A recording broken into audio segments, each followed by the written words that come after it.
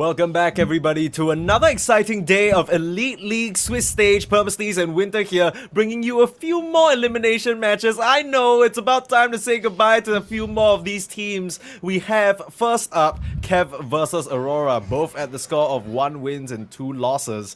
But 1 win isn't enough to bring you forward. Once you hit that 3 mark, things start to get hairy. I think maybe Kev, people didn't really have a lot of expectations from them coming out of the Chinese close qualifiers. But Aurora, seeing them here is a bit of a surprise to me. Yeah, recently they've looked like they're a little lost. They had a good run, Dream League, first group stage, but after that, feel like they didn't really know how to adapt towards the patch because we had a mini patch. Yeah. But it changed a lot of things, so teams are still trying to figure out what is the best course of action in terms of the draft and how you're approaching the game. Certain things are the same, but I would say that even though it's a mini patch, but a lot of fundamental stuffs have been moved around here and there, so the game's a little bit different from before.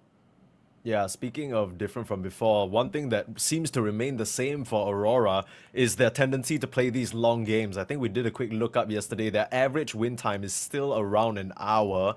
But yesterday we also did see Heroic manage to beat them down in what felt like longer games where Aurora did manage to have the late game timing. We'll take a quick look at our Swiss stage and how it's progressed right now. Of course, at the start, we had all these 16 magnificent teams, and 7 of which invited and 9 qualifying through the various close qualifiers. And of course, just yesterday alone, we unfortunately had to send off 2 of them. It was Rest Farmers as well as 9 Pandas that we said goodbye to. And these are our remaining teams. Now, you might notice that between Entity and Boom, they are both highlighted gold. That is because they have already qualified. They've defeated all 3 of their first opponents to get a score of 3-0, but it still feels like it's anyone's tournament to continue on in, right? All these teams still stand a very good chance in terms of the 4th or 5th place. It kind of feels like a toss-up. Definitely have my eyes on maybe Tundra. I'm thinking Nigma Galaxy have been looking pretty solid. Blacklist Rivalry, I think Blacklist Rivalry versus Tundra is happening on the main stream right now. So if you want to, you can go check that out. But stay right here with us. You know, we got some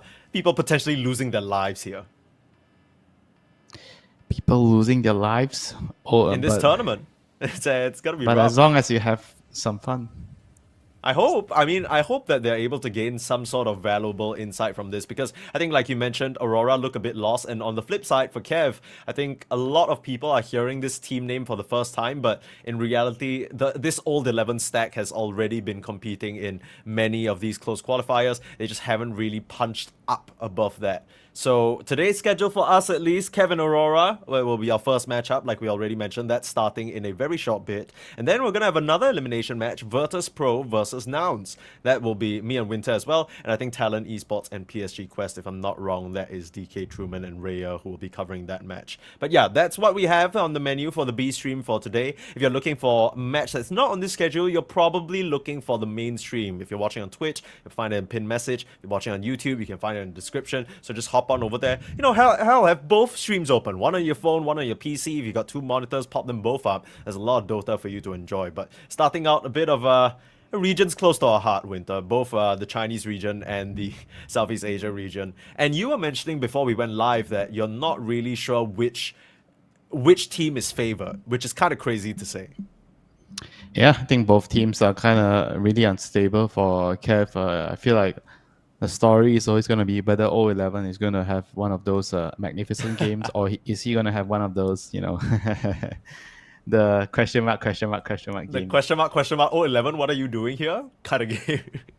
I think we did see them manage to 2-1-9 Pandas, but in their losses against Nouns and PSG Quest, it didn't really look convincing. Their drafts have seemed a little bit lackluster, and I mean, they seem to be intent on playing their style of Dota and not really trying to adapt necessarily to what's in the meta. The closest thing they've done to that is continuously put butterfly effect on that lash, but I think we're at a stage of the patch where nobody's gonna let that lash through. It's just a bit too strong. For Aurora, of course, they are of a similar breed, unfortunately. I think the story of any Jab's team is that he's always gonna play greedy, and I think yesterday we saw up against Heroic, they didn't really empower Lorenov from that mid lane as much as he should, and that kind of left them stranded. Yeah, unfortunately for them, they have to kind of figure out how to work things out in the current patch, which is not an offlane patch, which is more focus on the mid laners. The mid laners has a lot of say in the game. They have a lot of influence in the game. The supports you kind of want to play around the mid laners the most in the early game. And I just feel like the old style of or the previous style of drafting, you have Yeah. a off lane slash safe laner where it's flexible and you decide to the end. Doesn't seem optimal right now. It feels like you kind of need to have a flex mid hero, a mid hero that can go like off lane or mid or safe Yeah. lane, some Razor or whatever, DP.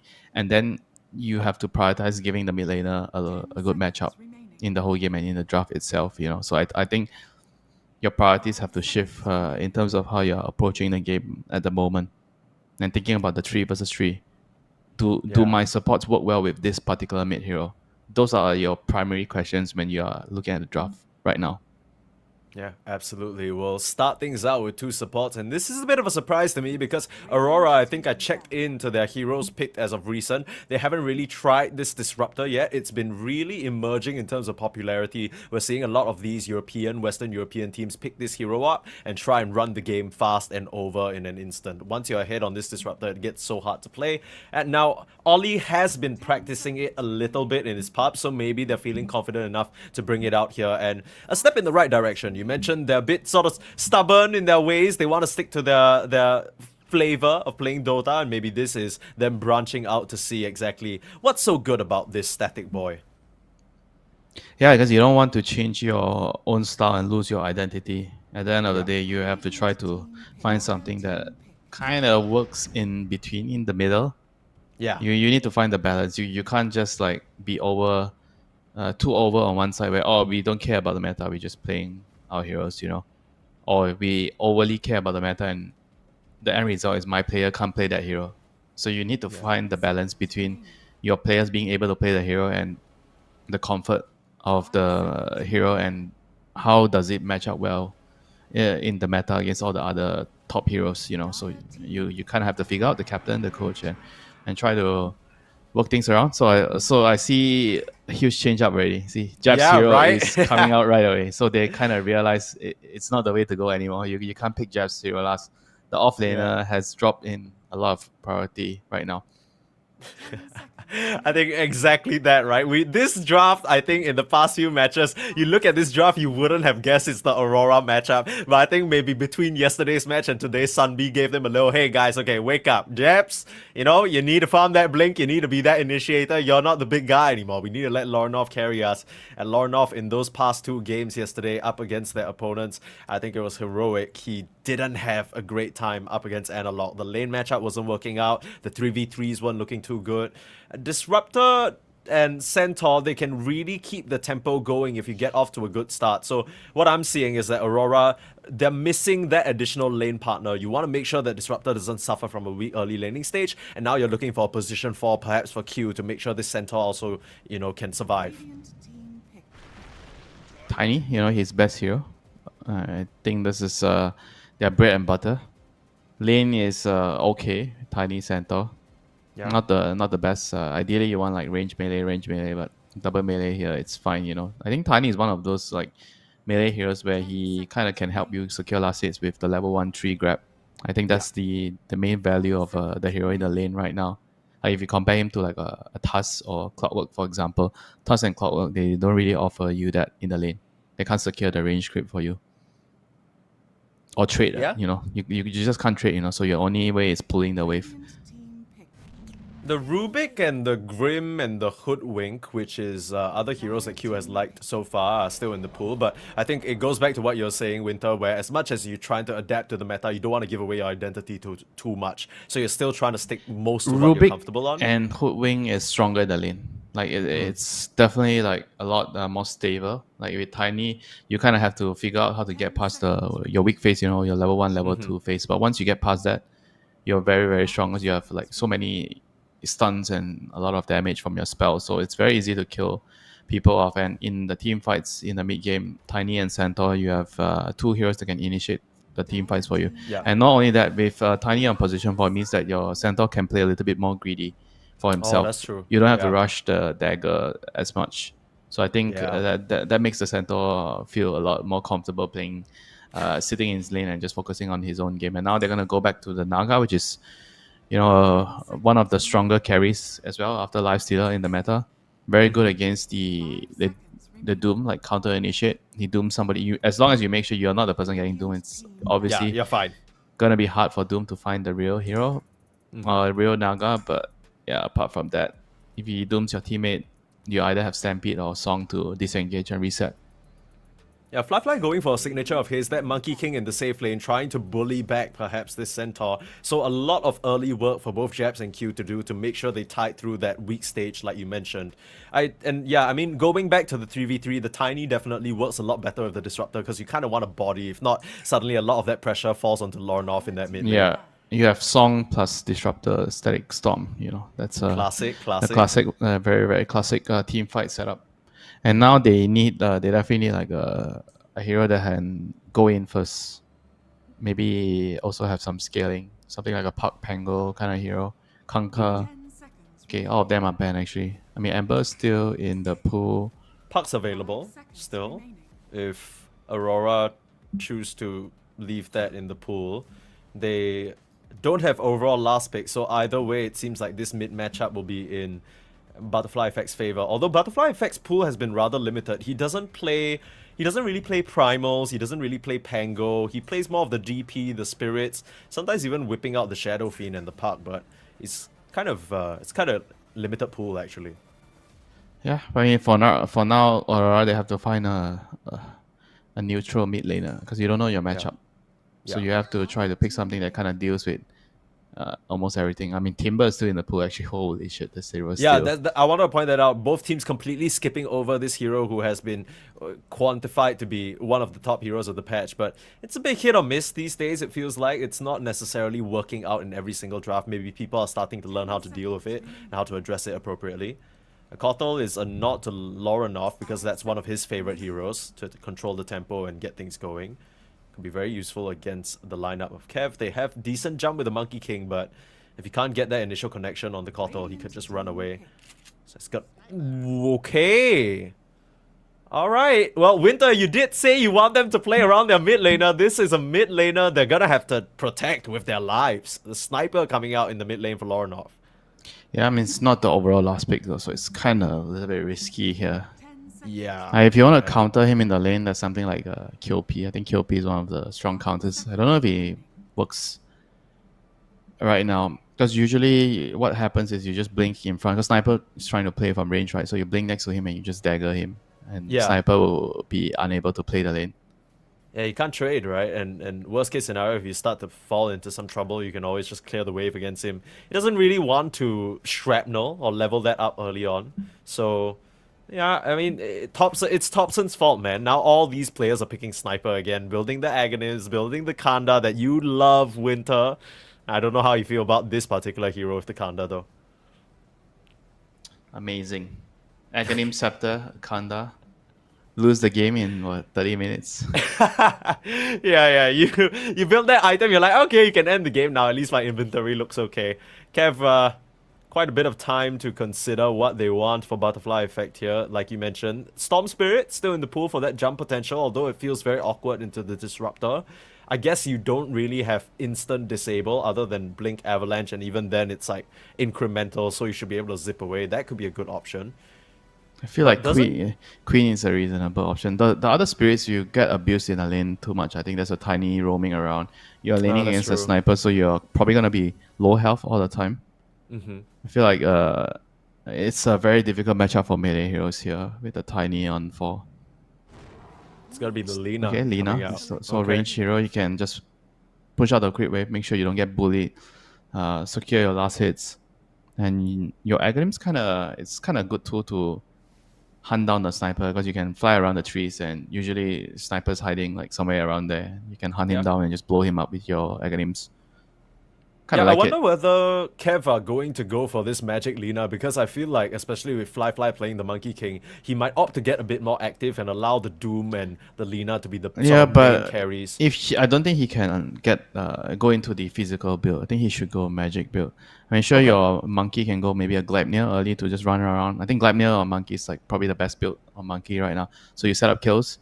I think all the 3 cores have to take turns farming. All of the cores on Team Kev have kind of potential to carry the game. So they all of them have to rotate based on who's strong at specific timings. When you get the Gleipnir or Monkey is going to be strong. But when Doom has ultimate, obviously you have the dagger and the BKB timing, then you're going to be the one fighting. It's not an easy draft to play, I would say, because there's no clear roles. Everybody has to figure things out in the game as the game goes. Yeah. It feels kind of like at any given moment, depending on the game state, you need to play it by ear and figure out what the best combination is. But what about for Aurora? What are we thinking with the Sniper Naga sort of setup here? Because we already sort of know that the Centaur will play more of a supporting role, just trying to play utility, trying to be initiating and be that frontliner. But when does the Sniper and Naga come together to put the Aurora game plan to success? Feel like the longer the game goes, should be in theory favorable for them. They have the Naga Sniper late game. Okay. I'm trying to think in late game. Lina has like a bunch of items to burst the sniper out from full to you got nothing, you know. Doom. So they have tools to deal with them. And as long as the Doom can actually get a Doom on, like, I mean, it's always Doom, right? If he gets the Doom on your carry, then the fight's going to be very difficult for you. Gotta try and figure that one out. I mean, it's gonna be hard to spot out the real Naga, like you mentioned, but Old 11, you know, he's got years of experience under his belt. He knows how to maneuver these situations. He's probably played this matchup a bunch of times.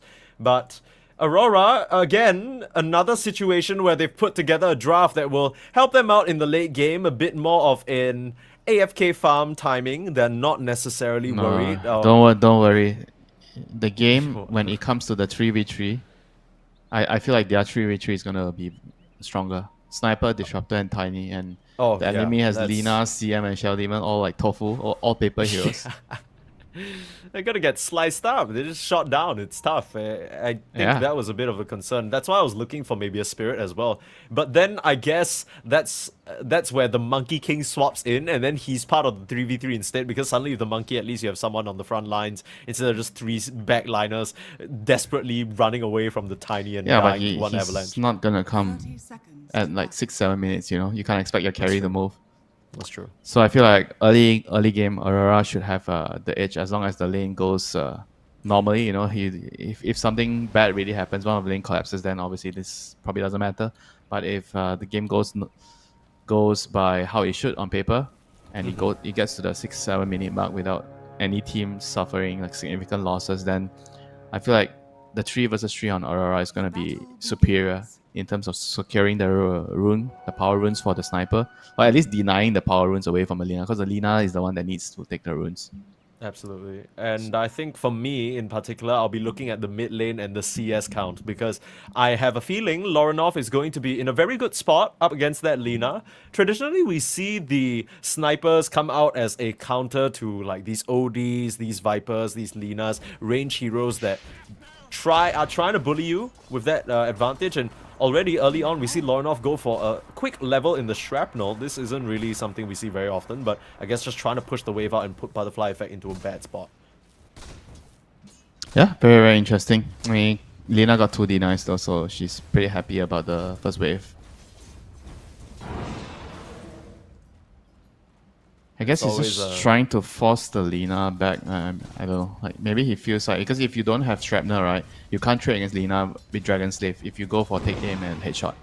Yeah. With Shrapnel, the Lina have to be careful when he's approaching you to try to spam his Dragon Slave on you to get a better trade. So he has to be a lot more cautious. This isn't going as well for Lorinov as I would have thought, and maybe it's down to this skill build. You pointed it out very clearly that the Dragon Slave can put on a lot of hurt onto him. And I guess the consideration is that at level 1, take aim isn't good enough for you to outrange the Lina and really put on enough damage. Yep. But I guess this will get better for Lorinov over time. He just needs to make it to those higher levels. I think once you get like a level 3 2-point Shrapnel, and then level 4, once you get a take aim, I think the lane will just slowly be more and more favorable for you, because the Lina is going to take a lot of damage from the Shrapnel over time, and as long as he's not getting every single rune, you know, if your supports are coming over to control the runes, I think the sniper would eventually just have better resource management over you. Yeah, that's true. It's all down to these power runes and whether Lorinov can deny some space for the Lina. I mean, force her into an awkward situation. She has 7 denies now. Holy crap. She's doing a really good job in terms of working these down.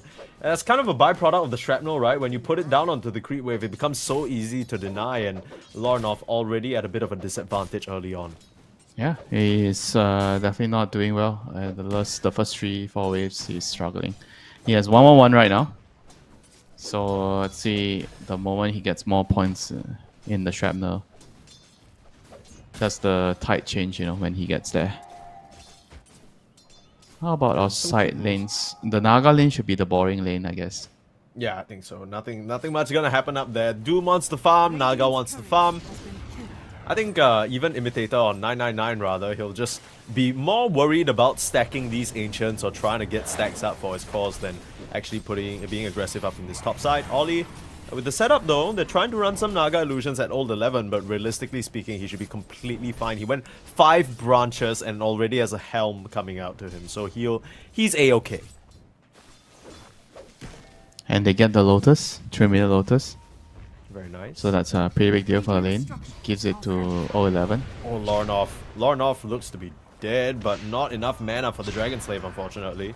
The Shrapnel will slow down Butterfly Effect. That was scary. I mean, a glyph move there. Pretty cute from the Lina. Holy shit, the Lina is 13 denies.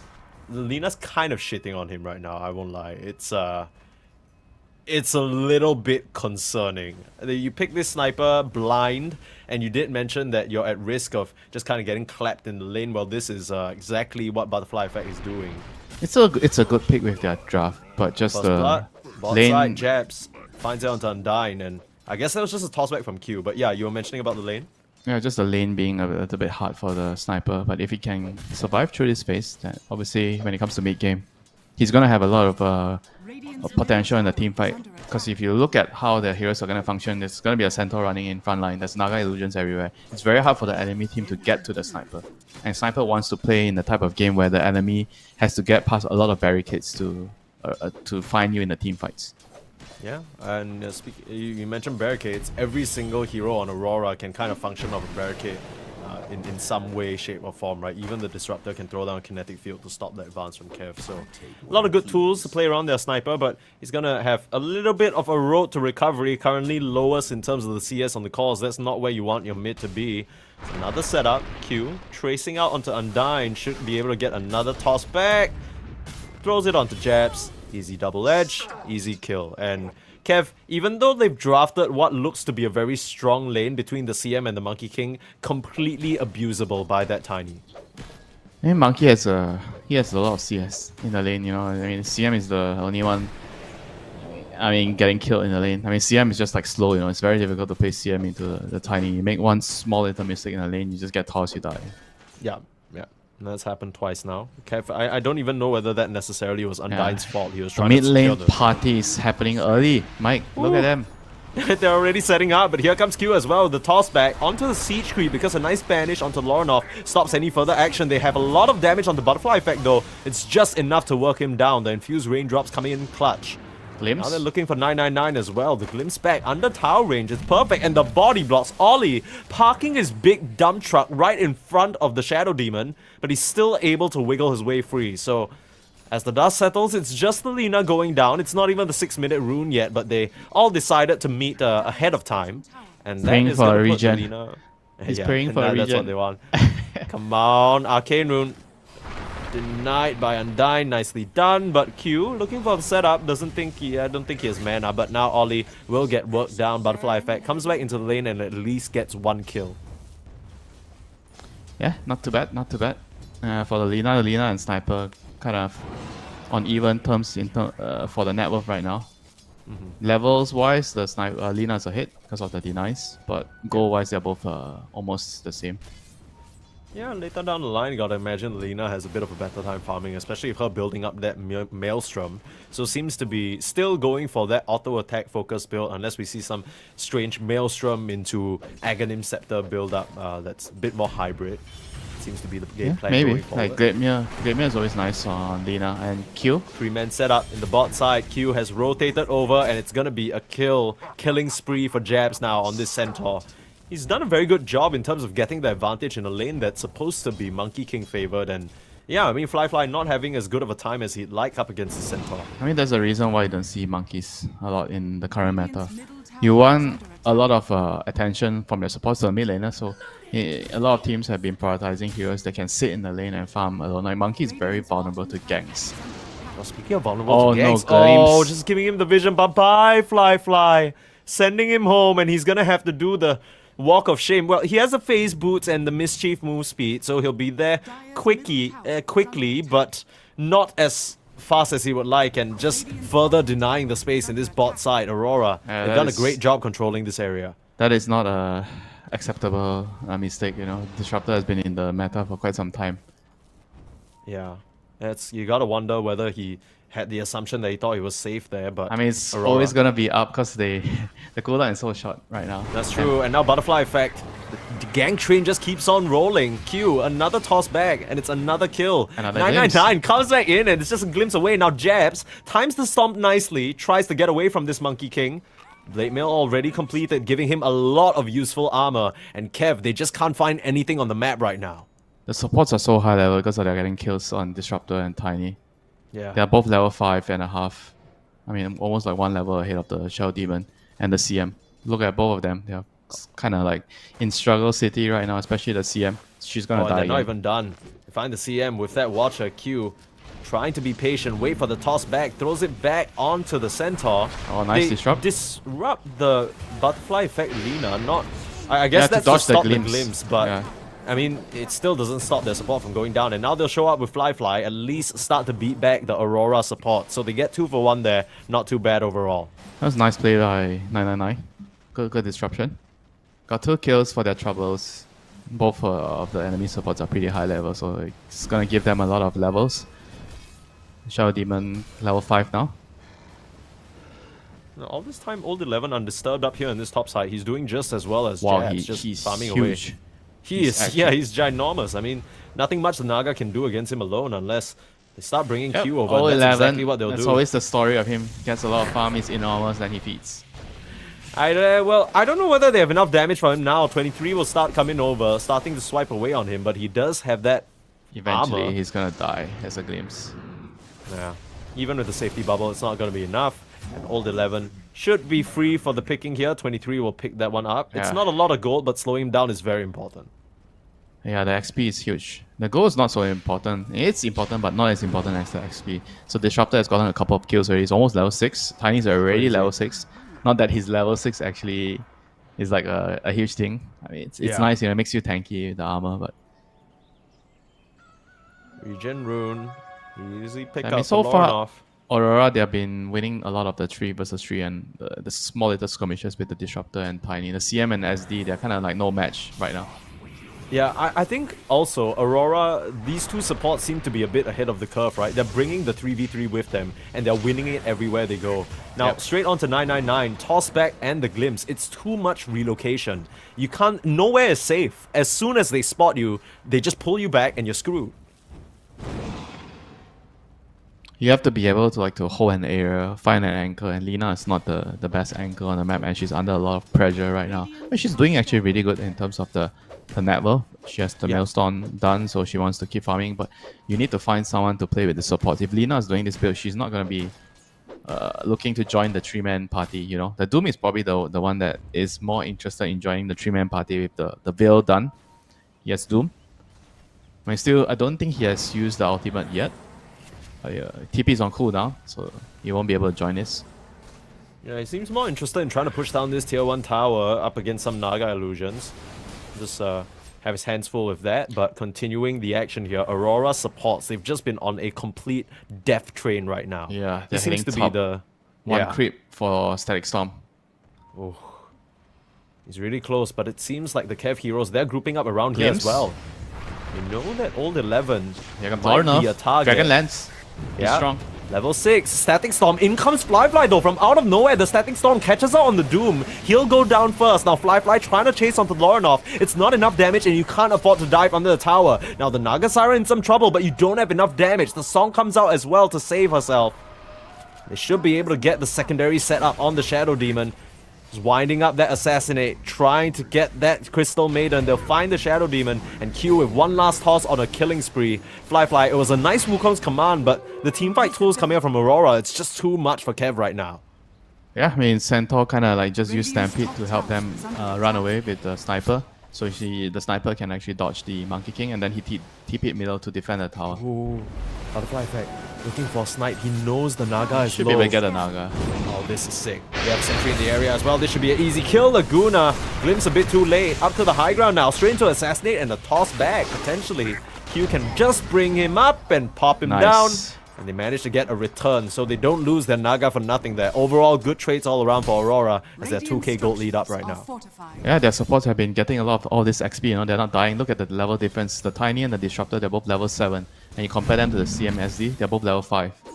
This is actually it's gonna be like a really big deal in the upcoming team fights. When they have Q has his blink in like 400 gold. This guy is dude, farmed as shit. with face boots. Yeah, he didn't Dude, even rush it or anything. My God. I mean, you did say it's his best hero, and he's absolutely showing up for Aurora. I guess he figured out how to utilize this hero now. Don't go for the tree grab, just go for your max nukes early on. Okay, Glimpse. Okay, Lina's back at base again. Oh my goodness. You already mentioned that these are unacceptable, but I think Kev, they're starting to get flustered a little bit here. Aurora, they're moving so quick with these supports and making so much action happen on the map. Kev, they've yet to be able to string together anything meaningful. And they're losing towers, they're losing heroes, they're losing space on the map. Things are starting to close in quick, and even though they're keeping up in terms of the CS, it's not looking too good. Okay, never mind. They decide not to commit. I mean, probably the right decision, not to dive too much. Yeah. Tier 2 tower, kind of deep, right. Just kind of deep right Jabs now. has his dagger and blade mill up, so he's also pretty strong. And he chose to max retardate, which is really nice against the Lina. So it's going to dissuade Lina from right-clicking you in the team fights. Fly. You can tell how scared he is from how deep he's tucked himself under this part of the jungle. He's not even confident enough to just stand out in the open nearer to where the medium camp is. I mean, he's a Monkey King that's going Radiance, that's why he's scared now. Yeah, he has nothing. Radiance. The Orb of Corrosion didn't really pay off for him. Radiance to deal with the Naga, okay. But he's gonna be so weak for like a huge portion of the game. Yeah, it's just gonna get burst down. I don't know. Like, there's quite a bit of magic. Lornoff, right. already 2 components. Three components. It's a very slow build. Considering that your Lina's going... Your Lina mid is like, no matter what you go, she's gonna be taking up some space, right? And then you have a Doom off lane. So you have 3 very greedy costs trying to find space on the map. Yeah, we already mentioned. You're playing against a Disruptor Tiny, you know how scary is that? Yeah, these guys, they can find you wherever you go, and we already mentioned that maybe with this Monkey King pick, we'll see Fly get a bit more active, but that has not been the case so far. Kev, they seem to be struggle farming right now and just crossing their fingers that Aurora can't find any more moves, but with these Blink daggers, in trouble. Just gonna find, double jump, but he gets away! What? How? What? How did he... Was it the bubble taking the damage so it doesn't stop his I think it must have been, but I thought he was stunned for sure there. Yeah, he looked like he was stunned. Okay, well... Heck, Safety bubble. OS frog. Okay, it must be some quick fingers. Yeah, good for him. Maybe he was hovering over it the entire time because he's playing so paranoid, you know, he knows he can die in an instant. So, structures are fortified. Well, today you learned, if you guys didn't know, safety bubble can protect your blink. So, you should pick it up. I'm pretty sure he was stunned or something. Yeah, right. There's this weird thing where Monkey King can start jumping even though he's stunned or something. I've seen it before. I don't know why. If he's already started the jump motion and you stun him while he's about to spring into midair, he still goes up. Yeah, it doesn't stop him from jumping around. Yeah, that's why they call him the mischievous monkey for a good reason. And Song? Song. They actually stopped 2 TP, but I don't think they know there's a Lina there. No clue. Yeah, just hidden away. And 999 will just be like, yep, I'm the only one here, guys. Don't keep chasing. There's nobody else in the trees. A mega kill streak now for Q, as he has just ramped this game up to maximum tune. Like, it feels like, Kev, wherever they go, there's a tiny toss waiting for them. And 011.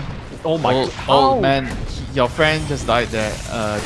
Actually, no, your friend died top. Yeah. I guess he didn't expect. Immediately that I bought. So He didn't expect there's so many heroes bottom. So he died to a Tiny and Naga top, right? The Shadow Demon. Yeah. But he could have just gated bottom. Yeah. That's why you cannot play so aggressive on the side lanes now. It's very difficult to push out the waves because of the gates. A lot of the old habits that you had before, oh, you see your teammate dying across the map, you think it's safe to take one wave there, it's no longer safe anymore now. Absolutely not, no. And they literally, we couldn't even move our camera fast enough. They were already at the bot side, just so decisive with these moves on Aurora. Seem to know exactly where Kev Yeah, are. it's night time. Every hero is running faster, you know. So you have to be very careful pushing out waves at night. I always find it difficult to split push at night. I find it easier during the daytime when everybody's slower, I can hide around and get that You extra can see one everything wave. happening in front of you, you know, you're not as concerned. Not A paranoid. lot of horrors that lurk in the night. Oh, the 11. first Doom of the game! And he just gets glimpsed out. Okay, well, Gleipnir holding on to that Tiny. Oh, The no. stun doesn't connect. The Boundless does, though, but he's still stampeding away. Do they have anything else to help Q? No. It's going to be a mega kill streak. Fly will pick it up. A good chunk of change for him to put inside his pocket. And for the first time, it feels like Kev have Radiant's top responded. tower is under attack. The Radiance is online. But that's your Doom just for support, not the most ideal. But a kill is a kill. Yeah, I think Winter, I think you're at the stage of the game where you just take anything you can get, right? Because you've gotten so little, Kev. They've been really struggling, and I think the most impressive thing for me is actually mostly on the support, you know, like look at the cores. The cores are actually all very close to each other except for the Tiny. The Tiny is the only one that is the bulk of the net worth lead that Aurora has right now over Kev. That's true. Yeah, I mean, Q has done a spectacular job throughout this early game. But so has Butterfly Effect in terms of keeping up his own farm. So he's still neck and neck with Lina. Naga. Pulled back in though. It's a clean setup. And again, they're not done. Q gets some nice revenge. Yeah, Trying to set up now onto 23. He doesn't have the song and he is in big trouble. This trade works out fine for them, I think, if you know, Kev can keep this one going. Yeah, you're definitely really happy. You know, you got a kill with the Radiance Monkey. Once again, he gets What? the jump. Huh? He dodges the damage with the Mischief. That's why he was able to jump. Yeah, now Q's in some trouble. You don't have any way to hold him in place inside the Wukongs though, and Lorinov will just continue peeping, continue poking. Just need an assassinate. Bam! There goes Yes, ahead. Aghanim's Rush Sniper. Shout out Thompson. It's his fault. He made all mid players Well, start what is bringing this back. what is the build next? You know, you get. Oh, so he's getting Kanda? the shard, then Kanda. I think that's Yeah. the build. Yeah, he has Phylactery already. Oh man, this is actually unironically the build now. You just get Dragonlance first as your only sort of. Yeah, you're regular- actually so tanky with this build, right? Because You it are, gives you yeah. so much HP, so much stats. He's 2.3k HP right now. It's a little bit of a big baby to burst through. Boss baby, if you will. The sniper actually has more health than the centaur. What game am I playing right now? Okay, to be fair, now we're in a meta where Centaur doesn't build HP items until later, right? The build has always, and it seems to be now Blade Mail Rush is the new thing. Dire's top tower is under That's the attack. old stuff all got weakened, got nerfed. So you're Yeah. back to the old thing that became the new thing. Yeah, true. The endless Dota is actually just an endless cycle of repeated Dire are ideas. It's scanning. just small little iterations Yeah. depending on the adjustments. Jabs under making his attack. TP top, trying to look for the mischievous monkey again, hoping that he doesn't dodge his stun with the mischief. Okay, but now he doesn't have the safety bubble anymore, so there's a chance. Doesn't have that ability to just Yeah, jump. and freely. Ollie on the other hand, he's going to buy his own shot. He's opting to max Thunderstrike, and with the shot, he's going to be like a catch master. Yeah. I mean, the correct. shot is actually so imba. I feel like after playing it a couple of games, I feel like when you're hit with the shot, you just get so much information because the cast range is Radiant's huge, bottom 1600, tower is and under then it Yeah. increases the strike by 2. Radiant are They pop it scanning. down even if the Monkey King wasn't initially in that area. If Yeah, he it jumps by, gives you you're a gonna lot get of vision time inside. to glimpse that hero, so he can't Yeah. really play around. All you gotta do, jump on the tree, you still see him. It's And, not a- initially, I thought the casting the thing on the ground is actually a meme, but then I realized it's actually so useful when you're pushing the towers. You get to Uh-huh. scout behind enemy lines, and if somebody walks past, it latches on that hero, so it gives you vision on him. Yeah, and then if he tries to like blink out or dodge, then you just glimpse him back and your team just has a perfect setup. It's kind of disgusting. And Aurora, on the back of the advantage that they've gained through the early game, they will get themselves the Roche. Again, it doesn't seem like Kev have made any sort not- of move. It's not even like big anymore. It's like just a 1k lead, you know. Like It has Yeah. always been 2, 3k, 4k. So Kev has been doing a really good job keeping up in terms of the net worth with the Radiance, Monkey King, getting his BKB. He's actually really strong on the Monkey right now. BKB Radiance, absurdly strong. Yeah. This is the timing for them, and that's why they're smoking up even in the face of Dodging the Aegis. Aegis. Sniper, the This short is a self nice kill. play. Will run into... Oh, just missing each other. The static storm coming down onto the Doom. But nobody's there to follow up. Now Naga's in 23. some trouble. You need to help her out. 23 gets the song, but the BKB, Fly, just gonna beat you down with his stick. Nowhere to go. Just gets fried like a fish. And, Lauren, he's in Lauren trouble. singled out. Where's the team? Mr. Clone. Aurora. They're scattered. It's a nice bit of an avalanche. And he's trying to put out the damage. He gets the CM, but they've already lost all 3 of their cores. Disaster of a fight for Aurora as they just get trampled upon. Kev, they don't care about your ages. Their timing is better. And they'll beat you back. The first move of the game from Kev. And it pays off for them big time. Lina didn't even have to use her BKB in the team fights. That was how dominant that, they initiated really well. I think Naga was like the first hero that they caught with the Wukong's command. Or no, actually he just used a stun on him with the BKB and with the Radiance and Shivas from the Doom. It was enough for them to just run the Naga down. Yeah, They it got a was- static storm on Doom, but it was just not enough, you know. Yeah, by the time she song, the BKB already came out from Fly. So just Yeah, really they nicely were played just fight. really split up because Laurenov TP'd to the mid lane and his team, they were like on the right side of the map near the Watcher. And the Yeah. center was also kind of like he went TP'd to the Sniper when he saw Sniper getting gone on. So they were really split and fragmented up. Yeah. And Yeah, I mean- your centaur has a pipe, so you actually kind of want everybody to stay and fight around the pipe. Yeah, I saw that pickup as well, and I'm like, okay, maybe Aurora. Jab's gonna be buying a resistant. pipe instead Yeah, of who is BKB. this? Who is this guy? It says not Jabs. I will see that again. Just very unfortunate because right on the high ground, that's exactly where Old 11 chooses to blink. And that's all because Fly decides to jump up to the high ground, give them that vision Yeah. and instantly reacting. So playing around their information very well here. And the split up of the fight is just a mess. You see at this point, Q understands there's so little he can do to try and save his sniper. They at least get the CM kill as a response, but it's nowhere near worthwhile. And now it's Kev in the driver's seat. That Aegis doesn't matter anymore because it's gone. It's still like anyone's game right now. It's not really like a fight that just broke the game wide open. I mean, it was definitely a good fight. They took away the Aegis, but Aurora with a good setup can still win a team fight. I think now they're gonna be like thinking about if we are gonna take it slow. Our next strong timing is gonna be like the late game with your disruptor axe. You kind of have to maybe think about whether you should play greedy with the disruptor and try to get to that timing. Because if you're not going to be able to take the next couple of fights until the next Roshan spawns, then it's going to be like 5-6 minutes of farming, right? So you're going to be thinking about scaling. Monkey King, they're looking for the monk. Oh, they found him. He has BKB. He's going to be forced to use this. Yeah, meanwhile, mid lane, Q getting set up upon by the entire rest of Kev. Oh, he didn't pop his BKB. He Alright, now he's pops dead. the BKB, but he doesn't have enough Okay. damage. He's punching into a Blade Mail Centaur. So Too even though they greedy. get the kill onto the Tiny, it doesn't really seem to matter. Nice glimpse back. Sends Butterfly Effect flying back to his team. Tried to join up the fight with the Boots of Travels, but the Disruptor glimpse again. It kind of feels like Kev keep forgetting about it. He's just TPing in all willy-nilly. But yeah, that's a huge kill on the Monkey King, Aurora. He was trying to bait, I guess, for his team. Yeah, He what- didn't want to pop his BKB. Mhm. But then, alright, just died. Too much damage. Yeah, very back and forth we go. Kev and Aurora are just trading blow for blow. Not exactly the cleanest play from both sides as they continue to give each other little strings and wires to work with, but both teams definitely still at an even game state, right? It's still... You already mentioned it later on in the game. It kind of feels like it's always down to this Doom. Let's see whether the Naga sniper late game timing comes to fruition. But now, still a long way there. Laurenov, he's still working on his Kanda. Has been slowed down quite a bit by some of these fights and the deaths. And Naga Siren just finishing up that Eternal Shroud now, looking at the Disperser.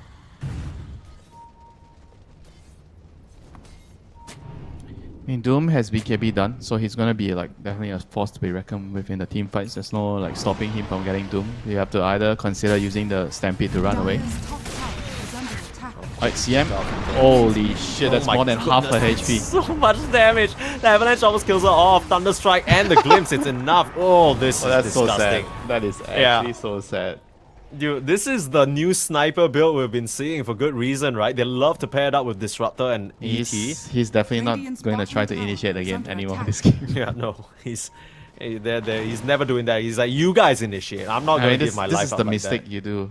It's pretty common when you have the Radiant's crystal middle clone. You tower try is to be under too attack. fancy with the clone. You run in, you try to set it Try to up. be funny with it. Yeah, and then you die. Because then you remember, oh, I'm just a CM. Radiant's bottom Yes, tower just the is under attack. CM, not enough, unfortunately. Toss up, but set up onto Disruptor, running a bit too far forward on Ollie, and he's going to pay the price for it. The rest of Aurora were busy again setting up on the sidelines, and they weren't able to help their poor backliner out. Looking for a fight, Doom available with the BKB like you mentioned. Have the Song to be concerned about and the Stampede, but if they pop their BKBs in time, they shouldn't have anything to worry about. Oh, they spot out the Shadow Demon. Want to get the Firefly, touch he's going onto in. him first, but oh, in comes Firefly to stop. Already popping the BKB, trying to focus down onto Lorinov. They don't have any way of stopping the Wukong's command from coming out. He's tanky, but with the Force Staff, is it going to be enough? They hold them in place. They get the full reset. Jabs gets doomed though. So he goes down on that Centaur, but they manage to save Lorinov for now. It still opens up this tier 2 for Kev for the taking. Yeah, that was a crazy initiation by Firefly. He just jumped in and he was able to dodge the stun with the well-timed BKB this time. So that was just absolute balls, you know. He knew his limits. He knew how much he can go with his hero. Fly Monkey King, baby. This guy knows a thing or two about being mischievous, it seems, and has been able to dodge his way out of many tricky situations the entirety of this game. You talk about this Kev lineup not necessarily having jump, but if the Monkey King is going to keep jumping in on the sniper like that, I don't think they'll have many problems. Yeah, he's gonna need a freaking pipe now on the sniper. That cannot happen anymore in the team fights. He's relying on the Force Staff from the timing to bail him out of trouble, but just doesn't have enough HP once he's caught in that Wukong. And you kind of have to get another Force Staff on a Disruptor, I feel. But at the same time, the game is reaching a point where the Aghanim is going to be at the back of your mind. You're going to need to play around it because it's going to be a very long game just by the looks of how the game is moving, and you're going to have to be useful when the game gets to like 40-50 minutes as a Disruptor, and the only way you're going to be useful is with the Aghanims with the Song. Yeah, that's one of the tricky parts about Disruptor. It's so hard to farm up when you're not necessarily ahead. When you're ahead, everything's good, life is clean, you're flourishing, you're glimpsing heroes, getting like, what, 300 assist goals He every has 2 the minutes. Freely Stone, so he has the potential, you know. Oh, that's true, that's true. He has to play the investment long game now. He just has to sit around and wait, as Aurora like to do, right? A lot of their games always going the long run, and it seems like we're in for another similar situation unless Kev can really just push the issue. Roche is respawning in around 1 minute and 20 seconds though, and that's probably going to be the next objective that these two teams fight over. Kind of feels like Aurora, even if they get the Aegis, there's not much they can really do about it, do with it. But for Kev, it's a very different story. If they can get this second life on the Monkey or the Lina, suddenly high ground might even be possible. Yeah, the next Roche is definitely going to be a very, very crucial point in the game. I guess if you're Aurora, you feel like you can't go and take that fight. I think it's still fine that maybe they give it up and try to just split push and get to their next item timings. I think the Disruptor Axe it might be a very, very key item in the later portions of the game, and that's going to be an item that they might have to try to play around. But for now, they're going to have the Hurricane Pipe done on Lorinov. He has the Elven Tunic, so he's pretty mobile right now in the team fights with the Stampede on his side. And Jabs can't really get the BKB out of his system. He still gets a BKB after the pipe on center. Yeah. Yeah, I don't, you know, The man loves bought the his pipe. BKB, you know. He does. You can't blame him though. It's a good item, but at the same time, just a bit greedy. They scout out for the Roche right now. In comes Aurora, looking for an angle. Monkey. It's gonna pop. Monkey They got on the the front monkey. lines. Just get stomped out. They found Fly, but not really the toss that they wanted. Do they have enough burst? Nice disruption. Trying to save him for now. He's gonna come out of that straight into Jabs though. Slices him down with the Song now. Oh, Lina's caught. And oh, caught out onto Butterfly Effect. This Lina does have a BKB and a Lincoln's. Will get stopped for now, but try for the TP out. Will be successful. No way of stopping her. Gonna try and get the touch onto Doom instead, but he also BKBs out. Oh, that was so Aurora. That was so unfortunate for the Monkey.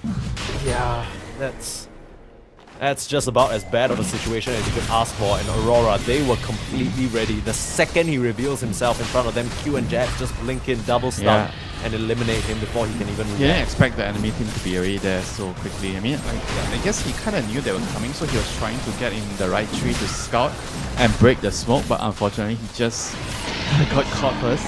I think he got scouted by, was it a scatter shot? Shrapnel, sorry. The shrapnel or the field, kinetic field here. He must have been seen by something.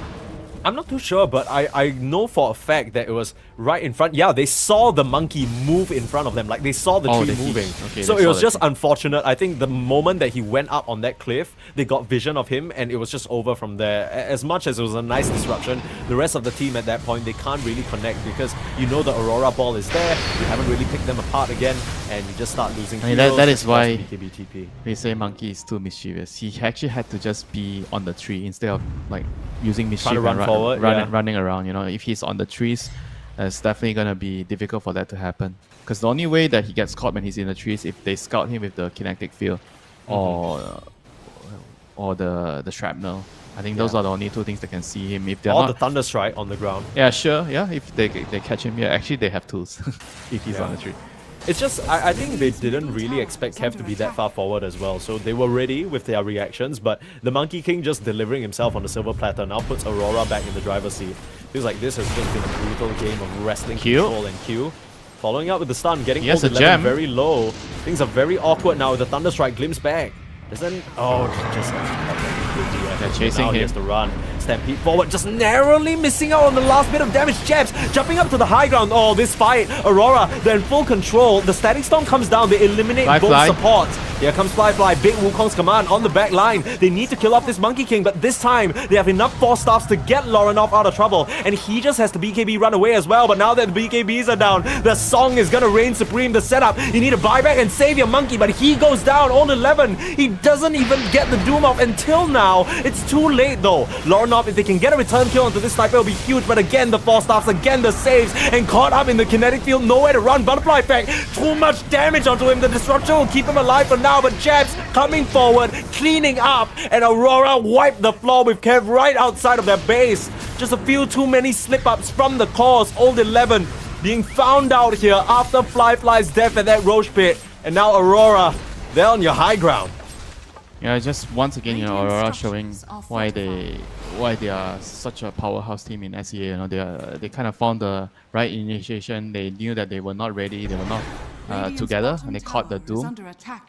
After that, he was kind of like in a really bad spot. Because his team had to come in and save him, right? He has a gem, and he already used his BKB. So his team had to go in commit and kind of like just put everyone in a really, really bad spot there. Yeah. All respect to Old 11, but name a more iconic duo, right? Old 11 and getting caught when he has so many important items. It feels like the downfall of this Kev lineup again and again, unfortunately. They just needed to like string together a move, you know, just be in a smoke, go to the enemy team, or at least be in the base and wait out this Aegis and try to fight later, you know, instead of like just being so greedy. Because you just fought in the bottom area, you just saw the enemy team pushing out the wave, right? So they are obviously going to be nearby. The setup Q found that Monkey King and so much burst damage, can't even pop the BKB. His head gets popped off instead, and now Old 11 coming in, has the Doom, trying to look for the sniper, but the Glimmer Cape keeps him safe. Gleipnir won't connect. He'll finally pop his own BKB as Butterfly Effect rampaging forward with that Laguna onto Ollie, but everyone on Aurora is fine. Now the net, your Demonic cleanse it off, but another assassinate, another kill. Laurenov, just a complete mindset shift from Aurora, now playing around their mid laner, empowering their sniper, and it's working out for them. At the risk of elimination, they've turned their tactics around, and now it's allowing them to get the better of Kev. They are in a very comfortable position on this high ground. The sniper can just keep peeping away at these tier 4s. Yeah, 2 calls down. What can you do, Kev? You have to try to wait for your BKBs and maybe try to smoke and backstab the sniper in the next coming fight. Aegis is gonna expire in 40 seconds. It looks like Aurora, they're trying to end the game right now. Set up on the Lincoln's break with Assassinate, and now Butterfly Effect. Beautiful disruption from 999 again, holding the game in place, but Butterfly Effect just gets stopped by the Kinetic, and GG is called, just disconnects immediately. Kev, they know they don't stand a chance in this one anymore, and Aurora will be able to take game number 1 of this elimination best of 3 in the Swiss stage. Yeah, just what a game, It was like so close throughout the first 30 minutes, I want to say, and then just one huge mistake in the Roche pit, and then a follow-up mistake after losing the Roche fight. Then the whole game just crumbles, for Team Kev. Like two Yeah. mistakes, one from the Monkey in the Roche fight, and then the Doom, not retreating after the previous fight that they lost in the Roche pit, and just resulting in two cores dying, and game is just over.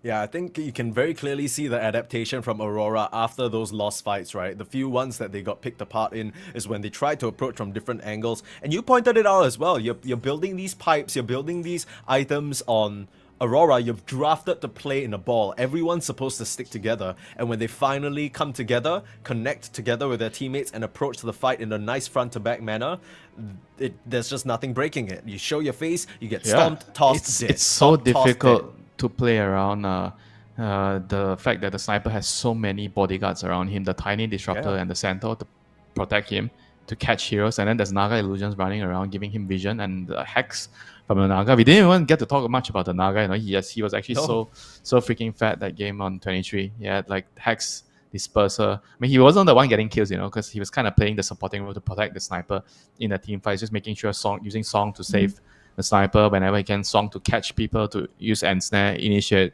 So I feel like he did his part. It wasn't flashy, but they got the win. That's what matters. Yeah, absolutely. It's not the cleanest, but I think we were talking about Aurora seeming a little bit lost coming into the recent tournaments. Even with Lorenov, that Dream League second group stage, they went 0-7. It wasn't pretty. Still had some irons still had some kinks to iron out. But at this point, if they can keep this up and keep refining this particular strategy, it seems to be a bit of a good look for them. I think, in particular, my eyes are on Ollie and Q, right? These guys completely dominated the early game. They were empowered by some pretty strong picks, and they're able to just run havoc all across the map. Yeah, I think this range melee duo combination is going to be something that teams are going to start to utilize a lot more. I think the double range support is definitely going to feel like it's going to fall off right now. Because the double range support in the 3 versus 3, if you don't have the right mid hero, and sometimes it's difficult because you're in a matchup that you want to avoid. Sometimes you want to avoid this hero, you want to avoid that hero because the matchup is bad, right? Then it makes it very hard for you to open a draft with 2 range support, and knowing that your mid laner cannot be guaranteed like a primal to be a primal hero or amber hero that can just run in to allow the 2 range supports to be useful in the game. So I think right now what I'm feeling is the range plus melee duo feels like it's gonna be the way to go in the draft right now, to ensure that you have a lot of flexibility with what you want to pick for your mid later. Yeah, exactly. I mean, so often we see at the last pick of the draft, we're looking at, hero A would be so good into the mid matchup, but be complete ass into this 3v3, right? You put suddenly the pieces together with the supports and it doesn't look so good anymore. But then again, on the flip side, if you fall apart in the lane, there is no 3v3 because the other guy's just going to screw you over.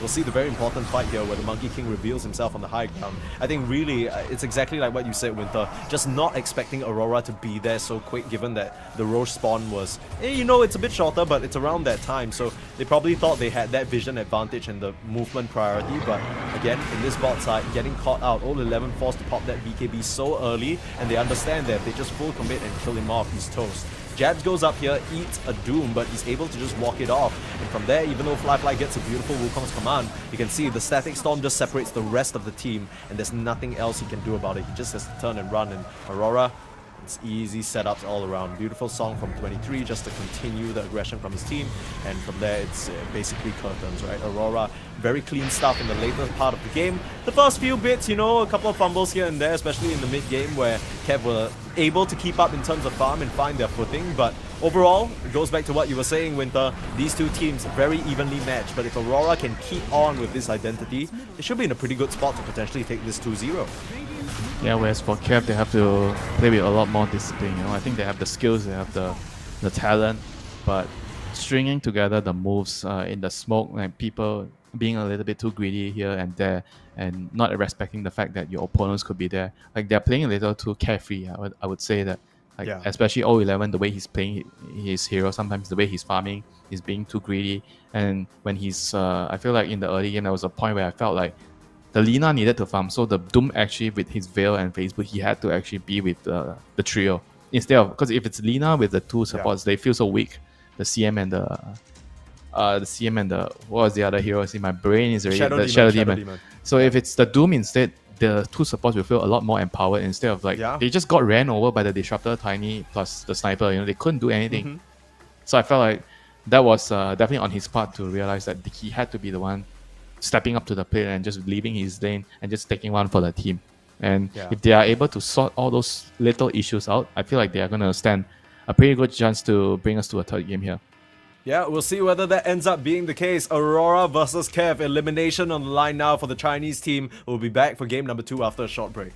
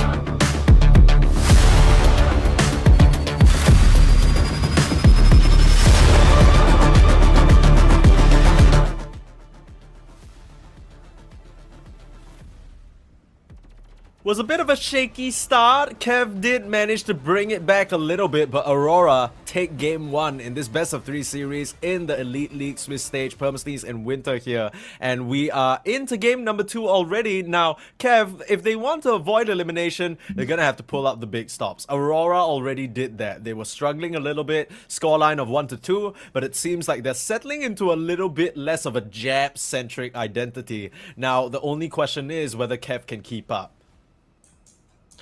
Yeah, they're gonna have to find their own formula, their own way of like playing the game around each other, you know, and they don't have time. It's gonna be an important game for them to figure things out. And looking at the bans, they've chosen to ban out the Disruptor and Tiny. Understandable. If you're the supports on the team, you're like, guys, look, guys, we did something right that game. Yeah, but the problem is they left Lesh wide open. This is something that Butterfly Effect loves, but anytime you're gonna give Lorinov the opportunity to pick this hero, it is such a great mid hero to play around as well. 10 seconds remaining. How much are they gonna draft around this? I guess based on what we saw last game, they're gonna put a lot of emphasis in protecting the Lesh. So They Lesh have to kind do of that. you need like supports that can set up for you with stuns and initiation. Tiny No, Disruptor being so taken there's out makes it a Tusk. little problem though. Tusk is I Tusk, think yeah. the next one I'll be looking at. On the position 5, maybe something like ET. ET can kind of set up with Yeah. the Storm, and then you can protect the Lash in the team fights. The Aura is nice with Lash. I think those are the two go-tos. It might be like a double melee this game for Aurora. Yeah, But wouldn't because be too of bad. because of the Lash, I think it's fine. Lina, so they're choosing to go for Lina against Lash. Reasonable. A lot of magic bursts. Yeah, that but makes a lot of sense. Who gets good to in the lane as well. Who gets to find the right support pairing with it? I think both of these heroes need melee supports. 5 seconds Yeah. Tusk, remaining. Clockwork. Maybe Nyx, you know, those are the heroes that you're looking at right now. Yeah, true. I mean, Ollie also has a very, very pocket Abaddon that he likes to bring out sometimes. So maybe we're gonna see that. It's a great hero to help the Lash out, but I'm not sure whether it's still. It's good with Lash for sure. I mean, it's the lane, right? Like, how are you gonna get past the lane? Like, he also needs to consider that when you have a position 5 Abaddon, then your carry has to be a very specific hero to help you survive the lane. He needs to be a strong laner. I think apart from Morphling, it's kind of hard to find like a pairing with Abaddon in the lane. Maybe Lifestealer Abaddon. Then you can have Lifestealer with Lash. I think that could be a thing. But I kind of like ET, and then if you still want to go Morphing or Lifestealer, I think it's fine too. Then your overall setup is more solid in terms of the team, because Abaddon is, I would say, a little more defensive on to my liking. I think Right, with you Lash, want to run around with the Lash, is it? Remaining. yeah, I want to be able to Gotcha. kill stuff. Okay. And ET is not like all out just aggression, you know. He can also be used in a very defensive manner when you're trying to focus the Lash down. Okay, so they banned the Rubik, they banned the Tusk. Rubik's pretty reasonable against the Lash. You don't want to give away the split off. But the melee supports are running low right now. It's only Clockwork. Radiant team pick. Yeah, I mean, so they take out the Centaur for themselves, Lina and Centaur. Pretty good duel in the game. So opening up with double cores right away. I guess Kev Yes. figuring out if we don't pick all 11's hero early, he's gonna make a lot of bunch of like insane requests about his hero, and he's gonna keep farming in the game. So the strat is we pick his hero out early, so he has no Right. say. He feels he's weak, then he has to do all the team stuff voluntarily. True. Yeah. That And might that's be what the they did strat. to Jabs just now as well, right? They picked Centaur second pick essentially, and they're like, okay, well, Jabs, you know what you need to do, and he's too smart of a player to say otherwise. Now, there is an option to put this Centaur in the pos 4 as well. We have seen Imitator play it. It's a 5-2. I remember them playing it on Undying. Yeah. Yeah, he plays a bunch of weird position 5. And based on how they're opening up the draft, I feel like it could just be a 5 for them. Yeah. just to try and throw Aurora a curveball, right? If they didn't do enough research or look up what Kev like to do, they might be baited into thinking this is just only an old 11 hero and there's no flex potential. Could try and force 23 Savages hero out very early. But Aurora, they seem to be thinking very long and hard about how they want to pair up with the Lash. What exactly are the components they're going to bring? The Life Stealer is still in the pool and available, but they grabbed that ET, which has been a favorite for Ollie for quite a while now. In ET Lion, I mean, I know I mentioned I still think Cloud works really good here against Lina. And against Centaur, the Cogs has a lot of value. And the hero got like a pretty substantial buff in this patch. The damage, you do a lot more damage with the Cogs, pushback or something. Okay, so they decide to go for the Mirana, Elder Titan Mirana, not like a Bane Mirana or Shell Demon Mirana. It's not as easy of a setup, but it's very solid in the lane. Mirana can build all the aura items to support the Lash. Yeah. You build the Greaves, you build the Pipe. Probably gonna need those. Glimmer. Yeah, you always want somebody to get those team-based items for the Lash, right? Because your idea is you just want to ball around him as much as possible, similar to that sniper. They can kind of split it between the two of them. ET can buy drums and solar, and Mirana can buy grease and mech or pipe.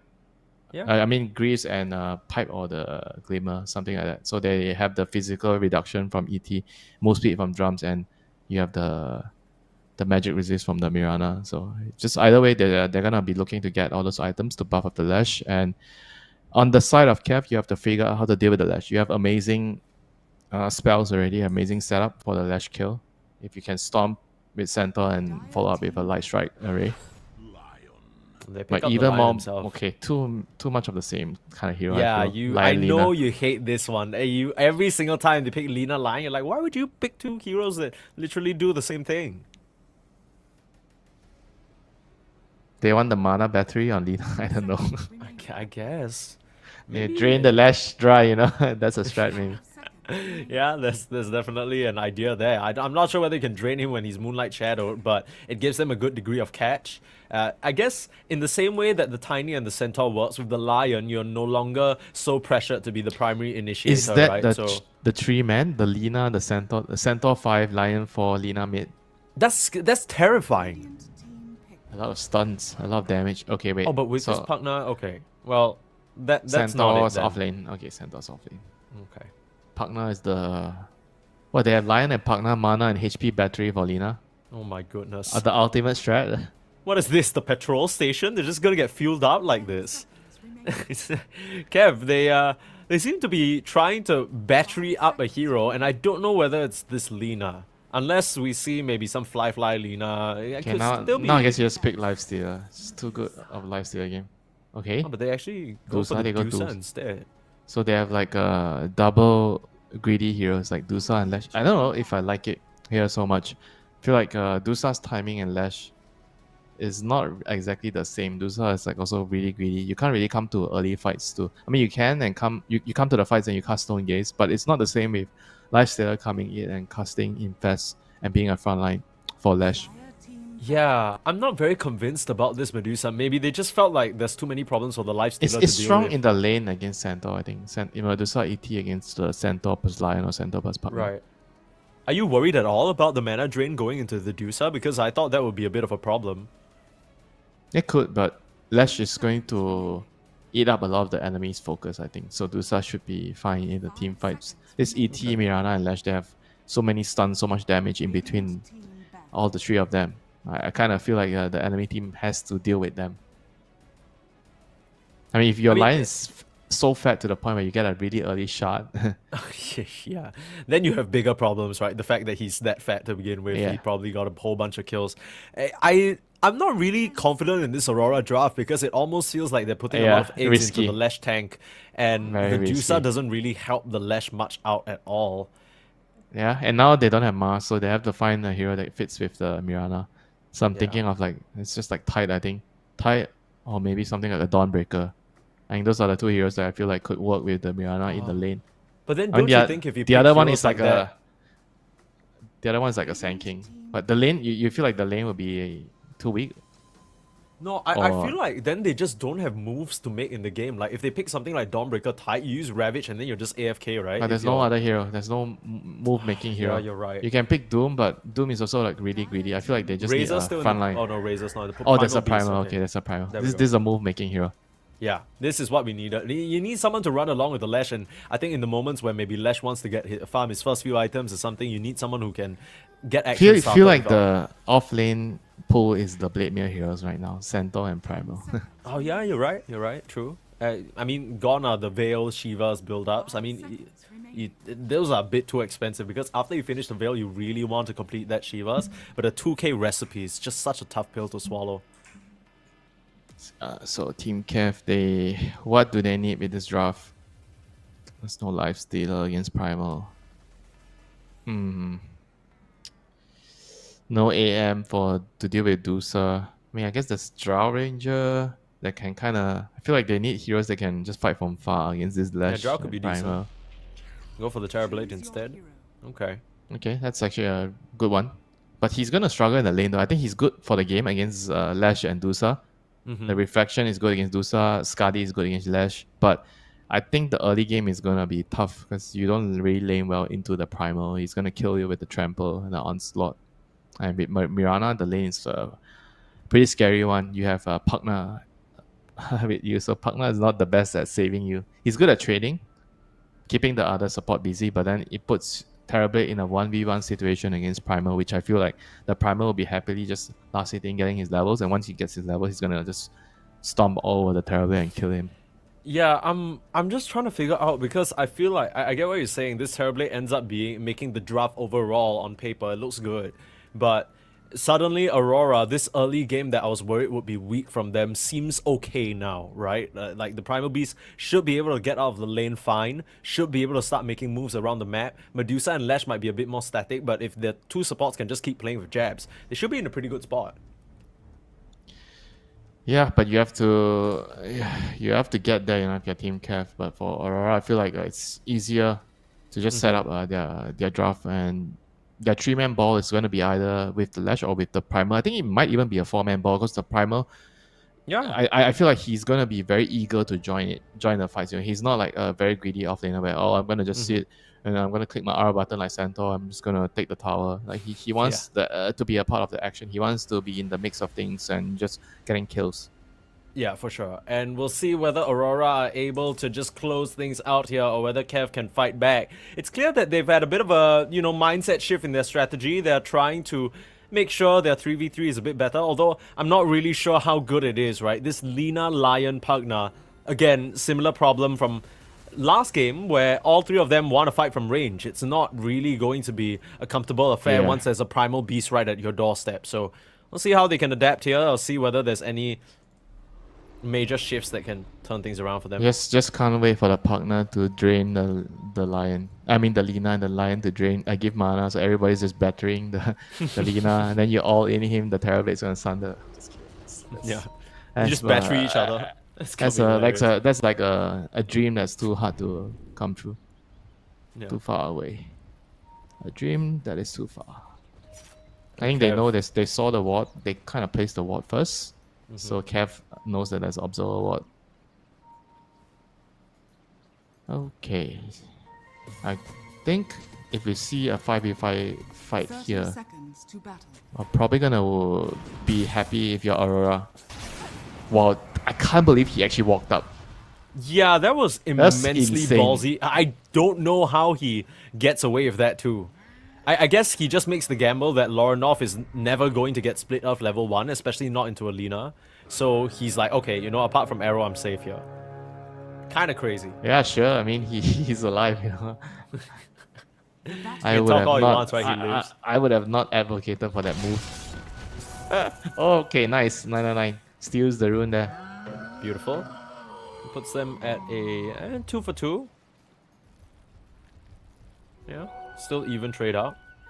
Quick moves there from Jabs to move up to that top side and We'll be off to the races here. Aurora versus Kev. I think a lot of Southeast Asian fans might not really have expected Aurora to be in this position. Probably expected a bit more dominance after some of the initial success that they found bringing Laurenov into the team. But it's clear that, you know, there was a mindset shift that was needed for them. They need to start empowering their mid laner, because this isn't the patch where Jabs can be as greedy as he wants anymore.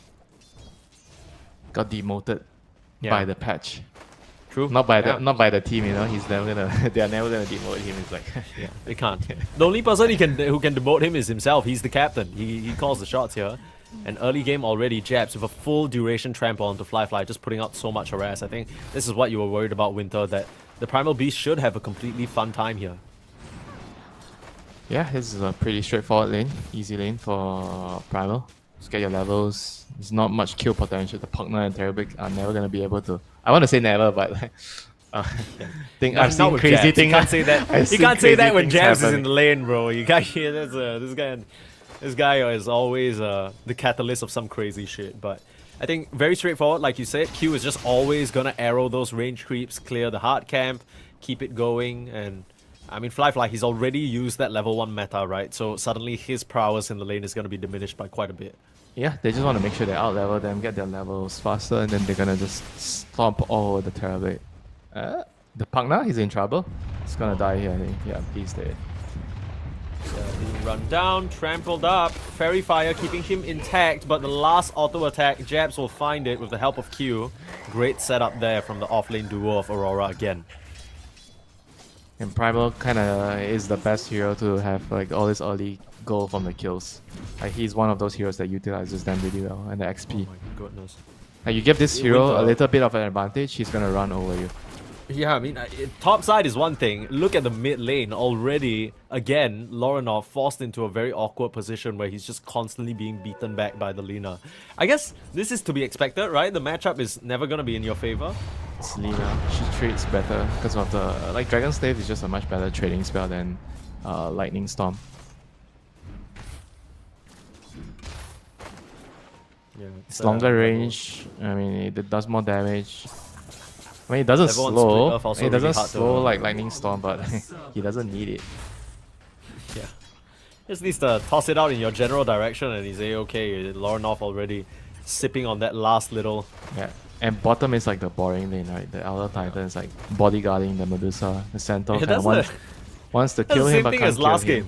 Radiant structures are fortified. On top side though, Fly again starting to be run down here by Jabs. Still waiting on that trample to finally toss it out, but there's the Decrep, putting a stop to some of that damage. Nice arrow. Finds the connection onto Fly. Should be able to auto attack him down. Maybe just a bit too much HP under that tower with the flag bearer creep as well as just tangos running perpetually. Fly will live to farm maybe a few more creeps for now. Yeah, until Jabs has mana, they can't really kill in this lane. He has a Lotus waiting for his item. I mean, for now, the Terrorblade is going to be able to farm. Yeah, pops that meta just to make doubly sure. It's at that level 2 now.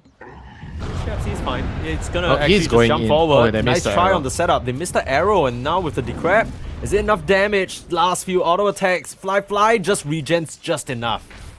And now Q is going to go down as a result. No! Still at the stick charges. Right in the nick of time. Undyne will try and find him in the tree line though. Now Jabs, you gotta watch yourself. Okay, that is actually pretty bad for them. They ran out of resources now. The Terrorblade is actually gonna be able to farm out a lot of these creeps in the lane. Yeah, and they're gonna pull some of these range creeps over as well, just to really mess with the equilibrium of the lane. But mid lane, Laurenov, again, we have our eyes on him because he is suffering with a capital S right now. If there's any playing around your Lesh, it has to happen soon because Butterfly Effect is completely trouncing him in the CS. 24-5 to 19-1. Sure, it's a small disparity, but Lesh, you know, he doesn't want to be in this position. A support in the off lane or safe lane needs to die or something and get him a bottle refill ASAP. He's just walking back to base. Yikes. He's not even gonna wait for that. And it's not looking good, you know, like even bot lane Centaur is actually having a very good time. I mean, Medusa is kind of farming also, but all the lanes are going really well for Team Kev right now. I mean, the Terrorblade, I expected him to have a much harder time than this, but because of the misspells, then right now he's all of a sudden in a pretty good position. You know, once he gets his level 5, he can jungle with the second point in Conjure Image. Yeah, it's just weird because it felt like there were at least like 1 or 2 missed kill opportunities just off a missed arrow or mistimed onslaught or just nice decrepifies from Undyne. Altogether, good plays from Kev's safe lane all around to keep their Terrorblade farming and happy. And he is very pleased with this situation. I mean, the Terrorblade's timing should be a lot earlier than the Medusa is ready to fight, right? Medusa's not even that slow of a fighter. Like once you get your Manta, like normally at like minute 20 you should have Manta plus Butterfly. Like 2 items, or you... I'm not sure if he's gonna go that build this game or he wants to go something else. But 6-minute rune, game has begun. So yeah, here we go. Lauren Beautiful gets arrow onto steady. Undyne. Come on. Just a setup, clean one at that. They spot him out with some of the wards placed in the river, and it's just a free pickup for this Lesh. So, talked about him needing to get a little bit back into the game. That's a good start. yeah, that was a very crucial kill for Laurenov. Super crucial one. And now that puts him on parity, I guess, with Dalina. Both 6.5. Actually, Dalina is still a little bit ahead. Yeah, Laurenov decides he wants to just go jungle, can't really sit in the lane and deal with this Lina spamming Dragon Slave at him. Nobody can stand in this lane. Yeah, that's true. You don't even Unless, really want unless to you're support. DK. I think only DK can stand in this lane. That's true. Hey, it doesn't care that you have Dragon Slave. You're strong enough for independent man. Dragon Bloods beat Dragon Slave. True. Yeah, the real blood of a real dragon can overcome any sort of slavery. Very strong. But that's why we see DK just perpetually banned out. It's just such a disgusting mid laner. Feels like he doesn't lose at all, ever. Wisdom runes traded out at the 7-minute mark. Nothing too crazy as each team is supposed to. And you know, really, I don't think anyone is doing any crazy invasions this game. The lanes are a bit too important for now.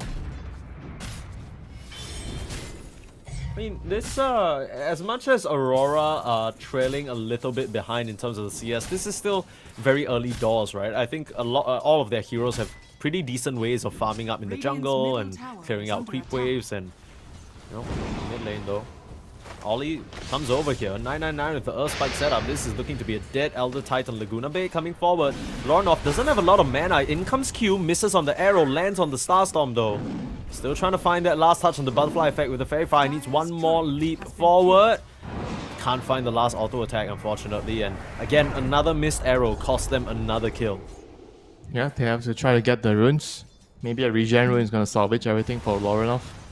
Okay, shield is pretty good too. He has 2 clarity so he can get those resources back up running.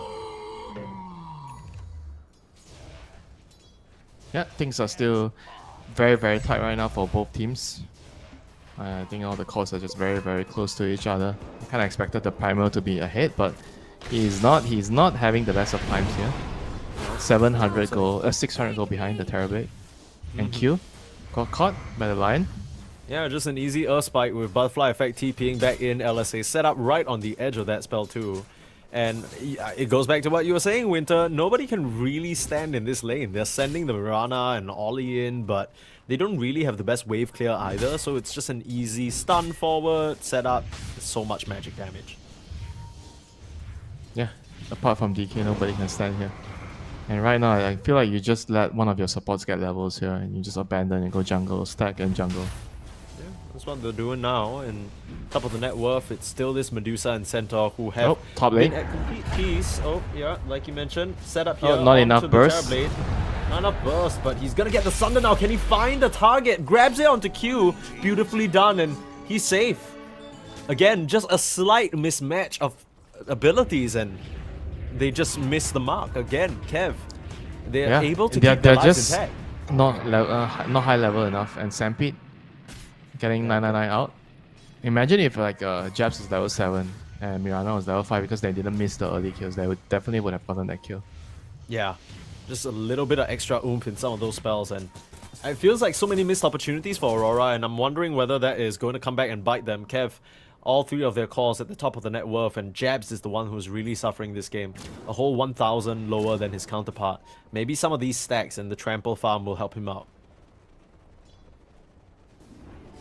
10-minute rune, so not this time. Laurenov, Butterfly Effect, finally gets a rune in his bottle. Haste. You just use it to go back and farm though. I was a little worried that he might be looking in the bot side to try and kill off 23, but you know the second 23 is under any sort of threat, they're going to mass TP in and try and respond.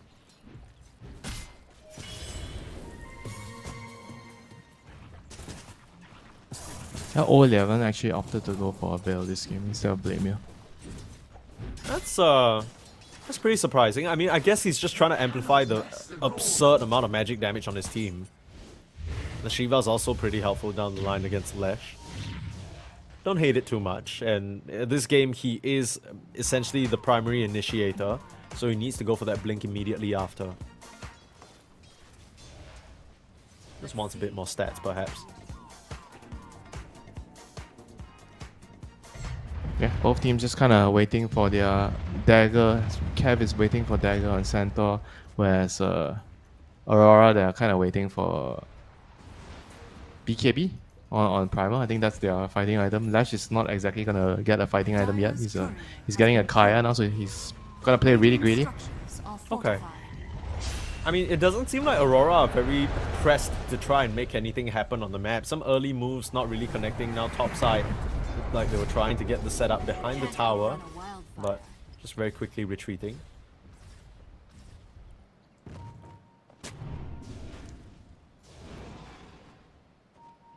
Not sure. I mean, this is starting to boil into a bit of a slower game here as both teams just kind of rest on their laurels, start to get the farm up. Nobody really too worried about any particular timing. Any side that this piece favors, you think, Winter? I think both teams are kind of happy with this. You gotta farm with Dusa and Lesh on Aurora side, and for KF, you're farming with like Terrorblade, Centaur, Lina, Trio. They got the setup onto 23, but he's just able to TP out. Great recognition there. It's really just the Lion or the Centaur who can put a stop to that, since they see the Lina in the mid lane. Yeah, but they were able to kick her out, so taking control of the bottom area. Whereas for Jabs, he hasn't really been able to take control of the top area yet because of a lot of the missed opportunities in the early game. Yeah. We see what happens when Jab starts to fall a little bit behind. He may sort of continue to struggle throughout the rest of the game and really never keep up. I'm a little bit worried that that becomes the case again, because we're seeing a situation where, you know, this Primal Beast just can't seem to connect on any moves. He's just farming.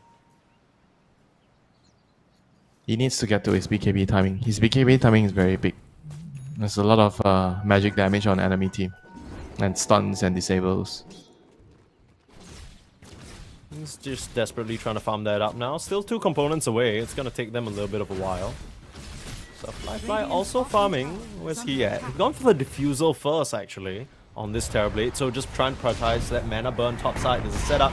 Undyne. He's been parked up here for quite a while, but they decide against it with the TP coming in from 999. Yeah, they're just trying to poke reactions out. Not really confident of committing into a kill here. Dire are scanning. Jabs doesn't really want to die for just a support kill. Yeah, that's understandable. I mean, both these teams completely unbothered. They just, literally nobody is too pressed about making a move. I guess they're just really waiting for their Lesh to get his Bloodstone first before they start moving. So, Bloodstone BKB timing for Primal Beast and Lesh. Radiant are scanning. I mean, Kev is moving with the Centaur. 011 is lining up a backstep here. Under attack. Yeah, that's that blink complete. And mid lane, the Lana arrow. Hey, fine. And top lane as well. Yeah, top side. It's Jabs with the setup with Stomp. It's more than enough damage. Unless you can try an onslaught out of here. No. Even if they decrap, they'll chase forward the Stampede now, trying to commit fully onto this Primal Beast, and they'll work him down before the TPs can come through. Lornoff starting to run forward in this rune up. There's a beautiful double stun, but old 11 there with the Stomp. It doesn't seem like they have enough damage to stop this Lesh, but he's taking quite a bit. The Nether Ward, it's pumping him down, but Q able to get that Starstorm out and finish off the Lion. Earth Splitter not gonna connect as old 11 gets out of trouble, but he loses both his supports for his troubles. Is under attack. Yeah, that was really so close for them to taking down the Lash. That would have actually been really good for them. But they traded 2 supports for just a primal kill. I think it's still fine for Kev, you know. They didn't lose the Centaur, they kick Jabs out. His BKB timing is going to be slowed down. He's actually doing pretty badly right now in terms of net worth compared to his opponents. I mean, the Centaur is like 2k, almost 2k ahead of him. Yeah, Actually, more than 11 2k has ahead. been farming, and I mean the one thing about Old 11 is this guy will farm regardless of what you put him on. So, looking very nice and neat in terms of the funds in his wallet. Is this a concern for you at all as they set up on Undyne here? Looks like the Pugna in some trouble, but Ollie not able to follow up because 999 there to interrupt. And now it seems like it's Ollie the one who's gonna go down. Laguna Blade on his head and get that kill for free. The Moonlight Shadow coming a little bit too late. They'll just... Yeah, they have the vision. Okay. Looks like Ollie and Q just unfortunately find their own deaths on this high ground here. Okay. So they were just trying to, I guess, trying to set up something there, but Lina's just way too strong with the timings right now. Pulverize now, finally getting the kill onto that Pugna, so at least denying him of that high ground vision control. Yeah, and meanwhile 23 denies the rune, the bottom rune, arcane rune. Okay. So I mean, at the end of the day, as much as we've talked a lot about Kev and you know how well they're doing, net worth looking hot, 23 Savage is still farming. Does that count for anything? Because, I mean, this Medusa, not necessarily countered, but I guess the Terrorblade has a diffusal. It's still a pretty good game for 23 Savage, huh? Yeah, the diffusal on Terrorblade, not sure if it's gonna be like a big deal against Medusa, because Stone Gaze is gonna protect her. You don't have like a good way of just right-clicking the Medusa right now. Like, you're gonna need, even if you have BKB on Terrorblade, Stone Gaze still protects her. Yeah. So, like, the diffuser, I've seen like diffuser on some of the carry heroes against Medusa. It's not exactly as straightforward as you would think. Yeah, I mean, the main thing is you need to hit her, right? And maybe his idea is that he can use the illusions to just go in there, no committal, burn some mana before the fight even starts. I mean, But there's a Lash, Elder Titan, Mirana, they all can clear his illusions pretty easily. yeah. I don't think it's very easy for him to just say, in the team fights, I'm just gonna meta and click my illusions and right-click the Medusa, burn all her mana. Yeah, we'll see exactly what the idea here is for Fly. I'm sure there's a reason why he built this up. Maybe he thinks give him some kill potential or just some slowdown, additional control perhaps onto this Lash as well. I mean, Lash without a mana is a pony without disco, right? It's not looking... You can't do anything without mana and you don't really How many have your mana times batteries. do you have to right-click I don't even on know. the Lash until he runs out of juice? Yeah, that's what I'm thinking. Hang on. So each auto attack, you burn 40 mana. Lash has 1.5k mana. Winter, I hate to disappoint you, but my math is atrocious. That sounds like... It sounds like a good excuse. Yeah. For me not knowing... I mean, if you couple that in, there's a bit of an exponential factor of the Lion mana drain as well, right? So it's not just the clicks. I have a Smile. feeling that Lion might actually burn more mana than the diffuser on Terrorblade. Oh, I'm 100% sure. I'm 100% sure. That I can guarantee. But for now, a bit of a slower game so far as, again, Aurora, it's tended to be the case for them where they're not concerned in the slightest about taking things late game and they've drafted accordingly, right? Basically a tri-core. The Primal Beast later down the line can also become a serious problem. That's if he has gold is the problem. Right now, Kev, those cores are being out-farmed by the Terrorblade, Lina, as well as the Centaur. But at the same time, Kev don't really seem too pressed to get anything done on the map as well. Yeah, both teams are like saying, we have the better late game, we have the better scaling, we don't have to rush. Both of them are saying the same thing right now. I mean, Medusa is the one leading the pack in terms of net worth, she's the highest, but not by much. And Terrorblade is kind of like a decent hero against Medusa later in the game with the reflection. You have to constantly save your dispels to remove the reflection. That's why you see her queuing up the disperser later to deal with it. That's fair. I mean, key items being picked up by Aurora, BKB finished by Jabs, Lorinov has the Bloodstone flying out, and of course the Medusa, I think, just finished up. No, okay, not yet. But yeah, I mean, these key items allow them to start moving a bit more confidently for these tier 1s. It's already like 20 minutes into the game, so it took a bit of a while for that tier 1 to go down by Lash standards. Now they're doing this sneaky shit of hiding behind the trees and Jabs slowly is gonna editing find it down. a partner. Yeah. Reaching into Oh, the he back. actually missed the stun. It's just an easy pulverize, so you can follow up with a stomp. So more than enough control for the Lash to come in with a split earth, and Undyne gets uprooted from its own tier 2. Yeah, Kev completely avoiding this situation. They don't want any part of this initiation or engagement. They'll just give over their towers for free. I'm going for Roche. This is gonna meta on This Roche. is Okay. okay. This is pretty cool, and it doesn't seem like they know anything about it. They're drawing a line now on Jab, saying let's sweep through the map and crush them. But it might be a bit too Oh, late. nicely They done. oh, Send a perfect. Astro. Ollie, great discipline there. This is classic Elder Titan shit. Slow it down now with the Stomp and try and make it there, but the TPs might be a little bit too late, especially Moonlight the Shadow. AD rune. Try and Oh, he's running in. take a fight Dusa's going anyway. in.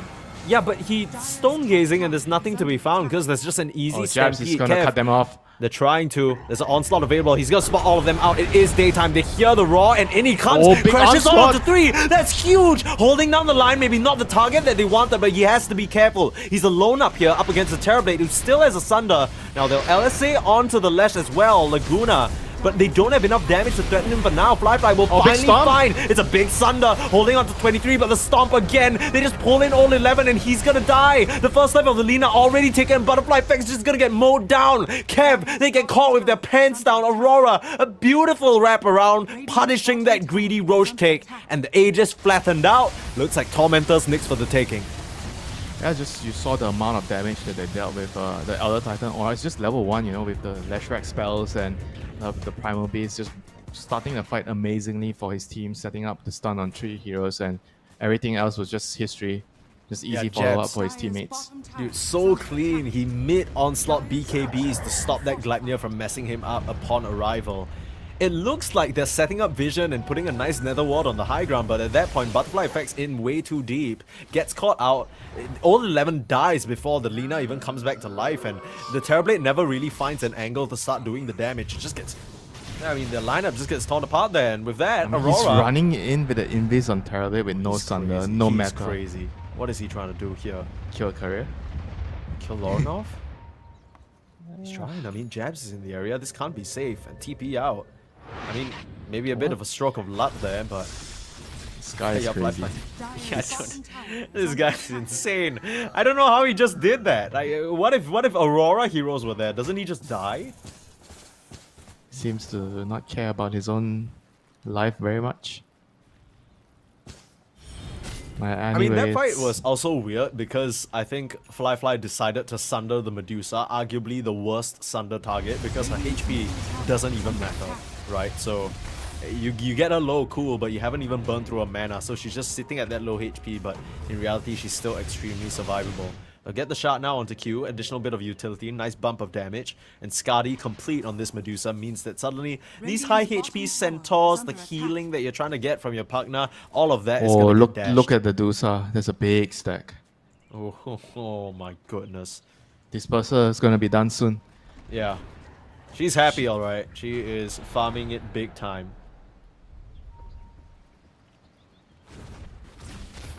And a 5k gold lead now. Aurora in a very, very good position. Again, Jabs does get caught out here though. Oh, that is a lot of damage. He has to pop the BKB just to run. The Illusions are actually doing so much damage. They just killed Jabs 100 to 0. Okay. So it's just like a lion stun with illusions with Finger of Death, and he just died from that. Poor Yeah, Jabs. I mean, I guess the initial Diffusal Blade just caught him off guard with the damage. My goodness, Jabs just dying there and pops the BKB. That is awkward to say the least. He's not used to BKBing to run away. You know, he's not used to himself being weak, Nah, being an that's true. actual off laner instead of a carry. That's true. Jabs still need a bit of adjustment on that front. He's done well, I think, so far in this series, at least, to recognize that he needs to pave the way for his mid laner and his safe laner to work. But you know, still comes with some side effects of playing that carry, quote-unquote carry in the offlane role for a bit too long. He's gonna need some time to reboot. Hard to with kick rest of the team. habits, you know. Sometimes takes True. time. Yeah. We play so many games being the top net worth how core. And am I Whoa. so weak? oh How? my goodness. Dude, do you see that? He just drive-bys down the bot side, blinks out of trouble. The Lina and Lina can't catch him. A TPing in now on Medusa to try and defend this tower. That's enough for Kev to flee, but the immediate smoke up Aurora. They want to keep the chase going. Might have an idea that the Kev heroes are split up now and trying to find a pick-off to open up the bot side of the map for themselves. Yeah, they might find a Lina. Lina might be running past the ops fairly soon. Oh, he's gonna take the Watcher. Okay, he's lucky. He didn't go straight. Jabs, Oh, they saw her. Oh no, they saw her. They're gonna cut her off. now. I think she's dead.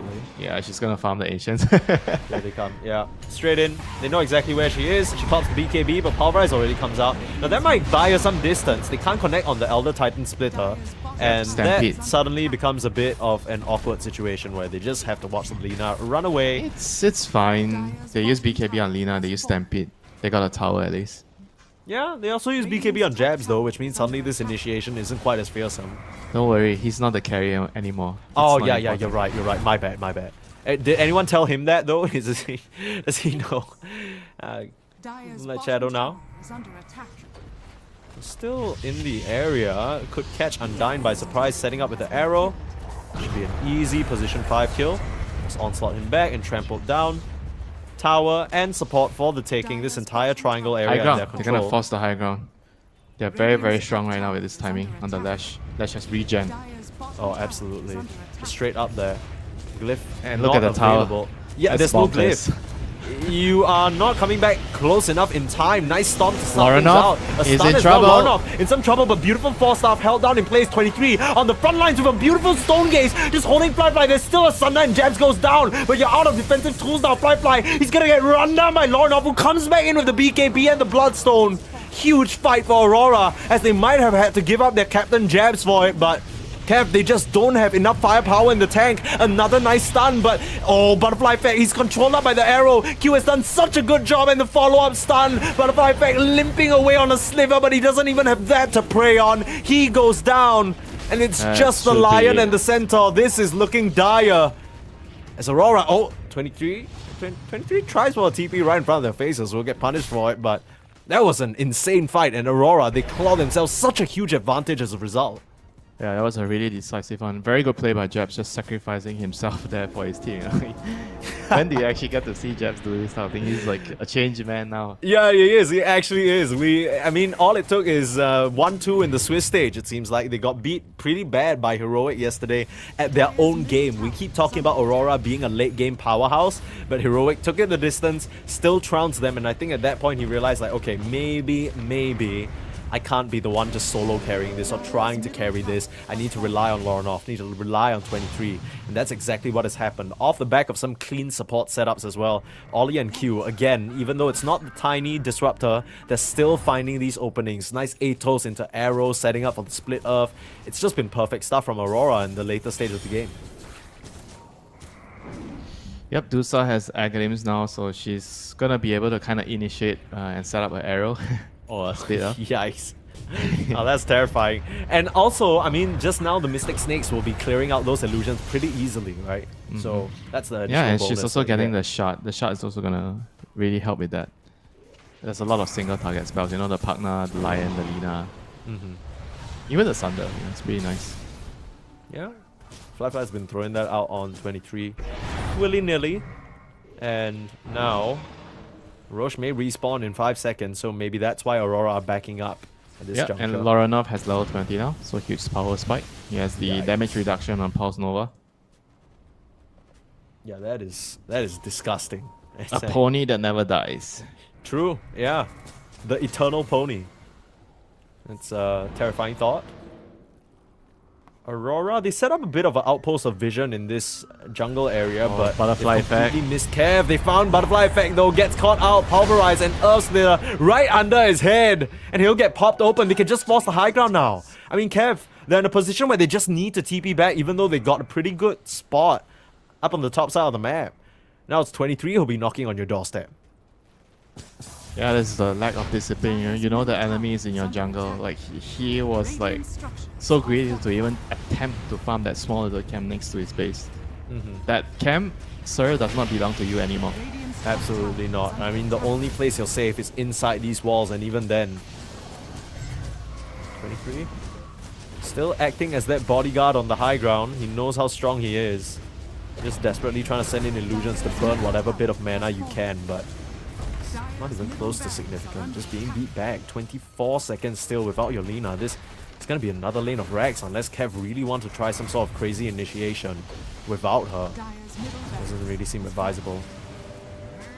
Let's play discipline though, they won't force the issue. 10 more seconds left until the Lina is back and they don't want to have a situation where she's TPing into a one fight. Aurora will back up. Yeah, Roche is about to spawn soon. No reason to just risk things, you know. You're already in a very commanding position. They didn't really go for the auras that you were mentioning, but I guess the Mirana does have a Greaves, so that's pretty nice. Going for a Dagon, perhaps to clear out some illusions. So 23 breaks a smoke attempt from Kev. Can still try and catch this Dusa. She seems alone for now. The Moonlight Shadow. In comes the Hex. Still controlling up. Oh, Q manages to dodge out the Laguna, but they got the control of the Butterfly Effect. Lornoff just burning away at the HP of this Lina, and she just has to run. Stampede forced out, a parting finger of death. The Pulverize holds Butterfly Effect in place though. And Lornoff again in the 1-to-1 up against the Lina. The pony's just doing way too much damage at this stage. And you don't have buyback on the Lina, you don't have buyback on the Lion. This is looking like it's the beginning of the end here in this Swiss stage for Kev. middle barracks. Too many One last lane of Rex, but same kind of heroes all dying together. Lion, Lina. I mean, Winter, we know you hate it, but yeah, Kev, you're seeing why, right? They just, they're in the same spot, they just get, they GG, they're done. Okay, well, Kev, unfortunately, that just means they're out of the tournament, out of this Swiss stage, and Aurora, they're able to keep themselves alive here. The job's not done though. If they want to sort of continue on, they'll probably have to get at least one more win tomorrow. But at least for today, job's done. Today, for now. They live to For now. fight another day. I mean, it's really nice to see them making all these small little adjustments. It wasn't clean in the initial stages in the laning phase, but they got the job done. They understood their roles in the game. I think Loranoff as well, you know, he did not fluster. He stayed calm. He know that he's not supposed to win the matchup against Lina. So he's behind. He's just like trying to recover, gives the support the lane. The support gets levels. And once their draft came together in the team fights, it was very clear that they kind of always will have the superior amount of damage when all 5 heroes are together. And it's easy to execute their lineup compared to a Team Kev where you kind of need to outplay them. You have to try to set up with a Centaur, like a really, really good stun, and then run around with Stampede. It's always very difficult because you have all these squishy backlines, right? Lion, Lina, Pugna, and Terrorblade is also kind of a backline hero. He's not ready to stand in front until very late into the game. But I'm not even sure if in late game he can actually stand in front and face the Lash and the Medusa. I feel like it's really too difficult if they don't have like a substantial lead with their lineup. Yeah, and even at that level 1, you pointed it out in one of the fights that we'll probably see in a replay here, but just the natural order level 1 did so much work. It amplifies Aurora's damage by such a huge margin. All these Kev heroes are melting like butter, and you just can't stand up. I feel like every time we see a successful Terrorblade game, one of the clear signs is that the Terrorblade is able to set up with his team, try and get some early towers, but that never was the case. It felt like Fly was just farming. We look back at him, he has the Diffusal, but he's farming. We look back at him again, he has like, what, a Manta, but he's still farming. There never really was a point where he felt comfortable enough to join these fights, and essentially at that point, you're playing 4v5. We're gonna see this amazing initiation from Jabs. This really felt like the turning point in the game. Coming in the BKB and the setup, sure, the arrow goes wide, but him alone on this Primal Beast, I think that mentality shift that we keep talking about, needing to set up for your team and just pave the way, sacrifice yourself. The stomp on 2 here. Perfect stuff, right? The setup again and again. There's a reason why Ollie likes this hero so much. It's clearly one of his specialties and something he's extremely comfortable on. And they just roll over this fight. From there, it feels like Kev, they're never able to really get the grip on the game again. This one's pretty funny though. The fact that Jabs just dies to a couple of illusions. Probably just wasn't expecting the damage coming through. And Stampede as well. His So. onslaught on cooldown, that's why he couldn't get out. He just used it to jungle.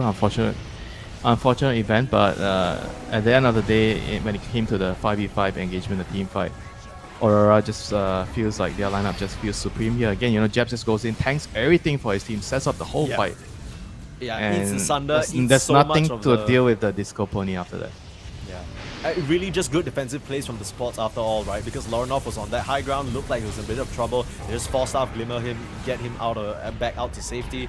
and every single fight you just see Jabs make a straight beeline for Butterfly Effect. No chance for this Lina to really play the fight, and Fly, even though he stays alive for a lot of these, it doesn't really feel like he's in a position where he can stand and deliver. You always want and to... his build is also like not a build that allows him to scale or farm quickly, because you're going diffuser.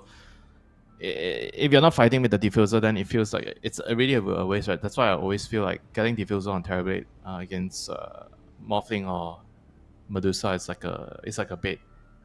Like the game generally goes into the phase where the Medusa has more strength and has more power in terms of her timings in the early mid game, because she farms faster than you. And then even when you get a diffuser at a good timing, you're not able to engage in, right? So essentially you're wasting your investment because you're not getting anything in return, and it doesn't really help you farm compared to some of other items that you're getting on TV, like a Dragonlance or a Manta, for example. So you're not scaling as well as the Medusa. So, and you're not fighting. You can't fight into her. So what do you do with the diffuser? That's gonna be a huge problem. Yeah, it's just a bit of a weird situation, but unfortunately that means we have to bid goodbye to Kev. It's been a good show from them so far in one of their first international qualifications. Hopefully we'll see more from this stack later on, but Aurora, like you mentioned, live to fight another day. After this, we still have more Dota for you though. We have Virtus.pro versus Nouns, but we may have an interview after a short break, so don't go anywhere.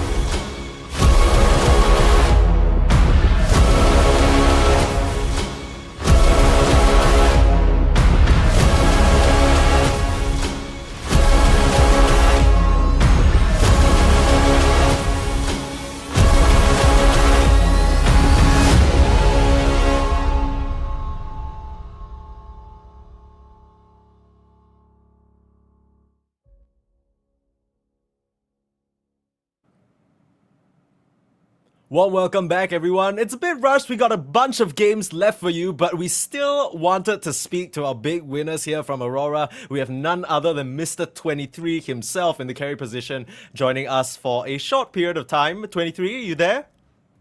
Yep. Hello. Hello. Okay, Hello, I think you sir. can see us now. So, first and foremost, big congratulations on your 2-0 versus Kev. Now, I think the big question everybody wants to ask is, Jebs basically sacrificed himself for 2 games in a row. How did you guys convince him to do that? We didn't really think, but it's just a draft. Mama Medusa and we're in office for Lesh, so we need a lot of space. Yeah, what actually prompted that change? Did you guys just figure out that the patch is just better right now to play around the mid laner? Because you always give Jabs a lot of prioritization, or he gives himself a lot of prioritization. So what actually made the team change that? It's actually hard because we didn't discuss anything about that in particular, but just the feeling, I guess. When you lose, maybe you need to change something. Yeah. Okay, cool. Yeah, I we've been mean, also really it's good to particularly see. impressed by the supports. And do you think that they also feel like it's easier on them if their offlaner participates and helps them out a lot more? Because in the first game they absolutely destroyed the game mostly on their own in the startup. Yeah, I think the support play really well today, and they just stack a lot and help a lot on mid, so it's easier today. And gank a lot. Yeah, I mean that definitely felt like a bit of a walk in the park for them early on. But yeah, I think last little question here. I know Danok asked this to you earlier, but prior to this, you were kind of all in on that Madonna. You had your DP changed and everything like that. Now it's 24/7, 365. What are we, Elijah Wood now? Is that what are you just going with whatever you're listening to? Yeah, it's just change according to my mood. So now I'm Okay. more in love. So Okay. I guess some Malaysia words.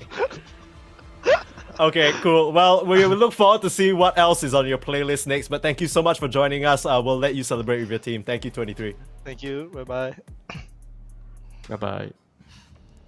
Yep, and that's 23 Told you. Savage for you. I mean, Told you. yeah, easy. He's like There's a easy meme. games. He's like, yeah, he's like easy games, man. It's fine. Like, they just gank, they just destroy the game. Things are just fine. And yeah, Aurora, thankfully, able to stay alive here. I'm sure it's a bit of a sense of relief for them as well. But the Dota is far from over, even though it's a fast 2-0. We have more matches for you. Coming up next, it's Virtus.pro versus Nouns, another elimination series. We'll be back for game number 1 of that after a short break.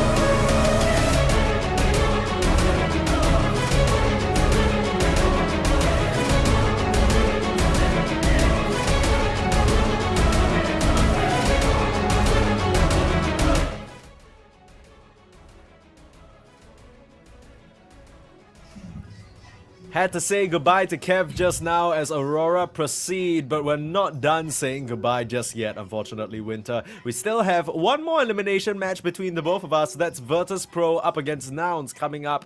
These two teams, they, you know, in their own regions, I think decently respected. They've shown their stuff, but at least recently haven't really been hitting like they used to. Yeah, I mean, everybody's like trying to figure out what is the small little adjustment that you have to make to enable the team to get to the next level. And everybody's like kind of like testing things out, trying if this works, if Formula A works, if Formula B has to be brought in. So it's going to take them some time, and group stages, switch formats, whatever the format is, it's always really useful for teams to get to the next level, provided you don't get eliminated from the group stage. Yeah, that's the main cause of concern here as we move further and further into deciding who our top three are. Now, we've already solidified two of them, of course. They're Entity and Boom, who will be moving forward to the group stage with all the invited teams there. But, you know, these teams, they're kind of on the verge, right? They still, just winning here isn't enough. They kind of need to claw it back, and then maybe there are tiebreakers in place for them. We're not sure just yet. Either way, a few solid hits on both sides here. Of course, Fly, veteran captain in the North American side, hasn't really been able to really work this roster just yet though. A couple of new changes in terms of Gunner moving to the offlane, and Copy, who seems to be a young rookie from Western Europe, popping out of, I think it was a Ninja Penguin stack, and now he's in this mid lane, but haven't really been too convinced about the Nouns performance as of late. Yeah, I mean they have a long way to go. I think as a team has to develop a lot more strategies. They have to develop a lot more chemistry, and for VP, we already know what we're getting from them. They're a team that has already shown a lot of potential. Just recently, they got lost. You know, it's all about finding their way back. Yeah. And it all starts with the coaching staff, all starts with the captain, Mr. FNG there. I think we had the pleasure of speaking to him yesterday. And it's about, you know, trying to craft your new strategies around what the meta, you know, favors. We see him picking a lot of ET, Mirana, trying to play around Squadix. So far, this team has demonstrated that Noticed in particular on that offlane has a lot of flex potential. Hasn't really worked out for them as much though. And Nouns, speaking of that offlane, of course, the big story for this team has always been Gunner switching from that mid. I feel like he's been playing mid for what feels like forever, so that's a huge shift for him. You know, the offlane performance has been hit or miss so far. They're trying and make things work and get that synergy, like you said, of course, bringing Yuma in from Nigma Galaxy as well. So it's just about whether the strong, stable core of Lelis and Fly can try and push these cores forward here. So I think we'll have ourselves a pretty even matchup. I think Virtus.pro, as much as they did come off of a win yesterday, they still have a little bit of a ways to go in terms of feeling more solid and like that Virtus.pro that we saw at TI. They are getting there. Yesterday was a good performance. It was a positive one.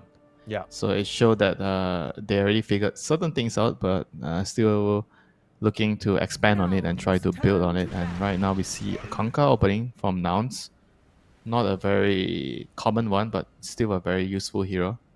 I think that the feeling about this Kanka is because sometimes I feel Gunner is kind of playing mid from offlane now. So they are kind of like trying to flex heroes that can go mid and offlane early in the draft and try to keep things open. Kanka's a good one. Primal Beast is also another one. And Kanka kind of, I think, fulfills a lot of things in the draft. It gives you catch, gives you team fight. He's kind of a strong laner, so I think his only weakness is the lack of scaling, where you kind of will run out of damage at some point with this hero.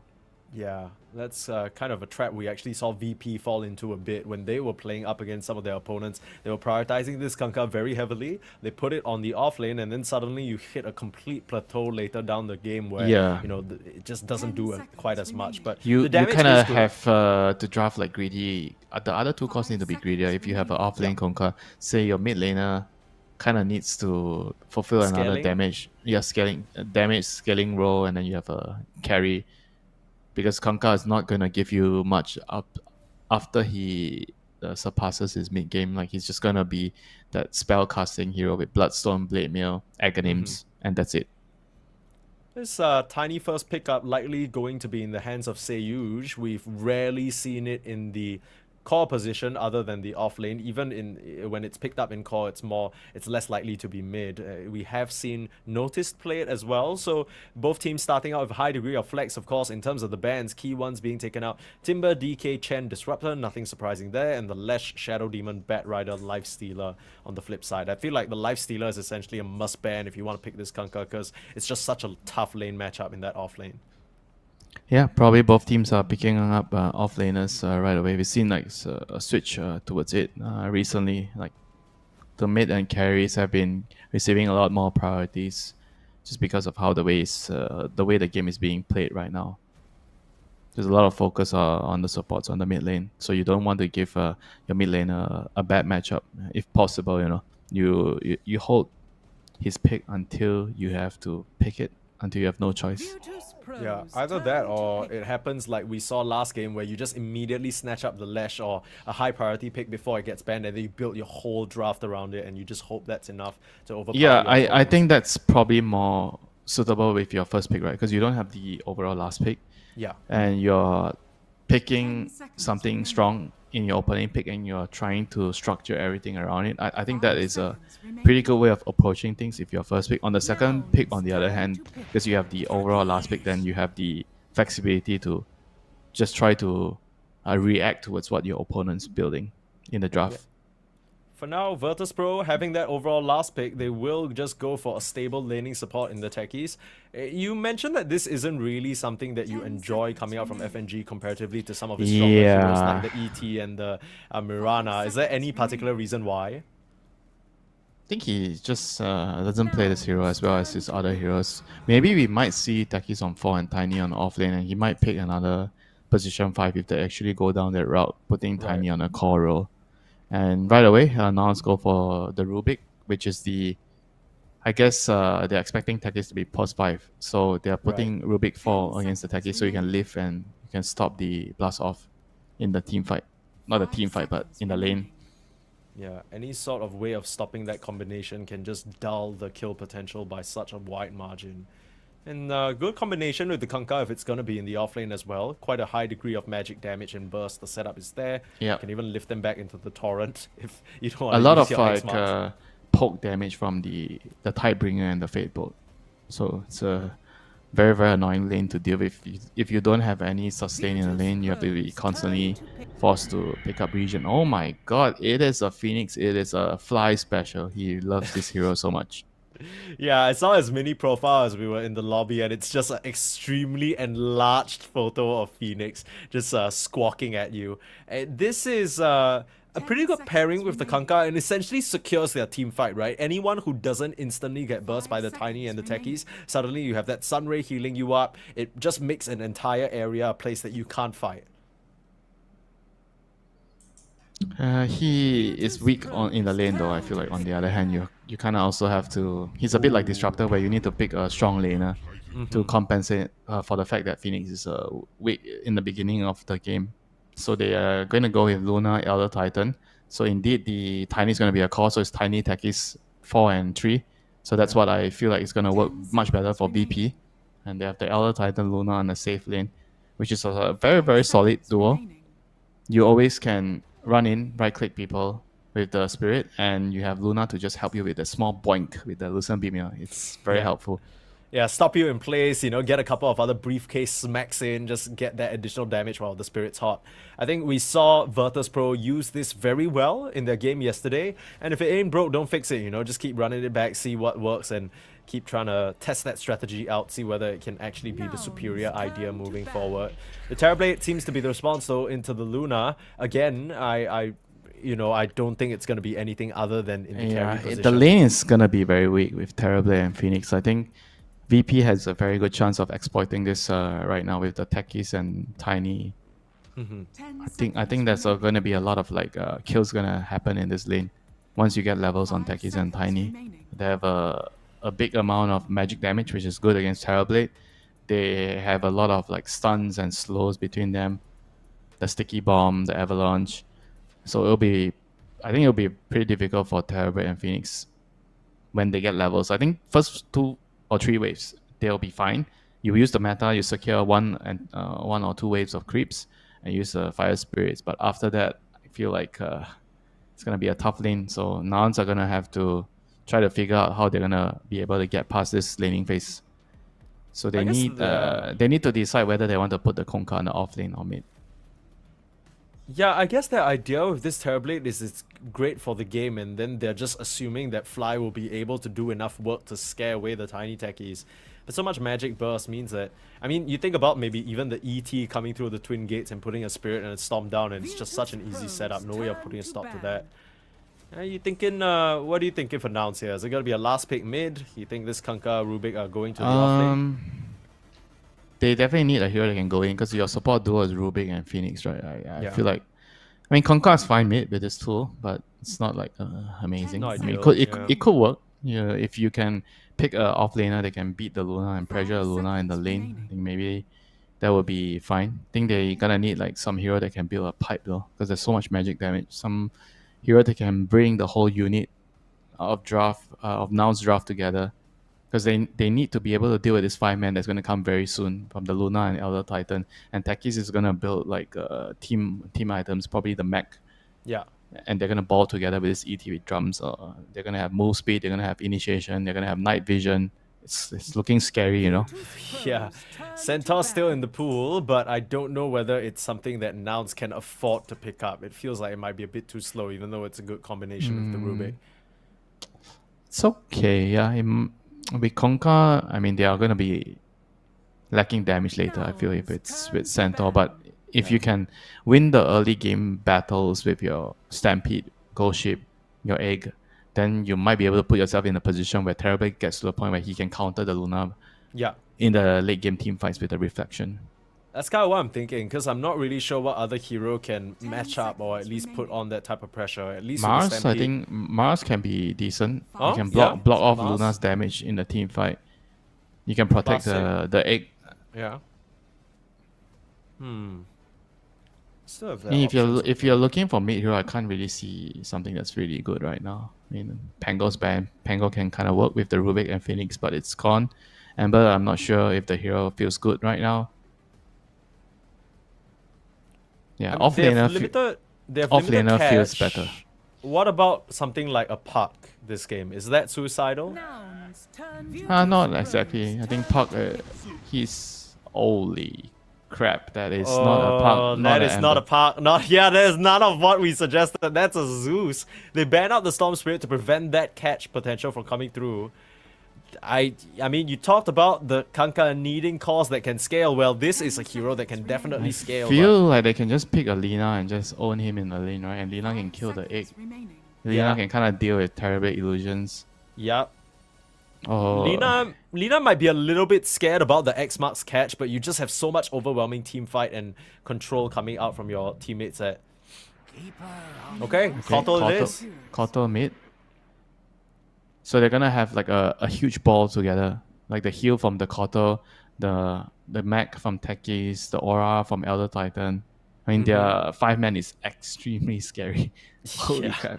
This is essentially such a perfectly But constructed... Nouns also have very, very big team fight with the Egg, the Zeus, and the boat. I feel like they have comparable team fight, but the thing is, the lanes are gonna be difficult, especially the Phoenix Terrorblade. That's gonna be, I imagine, will be a lost lane, and mid Kotal against Zeus will be a 50-50 lane. And I also feel like the safe lane of VP, Luna and Elder Titan, they are definitely not going to lose. They're fine. They're going to be fine. They might even be able to win the lane. I think it's a pretty strong lane. You know, the Aura from Luna helping the ET with the Spirit right-clicking you, and with a beam to harass and stop the Rubik or the Kanka from running away from the briefcase monster, which is Elder Titan. And this could very well be a 2 side lanes victory for VP here with the draft. Yeah, we see what happens when you get those side lanes rolling. Suddenly, the game just spirals very quickly out of control. In terms of do shit heroes, as we always like to say, the Zeus and Terrorblade don't really get much done, especially when you're behind. There's not really moves you can make. Imagine if the Kotal makes a move early with his spirit form and he shuts down the Kanka. If Kanka doesn't have the game, Zeus wants to farm, Terrorblade wants to farm, nobody's going to move. Exactly. And the supports have no one to play through. You always talk about this winter. It's the 3v3. There won't be any 3 on the Nouns side. There'll just be 3 people farming and Nouns potentially very quickly losing this first game in the best of 3. This is elimination on the line. So any pocket strats, any little ideas you've been cooking up, it's time to bring them out. But who knows? I think the big story with Nouns, at least for me, is that it's all about copy in this mid lane, right? He's been touted to be... I think when Nouns announced him in their social media post, they said, like, look, you guys don't know his name yet. You will come to learn his name. So there was so much hype, you know, we're all trying to see what this guy can get done. So far, the performances have been okay, you know. I think up against Squadix, who has had that international experience at this point and has proven himself. I think there's a lot to really step up to, and hopefully I think Copy is able to put on a good show. This was his last pick after all. Sure, they got the Kotal matchup into him, but feels confident in the Zeus this game. Let's see what he can get done. 30 seconds to battle. He's going to need to get a lot done, my friend. Yeah, a lot is an understatement. This is... I don't even know. I'm thinking, okay... Yeah, but what do you... The thing is, right, when you look at Zeus, you think of Zeus as a greedy hero, but it depends on what is he building. I've seen some games where the Zeus you go for the Aghanim's, you go for the spellcaster build. You actually ain't that greedy. I mean, it's greedy when you go for the, you know, Manta, Lightning Hands build, for sure. Begins. Also, I wonder whether he even considers that, because I feel like these days all I see is Zeus's going for that but build. you're always losing. I feel like in pro matches it's different. Maybe in pubs it works, you know. And I feel like if you go for the spellcaster build with the Nimbus, you have a Conquer X Mark to catch heroes. Oh, true. Keep them it in place, empowers it empowers the Conquer a lot when he's going for his plays. A 3-for-1 rune trade there. Nouns able to get the advantage there with Gunner just popping his body in the bot side. A bit too scary for Virtus.pro in this early stage of the game. We have to keep our eyes out on that top side at least. I think you were mentioning, Winter, that this feels like it's a lane that unfortunately Yuma and Fly, despite their best efforts, might not be able to win. Noticed and Seiyu should be in prime position to just punish them and potentially threaten some kills. Yeah, lower levels they will be fine with the Fire Spirits and Refraction helping them out, but as soon as the Techies and Tiny slowly get their levels, then the lane is going to gradually become harder. FNG has already done his duty dewarding the Kotal's camp because the Rubik went over to put the sentry, so he was able to unblock it, and now he's back in the lane, helping Kiritich. One of the understated things about Kotal is that you're always going to get all the creeps in the lane, right? That blast just does that for you. And it's all about how much else you can min-max your farm. So we see a lot of supports even before the horn blows. You're already deep inside the enemy jungle, blocking out those camps to make sure he can't just stack and amplify his own, you know, leveling and progression and just boost himself up. But yeah, FNG, again, bringing the briefcase, he is starting to beat them back. And notice actually in this top side going down very early on, so good first pickup. Yeah, I'm not really sure that happens. I guess that's just the level 2 advantage. Yeah, they got the level 2 spike and they had the Meta and Reflection with the die. I didn't really see that because I thought the lane was gonna be fine just last hitting. I went away, and then they just died. You always have to be very careful with this level 2 spike. That's the Terrorblades' brief moment of power, and they take full advantage of it. Now, I imagine that once the meta is down, there isn't really anything that could catch them off guard anymore. But yeah, I mean, way better of a situation than we expected the Terrorblade to be in for sure. Yeah, G way better. in this bot side, dropping very low, trying to juke around the tree line. Lazarus with the potential chase down, looking for one last Fateful auto attack. Can't find it, unfortunately. We'll just kind of get bodied a little bit by Kiritich. Like, hey, get your hands off my friend. Luna's happy though. He's still farming kind of well. 10, 11 CS right now. The Elder Titan is doing the right thing, sending salves over, just making sure that he's constantly using his body to trade for Luna being able to last hit creeps. Yeah, the Elder Titan gold on him doesn't really matter that much, right? You're just really looking for maybe a Tranquil, so you run around the map, set up things with your Stomp. As long as there's enough mana to keep things going, you're fine.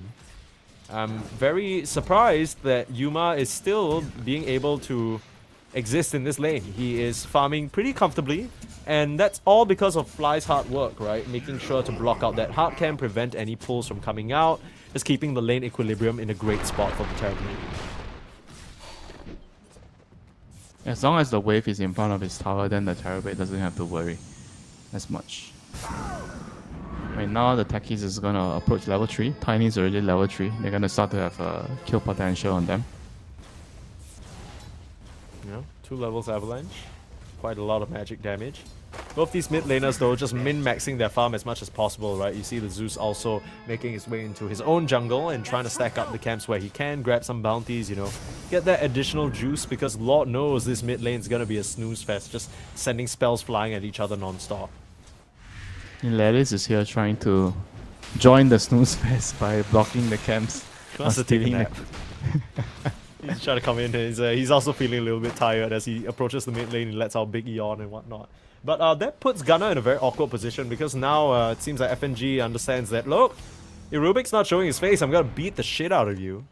And Gunnar's just essentially forced back all the way to his tower.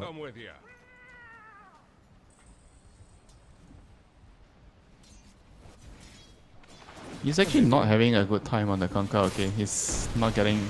He's gonna get a kill here. Lands the torrent. Well done, Gunnar. Very nicely done. Finds FNG, chops him down to size, so baiting out the Elder Titan a little bit. But again, I think like you mentioned, it's not necessarily that he's having a good time CSing. Meanwhile, top lane, looks like there's a blast off preventing any further aggression on the Tiny, but still chasing down Fly, just needs to land that last Fire Spirit. Decides to go for Seyuge instead. There is a wand. That lingering damage won't be enough as Fly just has to swoop back to safety. As again, this VP offlane not going nearly as... Oh, shit. there you go. Come on. Level 6 Thunder God's Wrath. Zeus out now. And as soon as he hits it, just slams it home. Bot lane as well. They're trying to make a play after the Raft. Oh, Kiritich in a very awkward position, but in comes Squadix. First rotation of the game with the Spirit Form. And FNG with the setup. This is going to be a very dead Gunner, especially the heals coming out. So much magic damage. Nice move from the Coddle. Yeah, a much needed move, giving them some breathing room in the bot lane. And we also mentioned that Conquer is going to be a very key piece of the draft. On Nouns side, the Zeus is going to want to farm a lot. Parabay is also going to want to farm, so Conquer is the main person going to move around and join the 3-man squad to make rotations. And if he does not have a good game, a couple of deaths in the early game, it's going to hurt Nouns a lot. 1-1 right now, not too far out of the woods just yet, as contesting for the minute 6 Lotuses. Noticed will be able to grab that one, but he doesn't have it in his pocket, so he just has to try and turn and run. You might as well here. losing. Yeah, coming through the twin gates. FNG beats down onto Fly, gets that last touch. Nicely done and great rotation from the Titan. Zima might not be safe just yet with the blast off coming through just off the mark. Unfortunately, the sticky bomb did not latch. Unable to find that kill. Meanwhile, bot side killing off onto Kiritich. Now Gunnar and Lelis take advantage of the absence of the Titan to kill off the carry. So non-stop action in this early game here, and honestly, Nouns kind of feel like they got the better of that situation. Yeah, definitely getting the carry. It's a much better kill there for them. I mean, Zeus is actually just so far ahead of everyone else because of the double kill there. And Yeah, he is going to get a pretty early phylactery. Yeah, And just just like what, 500 gold? Yeah, just interested to see if he's actually going to go for the spellcaster build instead of the right-click greedier build. Because I feel like with Conquer and with the type of draft that they set themselves up, there's a lot of potential if he goes for the spellcasting build. Yeah. The spellcaster build seems to have fallen out of favor a little bit though, but I completely agree with you. I think that it could do some mad work this game. Just blasting them down to bits. You have all the setup in the world between the Rubik and the Kanka, right? So if you can just single target focus someone down, they don't really have save on the side of Virtus.pro. That could be an option for you in terms of carving out a place in the game. And Gunnar, he understands that the bot side is no longer hospitable for him, so he'll just try and recovery farm up. Fly, he's in trouble here. Hey, okay, yeah, Fly. Toss back, Squadix coming through. The dive out though, I don't think there's any way he survives this, especially the blast coming through. More earned charges collected for the Kotal as they keep putting on pressure in this top side. Yeah, they really want to open up this part of the map and help the Tiny get into his Blink Dagger as soon as possible. He's going to be their primary initiator. Kotal is not the best initiator. In the early game, he can kind of help you slow with the solar bind, but later you're gonna have to rely on the tiny. Yeah, we mentioned a lot about Gunner being such a key factor for the Nouns lineup, but in a similar fashion, the Tiny fulfills the same role, right? He needs to get his blink, he needs to get his setup Heritage. items. Oh, full combo, X marks boat and copy. He's just rotated over here. It's more than enough damage with the Thunder God's Wrath to shock him down. Nicely done from the Zeus. Heritage, back-to-back deaths there. It's definitely not gonna help him in his item progression. He's fallen way far behind right now, like even behind the Conquer. Copy's found FNG, and this should be a very easy kill. Nice little heavenly jump dodge away. Last just strike down. Copy finds it, dominating now. Very nice. I mean, this Zeus, he's been quick with it. He's been smooth with it. And he has the Fairy's Trinket too. That's the best item for him. Yeah, without a And doubt. he's having the best kind of start you can have for Yeah, Zeus. top of the net worth, 1k gold above his counterpart. Squadix is not even playing bad, right? Squadix is making some nice rotations, he's getting things done, but this is an ideal Zeus game. Double kill on the top side with your level 6 ult, you know, you rotate early phylactery, stacks farmed up, nobody ganking you, everything's coming up copy right now, but still, Virtus.pro, like you mentioned, very keen focus towards this top side. It hasn't really borne any fruit yet, but now, again, Squadix coming through, forcing out the egg from Fly. I just wait for him to come back out to continue on this kill, but seems like they'll just back up for now. Happy with the space they've created, and with Heritage rotating up here, this should be a tower taken. Yeah, with the egg down, not much Nouns are gonna do about it. I guess they're also really not looking to fight right now. Terrorblade just wants to power up in the jungle, just keep scaling, keep farming. Zeus is the one that wants to fight. He's really, really strong. Gonna be level 10 soon. It does kind of depend on whether Gunner shows up, right? He also is focusing on trying to carve out this spot on the bot side of the map, but the difference is that he doesn't really have a lot of tower taking potential. Heritage now back here to try and defend. He's dead again if he gets X mark. Yeah, I mean, the TP's coming in. I don't think they're going to allow for him to go down a third time. Or at least I would hope. As they infuse raindrops, some wand charges, and seeds of serenity if need be. Yeah, I'm not sure if he wants to be here, you know, he's like constantly coming back to this area where I feel like it's a dangerous thing to play around this area. It's the dead lane right now for them. Like the jungle is probably the safer place for him to be at this point. Yeah, maybe he just assumes that if Nouns really try for anything, the rest of his team is going to TP in and help, because they seem quite stringent on wanting to defend that Yeah, area but of then the map. it puts your farming pattern at a disadvantage, right? Because you're constantly afraid of like going out, you might get ganked and you're gonna lose a lot of efficiency compared to if you just try to commit to jungling. Just go to a safe side and just jungle and just not give a fuck about what's happening. Yeah, we see that reflected in the net worth as well. The fact that Gunner is able to just retreat back to these stacks where the Luna seems hard-pressed on staying in the bot side. It's really starting to do a bit of a number on her, and I'm not talking positive. It's Kanka. Even though he had a pretty rough start, he is recovery farming up and has that blade mail flying out to him now. So, like you mentioned, it seems like the trend. All the off-laners are building blade mail again. Whoop-de-doo. Set up in the top side though, onto the Phoenix. This should be an easy pickup. Toss up in the sky. Notice grabs that one. Yeah, just closer to that blink dagger now. Yeah, he's actually really poor on the tiny. That's two Meanwhile, deaths. set up on FNG. X marks combo. You have the Thunder God's Wrath, but FNG is very tanky with that safety bubble as well as the infused raindrops. Gets himself out to safety and a salve as well. Trying to set him up. There we go. Thunder God's easy kill for Copy.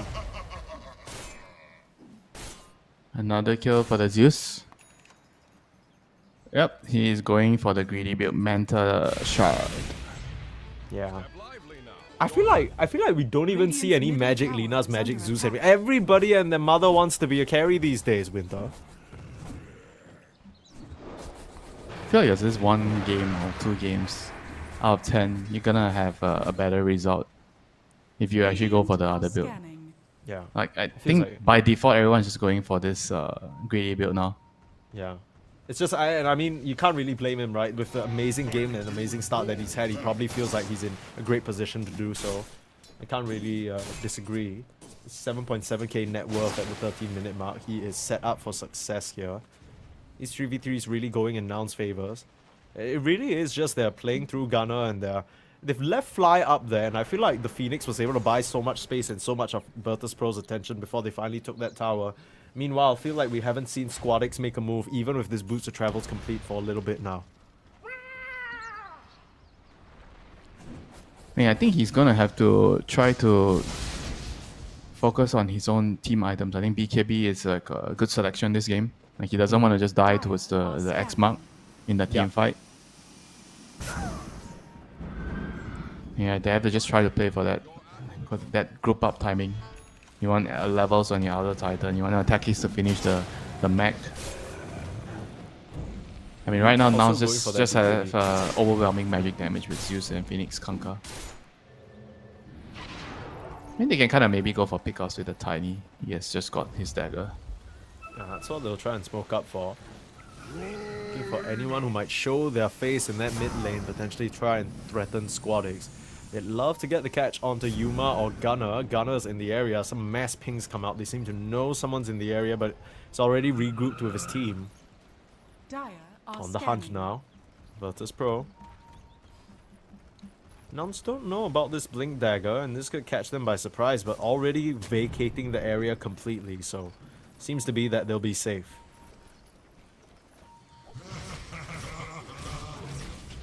Going to the gate, shifting towards the top side. Zeus is gonna scout everyone out. Yeah, one of the benefits of Thunder Gods, even though you're under the cover of smoke, he can briefly illuminate the area that you're at. So you know they're on the move, and Nouns they gotta play very conservatively as a result. Just hug their towers for dear life. Don't need to risk any sort of freebie pick-off.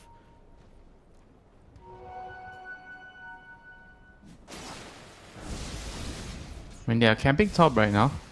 If anyone shows the Tiny blinking in, initiating, would most likely be able to net them a kill. Yeah, you just need to be careful about how you show, because you gotta imagine that that's happening. Gunner being very cautious, running forward with the X marks.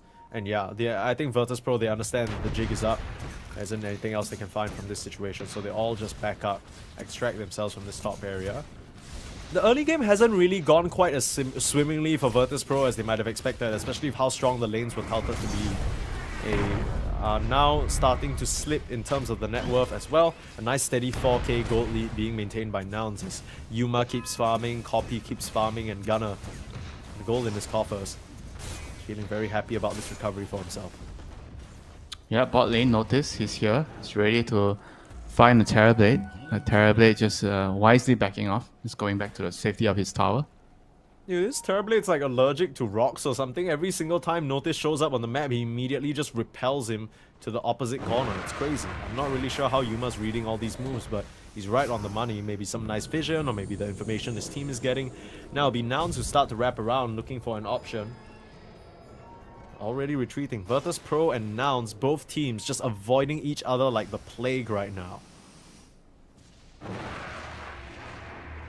Yeah, just trying to place down vision and looking at the vision. VP has a vision around the middle section of the map, just drawing a line so they know whenever Nouns crosses the area.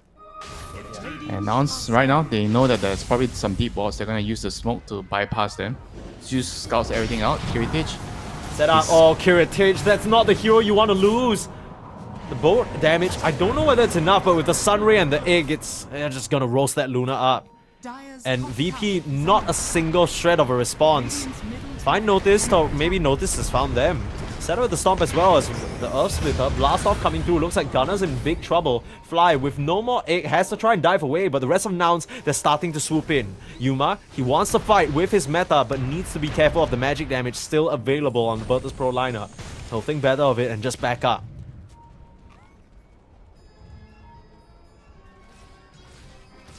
Yeah, probably a wise decision and not to commit to the fight. I think they already got what they came for, the Luna. And I mean, losing a Kunkka, not ideal, but still an off lane for a carry. You take that trade anytime, any day. Kunkka, 2 more components towards his Aghanim's for the water park to be open for business. And Virtus.pro, still quite a ways away for this Luna Aghanim's, which means that she can't be involved in the fights. The second she shows up, she's gonna get wrecked. The Kotos almost has his BKB though. And looks like the Tiny... Okay, going for the Echo Saber instead of the BKB this early, so... Either way, it feels like these team fights moving forward, Nouns are definitely going to have the upper hand with the control from Gunner. Yeah, once the water park's online, I imagine it'll be really, really hard for VP to take any engagements. Even with the BKB on Koto, I feel like the Luna is just still too weak to fight without BKB.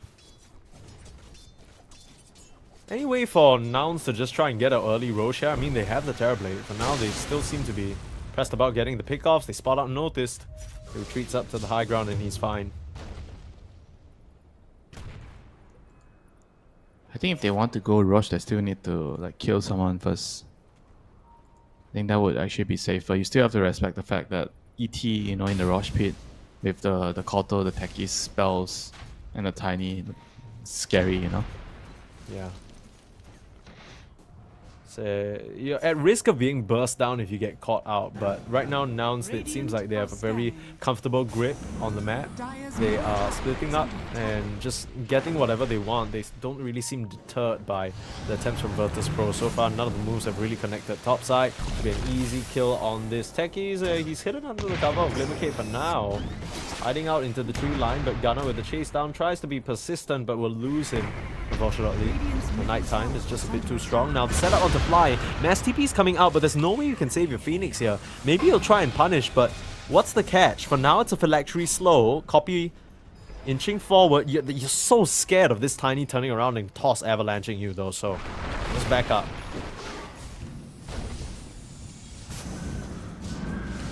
Yeah, good little sequence of events for VP. Saving their support top, killing the enemy support bot, just giving them more time to build into the BKB timing of the Luna. And once they get the double BKB timings, actually even triple BKBs, Tiny seems to be also getting one. They're gonna be looking to gear up and force a fight. Ideally at the rush, or you win a fight and get rush after. I mean, Gunner literally needs one more creep for this water park, but he's not able to find it just yet. You gotta imagine that Nouns want to start to get things moving as soon as he finishes that. For now, they'll start with this tower. Radiant's middle tower is Aghanim's flying out to the Kunkka now. Radiant's middle tower has fallen. Yeah, Well, Nouns is really strong right now with the Aghanims. Yeah. Time for VP to dodge until they have their triple BKB. Yeah, you might just have to give up some of these towers. Yeah, you can't risk fighting against this Kunkka right now. Noticed. Only on the spot side. We'll just be able to blink our trouble before any sort of X marks or Tidebringer befalls him. Very easy Tormentor intermission break.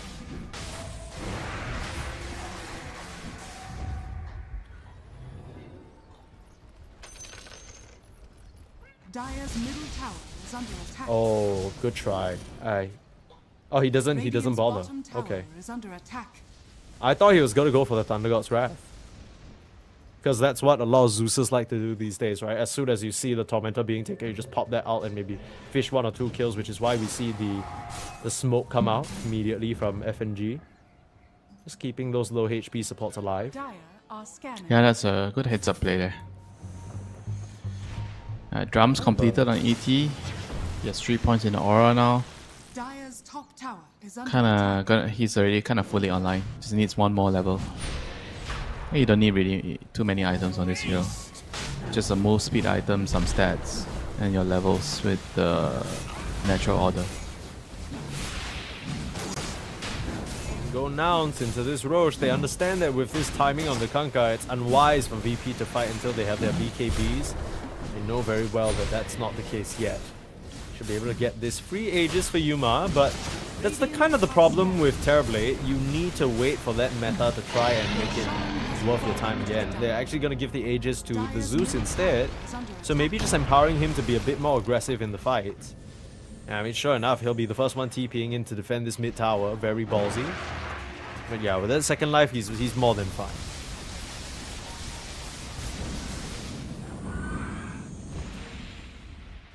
I mean, I also feel like he can just die very easily in the team fights. If he gets caught out by a Tiny, or even the Techie's blast off and there's an Elder Titan spray on you, like, they just have so much damage.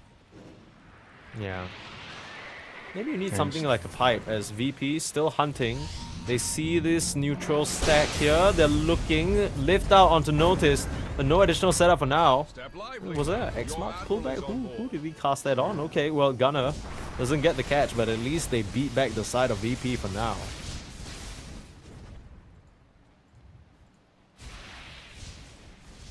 Still 4 minutes on the Aegis.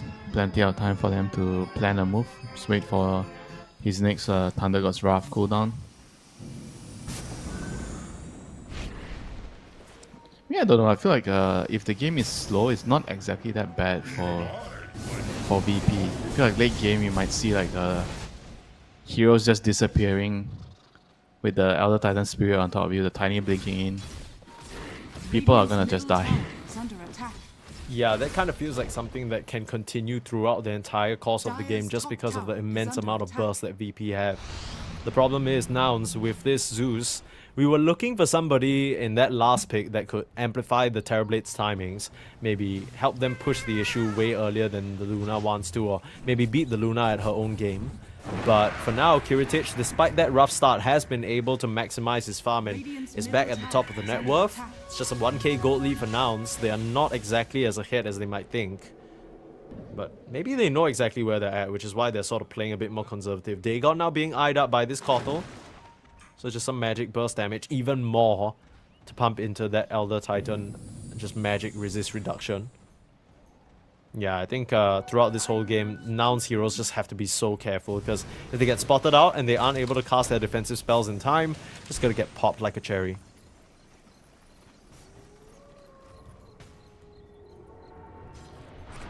They're building Hex on Phoenix, and Rubik's buying Dagger. Okay, I guess it's fine on Rubik, but I just feel like they might need like some aura items to deal with all this overwhelming magic damage. And Phoenix is kind of perfect to go for that. Maybe the thought process is just that, okay, you know, we're not gonna be able to avoid this overwhelming magic damage even if we build some resistances, so maybe we just play for the positioning and the catch, and we just initiate on them instead of the other way around. Thunder God's Wrath onto FNG, lift up into the sky. They catch that poor Elder Titan, but that's all they'll find. Good try on the wraparound, but VP wise to it will already evacuate the important heroes. Yeah, not the biggest loss, just losing your position 5. Yeah, sure, you lost the dude. Observer Ward. Wait. They're tracing Kiritich up here in this top side. They've immediately TP'd up here. He thinks he's safe, but he's in a load of trouble. Still has the BKB available, holding on to it for now. The entire team of Nouns is chasing down onto him. You need to pop it if you want to get away from this X-Marks, but it's so much damage. Copy, still chasing forward. Oh, so low on the Luna, but narrowly survives there. It's a clean sweep move from Nouns, but they aren't able to get the big prize. At least he'll settle for the tier 1 tower, I guess. He tried his best to hold on to the BKB. He really tried. Yeah. 9-second BKB charge. Painful stuff. It's supposed to be your Luna's moment of power, but great move from Nouns just to try and catch the Kiritich Luna with her pants down.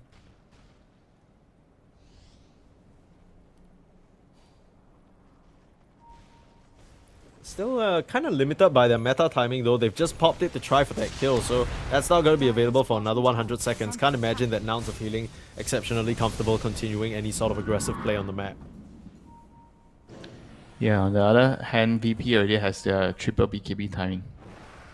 You notice just got his BKB. And this is what they were waiting for. I mean, they're also waiting for the Kanda on Tiny, which is insane. Yes. Yes, we know. You love the Kanda. To be fair, Kiritich also building the Kanda, so Kanda action here. Any Kanda on Dire team?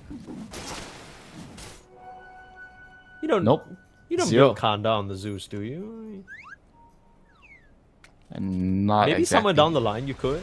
I mean, you want to hang on to that phylactery anyway, so might as well just upgrade it, I guess.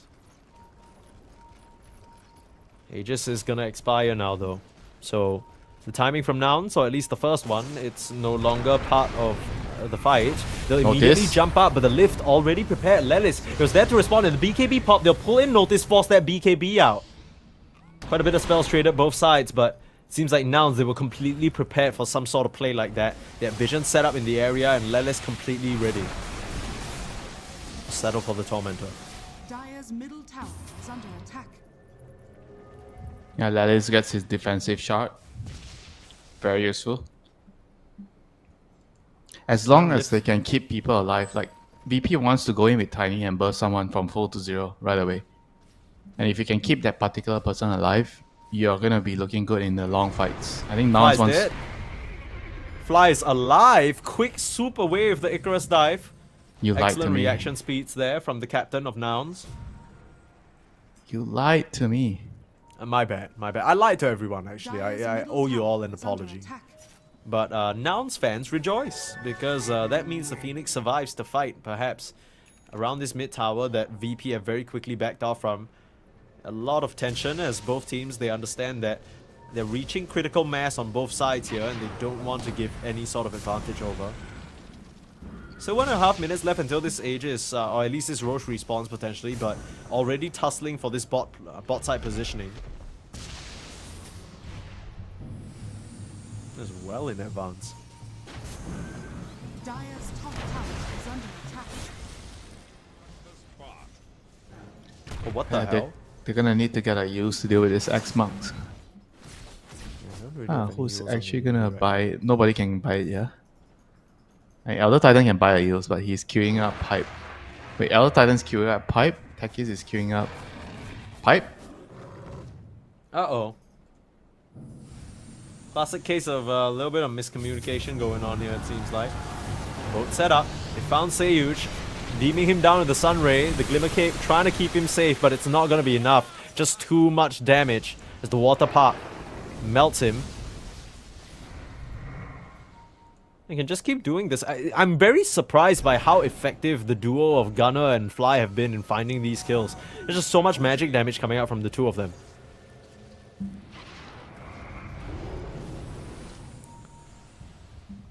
Oh, again, Fly. He's too quick on the moves, man. You try and get the hunt down on the Phoenix. He's Icarus diving out of there every single day of the week. And blink and you'll miss it. Seems like he's gonna get his... Okay, not very soon. 800 gold is still a long way for Phoenix, but still. He's working his way towards the sheep stick. A lot closer than I thought he would be.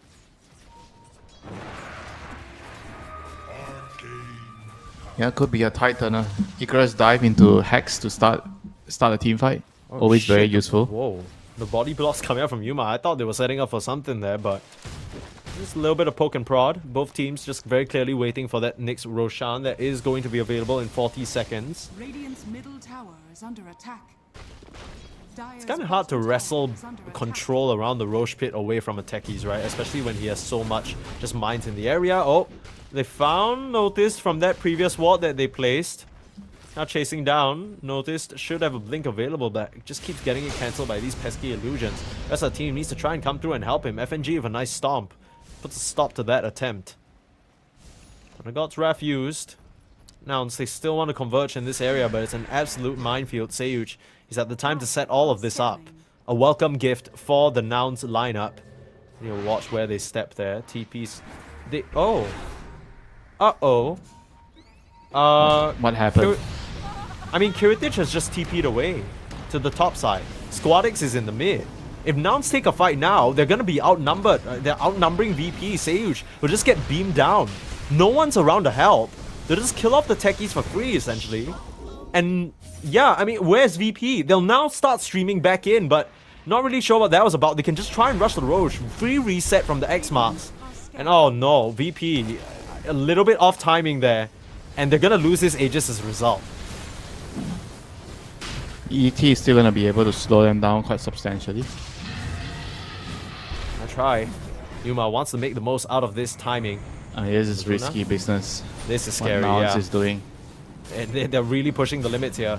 The ET just has full vision of them thanks to that spirit, and they gotta think better of it. They have their teamfight ultimates available, just not the Thunder God's Wrath. They still have the Water Park.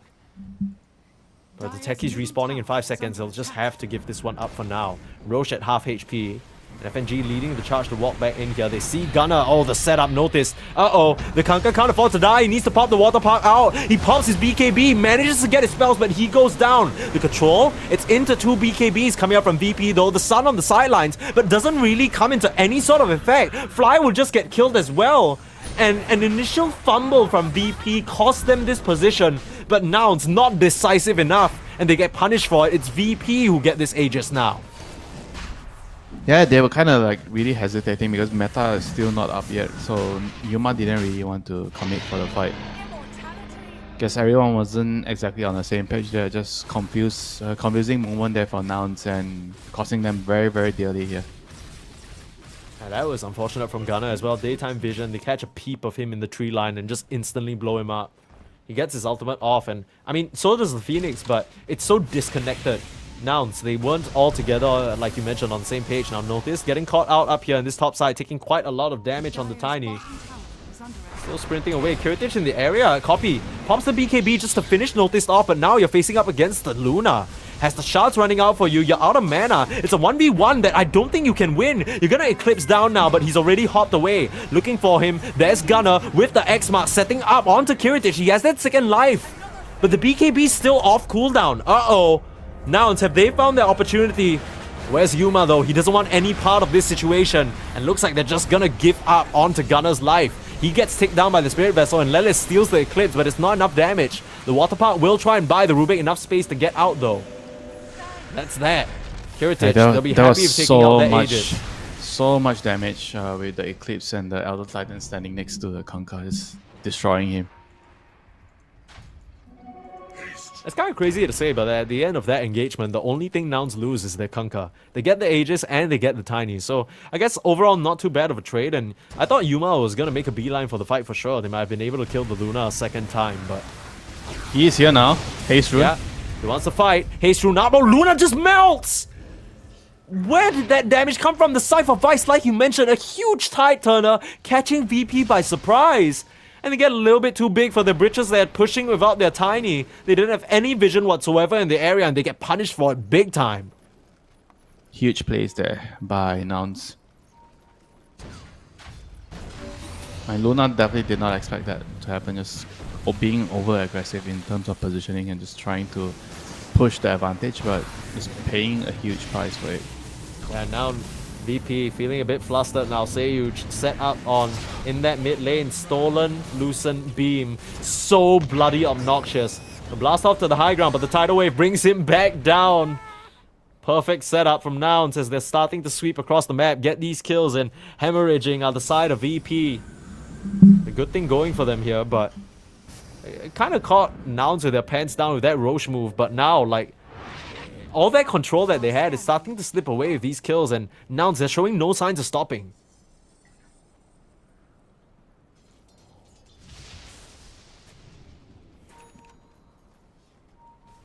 I mean, Terrible is getting to the stage where the Luna can no longer go up against him in the team fights. And now another catch with the Hex. They're forcing the BKB out from Notice. He's just a bit too tanky for them to work through 100 to 0, despite their best efforts.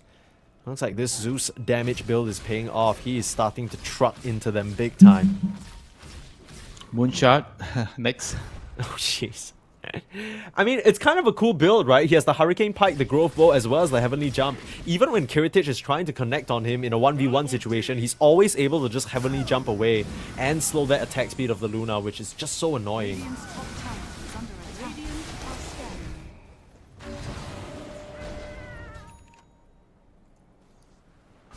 This feels like the Luna can't really even man fight the Zeus.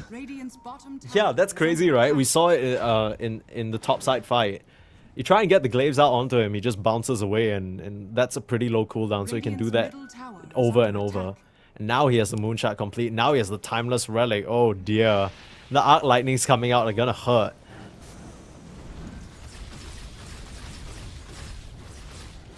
Here we go, Nouns. It's still a gold lead that means essentially nothing here, just at 2k, but they are just continuing to swarm the map and take control. And this Luna strat, this ET strat, yeah, you can blow up heroes, but they're starting to come together, starting to get a bit tanky, and you can't exactly find these moves anymore. Notice he needs to kind of rely on a jump, but he's the primary initiator. All he has for vision is a spirit or some bombs, and now they'll smoke up Virtus.pro, want to try and wrap around onto Nouns. Still running in. It doesn't seem like they have any idea this is happening. Fly, setting up vision in the area. Okay. I guess it was that. Was it a Thunder God's Wrath that scouted them out? Yeah. Copy just pops it out and immediately spots Virtus.pro. Dire's Very middle tense tower moments is right under now. attack. Yeah. Both teams know Roshan is going to be very, very close on the table. I hear a BKB. Uh-oh. Who used BKB? Oh, noticed accidentally popped his. That's not what you wanted. Now he's not gonna have it for the fight. Of course, Nouns don't know that, but Yep, they will when they they didn't kill see him it. off with ease if they find him. Trying to set up some high ground vision with the techies' minds now. Just holding that perimeter. Nouns doing very well to play around their vision. Creating a small little outpost down here in the bot side.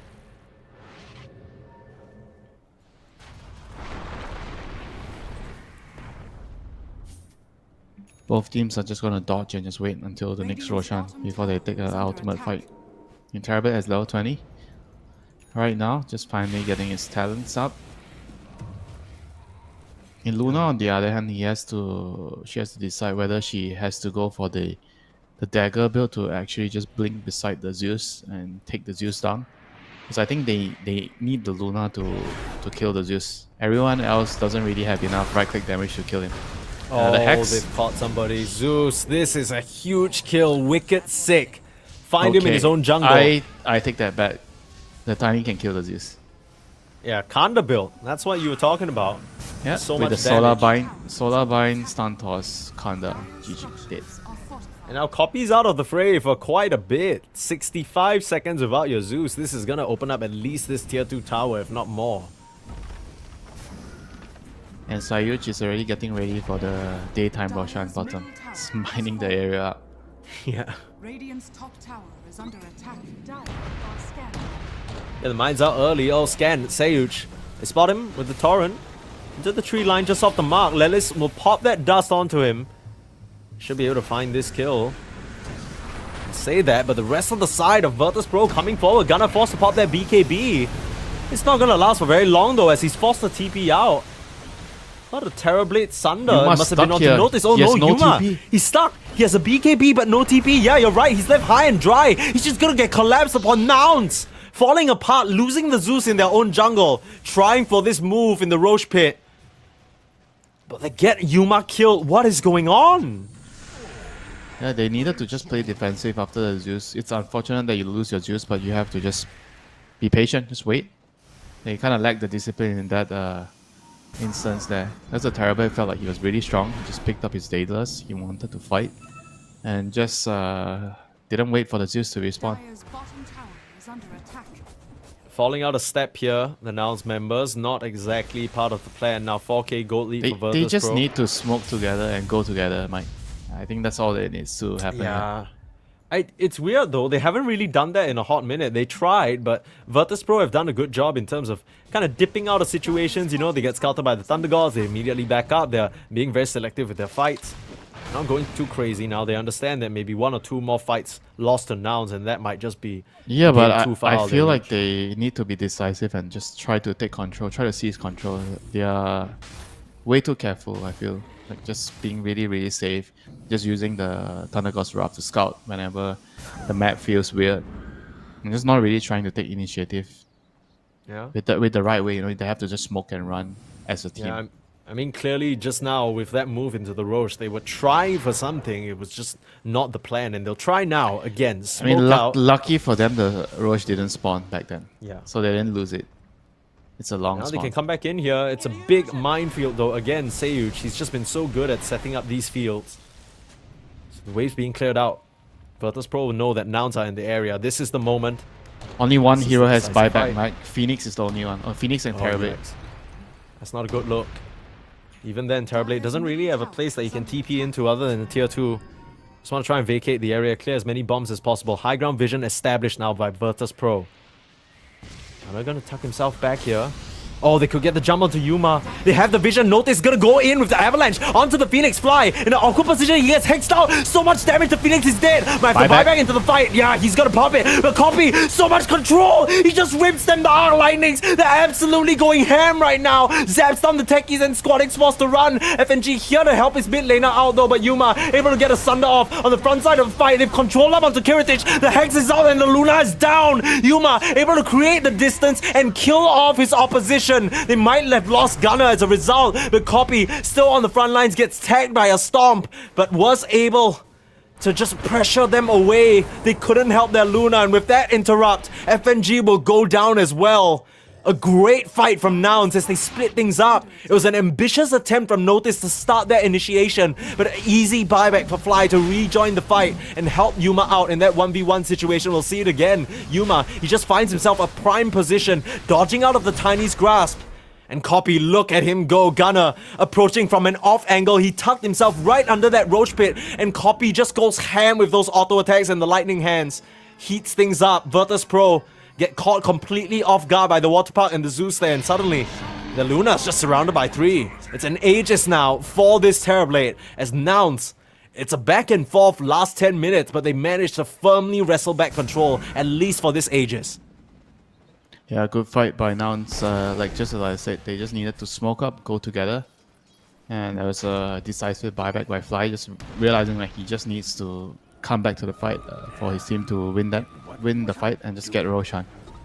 So now seizing decisive control of the game with this Aegis on Terrorblade. I mean, you see like the Luna is gonna have a hard time dealing with this Terrorblade, and Zeus right-clicking. Like, yeah, just kind of outranging and kiting her in the team fights with the Skadi and the lightning hands, the jump. Like, she needs her team to be around her. They cannot afford to split up. The Koto and the Tiny, they were kind of like split up in 2 sides of the fight. You know, one going for the Conquer, the other going for the Luna, trying to help her. Everybody needs to be on the same page. The target that you go on, Luna, is going to be there to finish the target off with her right clicks, and you move on to the next. And with the Elder Titan, Boots of Bearing and a pipe just buffing everyone up. They cannot afford to split up again. It's kind of a similar story for both sides. With Nouns, they aren't strong enough to get split up and picked apart. A couple of these fights where they look scattered have not looked great for them. That's why they'll just continue to run together, continue to band up. The strength in numbers. The Tiny is actually going to be like a secondary core right now in the team fights if he's actually allowed to stay alive and just keep using his tree volley. And they have the Chakra to speed it up. Oh, nice setup. Good try on the Avalanche. Can't get the connection though. Eats a Hex instead, but the Storm. Oh, the tree volley. Oh, the trees. Holy. Oh, it got on the high ground, forced out. That's a big timing though. Yeah, I mean, Fly. Koto, Chakra, constantly tree volleying the Tiny. Oh yeah, that's nasty. Sounds like the team fight. Yeah, sounds like a team fight win. Notice if he can keep finding himself in foresty areas and getting the trees out, that'll be huge.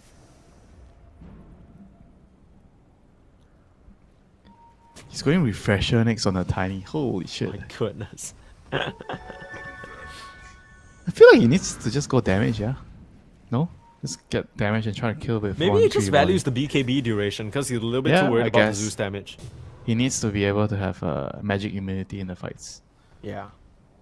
A one stray lightning bolt just stops him, which is really annoying. And the water park too, right? It's just so obnoxious.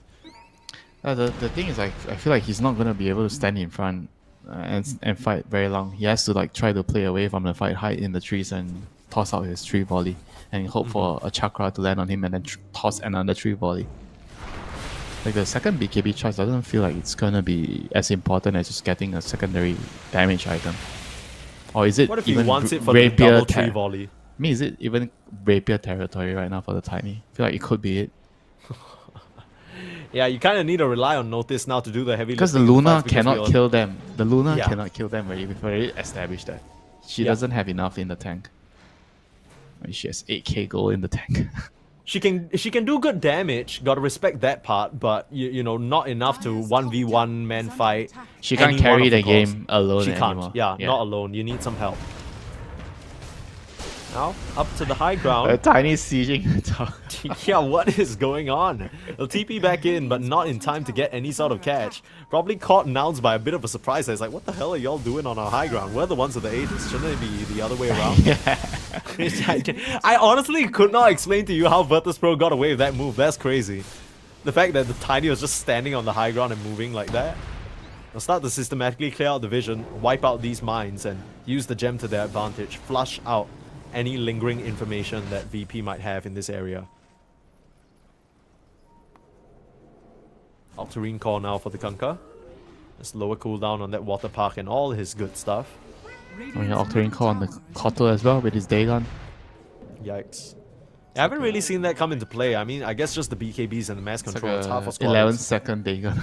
Yikes. Just zip and Radiant's zapping. courier has been killed. Dire If the are fight is scanning. drawn out long, I feel like it probably will favor. I don't know. Actually, both teams have very good tools for a drawn out long fight. Radiant's top tower Like is under you attack. have a VP on with the 3 volley, the chakra, then you have the constant Dagons and the Luna with the Kanda. And then on Nouns you have like the Zeus chucking his spells behind. Then you have the Terrorblade and right clicking with the meta. I guess if it's a long fight and you outlast the Metamorph, then it's good for the Luna. Yeah, I guess it's also good if you can just bait out the egg, right? Because after that initial egg and Sunray, Yeah. the Phoenix If is gonna Nouns be a bit... initiate and the fight is bad, the initial jump you survive, then they're gonna have to run with their lineup, and that's where Yeah. VP is going to have a huge advantage with their heroes. Yeah, they just need to cushion the initial blow. If they can survive it, get out relatively unscathed, don't lose too many important They have heroes. double pipe to cushion it. Yeah. So they did go for double pipe in the end. I mean, Okay. it's strange, but I guess they feel like the Zeus is just doing way too much. Dude, Seyuch has 65% magic resist with his pipe and glimmer. That's crazy. Oh, he didn't even go for the... He could still get an additional 20% magic resistance if he goes for the Talon. Once he hits that level 26, of course. But for now, Level Nouns on the prowl. Level 26 on the support, you're talking about that? I mean, we're getting there. We're 50 minutes into the game Too almost. soon, and both Mike. these teams... Too soon, Mike. Perhaps. Yeah, maybe I should keep my mouth shut. We'll see. Perhaps the game is just gonna end in one fell swoop after they get important catch. I mean, Squad X going down here. Oh, they've caught the techies. All the Yes, magic buyback. resist in the world isn't gonna help you out in this situation. They actually popped the meta for him, so he's gonna go down. But maybe they just want to immediately start moving up to high ground, and yeah, here they go. No, they have to come back and set up. BP, they need to be ready with the 3 volley. Radiant's Chakra bottom magic tower 3 volley is under defending the attack. base. Just when you think you've seen it all. Dire Yeah. are scanning. I mean, for now, the blasts are doing a good enough job at wiping out Yuma's illusions, so doesn't seem to be a very feasible push. Dire's top tower They Yeah, might it's just have to so settle for this tier difficult. 2. So difficult to push down the tower. Yeah, they legit can't Radiant's even hit the middle tower. is under Yeah. attack. Now It's not meta is blast, down. It's a 3 volley. Meta it's not is down. bombs. There is an opening mic for VP. Yeah. Does he have He might need refresher to wait. on? Oh, he has refresher.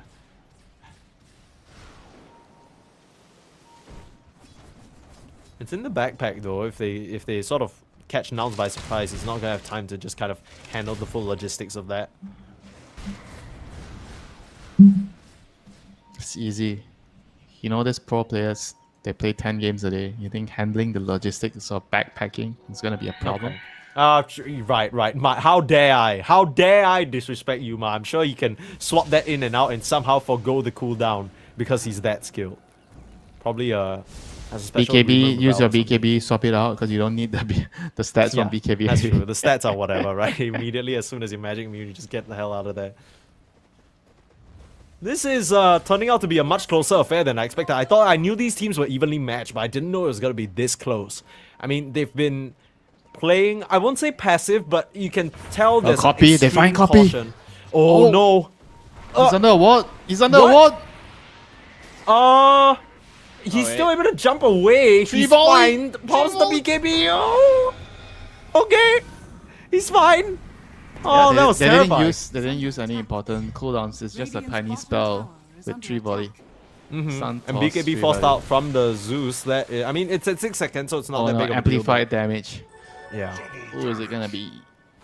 that's scary. He still says double damage on Terrorblade. I got tilted by that. Amplified damage. I think we're at Hex? this stage of the game where any catch is huge. Speaking of catch, Squad X gets the hexed out and And forced the Trickster's Cloak and BKB. There's a meta use though. I mean, They still want to take the fight. He's under a ward. They see they him. kind of have to. They're going around the Roche pit now. There is vision on this high ground. 8 Scattered seconds now to for the side of scrape VP. This could be troublesome for Gunner. He's getting tossed up into the sky. Pops the BKB as well as his ghost ship. A lot of resistances. Splitter coming through, lands on the Gunner and Yuma. They're trying to find themselves a target. It's a complete mess right now, but they can't fly. They're gonna try and look for engagement in with a beautiful egg. Sunray forcing everyone back. Nouns, they have the control of this Roche Pit area. It's gonna pop, and they still are gonna find the techies for now. Oh, Kiritich, he needs to get out, but he has no way home. Has to try and buy back to rejoin the fight with Squadix. He's doing mad work, trying to finish off onto Copy, but Squadix, all he can do is try and turn and run. He wasn't able to finish off the Zeus, and he is gonna get worked down. The Nouns heroes just a bit too tanky. Beautiful initiation from Fly, and that egg, it just sealed the deal, served them all up. And they are gonna be very, very happy about that. Virtus.pro wiped off the side of this Roche Pit. And Nouns able to collapse and get a huge advantage. We'll see that again. It was a beautiful Earth Splitter, but that water part controlling the entire side of VP, and look at Fly. Just jumps in, gets that huge egg, and nobody can hit it. Attack. Yeah, the Sunray is just like on 3 heroes, slowing them down. You have the miss chance. There's no way they can actually turn around and take the fight. That's huge engagement by Nouns, as recognizing the weakness of the Kotal, using the BKB to run away, and he runs past the initial ward in the outpost, and that's the information they need to pursue that fight. Yeah, I mean, just huge stuff as well. We didn't see this on screen, but Copy somehow able to solo down the Tiny off of the map, right? Just takes advantage of the confusion and the chaos, gets in there with the lightning hands. BKB just pumps out so much damage. He might be tanky on that rock golem, but it's not going to be enough against the percentage HP damage that comes out from these arc lightnings now. Forcing the buyback onto Squadix. Nouns, they'll be satisfied with that and they'll back up. Yeah, just need to be patient right now. Even though you have just gotten a huge advantage, but you have to play with your cooldowns, wait for your refresher, wait for your BKB. No reason to rush anything. Tower is under attack. You still have time on the Aegis, another 4 minutes. Discipline is the name of the game right now, if you're Nouns. Radiant's Oh, top we tower don't see this Phoenix come out very often, but if Fly's gonna play it like that every single game, please. These eggs have been superb. A couple of missed ones in the early game, but still, this teamfight impact is absurd from him. Now Yuma? Yuma, he's in a very precarious position. He's able to get himself out of there. Whew. I thought The VP man were gonna man get the has jump. Aegis. He has the license to be in a dangerous position. Okay. And after he uses BKB, he'll be able to swap it out very cleanly for like Daedalus, right? Is what you can say. Yeah. Why do you even doubt the pro player? I'm not. He's great. He's looking good. 3 volley to try and defend. I think as much as Nouns are in a good position now with a 20k gold lead, this high ground is still really tough. This high ground against Keeper of the Light, tiny 3 volley. The mines, good luck. Okay, but the problem is that you can't regrow the trees forcefully, so you only have a certain amount of tree volleys, right? Because You inside plant- the base, plant there's not a lot of branches. trees. Just plant branches. just get FNG to buy ironwood branches and let them throw it. Oh, that's hilarious. Maybe that's a strat if you run out of trees in the base. Just 4 hit plays coming out from Winter right now. How dare you make fun of me, Mike? I'm not. That's genuinely insanely smart. I didn't even think about that. I'm like, what do you even do if you run out of trees? Yeah, you can plant your own. I completely forgot. Recycle them. Yeah. Regrow them. Yeah, it's good for sustainability, right? It's 50 gold. It's relatively cheap. You can do something good for the environment. Right now, Nouns will tear down the environment. The Rex just under threat from Yuma and his meta. Again, this can be slowed down by the storms. Tiny's going in. Oh, here he goes, trying to full Wow. burst down Dagon. Ho ho! That's a Terrorblade out of the picture. First life gone. Could be scary if the Hex lift back to safety thanks to Lelis. But you gotta That keep was your eye an out for that. Instant kaboom on a 3k HP hero. He got exploded, yeah. I mean, he had a Trickster's Cloak and everything. Radiant's middle barracks. Didn't even seem to matter. So, again, this high ground, very scary affair, and that's your Aegis down. So, I don't know if you're gonna feel comfortable enough to continue this aggressive attempt. 60 minutes, Mike. Oh my Time to goodness, wait come for the on. items. I mean, even if Oh. they get, realistically, right, even if they get 1 or 2 lanes, even Megas, it's not gonna end the game. Yeah, They can no. easily defend it with their heroes. Tiny, Luna. They have so much AoE damage to just clear out the creep waves. This is gonna be a long one. We're gonna be here for a long ride. Did you get your coffee? Did you get your okay. caffeine in? Let me take a sip of water.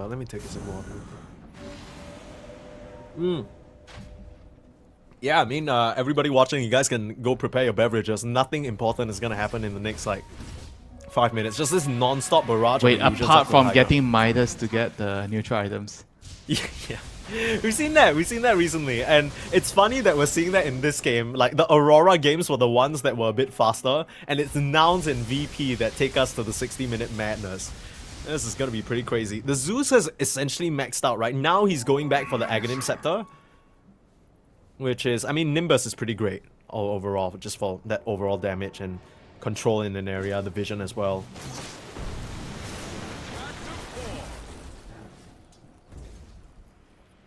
A little concerned though, I think this is where you mentioned that the Kanka starts to plateau a bit. You know, he has insane spell damage, a lot of teamfight control and all that, but he doesn't really provide much in terms of the extended teamfight. Yeah, no, he doesn't. He's not just a backline spellcaster right now, but a tanky spellcaster. He doesn't instantly die if you catch him, but you know, he just kind of has to waddle away and just kind of push you away with some water.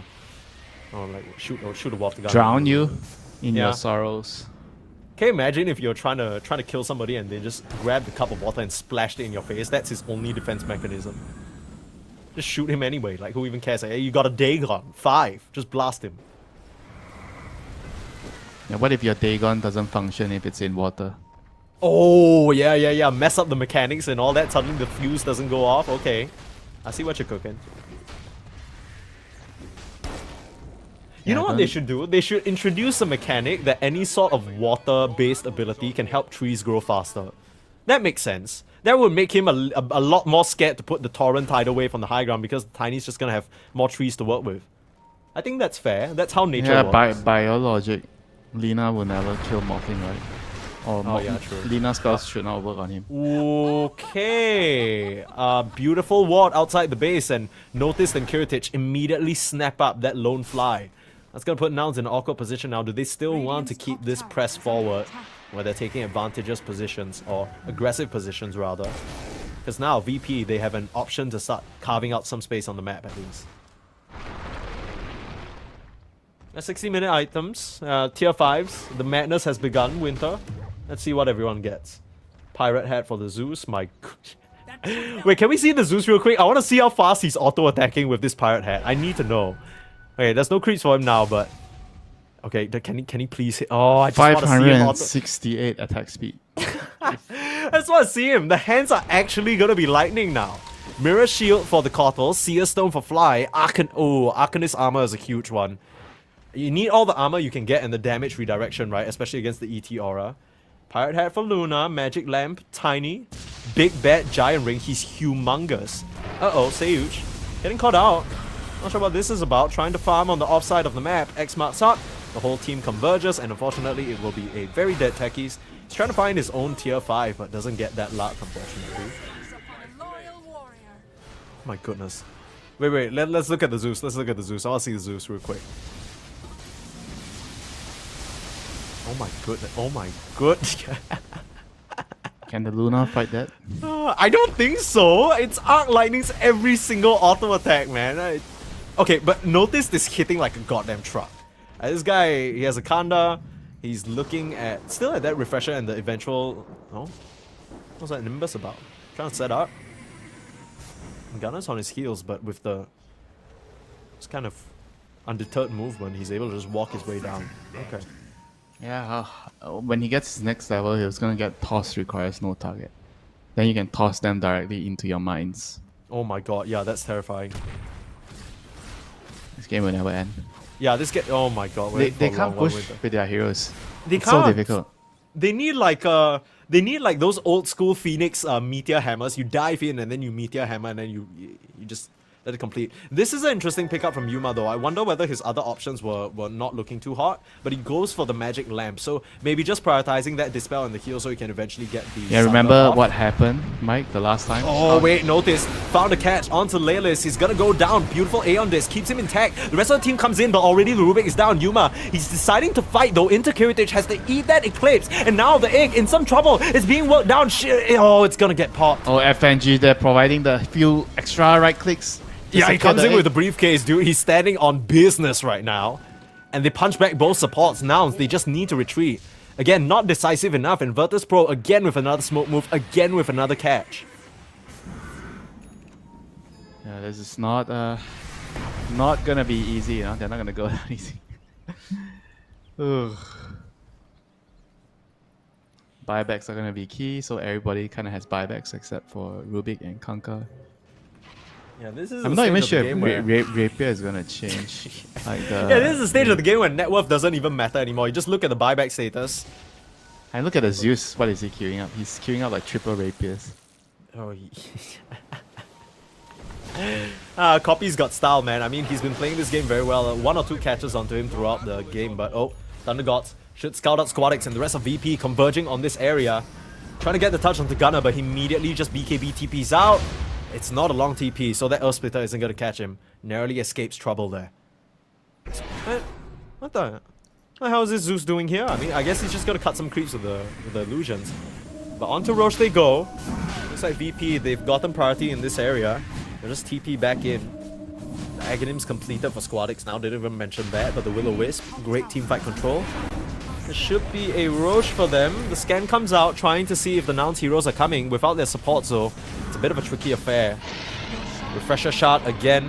Dude, I feel like the ET needs to try to be a core now. Like, he actually should have tried to be a core a while ago. It's gonna be I get what you mean.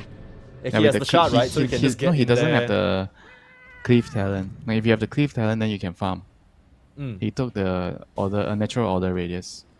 Oh, that is a good item though. I mean, that is a good talent though, right?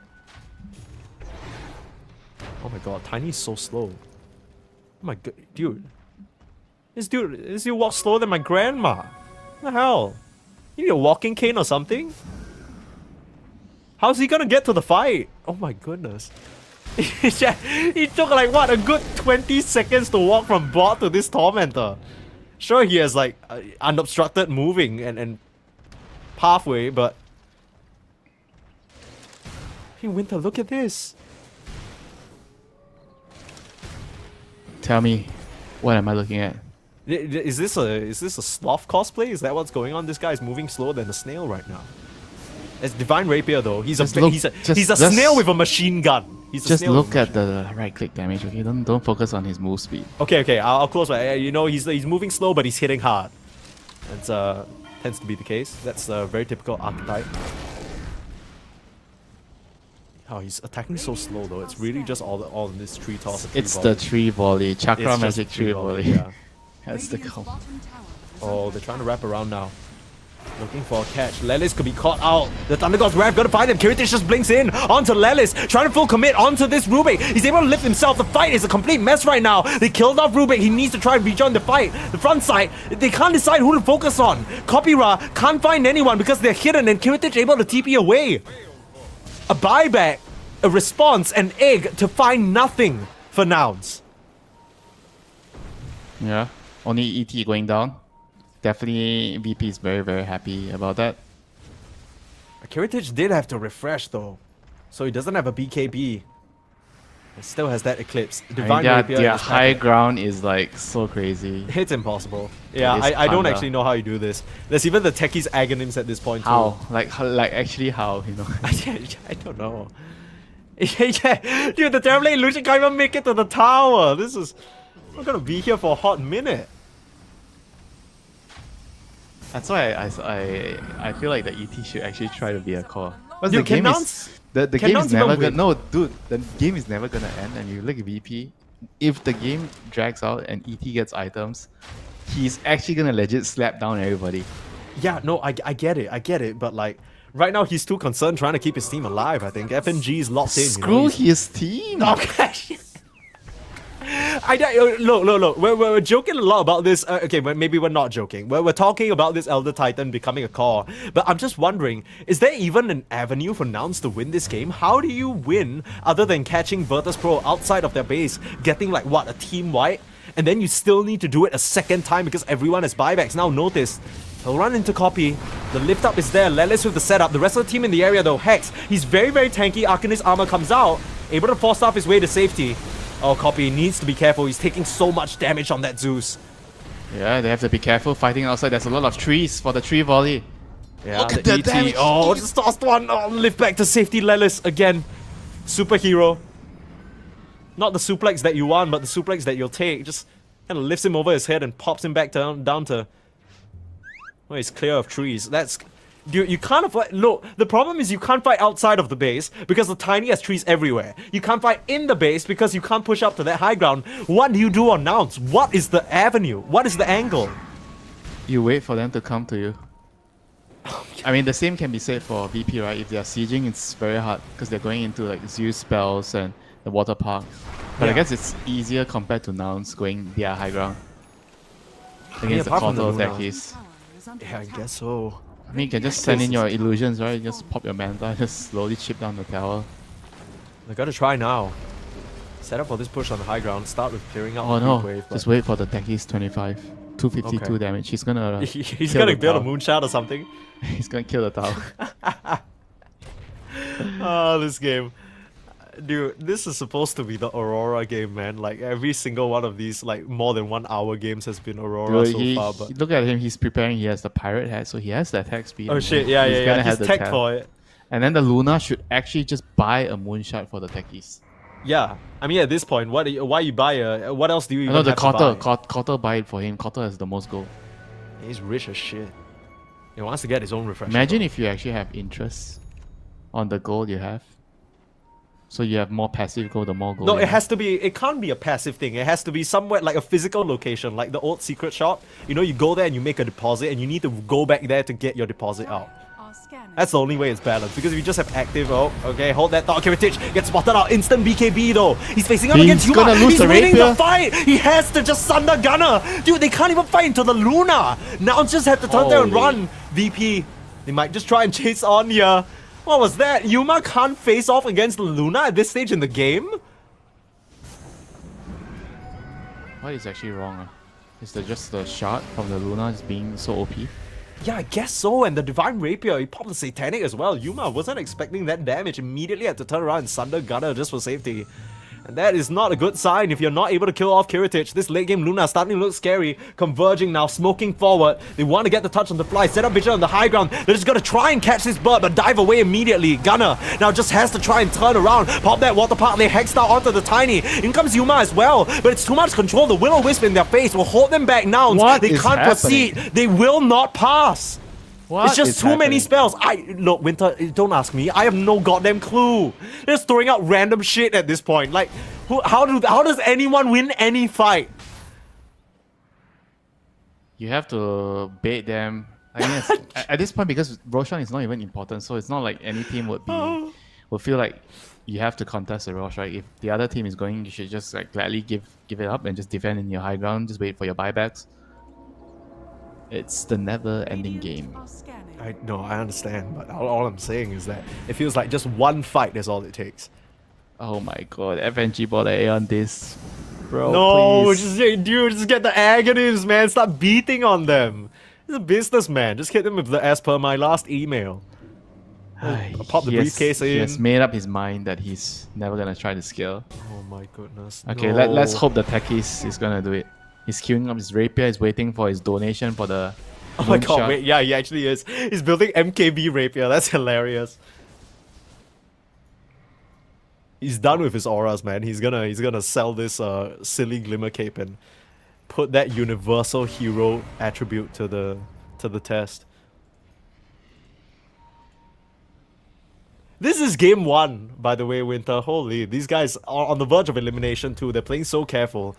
Nothing matters other than the buybacks at this point, and everyone has them other than the Rubik and the Tiny. Notice doesn't have the gold for it, and Rubik doesn't have his for another 2 minutes. Let's do a quick rapier count. 2 on Radiant. Dyer has 1. Two. Two each. 2 apiece. But does it count if it's a spell amp rapier? Yeah, it's a bit weird, huh? I mean, it kind of looks odd too. It looks like a shitty like fan edit of the image. Doesn't look like a real item. Upon a loyal warrior. Oh, Gunner. Just some X-Mark shenanigans here. Try to push out the wave where he can. Regroup with him. Start to smoke out No one in the area though. Again, both teams are not gonna give each other the opportunity, right? They're all playing so careful. All they need to do is wait for the other person to walk into them, but nobody's doing any walking. Everyone's just sitting down. Nouns are gonna try. Link up back with their Kunkka. Sweep through this jungle area. Try and find some sort of opportunity. It might be the end of them if they just run up the high ground and try to take a fight there. Look at Yeah, the there's base. way too many mines. There are Look at way the too dots, many the mines. dots on the map. It's crazy. Thunder Gods. I actually legit feel like there's no way they can push. Yeah, I don't know what's... I mean, even if you get this Aegis, that's going to come up in 1 minute 15 It seconds. changes nothing. Like legit 73 minutes in as like a no goal lead. It's a 50-50 game. Yeah, and I mean, look, Gunner can just keep doing this, right? The X-Marks, they still do not have a single Yules on their team, so they don't have any way of stopping that unless they burst him 100-0. I mean, at this point, you just have to put vision on the rune. Wait for the amplified damage rune. I think that's probably the only meaningful rune at this point. Maybe shield rune on your tiny. Yeah, amplified damage, shield rune. The rest are probably not very useful. Oh, Gunner was trying to be cute with it. He actually bought up a Helm of the Dominator and sent a little creep to try and potentially boost the travels to red, but yeah. It's gonna need... Yeah, but if you go in the base, look at the mines. Yeah.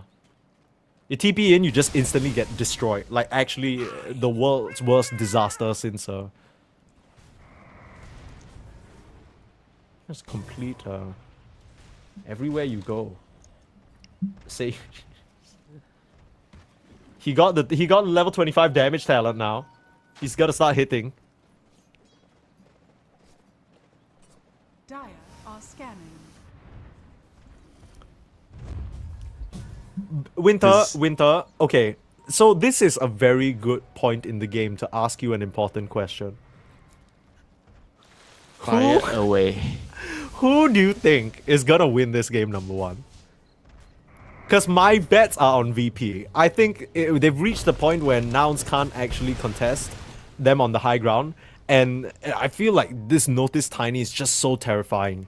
It's so low committal as well, right? Where the Zeus, he kind of needs to get in the mix and auto attack, which puts him in a very scary position. Radiant are scanning. The fans are gonna win. The fans are winning right now. The fans are winning. I don't know how entertained they are by this madness because we haven't seen any insanity in a little bit. Both teams just playing extremely careful. Roche is up. They're grouping around this area now.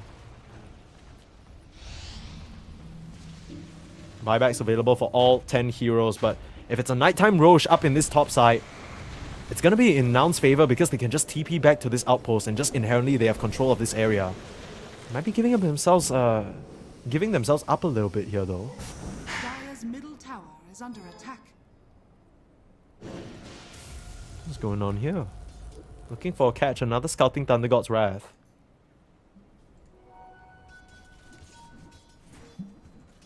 I feel like they don't even need to go contest the Roche. Kiritix is just trying to get the Rex.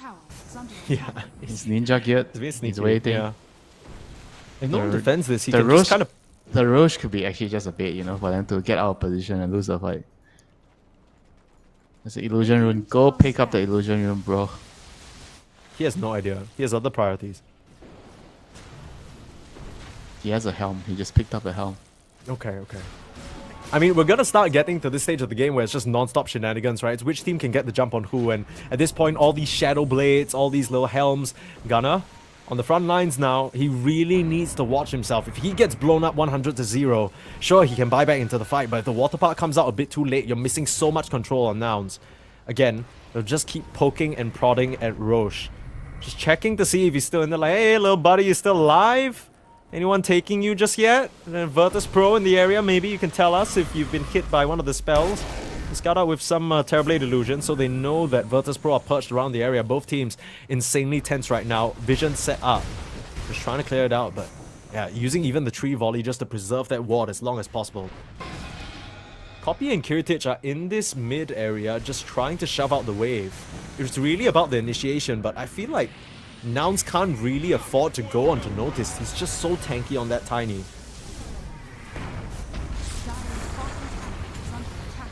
There we forward go. now, forcing the BKBs inch ahead, but they don't really get any touches. BKB committed on every single hero, but it runs out. They found the poor Tiny, and they're collapsing upon him. It's too much damage. He goes down, even against the will of the wisp. And Yuma, he's gonna beat down Sage. The Buyback's base. available for both those heroes, but the base, oh, the Luna starting to red, starting to get these towers. You have to TP back. It's a complete mess. Here comes Yuma, just straight onto Kiritich, but you can't fight into those glaives. Kiritich left alone, but it's eclipsed stolen. into a BKB. Gunner, he's getting wrecked by the damage he has to hide.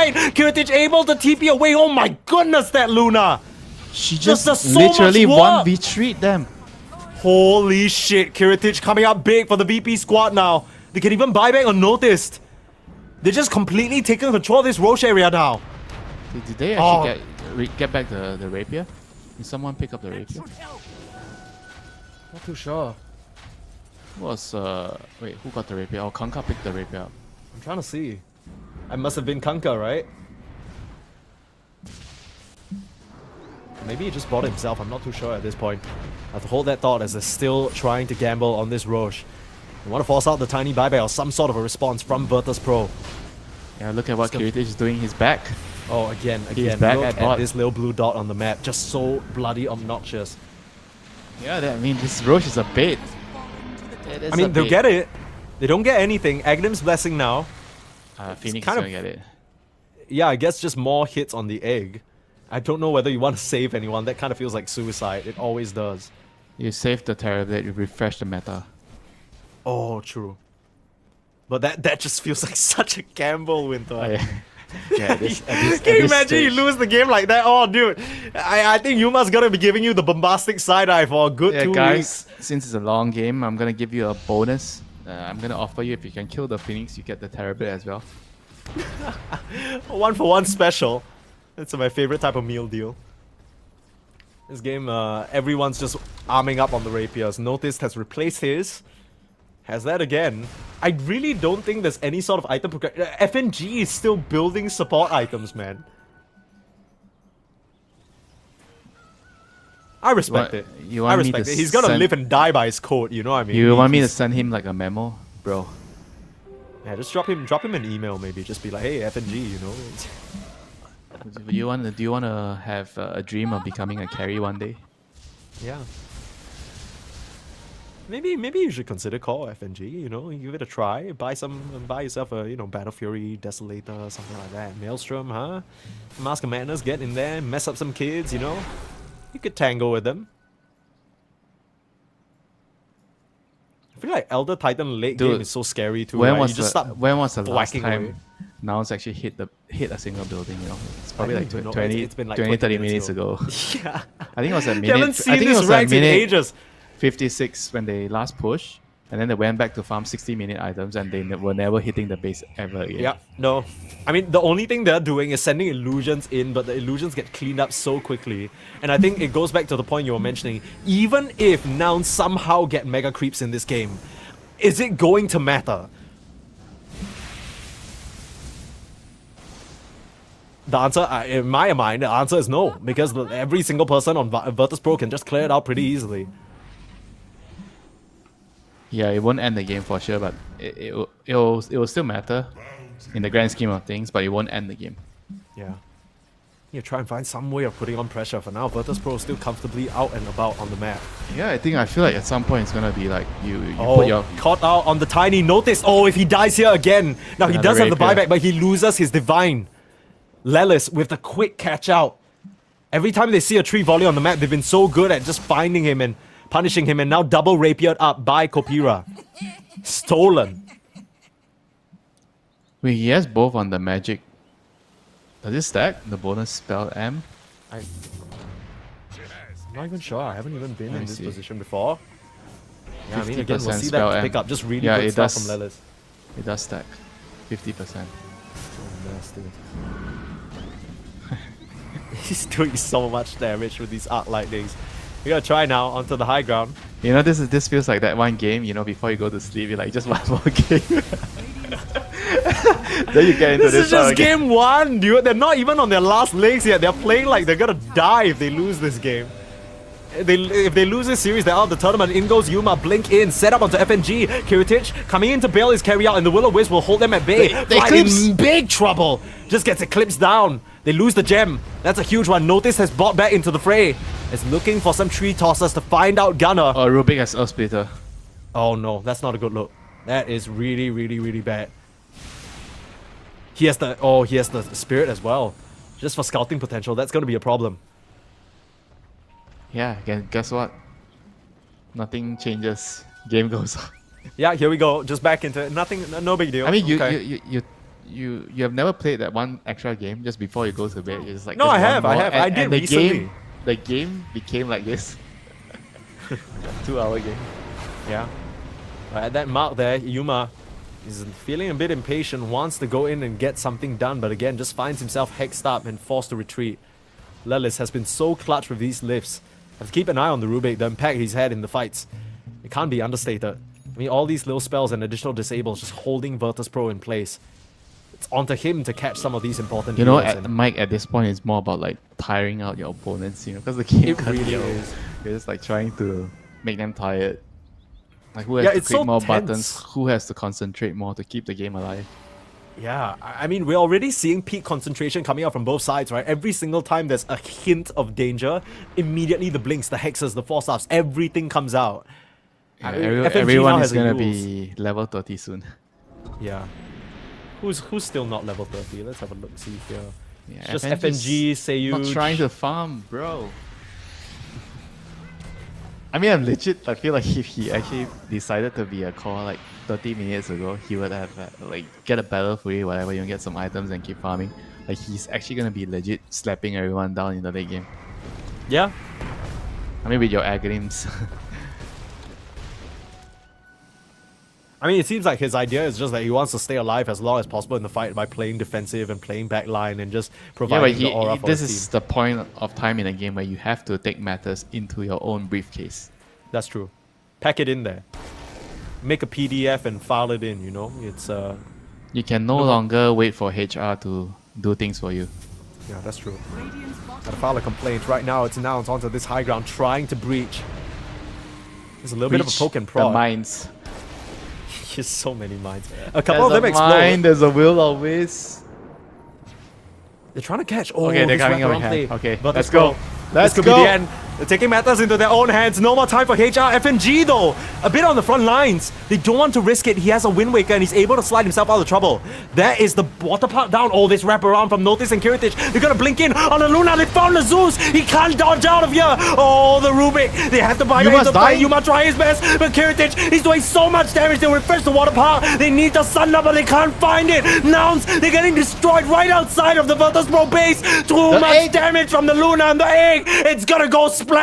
Nouns, they can't answer in time. What a beautiful wraparound play from Kiritich, just blinking right on top of the Zeus. And things have completely flipped now. You might have buybacks on Nouns. But now it's Virtus.pro's time to put on some pressure. They can walk forward and start threatening this base. The double eclipse plus her right clicks did 10,000 damage on the hood. Oh shit! Oh my goodness! That dude, that Luna won the fight for her team. Look at that blink, just eliminating the Zeus, the Tiny in tandem, rips up Lelis. By the time he comes down, he just Look at eats the TV. trees. He can't. There's like what? An Elder Titan on one side, Earth Splitter on the other. The techies for all people is auto attacking him. Like what do you even do? Oh my goodness, You know, Takis Virtus.pro. is killing the egg. Yeah.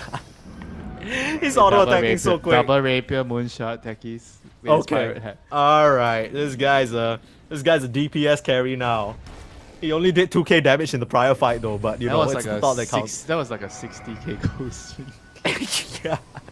They're now 47k gold up. All these divine rapiers are now Kiritich on the high ground. This is where the Luna wants to be. It only take. We made progress, Mike. Okay, nice. Okay, this game might actually be coming to a close soon. But that's not even announced if something to say about it. They're gonna try and catch this Luna, pull her back into the fray. She still has a BKB and a Satanic available. They need to watch how they approach this fight. They could be subject to another tiny massacre. Takis is taking the building. Oh yeah, the long range from Seiyu. They're coming in, Kiritich. The Eclipse. Go one more lane down. Like even 3 lanes down, it's still gonna be a while. Yeah, it's gonna One be by a one. while. A step at a time. Yeah, slowly but surely. 90 minutes or 87 rather. every- 55k gold lead. Every time there's a fight, like, and everyone backs off, or even if they are almost close to losing the fight, then I look at the base, I see all these red dots, and I'm in despair, you know, if I'm dire. How can we end the game? And now, it's not even in the question. They are the ones going to be doing the defending. I'm trying to figure out if not. It really feels like it's one of those games that will slowly slip out. Of No, I Nouns' think hands, Nouns but that- cannot win anymore. I don't they think cannot Nouns can. win. Yeah, I don't think Nouns can win, and I don't think Nouns could win as soon as that 60-minute timer hit over. Because how do you even fight? We've seen time and time again. I don't know how, and I don't know why, but we've reached the stage where the Terrorblade literally cannot fight the Luna, and a part of that might be because of that pirate hat. The Terrorblade in his neutral item slot only has a magic lamp that doesn't really do anything for him in that 1v1 scenario. Yeah, Terrorblade, not so scary. Yeah, not so martial in the late game. Yeah, it's I mean, it's the shot as well. I mean, the Luna shot is just crazy. disgusting. Yeah, I mean, 25% damage reduced. you'd think that since the Terrorblade has reflection and he's able to create a semi-illusion of the Luna to attack her as well, you'd think that would do something. But clearly, the Luna's just auto-attacking way too quick. And every time you try and run up on her with illusions, you're just allowing the glaives to bounce and do more damage. It's disgusting now for Kiritich, as he just has a Divine Rapier backpacked. Buyback available. The only people missing it are the Techies and the Tiny. On the flip side, Nouns, the only member remaining with buyback is Fly. Anyone on Nouns dies, they're clocked out and out of the game. This is looking like the beginning of the end here as Virtus.pro Here we up go. on the high ground. Here on Kiritich this. straight in, forcing that Eclipse. Aeon Disc out. So much damage, forcing that Wind Waker. Gunner, gonna buy some space. They'll actually egg up on the high ground. Stolen Push the Luna Eclipse. away for now. Yeah, Stolen Eclipse doing quite a bit of damage, but the easy Yules up the Wind Waker. Copy. They got the range racks. They can just All do that that for again. a range racks. All that for range racks. All that for an inch. The techie says, guys, wait for our cooldowns to do it again, distract them, I'll right click with my talents and my rapiers. The techie actually has the most right click damage right now. I kid you not. On Yeah. the Radiant team. That's ridiculous. It's just because of that stupid 252 damage talent. And now the Roche is available. They've waited for it to be daytime. It's gonna start coming to the Twin Gates now. I believe that was a Seer Stone from Fly, so they know that this is happening. Nouns making a beeline straight forward. The Nimbus gonna scout them out. They're trying to rush this Roche down. Ooh, Nouns, they're in a good position to try and contest this Gunner. First into the mix, runs into a Will-Wisp, pops the BKB. This is threatening now. Refreshes, has control. Techies. He's holding them down. He wants the rapier. Oh, the Roche, he finds the Aegis on the Techie Sage. Punching away onto Yuma, it's not enough. A lot of control though on the sidelines. Copyra starting out to auto attack, but he doesn't have the HP. He just gets punched down. He's trying to run up to the high ground, but nowhere to go. Killed off and out of the picture for 2 minutes. Buybacks coming out en masse now for Virtus.pro as they're trying to keep Sage alive. Loses those rapiers. Yuma in the middle of things, starting to be able to do some damage. The Wind Waker keeping FNG up and running, but there's the pullback from the X-Mask, and Gunner will slice him down. Now mass buybacks again. They just need to rejoin the fight and punish Nouns. Notice looking for an angle now. He just needs to come in. Narrowly misses out onto Yuma. Fly gets the TP. No, cancel by the Hex. They'll punch down the Phoenix, and now they're chasing down on this Terrorblade as well. Too much control. They'll try his best to Satanic up, but the Rube can't do enough. He gets killed off. Lelis will go down as well, and that has got to be curtains. Even if they don't get the Aegis, all these Divines on the deck, and it's only Gunner and Fly. Finally, the game-ending fight. We might have just seen it. Conker and Phoenix, what can you do? The two brothers holding hands. It doesn't The seem like pirate as much. and the Phoenix, what can Yeah. you do? A pirate and his parrot, all you can do is yap and hope for better seas. Looks like the tide is turned and it's not in your favor. VP. They look down and out in multiple moments, but as soon as that 60 minutes ticked over, they just scaled so hard and now beating down the Eclipse. Everything under the moonlight vanishes under your grasp in this game. 92 minutes is all it takes. Virtus.pro, what a game. Number one, you see Sage, hands in his goddamn head. That was a tough fought battle. And they aren't entirely satisfied with it, but at least there's some smiles all around. And they still have another match to go if they want to stay alive in this tournament. But what a cracker of an opening. moral victory, my friend. Winning a game like this, your opponents gotta be devastated after a loss. They were in control. I feel like majority part of the first 56 minutes of the game, Nouns were in control. They were in kind of like control of the game, and then they couldn't end the game. They had like some 10k, 15k lead, but just couldn't push up the high ground. I mean, that's the problem with like Zeus, right, as a core. Like even Terabit can't really end the game. He can't really hit the buildings with the techies just placing all the mines all around there, and you're dealing with a tiny mid-tree body, the Cortal spamming spells. It was just very, very difficult. Their lineup kind of had a expiration date, you know.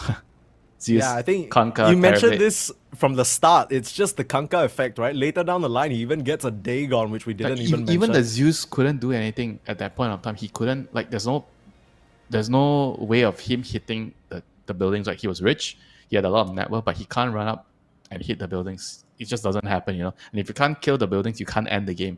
And if you can't end the game, it means that you're stuck in the situation in the game where you can't make progress and you're just kind of waiting for VP to win the game. Because VP, I feel like overall they had better scaling. Every single one of their heroes like scaled. I feel like except FNG that decided that he's not gonna join the scaling bus. Even the techies, he was in the scaling bus, so everyone was scaling that 4 cores.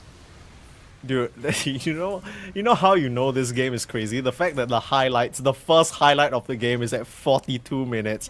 We've had an absolute barn burner of a first game here, but just insane team fighting all around. It looked like Nouns had the advantage with this one engagement, getting the surround onto Kiritich and just working him down, right? It looked so good, but it goes back to what you were saying, expiration date for this lineup. Nobody could comfortably hit the racks, and as the just fights went on and on. We went into Roche after engagement after engagement. Kiritich just became a bigger and bigger threat. Yeah, You'll this egg. see, Remember this egg? was They insane. took I control remember of the this. game. And, Yeah. and we thought, okay, they are in position to try to siege high ground. And after that, I think nothing actually happened. They took some outer towers, but couldn't really finish the game. Yeah, it was just tricky stuff here. I think that's kind of the limitation of the Zeus, right? He needs to get in the mix to do this damage with the auto attacks. But now you're running into a Luna, the techies is just auto attacking you and notice so much damage. Well, see, this is where tides start to turn here after what feels like forever of inactivity. They get the catch out onto Notice. His BKB just expires right as they pull him back in. And sure, they get the kill off, but you quickly realize that Yuma, he just doesn't do enough damage to the rest of them. Like, okay, at this point, you get this fight, cool, right? But then the Luna is just ratting your base, and this was insane from Kiritich. This wrap around basically won them the game, it felt like. I mean, it was just like them trying to do something, you know. I feel like if Nouns just accept the fact that even though we can't win, we don't let you win, you know. I mean, imagine we're in this game right now, and Nouns accept the fact they can't win, and they just sit in the base and just wait for them to come. Like, how long will it take until the game ends? I feel like if they would have done that, maybe they would have not lost the game. I don't know, you know, just wait, you know. If they wait in the base, and if you think about VP's heroes, okay, you can slowly chip down the base with your techies, with his Moonshot and Double Rapier and his Talon, but it's going to take a while. Yeah, and it puts you in a much better position to mount Yeah, some I sort mean, of they defense, could right? wait for a VP mistake and maybe then they can win, you know, like who knows.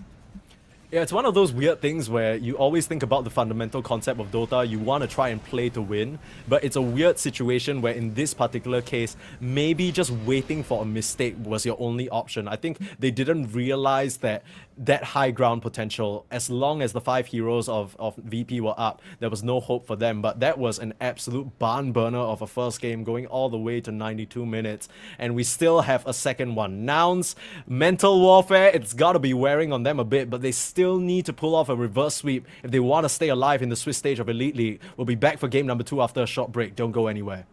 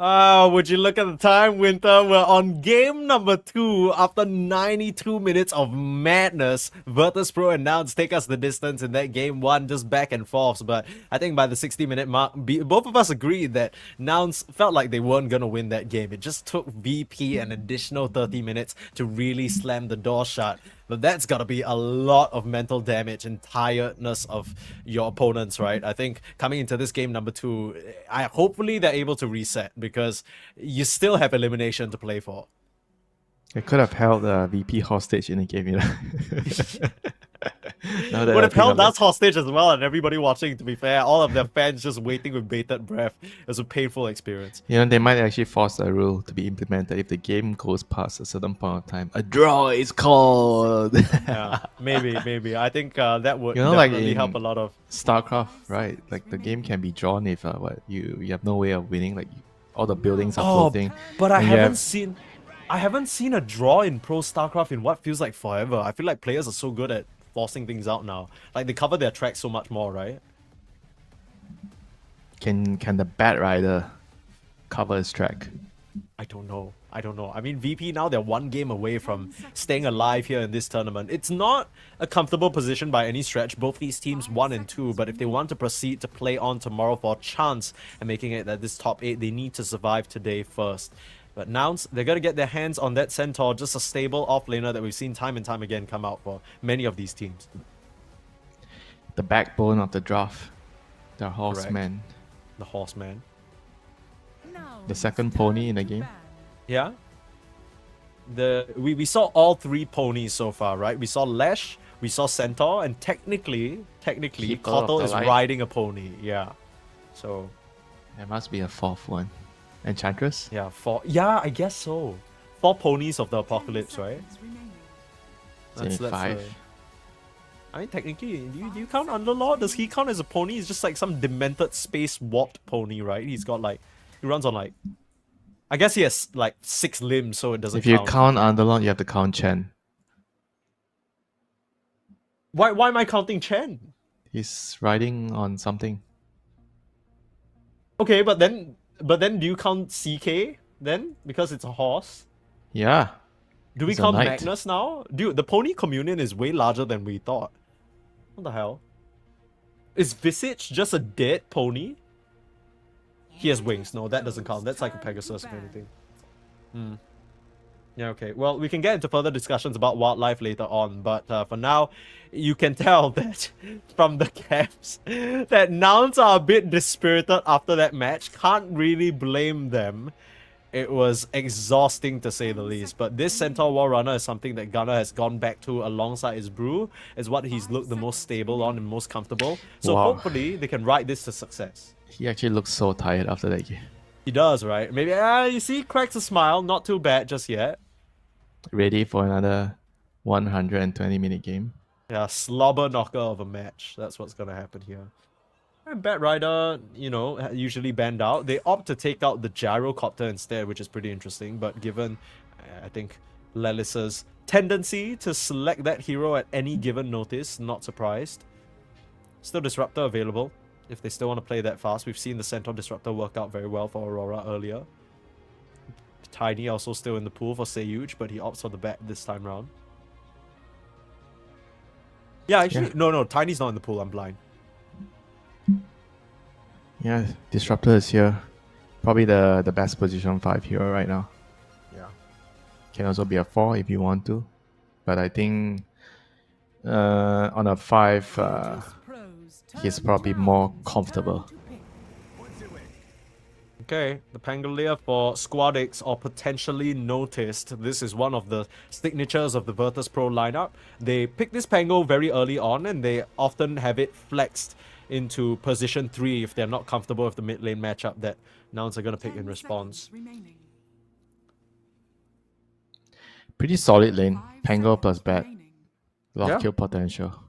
You reposition them, Pango does the damage with the slow and the swashbuckle. And Grim, the Pango counter. Classic. Silence, I guess it doesn't really do much into the Bat Rider who's already lassoing you. Can you ink spell? You can dispel it with a shard. It's a you gotta be- strong dispel. Yeah. Yeah, I mean this is just a perfect counter to what Virtus.pro have right now, huh? You counter the bat, you soulbind the Pango, you leash him, and then you have some combination with the Centaur. Yeah, put a leash on these babies and walk them like dogs. Double H. With the shot, that's crazy. That's crazy amounts of damage. If they get there. Well, Nouns look to be playing all from the same location, so hopefully they, they were able to sort of come together. Maybe Fly gave them a little bit of a rallying team talk. Hey guys, we've all been in games like this before. It's nothing. Let's move on here. Of course, for them, they did recently qualify for Valahia, so narrowly falling short of Dream League Season 23 to Shopify Rebellion in a very thrilling 3-2 Grand Finals. But of course, this and Wallachia will be their only opportunities for international, international showing. I want to try and perform as well as possible. Oh, the Bane comes out. Double Fiend's grip. Yeah, another counter to the Pango. I guess now you don't want a Pango to be mid. I feel like you can't. I feel like nobody wants to play the Pango now. Yeah. Notice, like, what are you looking at me for? Just pick me an offlane hero. Didn't you want this Pango? Probably feeling a bit awkward about it now. And Squadix is like looking at it was Artisom's idea, it was FNG. He was the one, Let him play not me. pause 5 Pango. FNG, bro. Like, that's not my fault. All this like heroes where they are picked early. Eventually it becomes the hero that nobody, they call it a flex pick, but at the end, because enemy has too many counters, nobody wants to play the hero. Yeah, because you're going into a game and you're not going to have one, right? It's like, dude, I swear I've been in those type of situations. We draft, we open some flex hero, then I was a draft. So who wants to take this hero? Everybody just kept quiet. Yeah, and then the Discord call is just silent, and then nobody says anything. It's like, no, dude, it's worse. It's not even a Discord call. We are all in the same LAN cafe. We're looking at each shit. other. No one says a word, man. It's just like everyone just try to be as quiet as possible so that the rest of the teammates forget their existence. And then the post-game discussion. So, whose idea was it to have? Oh, actually, this pick's so bad. Who even suggested it, huh? Like, why are we even playing this hero? That's the Disruptor. And the Morphling. Very quick picks here. Now, Kiritich did win with a Morphling yesterday. I think they were, if I'm not wrong, was it Rest Farmers they were playing up against yesterday? Yeah, they defeated Rest Farmers with this Morphling, but it historically is Kiritich's one of his worst heroes. He has a 39% win rate on it. I agree. He's not the 23 Savage type of Morphling. Yeah. It's not the... But sometimes you gotta move out of your comfort zone to win. You think it's a good Morphling game this time? Against what we see from Nouns? It is always a good Morphling game. And he's one of those like heroes that you can't really kick him out of the lane, so there's no lane matchup where I feel like he's gonna struggle to play. I mean, even you put him in like some kind of a Viper Razor matchup, Morphling can still play those lanes. Yeah, true. They immediately snatch up the Medusa though for Yuma. So protect the President line up a little bit here. Everyone around the Medusa.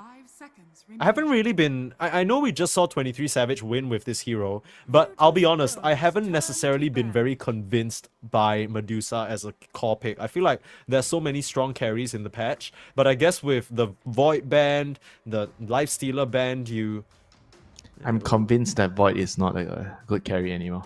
Okay. I think he should be removed from the discussion. Lifestealer is definitely the strongest one. Then there's Morphling. Terror is kind of okay-ish. Terror is alright. Yeah, I wouldn't say it's like top tier. I think Lifestealer, Morphling, those are the two strong ones that you always go to at the moment. And there's Anti-Mage too. Draw Ranger's like low-key sitting there, but it's pretty good. Everyone loves the Luna. And there's the Luna. Yeah, the Luna and the Sven. Any reason you see this Medusa being good in this game? Any reason why Nouns would have just snatched this one out? I'm trying to figure it out. I don't really see the... Just a solid carry hero right now. I guess they wanted like someone to just hit a timing and siege. And there's Luna, there's Medusa, all this type of hero. Okay. And I guess I feel like Medusa is harder to kill compared to Luna. It's easier to sit in the lane and sit in the front line, so it's easier to look to end the game earlier. I'm not sure though. I feel like I prefer Luna over Yeah, that's Medusa. why I'm like, because I'm looking at the bans. Luna is very clearly still available. Even the Sven is available for But that the burst thing is, like, damage. it's with a Bane. Luna kind of, but Bane can kind of be like a body in the lane because Luna wants someone to tank in the Yeah. lane and protect her. Bane can kind of do it. Yeah. So just curious, I mean, Yeah, I'm not maybe just wanting to. Maybe they got a bit of PTSD, after playing against Kiritich Luna last game. They're like, no, we don't want anything to do with it.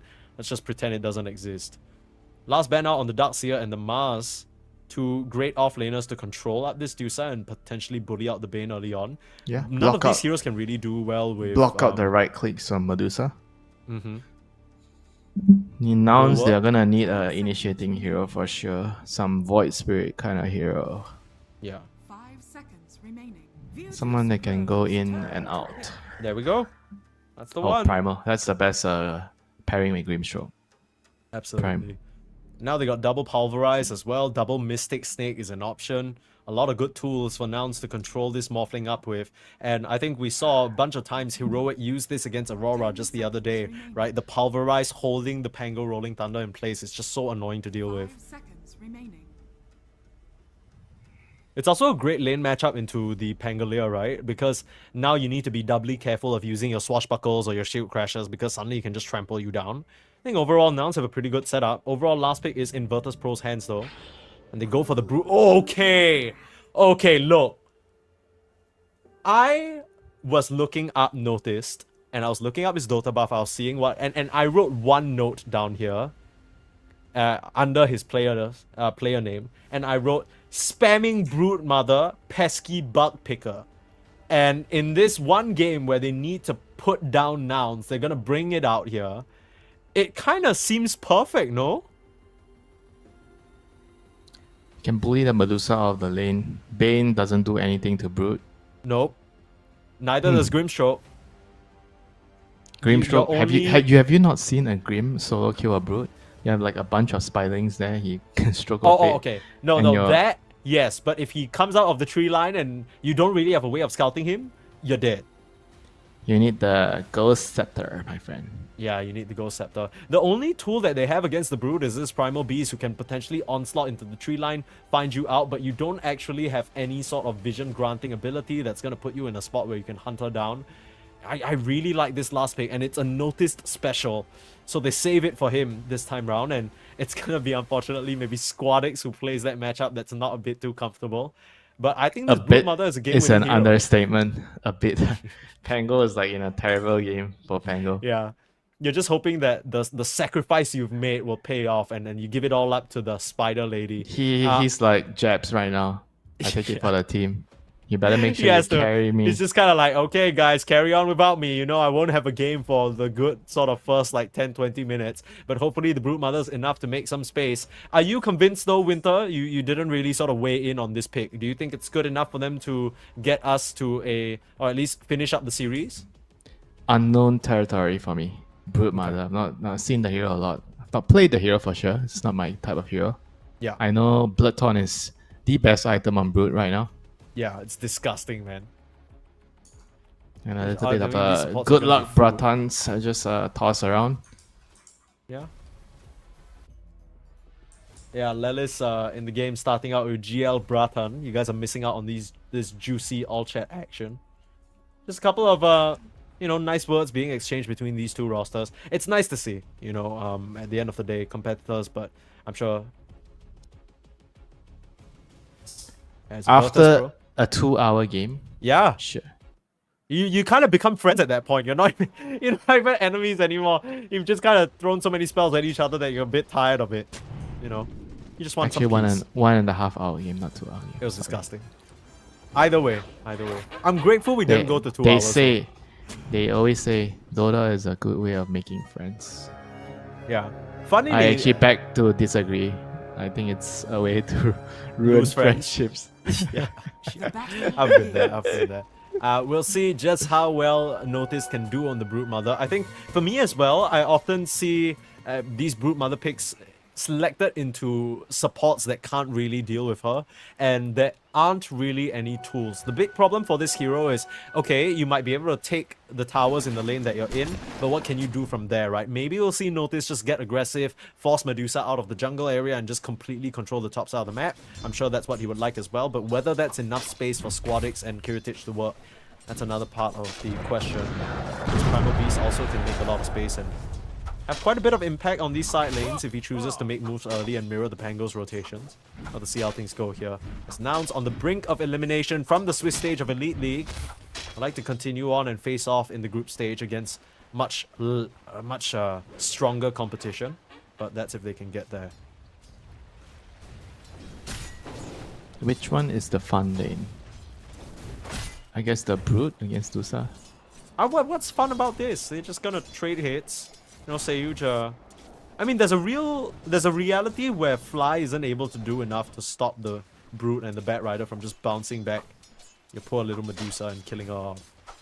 I mean, mid's not gonna be fun for sure. They're just gonna trade, right? So Trade spells, bounty rune, water rune, bounty rune, water rune, power rune. yep, it's excellent. Oh, notice. Oh, notice top side. It's being clicked down. The blood grenade. It's enough. First blood is drawn. Nicely done by the duo of Nouns to pressure down that Brute Mother before she gets some levels. Holy crap, that was not the lane I expected the first blood on. Oh, I mean, yeah. I know this is the fun lane, but I didn't expect the Medusa to kill the Brute. I mean, really just good recognition from Yuma and Fly to just realize that level 1 is where the Brute Mother would be the weakest and just capitalize on it immediately. The problem is, as you get more and more levels later on, Notice is going to continue to be a problem.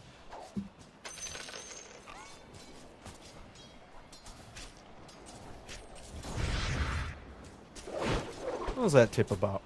That just I don't know. I think Just that was just a some glimpse, glimpse. back. Yeah, you try it. Just a glimpse. Glimpse wasted, I presume. 70 mana.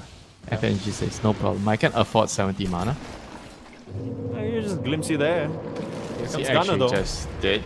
Yeah, stepping up a bit too far, maybe overreacting a bit to that tip, and we'll get punished for it. He's like, yeah, I can glimpse. I'll glimpse you again. Oh, I'm dead. Oh, it's on cooldown now. Yeah, Just when you needed it. Good mind games coming out from Nouns here. It's nice to see they're still spry and ready for action. This series is far from over. If they want to try and come back, that is. For VP, they want to put an end to things as soon as possible. It's been quite a taxing day already for them with this first game going this far. And they want to try and prepare for tomorrow as much as they can. Yeah, but if you play enough Dota, you can take all these long ass games. I That's why mean, you you've need talked about it to- before though, Winter. You mentioned that, okay, pubs and officials are completely different beasts. When the official goes this insane, it's gotta be a different type of mental tax. Agree. But because you're playing like, okay, let's say you play like to be fair, you need like 3 to 4 pub games to be equivalent to that one game. Sure. But if you're playing like 10 games a day, then obviously you're gonna be accustomed to this type of stress on your brain and on your body. FNG, did you see that? He sidestepped that that stroke of fate. Very cute stuff. The Lelis and him got a bit of a rivalry going on down here in this bot side. Now Glimpse back. That's the Inkswell though. FNG just has to back up. They'll turn their eyes on the Morphling instead. But Kiritich, like you mentioned, just a very, very strong laner on that Morphling. Able to fire back with some adaptive strikes.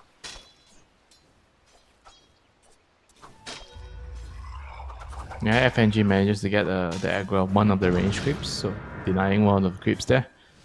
Pretty helpful for the Morphling, so he needs the wave to be back into neutral grounds. For now, it's Gardner on the center having the advantage of the lane, the creep equilibrium. Yeah, surprising that already Virtus.pro heroes are eking out CS advantages across the board, right? There aren't really any particular lanes that seem to be going swimmingly for them. Maybe it's just a byproduct of the lane positioning. I'll say Seyuj in a little bit of trouble. Will get clicked down. The last little one charge, it's enough. Able to swoop away under the tree line. It keeps his life intact. Yeah, Fly knows he's going to head over to stack, so he's just preemptively running over to make sure that doesn't happen. Nice place. Just bad rider things. Understanding what the bat wants to do. Stack. Control rune, farm the stack. Sayush needs to watch out. He sees Fly here. Uh-oh. Well, Fly is just going to try and auto-attack him down. Just needs one, but unfortunately gets fogged. It's nighttime, which you'd think would be the Bane's territory, but unfortunately you can't find that last few auto-attacks. Yeah, we see Brute slowly getting control of the lane right now. It's level 5. You have the webs spread out. And this is when Medusa doesn't really want to be alone anymore in the lane. I think you kind of want to figure out how to transition into the jungle. Push out the wave. Oh. Best time to die. Wait, he actually didn't die. He just did he just go back to base and TP out? Yeah, I guess so. Back, TP out, control the 6-minute rune. May the games begin. Lelis is gonna Absolutely die. Fly in this mid lane. Nice nightmare. Holds down Squadix, and that is a shield rune for Copy. I've got a glimpse going on though. Lelis, unfortunately, gonna get caught out. One last swash, and Lelis is gonna go down in this bot side. Slowly but surely, he's buying a lot of time actually. Gets the rune. And yeah, he'll just get killed off. Yeah. So Pango didn't get the power rune and he didn't get the bounty rune. So that's actually pretty annoying for Squadix. Yeah. No bottle refill despite the mass amount of people showing up to his lane. Unfortunate stuff. See what Gunner? Copy is able to do with his In shield trouble? though. Uh-oh. Yeah, being chased down, glimpse back, and easy kill. But meanwhile, they're looking for a kill up on the top side. Fly, trying to stick around for the wisdom. Doesn't feel confident enough to stay there though. Yeah, it's good actually. Notice recognizes that he needs to come and help out because you can't fight against the Bane with the sleep. Whoa. Trying to force out the Rolling Thunder. Squadix will just be able to walk this one off. Quite a nice bit of burst from Copy, but not enough to finish the job as the Bane is lingering around, but the Pango seems wise to it. Just Wisdom runes traded out on both sides. No pesky shenanigans going on there. It's waiting for support to refill his bottle, but no one is actually gonna die right now. It's unfortunate. I mean, Gunner isn't really having the best time down here in this bot side, net worth wise, even though bottom of the CS, bottom of the net worth. It's Centaur. Kind of feels like he needs to make his way to a Blink to really start linking up with the Primal Beast on these plays or put a stop to this Brute Mother who's already putting on immense pressure on the top side. Radiant are Yeah, this is actually just gonna be worse and worse. Now he's level 6. The spiders, the babies are online. Oh, that's a very, very nice scan. Noticed. Smells them coming from a mile away. Feels a disturbance in his web. Yeah, he's gonna Scans make a him up. lot of space because you have to bring so many heroes, especially the Primal, to deal with the Brute, and that's gonna open up the map. Gunner's in trouble right now because he's left alone. Yeah, again, Gunner. Gonna get glimpsed back into the fray. Held down by Kiritich. Stomp. Nice sidestep. Kiritich still has a waveform, but they're gonna give the kill over to Squadix. One last swashbuckle, they'll find him. Gunner has really been the byproduct of the moves that they've had to make, Nouns, and, you know, he's suffering really hard for it. I mean, that's the morphing, you know, it's very hard to lane against morphing. Morphing kicks most of the offlaners out with this adaptive strike spam. And that's what you get, you know, when you play against morphing and your supports have to leave you to deal with the other offlaner, the Yeah. Brood.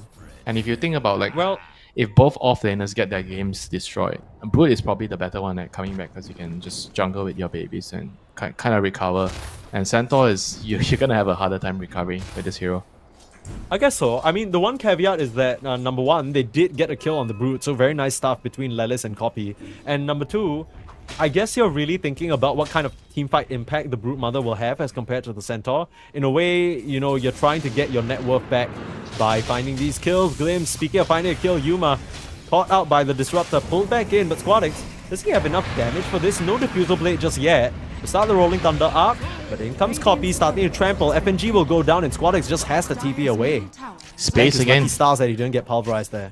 They forced so many heroes to react towards the mid play, and now bot is free, top is free. I mean, Morphling is just having the time of his life. Okay, maybe not when the career died. Yikes. Unfortunate. Trying to work his way towards the Lincoln Sphere. A very good pick up this game into the grip. Here comes Copy, trying to find Seyuj. Up at the top side, will connect with the tramples and the pounce. Trap is set and Copy. I mean, even though they're responding a lot, as long as they can keep making these moves on the map, it's not altogether too bad for Nouns, isn't it? Yeah, they have to take the runes first. Anger's gonna go in, they have a glimpse. Yuma Bring stuck back again. Yuma. Again, they're waiting, but there's Fly. They'll glimpse him away Radiant's though. top tower is under attack. But now Lelis is in the area. Yeah, they can't afford to commit. Again, Squadix still doesn't have that Diffusal Blade complete. It's still gonna run forward. This is very aggressive from the Pango. I guess he's feeling like nobody can stop him. But now Fly has made it back into the fight. And this is looking awkward now. Squadix has committed pretty deeply in. Sleeping now. Will get broken up by the Bat Rider. Great plays from Seyuj, and that Thunderstrike should finish off Fly. Get that one kill. They have to trade the Bat Rider for it though. Dire's top tower is I falling. say that, but he's still juking around. Oh my goodness, okay. Well, they get that kill finally. Pulverize up. Copy gets the control onto FNG, finally showing up to the fray. And again, you keep mentioning it, Winter. They respawn in huge numbers from Nouns, but they're losing up a lot of space on the map. Yeah, eventually they're gonna lose their towers. You know, now they just lost one.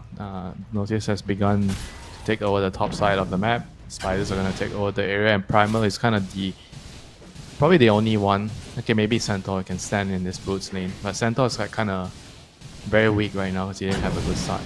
So I think the job of dealing with Spiders is gonna fall onto Copy.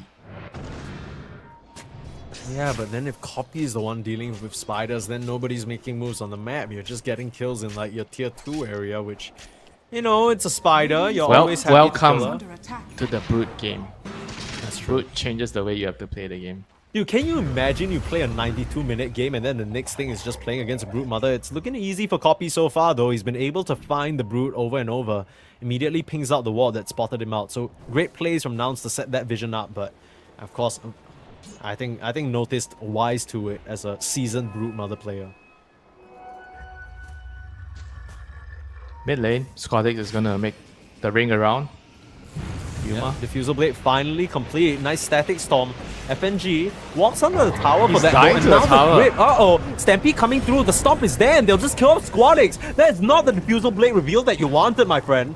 And Yuma gets the kill onto FNG as well. He tanked one too many tower shots. Great response. Again, Nouns, as much as they're being pulled and picked apart on the map, Yuma staying alive, top of the net worth, and Copy is just getting kill after kill. They're responding well towards all this pressure being thrown at from VP. And VP have to be careful, you know, they're feeding away too many kills. This Dusa is actually, despite being ran at constantly the last couple of minutes, she's getting kills, you know. So net worth wise, she's actually ahead of the Morphling. Even though Morphling is the one that kind of is free farming all the way and not being pressured at all. Yeah, she already has that Manta complete, so send the illusions out, extra efficiency when it comes to that farming. I see VP undeterred. They want to keep putting the pressure on with this diffusal timing. Finally getting that tower, which is what they were hoping for a while, and maybe that opens up the triangle on the bot side for some additional pressure. And FNG is not going to be faced by the failure from the last gank. It's going to go again. Gunner. This is an easy kill. Nothing you can really do about that, because even if you didn't stop that Nightmare, you could just glimpse him back, and now they've got the touch on the fly as well. Lasso back, Dead Bane. Easy pickings here for the side of VP as they take control of this area. They spot the stack. Big stack. Uh-oh. Squadix will be able to steal that one away, and nothing Nouns can really do about it. Copy is starting to link up with the team, but he's a little bit too far away, and they should be able to mop this one up. It's going to take a while though. Not sure if they can get the big ones. And try. Sticking around might be their downfall. They have Just to one run. last swashbuckle, grab a few of the big He's creeps. here, Mike. Time to Uh-oh. retreat. Roar coming out into a static storm. Seems like it was baited out perfectly, but it's taking quite a bit of damage now. Oh, the ink swell, the pop, it's right there, and the double pulverize hold you in place. It's perfect. Oh, Virtus.pro, they fell for the trap, and they took a bit too long, got greedy, and they paid the price for it. Double kill again for Copy. Yeah, big plays there by Lelis and Copy, both landing the perfect combo. And you saw the Primal trying to edge out away from the static storm, just so that he doesn't get affected by the silence, and still in time gets the double pulverize with the soulbind. It's well played. Perfect stuff. I mean, he's just trusting Lelis to just kind of bail him out of that situation with a nicely timed ink swell. No dispel just yet, but it's enough of a stun to put VP to rest, and now they're able to open up this tier 1. Guess what? They're back. He's here for the defense though. Yeah, they're coming back. Rolling Thunder available. Gunner might be in some trouble. They'll wind it up and start the bowling ball moving. Looks like they have to give up Gunner for this tower. That is And Centaur just has notice, not they had a got game. noticed. They got the brute. They exterminate the Come pest. on. The grip and then the pulverize just holding on to her. But they can't really stop her for now. They have the Inkswell still playing around this tree line and the high ground, but Kopira gets that kill. Nicely done. So again, trading out offlane for offlane, it feels like as much as the Centaur can't recover, it seems like it's favoring Nouns, right? They're able to exterminate the pest over and over again. Yeah, and it's gonna be a battle between the Morphling and the Medusa. Like, who's gonna be able to get the upper hand in the team fights? Like, I feel like Nouns have a pretty strong combination in the team fights with the Primer and the Centaur, with the Soulbind, the Grip. And VP have to be very, very careful. They do have like good ways of dealing with the Grip, with the Disruptor Glimpse, the Silence, the Static Storm, the Rolling Thunder. And you have the Bat Rider to deal with it as well. He has a Dagger. I think the Grimstroke is actually a very big target in the team fights for the Bat to initiate on. Yeah, they need to get their hands on Lelis. He's going to be a major problem now if the shot complete. It's Gunner again. Yikes. Yeah, I mean, Gunner, he's trying to eke out whatever farm he can on the map. Actually, might be able to turn things around to Kiritich, but wise to it is this Morphling immediately starts attribute shifting strength. Trying to finish off onto Gunner now. Beautiful Nightmare, the Seeds of Serenity, it's enough. He's fine. Notice still trying to gun forward and get that kill, but runs into a Deucer, and Gunner will survive somehow. Yeah, good little play by Bane there, using the Nightmare Scanning. to save him from the last right click. And here comes the pest, the big bad Broodmother. He's here giving vision for the glimpse. Oh, so annoying. All these little Radiant's bugs. top tower is under FNG attack. not in range to grab that Bane. Still trying to come forward. Kopira gets glimpsed back though. The initiation foiled by FNG. Still trying to look for Kiritich. On the retreat now of Virtus.pro. Gonna be a clean escape.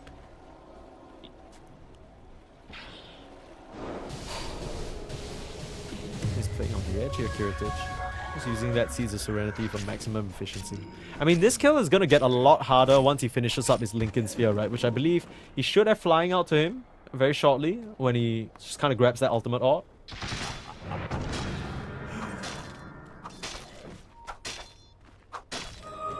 It's gonna be very, very difficult to kill this Morphling.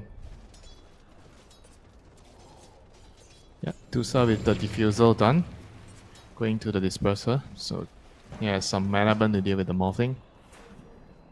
But I do feel like even late, like you go into late game Dusa against Morphling, I feel like it's gonna be hard for Dusa because Dusa is not mobile, right? Morphling is gonna be running around in the fights, and it's gonna come down to the battle between who can eliminate the other support faster. And Yuma might get glimpse here. Oh, gets found, pulled back into the clutches. Already gets that Stone Gaze. Now FNG has to turn tail and run. The rest of the team on VP here to punish though, but there is a beautiful Static Storm holding them in place along with the lasso. Yuma needs help but isn't gonna have any. Very good Now play gonna by respond in FNG. time this time. Yeah, great play from FNG, and now Fly going to go down as well. Rest of the side of Nouns, they still want to fight though. In comes Gunner and Copy. But this is 5 members of Virtus.pro in the middle of their little nest. They will just slide through Gunner. He's starting on them. He glimpsed the primal and he used the field to stop the Centaur from initiating. And before that, he started the whole move by catching the Medusa. One hero, you know, just one hero. Like, which support position 5 hero can actually do so much? Like, Disruptor is the only one. Yeah, Disruptor stops rising, and FNG, he's an early investor here, reaping the rewards. Now Kiritich in a very good position with that Lincoln Sphere completed. Squadix, bit of a slow start for him, but still able to keep up in terms of the net worth, now working his way towards the Aghanims. Everything's coming together for Virtus.pro, despite Notice dying a little bit much on the top side, getting caught out by Copy again and again.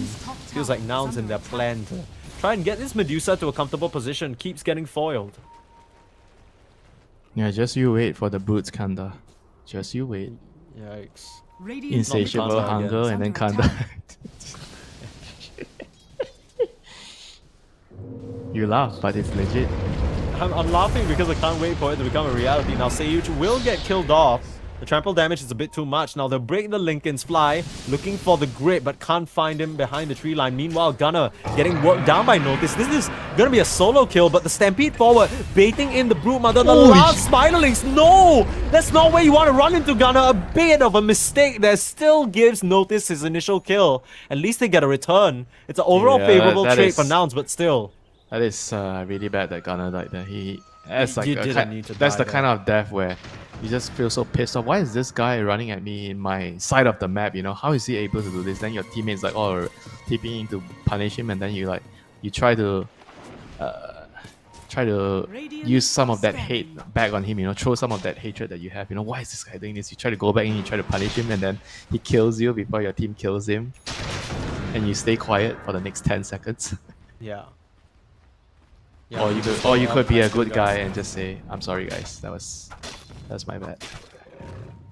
Yeah, Gunnar seems like a humble dude, you know. I'm sure he's sort of apologizing there. And I think we saw from that replay that a large bulk of why he went back in is because he thought the Brute didn't have mana, but she still had a pretty hefty wand charge, so allows herself to pop back up, get that kill on the centaur. Overall, not too bad.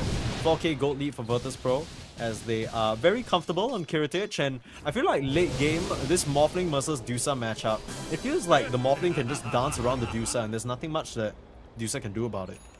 Yeah, Dusa is just very immobile. Like in the team fights, you want to be the one grouping around her. You have a Solar Crest, you have a Mech, you have a Vlads, everybody's behind the Dusa. Dusa is sieging her. That's where you want the Dusa to be at. And Gunnar, this is not where you want to be at, my friend. You might be running into enemy territory once again. Sayush, more horse just meat an easy for my team. catch. What do you do against a horse? Well, you lasso it up, obviously. Gunnar, he'll try and stampede out, but chased down by Squadix, nowhere to run. Again, Gunnar has just been the weak spot on the Nouns lineup, but nice with the storm. Beanskin, beautiful static storm. FNG puts a stop to Nouns' attempt, and in comes the rest of VP, ready to clean up. Copy, nowhere to run, he's pulled back into the fray. He'll turn around for an onslaught, trying to slide through the whole VP lineup, but he will just get chopped down to size. Beautiful stuff again from the VP supports to set up for their team. And now VP, they can just stream into the Roche.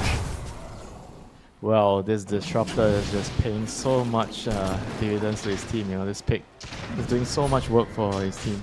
Despite being the hero that has the overall lowest net worth on his team, but I just feel like he's at least doing like he's like in the middle, you know, he's like doing at least as much as the Pango in the game.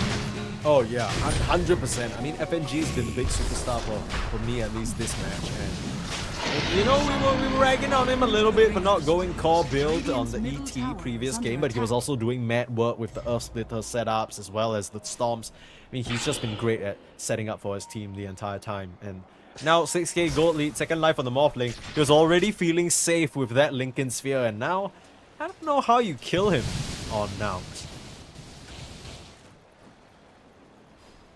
No vessel, nothing. Dire's bottom tower is Not under even a attack. You have to kill him by showing him his own illusion. Yeah. The Has to be portrait. an Aghanim's Rush. The portrait. The Yeah. dark portrait.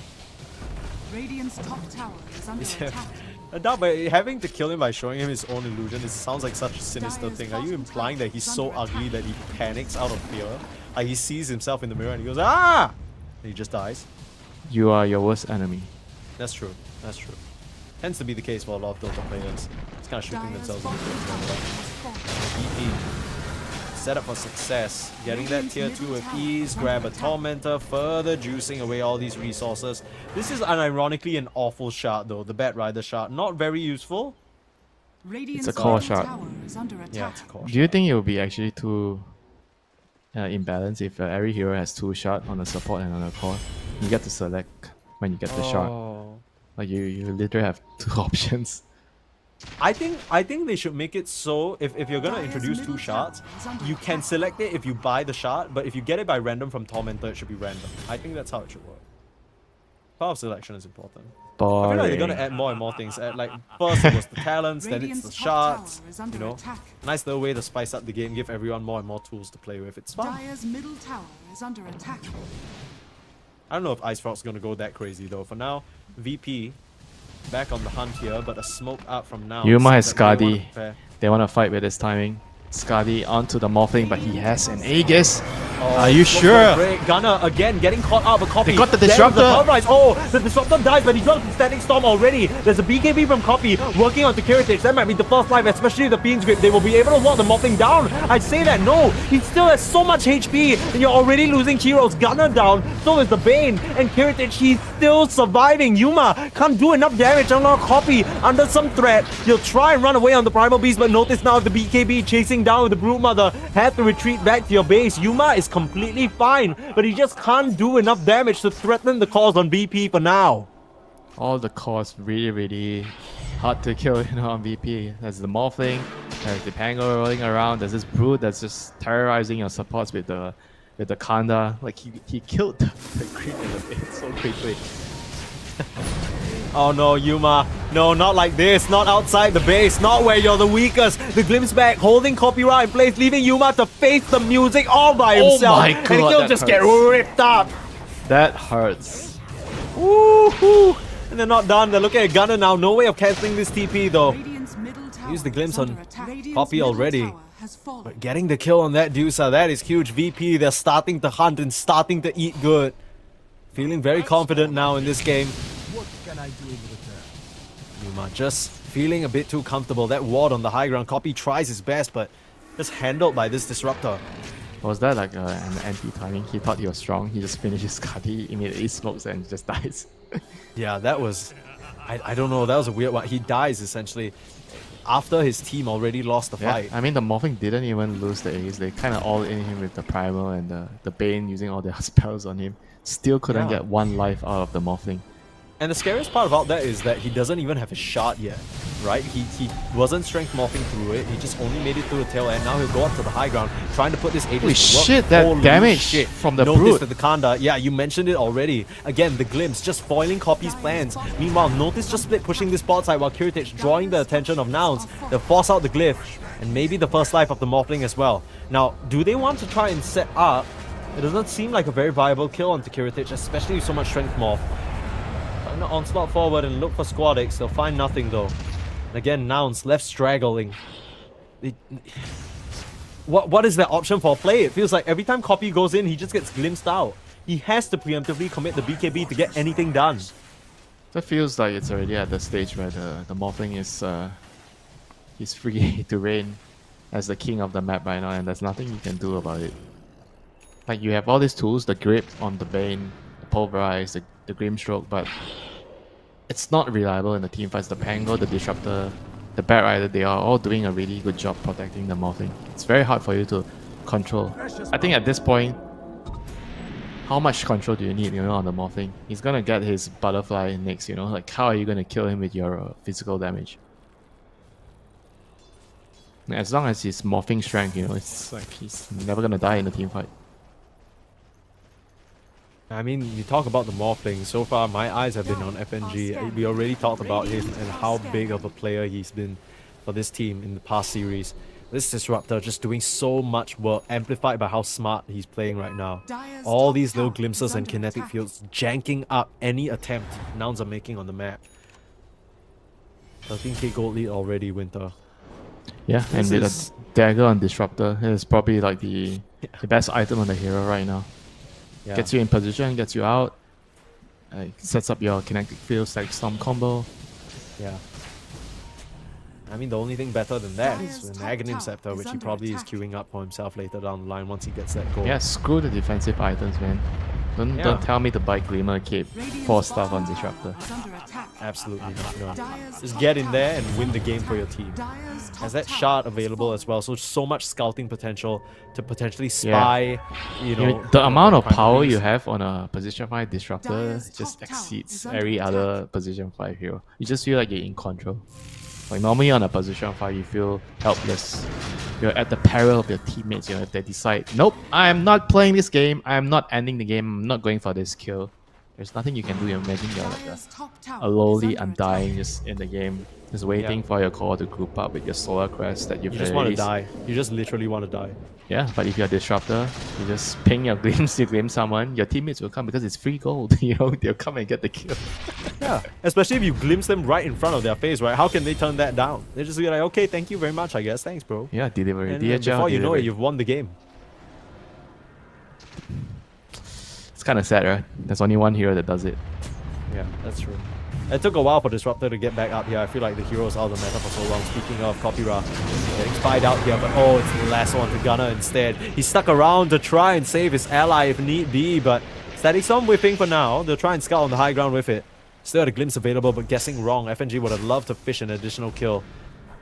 But again, Gunner just going down. He has had not had much of a series.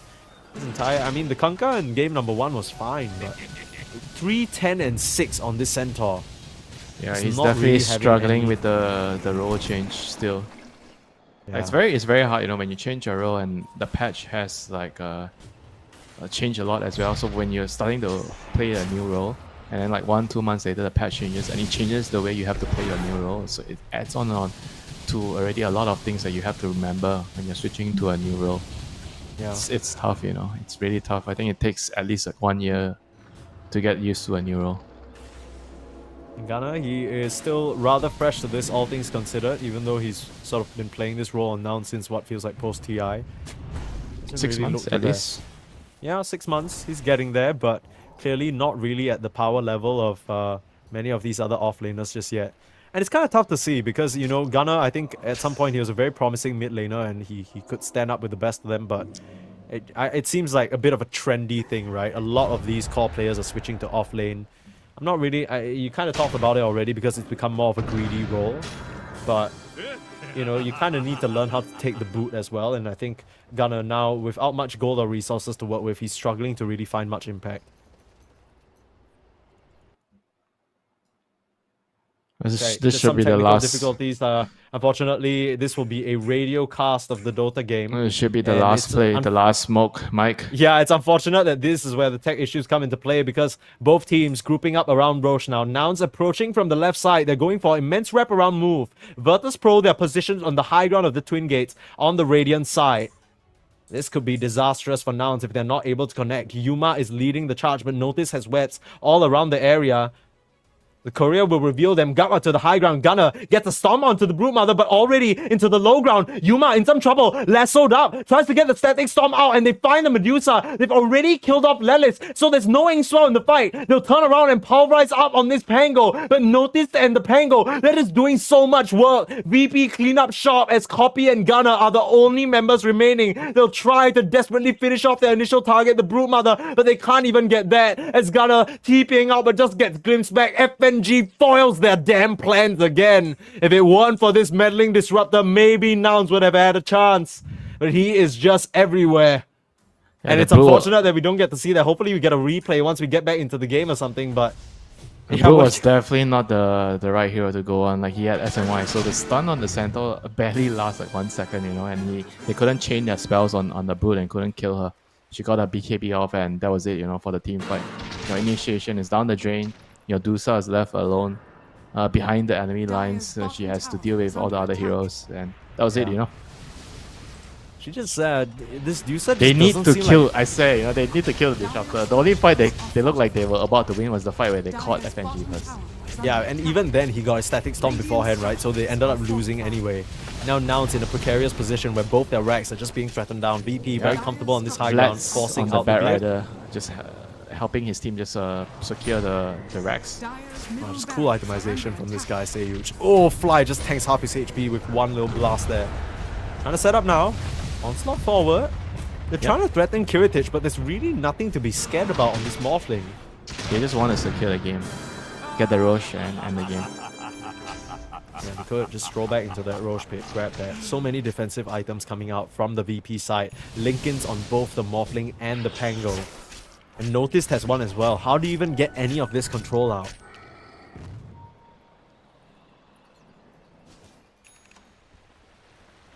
Yeah, at this point, even if they land like the perfect soulbind onto the Pango and Morphling or Brood, I'm not even sure if they have enough in the tank to actually kill those heroes.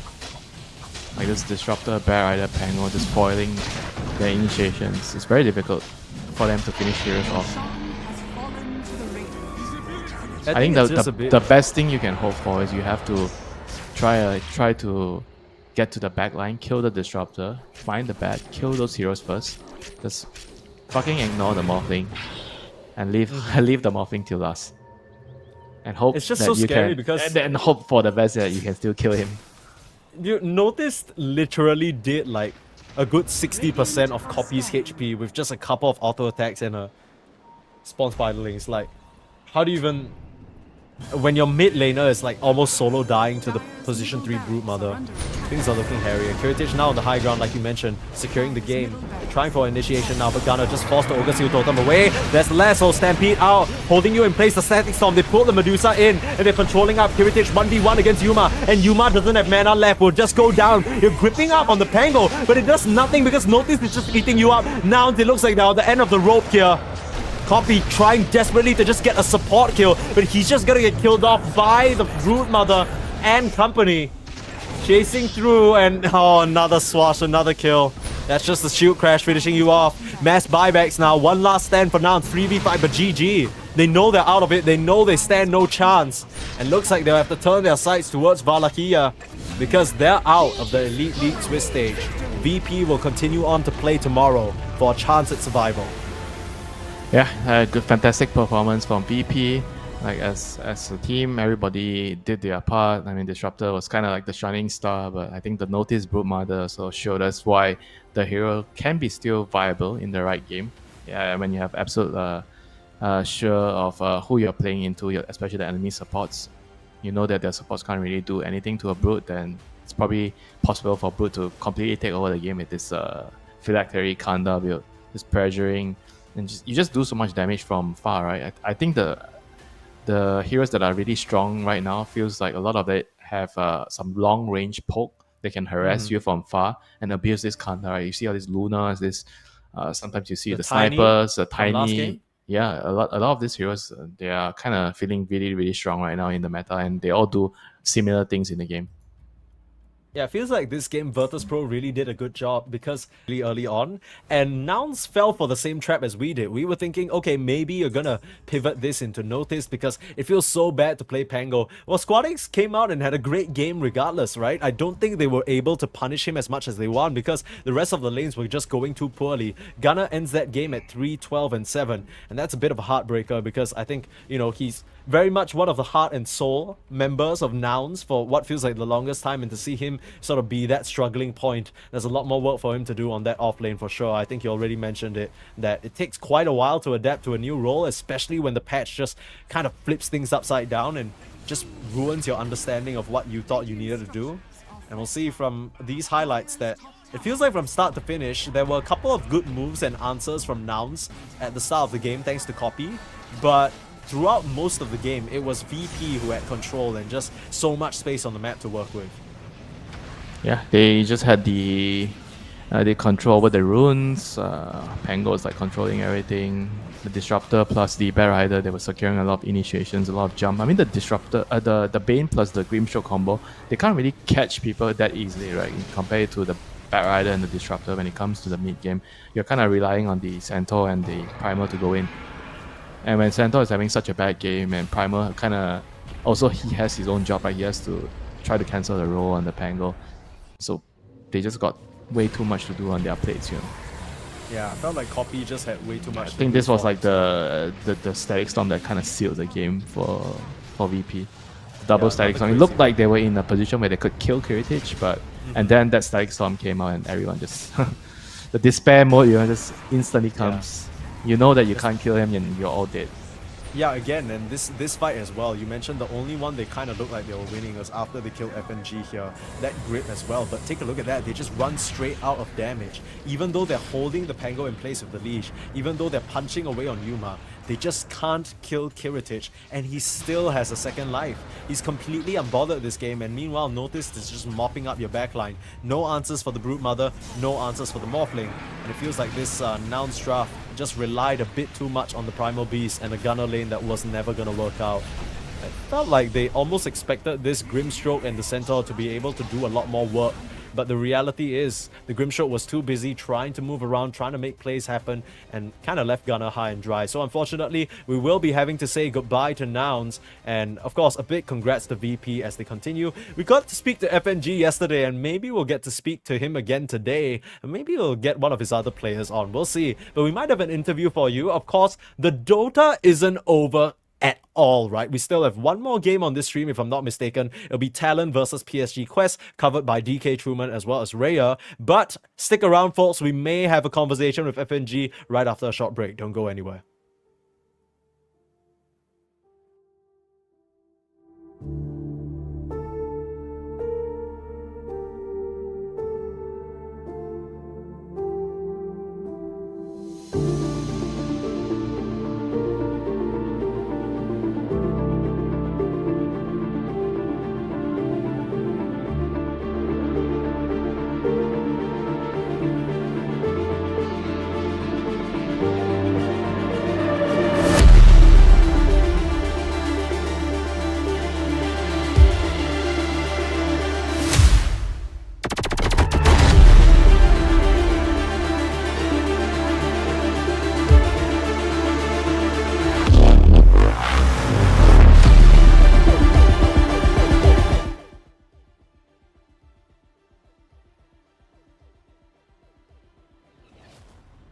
A quick pop back, folks. When I said short break, I meant it, but unfortunately, we won't be having any interview with VP. We'll just send them their congratulations and hand over the show to DK Truman and Raya to cover the next match. Once again, that's Talon versus PSG Quest. You don't want to miss it. But for myself and Winter, we're done for today. If you're still itching for more Dota before the next match starts, you can always hit up our mainstream. That's ESB_Dota2_EN. I believe there's a ton of other matches happening. But for us, we'll say goodnight and see you tomorrow.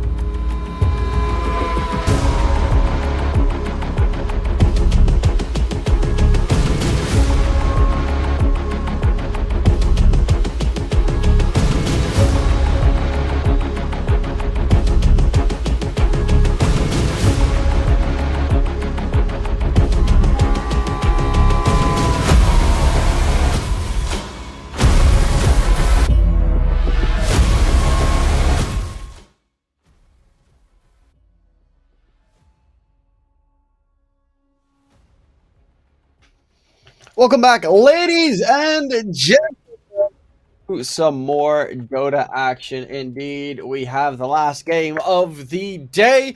It is do or die. Well, yeah, okay, not do or die just yet. Do or die would possibly be tomorrow for one of these two teams, but it is due right now. PSG Quest versus Talon. Winner advances on. Loser has to play another best of 3 tomorrow, and they definitely don't want to make that happen, do they, Ryer? Absolutely not. And I have my doubts on this series because we have Talon, who dropped one game to Rest Farmers. And in the other side, we have Quest, who struggled with Nouns yesterday. And Nouns just got dominated by Virtus.pro. So Game 2, I they really got want to see this dominated series. by Virtus.pro. Game 1 was a 80-something minute game. Yeah, so. yeah, but the second game was a stomp. Yeah, but yesterday we saw I 3 stomps in a row, so you have a point. I feel like the first game that VP played against Nouns, of course, Nouns made some mistakes, but I don't know.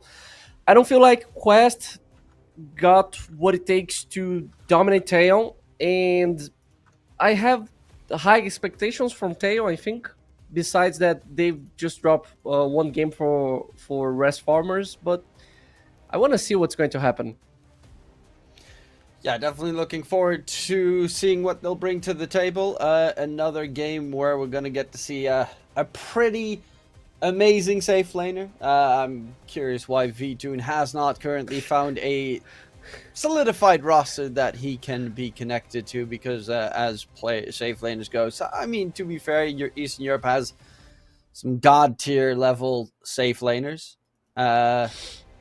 So yeah, I'm looking forward to seeing what they can bring to the table. PSG Quest, as we can see, TA2000 on the opposing side, Noob in mid, Malik with the offlane, Omar, who we of course had a nice interview with yesterday, as the pulse for, and Ducalis last but not least. I think PSG's Quest, like, their cores are really strong, but I really like their supports. I think Omar and Ducalis have been looking absolutely insane lately. Yeah, they are extremely skillful supports players. They land every single spell. It's beautiful to see how they start to play from noob. Like on the interview yesterday, Omar said that it's not.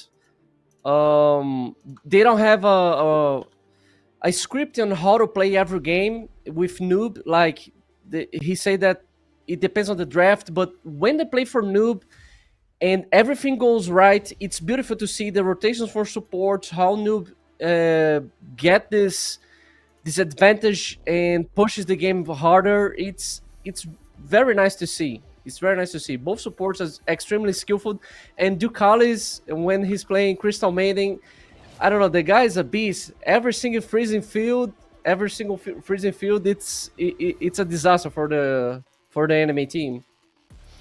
And of course, their opponents are going to be Talon. We got VTune on that safe lane. Old Man Chiwan, CEO coming in for that mid position. WS off lane. Yokam pulse 4 and Ponyo to finish up that lineup.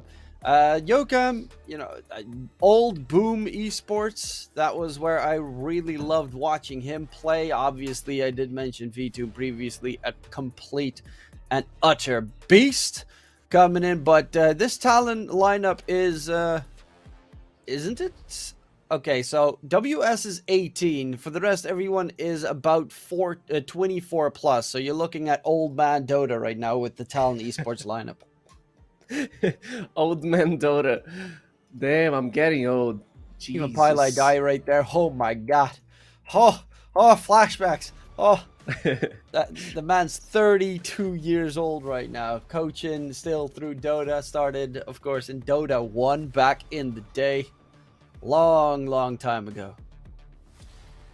And we already have a draft. First pick Gyro into first pick Kunkka. Let's see if Quest is going to ban Razor, because almost every single team that play against Talon just banned Razor.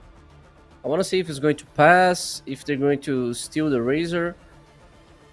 I'm curious if we're going to get to see the Dusa pick, because Dusa Gyro yesterday did win 2 games of the 3. and then the third game, both of the heroes were banned. So, I see some opener there. The classic Timber ban, Batman, OP heroes, and they're just ignoring Rubik and CM the series by just banning it. Yesterday we had like 3 games where they value Rubik in the first pick, and it seems like they just don't prioritize the zero this series. Of course they are banning, but it's funny to see how different they are drafting. Okay, Bangalore. Yeah, it's a hero. It does its job. I think in this current it gets so many nerfs, so still the hero is good. I just don't know 10 seconds. how you could even, unless you absolutely destroy it. But even just the toolkit it has, Rolling Thunder is an amazing spell. It gives you that magic immunity. Roll up, I think, as a shard is ridiculously powerful as well. Yeah. Luckily enough, not as OP as it used to be. Treant Protector, hero we don't see too often, but this is they add push, they add defense with those 2 supports. I like the Treant Protector because enables you to pick a range carry. Maybe we can see Duza, Drow. Maybe I like those range carries with Treant, Ogre Mage, Undying, because it just enables too much and makes the lane be super strong, and it protects so much of the range carry. And it's good against Pango. Treant, it's decent against Pango. I think it helps against Gyro because Gyro has a rocket barrage that big damage, and Treant is like, okay, let's just try to man up me because I'm going to just right click you until you die. You have the Leech Seed, which helps a lot against this rocket barrage thing. I like this Treant pick. Yeah, Treant Overgrowth as well. Just always a great spell, especially against Pango. There's even the potential very late game, obviously, unless you are getting it pretty quickly. But it is one of the few heroes that does buy Meteor Hammer. Don't expect it to be the case this time around, but there's still that opener as a possibility to play with. And yeah, this is scary. PSG Quest, they pick up the Ducala's Ench, so your safe lane is pretty much locked. It should be just fine. Then you have the Gyro in the off lane. Both their side lanes are looking really strong already. Really solid. I like this draft. I really like this draft. It's solid. We have like Enchantress to enable the game from Luna, who's going to just zone out whoever shows up. On the late game, it begins to become a carry because it deals so much damage. We have the Gyro to secure the lane phase by just zoning out a core and support at the same time, because I don't know what the hell Ice Frog is thinking. This hero is just broken on the early stage of the game. Let's see what Talon's going to respond. Razor is still open, but I don't think you want to pick Razor against Luna. Like, it's okay, but Luna deals a bizarre amount of damage on Razor, and it pressures the game so much. And even against the Enchantress, it's not ideal to have. Of course, it's not really completely known yet if this is going to be a mid or offlane Kunkka. It is definitely one more flexible choice, whereas I would assume PSG Quest, they only need their last pick offlane from Malik. We get to see the Morphling coming in, so you know what you're safe. It's a hard lane to beat, though. You have to take down a Morphling Treant lane. The sustain on that is insane. They are not kidding. 10 seconds remaining. It's a nice way to answer the Gyro pick by just making sure you never lose your lane by just putting strong heroes on the lane phase. Morphling Treant, oh my god. You need to be careful. The Enigma ban, I mean, Enigma ban, it's an annoying hero to deal with. They don't have the best counters, especially when he gets a PKB. And lane wise, it just makes sure that it denies a lot of creeps onto the Morphling. There's the ban of Omni Knight, which we saw yesterday being picked up 2 games in a row. Both games it lost, though, so it wasn't as effective. It lost the lane, actually, specifically really hard. There is still the Dusa left, but that would, maybe we get to see the fun pulse off-lane Dusa. I wish that came back. What was it? Mana Boots phylactery build? Yeah, I feel like every game that it has Omni Knight, the hero doesn't scale too much.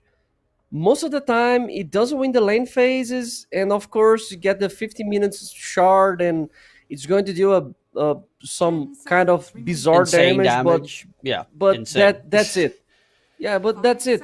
The hero just stops scaling. You need to make sure you pick a lane that you're going to stomp, but on this patch, since we always have a strong heroes on the lane phase, we have Gyro, we have Enchantress, we have Trent this game, you can never stomp the lane because you always get to face a big wall on the lane when you're playing Omni. So I don't know if this hero it's good. You have Repel, of course, it's super OP, BKB level 1, that kind of shit. But I don't feel like this hero works that well anymore. Maybe it's better to pick on pubs. I know people are still going to pick on this tournament, but I feel like people already know how to play against. I think the 2 games, the couple of games that we of course saw Omni Knight not be as successful. It did have rough lanes and it did get smacked in lane. Both games they played against Dusa, and so it kind of got bullied out. But yeah, no, I can see where you're coming from. I think. Oh, what? Okay, so it's the mid Morphling, Safe Lane Bloodseeker, Offlane Kunkka. I mean, you do have Chi1. He can definitely play that mid Morphling, so bit of a switch up on the side of Talon, and I did not see that one coming. So PSG Quest, are they going to make a change happen here themselves? Because you are putting a Pangolier in a possibly mid Pango in a game against a Bloodseeker, and that would definitely hurt. There's the Coddle last pick. Oh my god. Coddle left in the pool. Normally a first phase ban, though. They need to put Kunkka on mid lane to deal with Coddle, but Bloodseeker off lane? I don't know. Seems strange. But if they peek, they are confident. It's actually Kunkka mid. Okay, so you're gonna have to deal with a very fast vessel, because it's new playing Coddle. I think the most important thing here is they need to make sure he doesn't get any extra stacks going. The big camps towards mid, because he's gonna easily stack those. Gets a little bit dicey if the Coddle gets his Spirit Vessel bots at almost no time, and then the Morphling plus Bloodseeker, hell, even the Treant and Kunkka despise that healing reduction. So I think that might be a very, very important factor. But do I think it's going to be enough? That is the question. It's a tough one. You can go for Rushad Vessel or Orchid. Orchid super OP this game. Or Dagon. Like he can just go Orchid into Vessel. That is going to work at the same way. They are probably going to block the camp from the jungle, but I don't know if it's enough because they can't contest the stacks. Of course, you have Kunkka, who is good to clean the stacks. Maybe Bloodseeker with the blood right, but I don't know. I feel like Noob is going to be have a super free game. He's going to have a really nice time. Looking forward to seeing what they can bring to the table here. I don't actually know who I prefer. I gotta say, Noob playing Coddle, plus you got Dugalis on the Enchantress. I'm actually gonna go PSG Quest.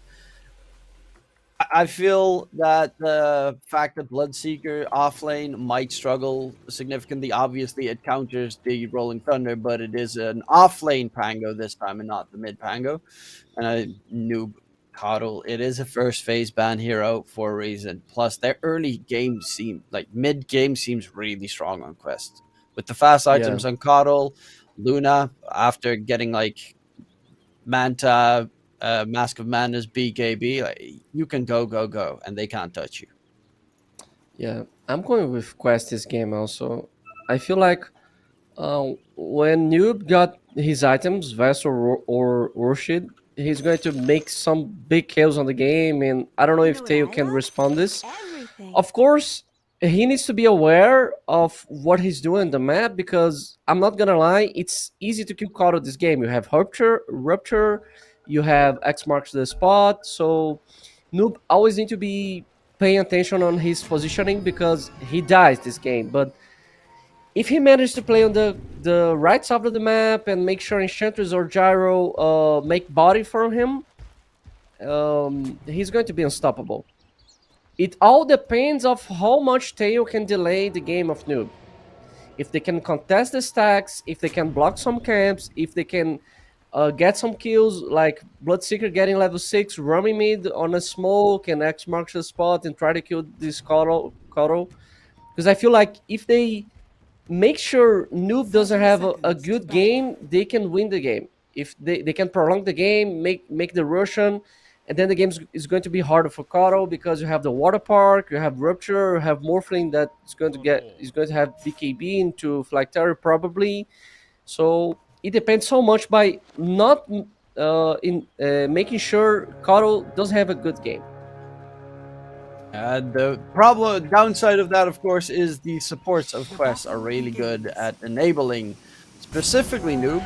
There we have a 2-for-2 bound trade. Ponyo taking some heavy-duty damage. Omar with the flak cannon, the rocket barrage coming in. Ponyo first blooded. Shackles from Yokam interrupted, and Omar will be able to actually get away thanks to the Fairy Fire and disengage. First blood has been secured. Goes to Omar on the gyrocopter as well.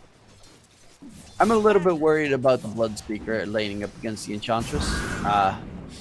I think, like, you have Shadow Shaman who has almost no attack range and cast range, and you're up against a double range matchup, which is just problematic. Yokam will be healing up a little bit with the shackles, but looking to be taken down. And there we have it. Does get smacked by TA. He had Fairy Fire. He could use Fairy Fire, but he was going to be like... Beam. Yeah, 10 HP. He had Lucent Beam. I thought it was cooldown. No, he had Lucent Beam. It came back. Okay. He was dead anyway. Yeah. I feel like Bloodseeker is super sad this lane. It's hard to play. Shaman can actually help you decently on the lane. And we can see that Taeyeon already did a good job on blocking 2 camps on the jungle. We had one Observer Ward in the jungle, giving vision, blocking the camp. Then we have another sentry near to mid lane, blocking another camp to make sure Kato doesn't explode in the farm.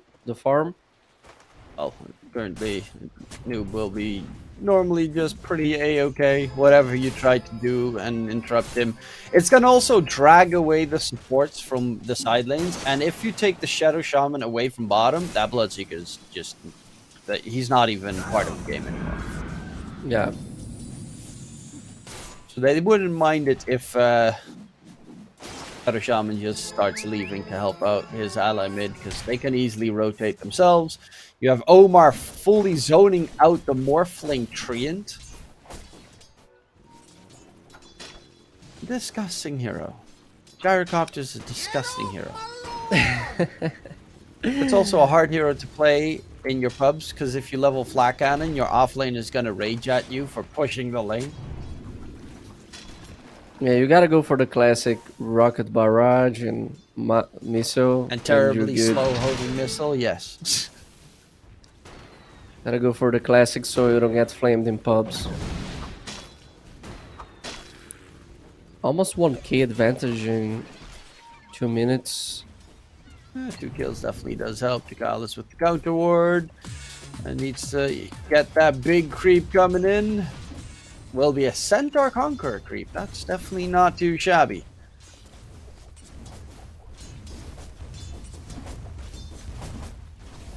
I think they're waiting level 3 Enchantress so they can kill Shadow Shaman again. They can just ignore Bloodseeker right now and kill Shadow Shaman, which is a free kill. Okay, level 3 Enchantress. Or just use it in the meantime to farm around. Palace will be just annoying. He's got that level 2. So with the War Stomp possibility, the extra damage that the creep gets, and of course the fact that it lasts a bit. Or, wait. What did you do before you tried? Ah. Last 60 seconds. I was just quickly reading up. Hero damage per second. I didn't even know that it did damage per second. Enchant. Huh. The more you know. You need to read some patches. I mean, I just never read enchant because I never expected them to actually change anything. Yokam is going to get taken down in the bottom lane. It's neither fair nor foul. Easy Enchantress gameplay. There's so many heroes that I probably read over. I actually read all the patch notes, but then I most certainly just forget about it. Yeah, it's normal. It's too many things to remember. Too many new things on Dota. The rune changes where Invis gives you like damage reduction, stuff like that. Bro, I forgot about. I read it, and then a month and a half later, I remember. Oh wait, that's a thing. 1 month ago, I just recorded a video for YouTube talking about neutral items in Q1. Q1 is gonna get blasted the in big mid. damage. Earn charges, Ducalis rotation. This is what you were talking about. Oh, he also TPing bottom lane, going to help out TA2000 WS in the trees. The Urn is going to take him down. Yokam's going to be the next target, and this is... He gets the support from the bottom lane support, and then he immediately runs up towards bottom to help out the core. This is some great communication with PSG Quest, and you have a level 7 Coddle right now. With Vessel. With a full Vessel coming in. 5 minutes gold. in. Oh my god. This is you ban it. You just have to first phase ban Coddle. I'm surprised that it was left in the pool so long. WS needs to be careful. He's level 3. He's going to die again. Blast. Drop Oh in my low. He's God. gonna get slowed down. TA2000. What The a dive is disaster. worthwhile. And now you're gonna have a useless Bloodseeker this game. Yeah, Bloodseeker can't do anything anymore. Oh, you have Omar. Oh my god, the game is just running out of control for Talon. Can't do anything about it. Like, you have a gigantic Coddle, 6 minutes in Vessel, 3 charges. It's hard to do. But just going back on what I was saying, I just recorded a video talking about neutral items on YouTube, and I put it like collector on the lowest tier, and I have a group of friends on Discord with the heroic players, Analog and KJ, etc. And they're like, "Yo, light collector gives you bonus movement speed. What are you saying by Dire's bottom tower is what are you saying by putting this item here?" And everyone was like, "Yo, I didn't know that." So it's hard to remember. I mean, that I definitely knew, because Light Collector just got nerfed because it was too OP. It was way Yeah. too OP. But it was before this, so there were some pro players on this group that was like, "Yo, I didn't know that it gives bonus movement speed." To be fair, Crit didn't know that if you blink outside the circle, your blink actually gets shorter. Remember that from like 3 Yeah. months ago or 2 months Yeah. ago? That's Crit. Like, that's one of the best pulse 4s in the world, and he didn't know something that has been in the game since ever. What fascinates me about Dota, it's like you always have something to improve or to know. you play the game for like 10 years and you still get to know things. That's fascinating. This game is beautiful. I always have questions when I'm casting a match about certain interactions that I never think about when I'm playing a game.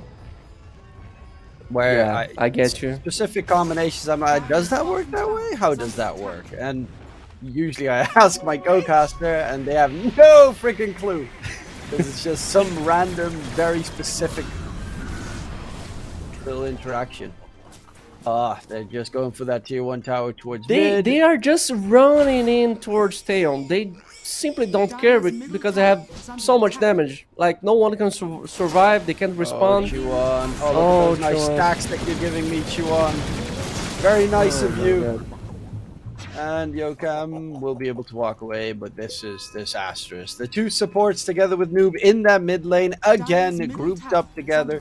Malik is chilling up in the top lane. He is actually doing surprisingly well for someone who has been solo for the longest time. Yeah, but you're playing against Pango, Dire's middle so tower has fallen. you're going to farm. You're a Morphling. You don't care. Yeah, but I'm surprised that Malik has gotten farm. Like the Pango. Obviously, V2 should have a pretty good time. That's because the Chint was there the entire time, but offlane Pango still has its use. I miss Ice Pango. It's beautiful to see how the support just play together with the mid lane. I wish my pubs were this way. Not gonna lie. Yeah, no, they scream and they don't want to talk with each other. That's all the pubs do. Tier 1 tower bottom lane is going to get secured. They have a 5k net worth lead at the moment. Omar TPing towards mid. Yuan needs to be careful. There's a bit more coming out. Homing missile. Chasing in after the Kunkka. Call down as well. Again. Oh, that call down is so perfect. Oh my god. They won't be able to get Ponyo. themselves catch on the Shadow Shaman, but the Treant will be next. That was a really clutch call down. How can you deal with Karo plus Gyro? You get Solar Bind, you know that you are dead. Yeah, homing missile plus solar bind, and then if you still try to get away, you get hit by an enchant, by the enchantress, or some centaur creep stuns you up. And this Coddle, he's got his bots flying in right now. So he's got bots, Spirit Vessel, done at 10 minutes, and now he's going Octarine Core. Dire's Next top game we are tower going to is see under Karo attack. getting banned. Oh Trust yeah, me. first phase, 100%. This is...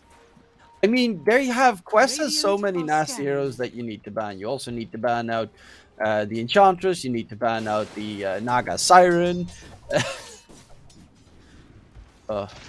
You need to ban the Chen, obviously.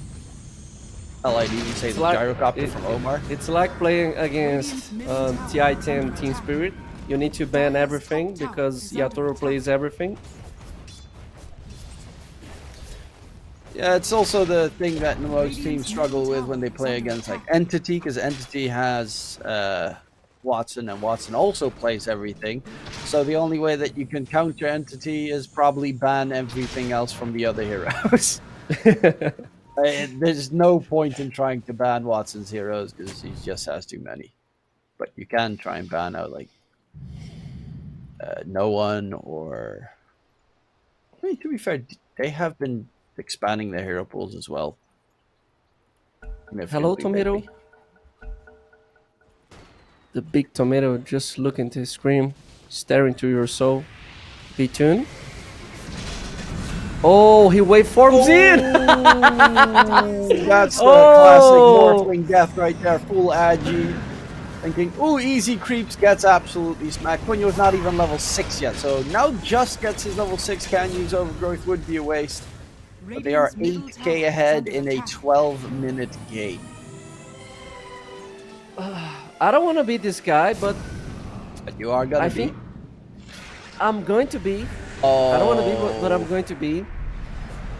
They need to play this game thinking on the next one.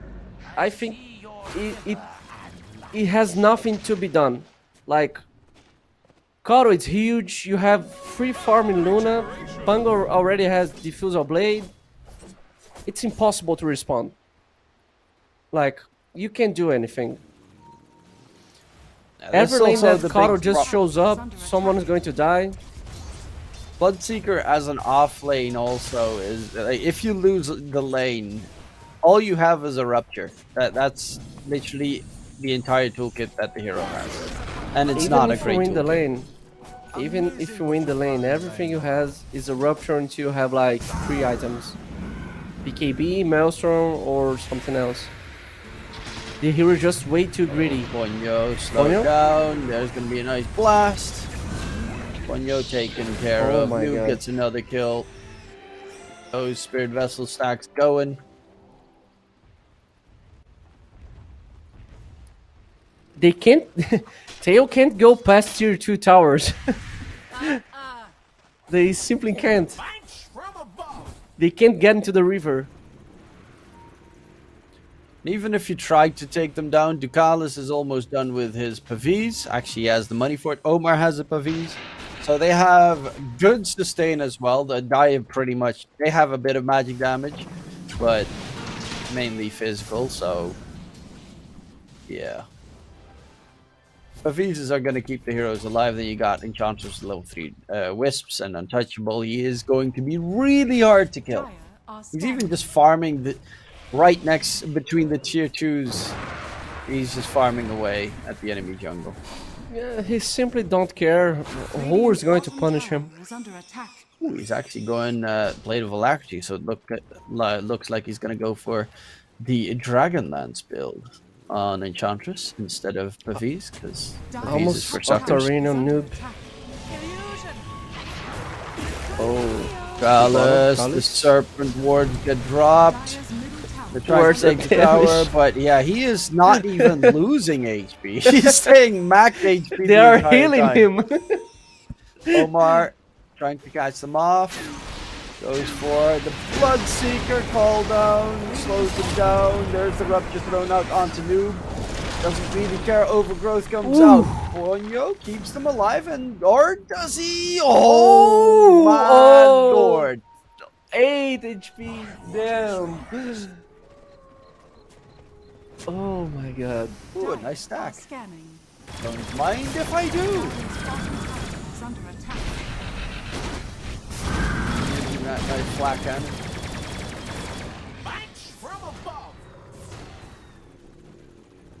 Also They're the not crest even down on the caring gyro. for Russian. They're just playing forward on the map and not letting Taeyon go past tier 2 towers. Like, they're just chasing.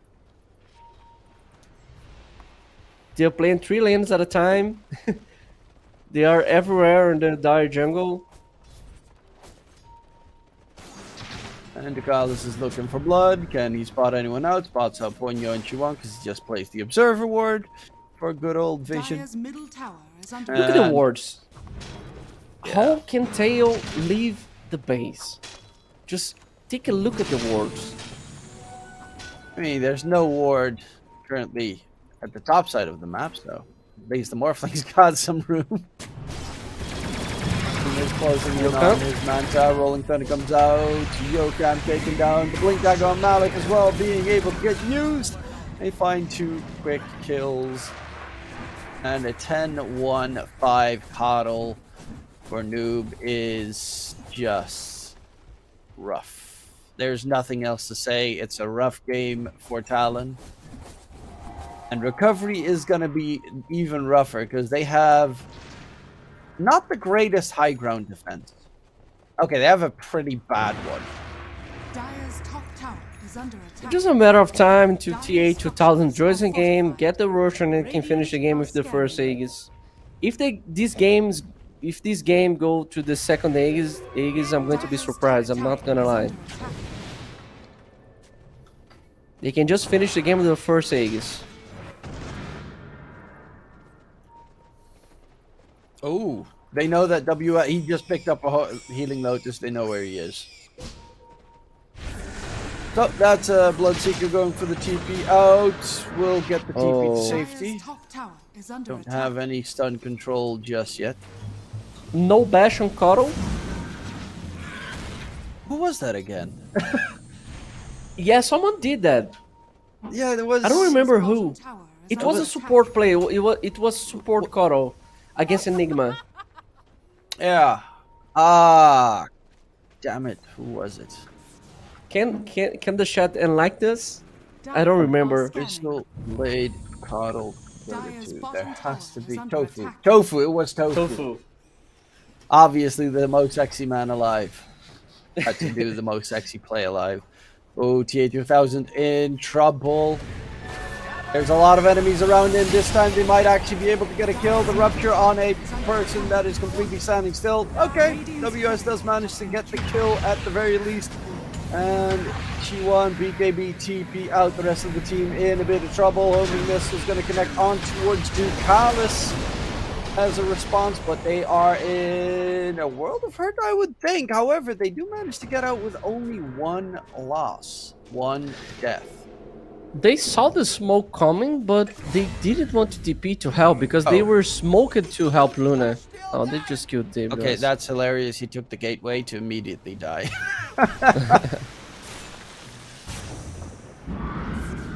They don't have stuns. Everyone is just ping out. This is, yep, this makes me happy. Look at what Noob's building. That's a real Chad item. The Koturu. You are a Chaos Agent. Yes, Dagon Coddle is just the way to go.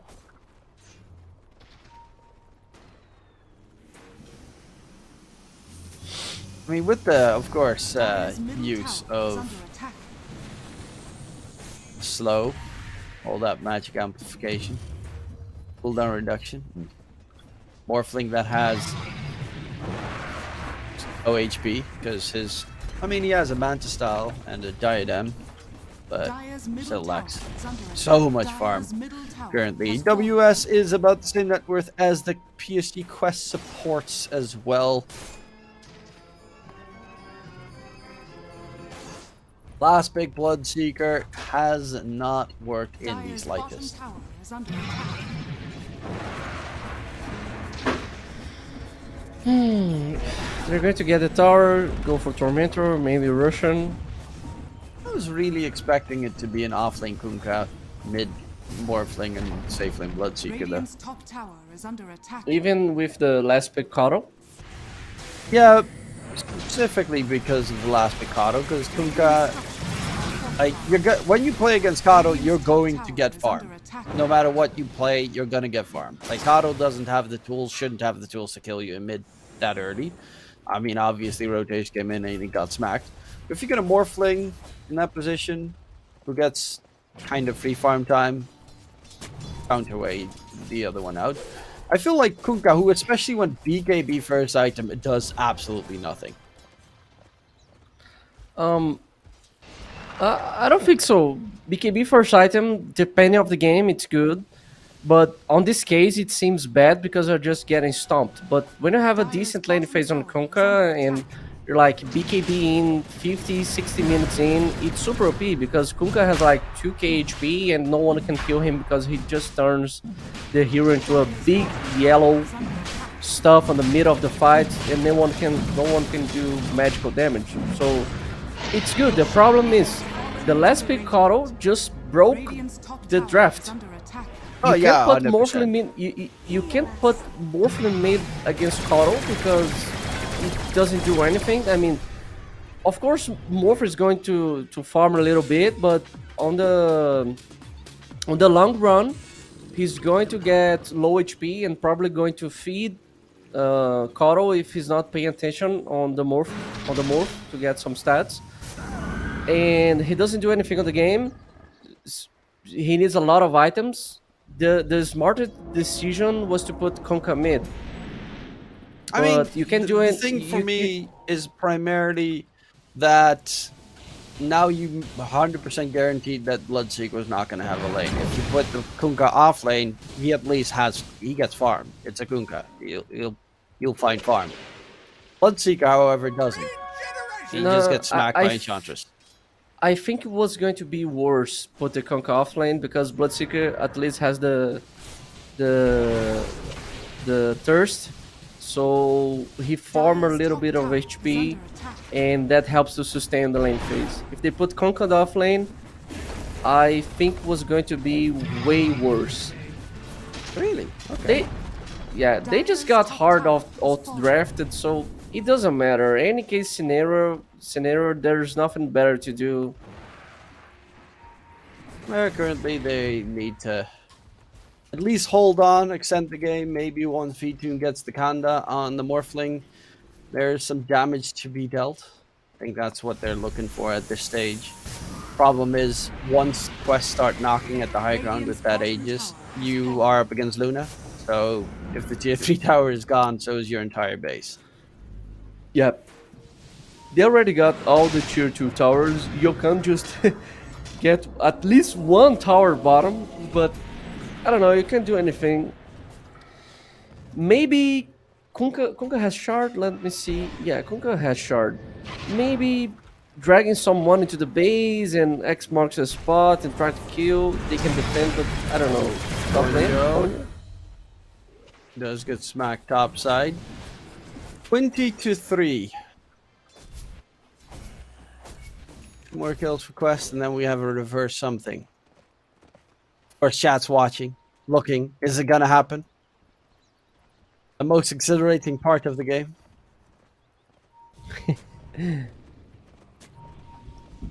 Where's my pension? Lucan being chased by a random skeleton warrior. That gives away that they had a observer ward just placed. They're waiting Kanda on Luna to go high ground. Maybe. Oh, WS almost gets blown up. That was a bit too close for comfort, but it looks like he does have his BKB delivered right now. So they have 2 BKBs on the dire side.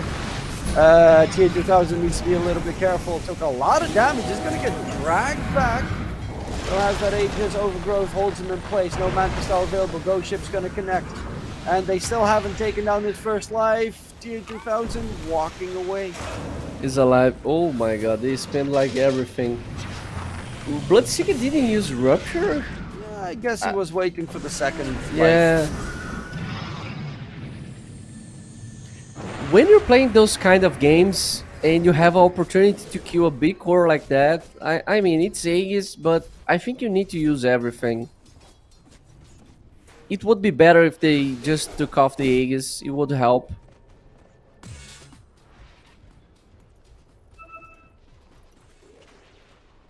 Chat did mention it. It was Save that did the Abyssal. I definitely remember Tofu as well buying it. I guess there are multiple people that tend to go for that route. There's going to be the Rupture thrown out. Malik is in trouble, and they find a kill with TA2000 now on the run. BKB is about to end, but he's going to get dragged back. Still has his own BKB available. Can they pop that Aegis for once? Nope. Oh my god. TA2000 will stay alive through it all. Maybe some kind of miscommunication by Quest, because they had heroes top and Pango was alone on the base. He got dragged, but they need to be together. High ground, it's so annoying this patch. Like, you can't commit any mistake because you're going to delay the game into 10 minutes every single time. Dire's bottom tower is under attack. Okay, you have DD on Luna. No Aegis, but DD on Luna. Pango is going to TP. You have Solar Crest. I mean, no, it's still a bit scary. Obviously, BKB does significantly help. Ponyo is going to get spotted out by Malik. There's the dust. Treant in trouble! Oh! He actually gets knocked back into the dust. That's a little bit unfortunate. T1 Noob summons TA2000 to immediately go for the T1 kill. And the second one down. That's probably your best 2 high ground defenders, the Treant plus Kunkka. Currently removed. Kunkka's going to drop the Serpent Wards, get the Tier 1 tower towards top. Farming some gold for his team. He'll get the DP back, and the tower is gonna try. Is it gonna drop? It's close. No, it's not even. Oh! 39 HP left on the tower. They won't get that tier 1 top. That is sadness. But Vitun has a Kanda now. So, does do significant amount of damage if you're trying to push high ground.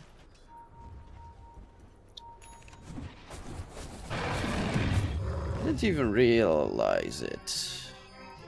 Dire's middle tower is under attack. Wait, so we didn't get the 2/2 plus 3 on the screen because they killed Malik. That's actually pretty sad. I mean, great for Talon. They killed Malik. Yay. And G1 was getting time to get the Aghanim Scepter as well, so I feel that they're giving them a lot of... obviously, they're waiting for the next Roshan. They're giving them time here to get a pick off here, and there WS gets a kill onto Omar. They are trying to quickly disengage. Rupture was used for this, so there's nothing much left for WS, but Malik's Rolling Thunder is going to be the trade-off that comes through. Now that gives them time to go for a counter ward on the other side of the map. Talon is really extracting everything they can on the little space that they have on the map. Like, they just got a kill on Malik on the base when Quest was not ready. Now they kill Omar. Morphling's growing. You need to be careful. Because high ground, you need to pay attention. Of course, they are going to wait the second rush. I thought they could finish the game in the first Roshan. I was wrong.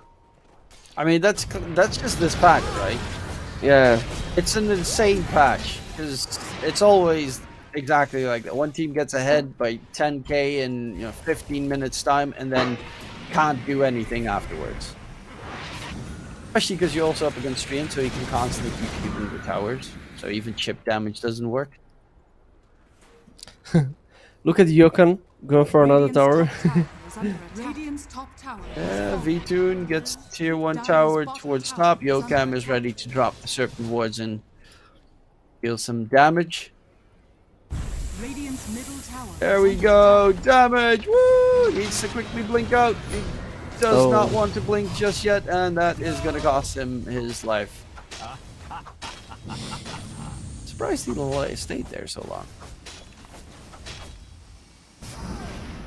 But Okay, it's Rush is going space to be created. upset. That's all He they're forced looking to one. gain right now. He forced one or two heroes to go back and try to defend, but it's not enough. Illusion. Gallus got the Hurricane Pike plus Shard, so you got Big Boy and Impetus arrows coming through. Let's see what Omar has. Yeah, he's going for more supportive Mech Solar Crest. He's going Lotus Orb. Great Lotus Orb game, by the way. You're going to go for J to 2000? Oh, Okay, they want to jump him? he does have Satanic. He has just Satanic. Yeah. finished. X. Let me get the control. Oh, the force. On your overgrowth, Ghost Shipman flying out TA2000. He's going for the man fight. Look at the damage he's dealing. Can he heal enough with the Satanic? He's trying to WS on the run. G1 with the right click. Vitun. They will finally take him down. But Vitun, there's a lot of enemies surrounding him right now. Waveform TP out. We'll get the TP to safety, and WS gets back out of there as well. So they find the kill on the Luna, but it cost them 3 heroes in the process. Where are the bashes? Everyone is just leaving by TPing. What is happening? Where are the bashes? The Ados? Help me, DK. I mean, Ags is way cooler, so Malik's gonna get that one done. No worries. Obviously, we need Kato with Bristleblade. He is almost done with the full Scythe of Ice, though, so that's definitely gonna help as well. Tune Butterfly next. K2000, same story, also going for the Butterfly. As we They just wait Luna, go Russian, then try to force high ground. I really thought Luna was going to survive that engage because she had BKB, Shard, and Satanic, but it wasn't enough. I feel like West wasn't 100% ready. They were there, but they're not waiting to engage. Do you want to go Russian? Tail? Oh, the smoke's going to break. Oh, Can they get the cash coming through? It is going to be, oh my god, Rolling Thunder flies in towards the fight. Buyback comes out, Vitun, BKB, TP out of there. They're trying to disengage. Ponyo is still alive. He's got the shard, so he'll be able to creep on through. Buyback force out on the gyrocopter, but they will get themselves the Aegis Plus banner in favor of PSG Quest. And we'll certainly wait for, use that one to push up towards high ground. Ponyo is actually trying to cut the creep wave, knowing that they're busy taking Roche at the moment. He doesn't have a Meteor Hammer. You can see that's the big problem here. There is no Treant Meteor Hammer. Otherwise, easy wave cutting. Disappointed. oh my god. Time to buy it. Send him a text on WhatsApp. Tell him to buy Mem Hammer. The worst item on Dota right now. And still it has value. That just shows you how amazing Dota is. It has emotional value. You can cut creep waves, otherwise you really can't cut creep waves. 2000 still has to be a little bit careful because of the blasts of damage that he does receive with the Kanda smacks. Pop the Satanic, there's the fortification coming out. So And sad he when also pop the gets Satanic and Linken's. the fortification comes. It has Lincoln Solar Crest, everything to help him to do siege. But he's up against Obnoxious Treant, who just keeps on throwing Nature's Grasp down. Dragon onto TA2000, Shackles, long range, Rolling Thunder comes in from the side. Ponyo is just going to be chilling for the time being, has an overgrowth. Doesn't have the mana, now he does. And they kill off TA2000, the tier 3 tower is gone, and the damage is immense with all those glaives bouncing around. The beautiful golden glaives. Okay, range Rex. Drag back, TA2000, Yokam is going for Noob, tries to kill him, but Yokam gets annihilated, overgrowth comes out, can they get the kill? They find Noob, who doesn't have a buyback to rejoin. Omar will actually be a dieback if he gets taken down. They're focusing everyone else but TA2000 because he's got the Aegis anyway.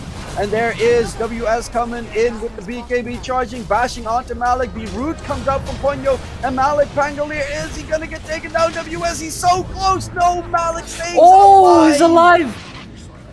And it will be a DX. TP. Actually, TA2000 gets dragged back. He just bought a dagger? Bought a blink so he could disengage on the Luna. Oh.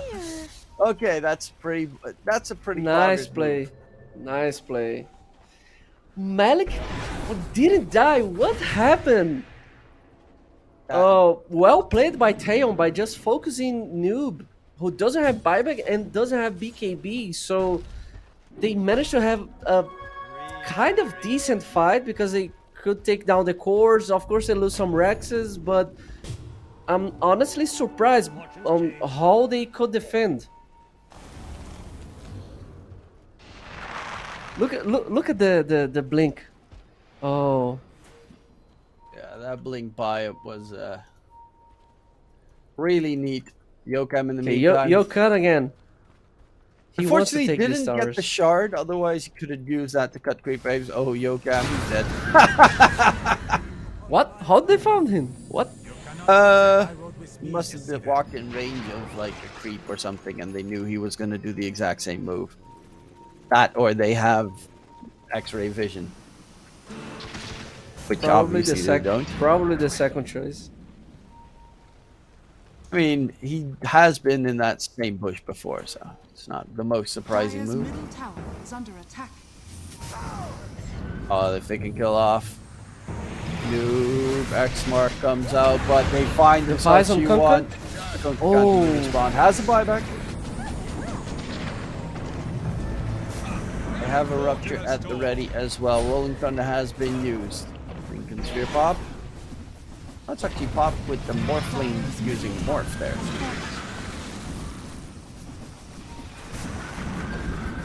Valak is constantly popping his Lincoln Spear onto TA2000. Dire's middle barracks. Oh, Blaze, bro. Dire's middle barracks are under attack. They're going top? Has fallen. Yeah, they're going top. No, never mind.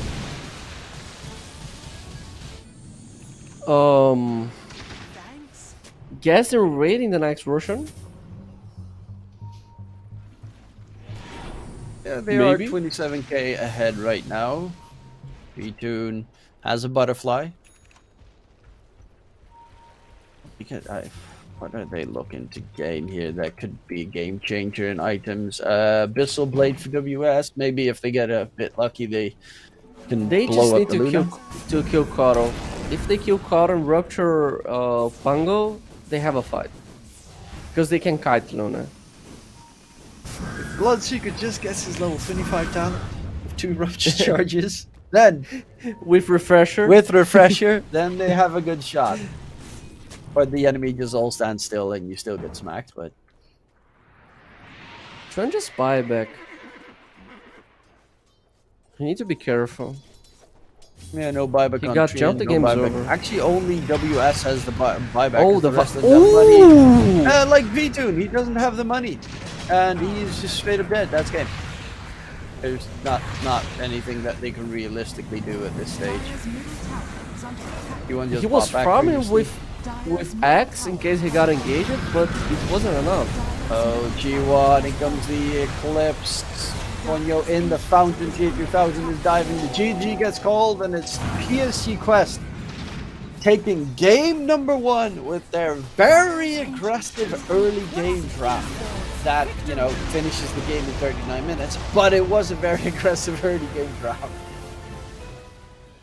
We're probably going to see first phase ban caught on the next game because the impact was too much, impossible to deal against, and they are probably not going to pick Bloodseeker off lane again to make sure they counter Pango or something like that. Tough game for Talon, not gonna lie. Yeah, it definitely seemed to have been a pretty rough one, as we can see here, of course, on the scoreboard. Pretty even Stevens. Noob, of course, at the top, but he's got that big old Dagon and was all over the map the entire time. Sublime performance coming out from his Coddle, and it is a hero you just cannot let him play, especially not leave it in there. Like, they tried to surprise the side of PSG Quest with that second to last pick, Bloodseeker, but they never saw coming that the enemy would also do the exact same thing. Just put the Pango off lane. Why would you keep the Pango mid if the enemy has Rupture? And indeed, they did exactly that. And the surprise was too much to bear. They had side of, 12k advantage Talon. just 60 minutes in. And still, it Jesus. took them so long to finish the game. Yeah, I think it's because of the patch. It's, I don't know, the way high ground works nowadays. It's super annoying. It bothers me that you can finish a game faster by having 50k, 20k advantage. You need to wait. This is super annoying, but I think it's the this also gives fortification that's just a pain. yeah, it also gives opportunity to come back. We've seen a lot of comeback this patch also, so I think it's a how can I say, I just lost my words. Oh my god. Don't worry, you'll get there eventually. It's a double-edged sword. Okay, that's what we were looking for. Double-edged sword. Yeah. Yeah, it was a rough game. I think the fact that you're that far ahead and it still takes so long to clean up the enemy's base, it just is this current patch. Because that game could have been done in 20 minutes time easily, but unfortunately it takes a little bit longer for them. And hopefully we get to see a better Talon in game number 2, because yeah, they got destroyed. The draft got annihilated. Last pick Coddle. Even without the last pick Coddle, they just got beaten in the lanes. You pick the Bloodseeker to go into the lane of the Luna plus Enchantress, and it gets annihilated in that lane. It doesn't get anything out of it. It's, you got to go back to the drawing board there if you're Talon and see if they can recuperate. This is not the end of the line if they would get beaten, because they would still have a chance tomorrow, but winner will advance on towards the next stage. So there's a lot on the line for both these teams. We'll be going towards a short little break, and we'll be right back.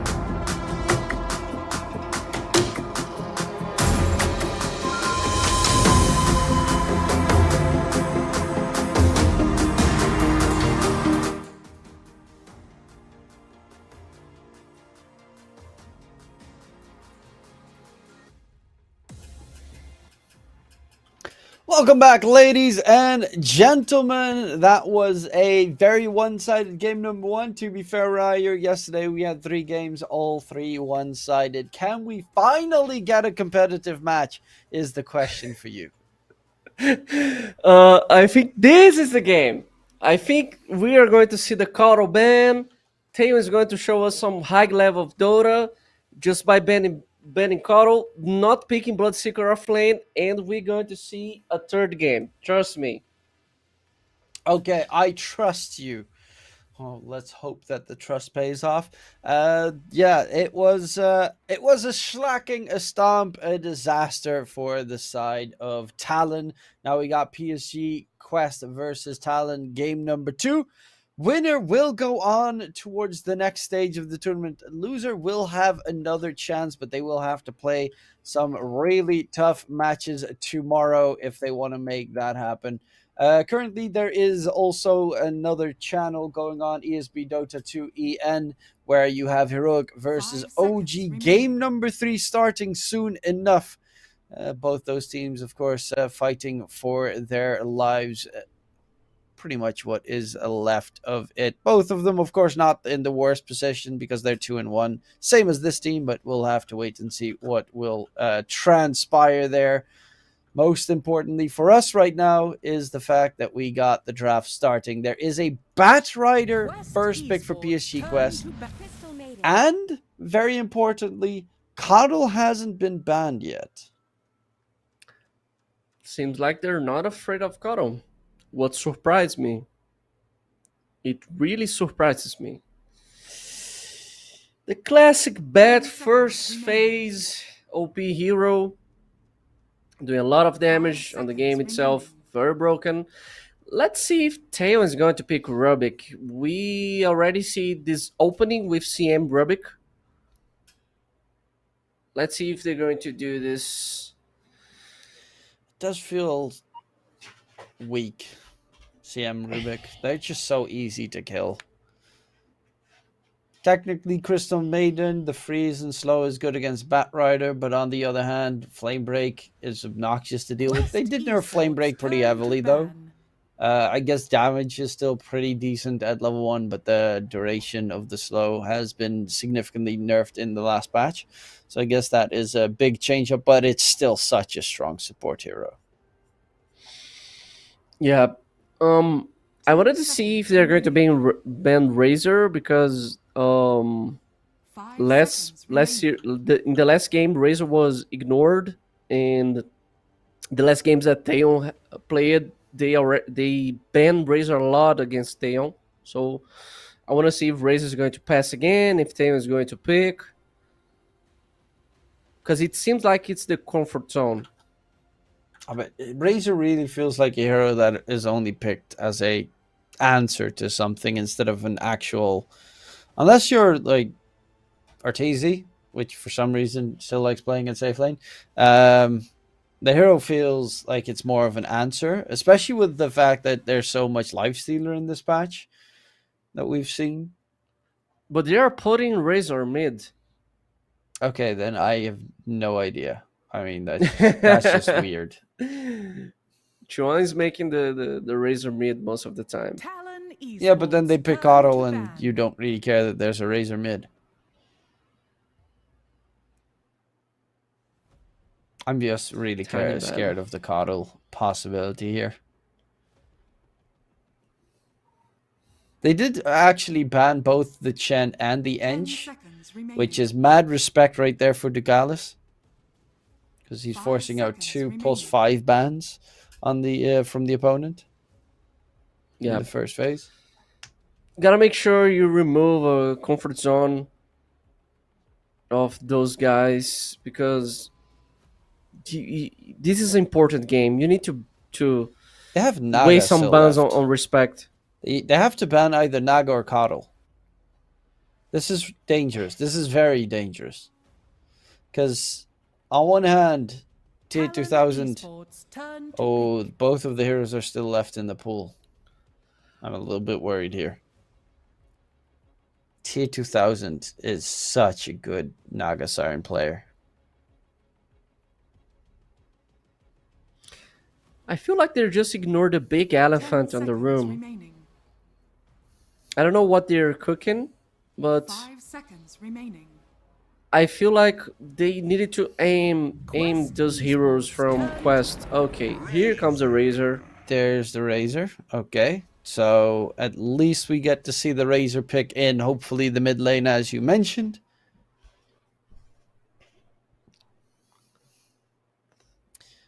PSG Quest, what are you going to pick to play against the Razor? Yeah, you could just go Lina, I guess. Something along those lines. 5 seconds remaining. Puck. Yeah.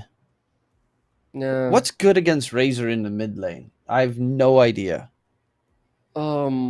Since it's not a common matchup, you need to be a range hero to Quest not feed on Esports Razor. turn So to Lin it's pick. Or go decent, Kato. Koro it's decent. Yeah, you talk about Koro. You don't care about Razor Naga? if you Koro. Oh, they got the Koro Jar. Bat Rider It's the gyro classic. supports again. Oh. The classic Quest move. Sorrowbind into Rocket Barrage, someone is dead. The side lanes are going to be rough again. So you're going to have a Gyrocopter +4 most likely for Omar, and then the Bat Rider +5. 5 So you're seconds even remaining. dodging the Crystal Maiden with that move.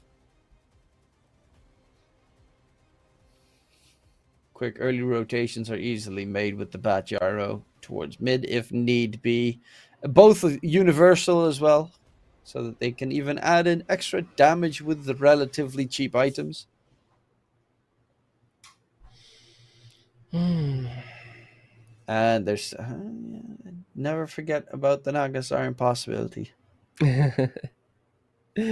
Never forget about the Nagasar. And otherwise, I mean, you don't want to pick TA against Razor, so TA can't really pick TA. I mean, he can, but it just wouldn't be fantastic.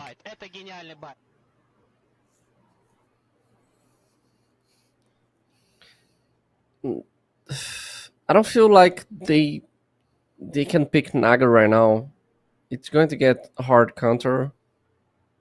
They need to go for a last pick. Yeah, then they're definitely not going to get Naga. I mean, they banned Leshrac already, so like the biggest counter to Naga is already removed. Okay, Pango. Is this mid Pango? Offlane Pango?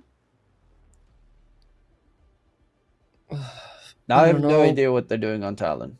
Yeah, maybe they're flexing Razor this time. I think they're flexing both the heroes, yeah. Depends on what. Like, if they pick a lifesteal, you put Razor up against the lifestealer.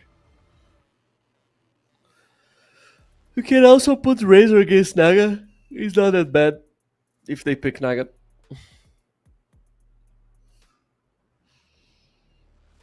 Can just clean off the illusions, the static link. It's decent to deny some creeps. You could But even let's go see. Safe Lane Razor, but... Turn to Okay, Rubik. There's the Rubik you were talking about, the Crystal Maiden Rubik support duo. It's so squishy, though. It doesn't answer the Karo Gyro. We already seen Nouns getting exploded by this combo. They just picked a 10 Rubik seconds CM and they remaining. couldn't answer anything. Actually, it was Rubik Techies. 5 They seconds remaining. could not answer anything on the map. It's too much damage when you have Karo and Gyro. Plus, you have Bat Rider who can just start annoying you and poking you on the game the whole time. You have the lasso. Rubik, it's good because he's going to steal the oh my god, Solar Bind from Karo, but it doesn't solve the problem because it's only level 6. By the time Karo will probably have Vassal like the last game, and he's going to be huge. Let's see which offlane they're going to pick. Quest Esports turn to Anti-Mage. Okay. Okay, so Anti-Mage. They have no real control for Anti-Mage. To ban. And the supports are very easily killed by Anti-Mage. Didn't they play... Wasn't there an Anti-Mage versus a Crystal Maiden Rubik yesterday as well, or... Yeah, I think we've seen that. I think PSG Quest played against it. That was the game they lost, right? Talon Esports. I don't remember, turn to but I ban. think Anti-Mage we've definitely seen- won that game. Quest Esports. Yeah. Turn to ban. what PSG is going to pick? I'm quickly gonna have to They check. they need an offlaner who has stuns, like maybe Tiny, Tide, Mars, something who 10 can just seconds remaining. jump and enable people. I can even see Brewmaster. 5 seconds remaining. It's not that bad. Oh no, the PSG Quest played it themselves in game number 3 up against a Shadow Shaman Disruptor. Quest Esports. And the turn Doom, to where Doom couldn't use Doom a single time that entire game.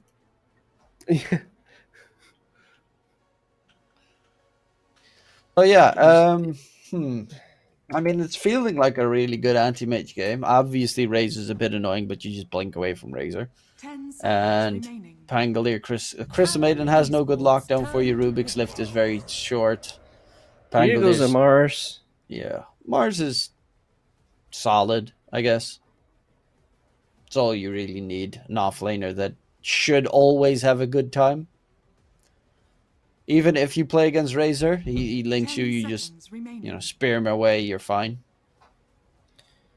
And you have a lot of kill threat. If you get a spear on the Crystal Maiden with Gyrocopter, flak, the Brewmaster- Rocket Barrage on top. Okay, so what? Now select Ha! players. It's Razor offline? Maybe? It's Or Pango mid. mid What is Pango, happening? Razor off lane. Safe lane Slark! Okay, Slark. Well, he doesn't actually, it's not a bad Slark game. I don't think so. I think it's a terrible Slark game. You have bizarre damage from Cuddle. You force Slark every time to use Shadow Dance. You have Rocket Barrage who forces Shadow Dance. Of course, it's decent against Mars, but and purges the lasso. But I don't know. I don't like the last pick Slark. I don't like.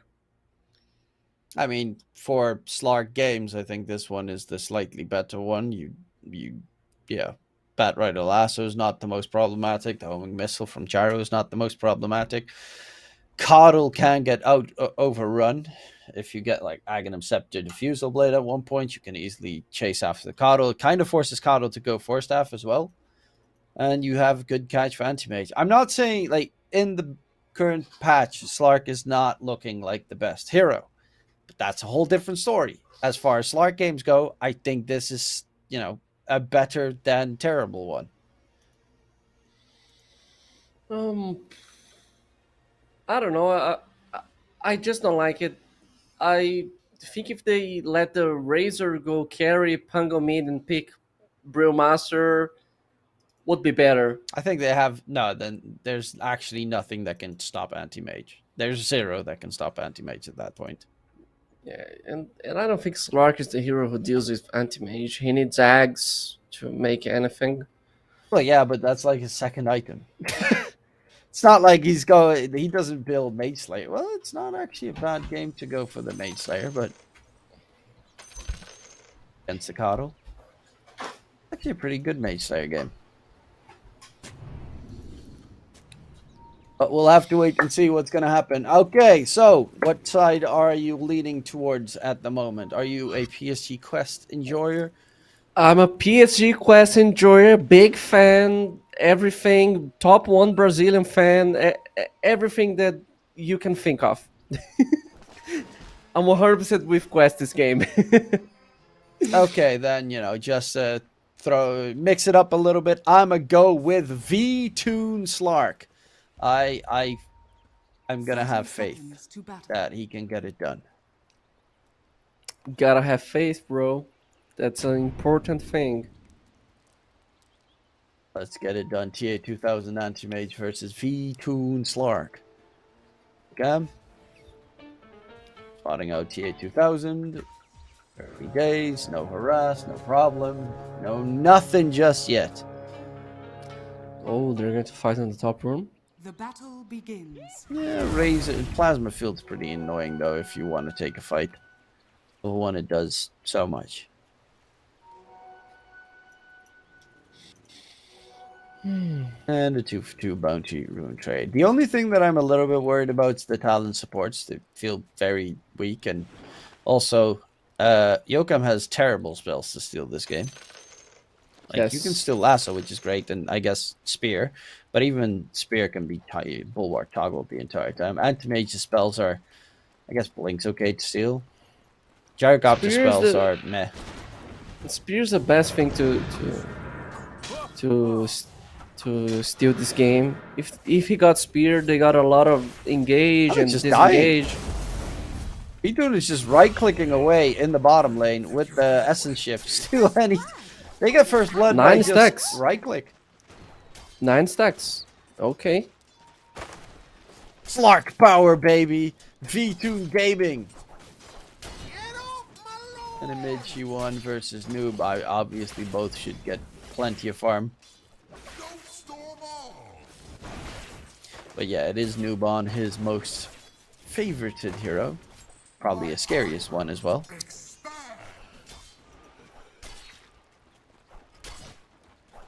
Since they have Pango mid this time, I don't feel that Koro is going to have a great time this game, because Pango can stop a little bit what Koro likes to do on the game, because he also respawn the ganks, and when he get the free farm that you mentioned the last game, it's good. It's excellent for him because he get the early diffuser blade. So maybe this time we don't see the Koro.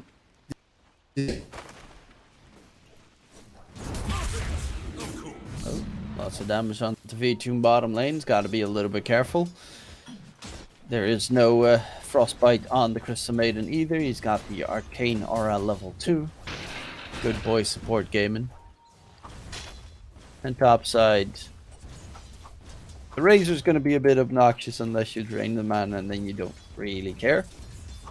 But it's also Ducalis on that Bat Rider. Flamebreak, Firefly.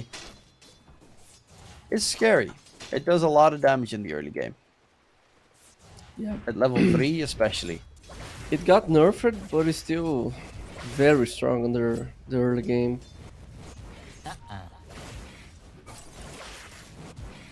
This hero bad. This hero is one of the kind of heroes that if you buff a little bit, the hero is just insanely broken. If Ice Frogs adjust little things and try to buff 1 or 2 spells or give like 5 more damage on Napalm or something small like that, the hero is just mega OP. And if you nerf the hero a lot, the hero is just super trash. So nowadays I think he's just on the midterm right now, because he got nerfed from the flame break, but the hero is still decent. It works, but you don't want to put the hero on the mid lane or off lane like a couple patches ago, because it's just super bad. I think as support, the plus is of course that you can always very easily farm camps, and having a support that can do a little bit of farming is always an advantage to have, instead of Disruptor who literally only gets kills, and if you don't get kills, the hero doesn't farm because you don't level Thunderstrike, for instance, and the other spells don't do damage.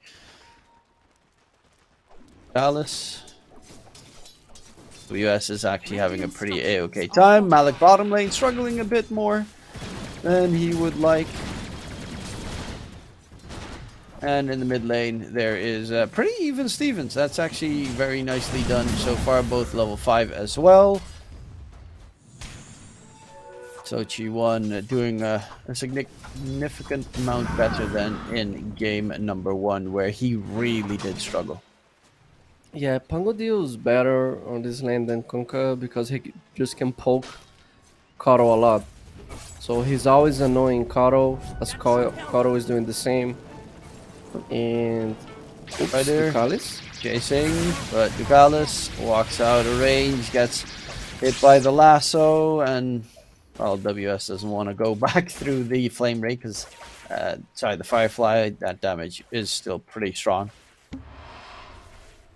It's not an easy kill to kill off Razor, who also has a Healing Lotus in the meantime, bottom lane. They're keeping Slark farm at bay as well.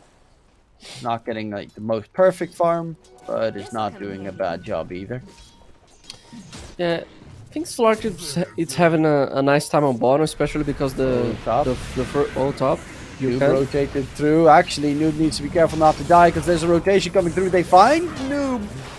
And Jokan will die in response, but good early rotations from Talon right there. Preemptively, they knew that there was a Coddle heading towards stop, so Ponyo already TP'd in.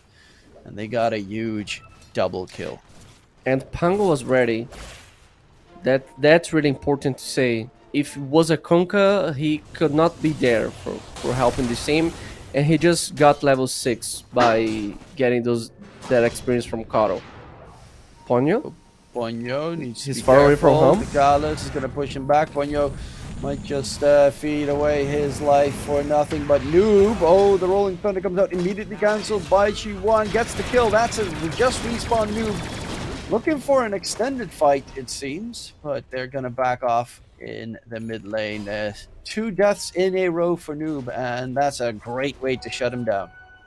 Yeah, they are really focusing Noob this game, because last game Noob just had a free game, free farming. They couldn't do anything about it. And we can see that Talon is really putting some effort in not allowing Noob to have that great game before, because this guy is unstoppable, this hero. And when you kill Karo twice like that, it just makes the game so much difficult for Karo, because every single death counts by now. You're going to have a Last game delayed he had Vessel now. Like, yeah, he's going bots because he can't get Vessel in time. yeah. Every single death just counts too much. It delays the timing. The Collis. She won with dead. another kill. That's And they're stealing the stacks. Oh my god. yeah, it's looking really good at the start for Talon at the moment. All 3 of their cores are top of the net worth. Even V-Tune on that Slark going for Dire's top tower. I'm curious if he's gonna go for a Mage Slayer this game, or just Diffusal Blade Ags. Something along those lines. Rolling Thunder getting pump fake on towards Zugal as it goes. Noob is also in the top lane. A lot of damage with the blast, but there's Chi1 looking for Noob, knowing the Coddle is a pretty big kill. WS needs to be careful. Omar is going to get taken down. Mana Void gets used, but WS still had HP. The freeze onto TA2000. He is dead. Noob looking for the WS kill. Can he get it? Yes, he can, but he is being ran down. With the swashbuckle coming in, Noob might kill Ponyo. Nope, the Crystal Maiden should be able to get himself out of there, and it is going to be a, what, 4-for-1 trade in the top lane? Yeah, what a difference this game from the last one. By just having a mid lane that can follow up what Karo likes to do on the map, and the supports playing for mid to make sure Karo doesn't have that great game. We can really see that it's a different team from last game. Talon is playing way better. And Noob still trying to get himself the bots. He is closing in on it though. Almost there. And he's gonna at the very least be really swift across the map. It's also going to be annoying that you're going to have to deal with a Pango Diffusal Blade and a Slark Diffusal, so you're going to get so much mana drain. Luckily enough, you do have a Coddle, so that kind of circumvents it a little bit. But this Mars, who has a terrible mana pool, for instance, it's just always going to be out of mana. Dallas be taken care of. Crystal Maiden. The supports are making very solid early moves on Talon. They are playing really great. We can see that both supports from Talon are the same that we always talk about Quest. Oh, Chuan. Omar is going to get pushed over the cliff, and Chuan quickly swashbuckles, doesn't want to lose that kill. But the Pango Diffusal Blade is flying out. And he has Mana Boots as well. Okay, so he's going Mana Boots on the Pango instead of Power Treads. Oh, G1 in trouble though. He uses Swashbuckle preemptively. 6 kill streak picked up by Ducal. Is immediately looking for Yokam, who stole the spear. That's a dangerous spell to steal, and that's going to cost Noob his life. Ducal's trying to go for Yokan. V2 is here. That's going to be stats to steal. And indeed, there we have it. The first perma Agi stolen of the game. The spear stolen was game changer because Noob wasn't supposed to die on this gank, but he just got speared back, and he's like, I'm sad. 4 deaths in a row. Definitely not the game that Noob was achieving. He needs to calm down a little bit and go far, because if he just keep dying, his hero is going to lose impact so hard, and the game is going to be difficult, because when you play far away on Coddle, you don't farm well, and you just keep dying. Your hero lose the impact so much, and you become kind of useless on the game, because you don't do enough damage, you don't have enough survivability, and you can't actually farm because you're getting chased on the map, and you can't try to kill people because you don't have what it takes. So he just needs to calm down a little bit.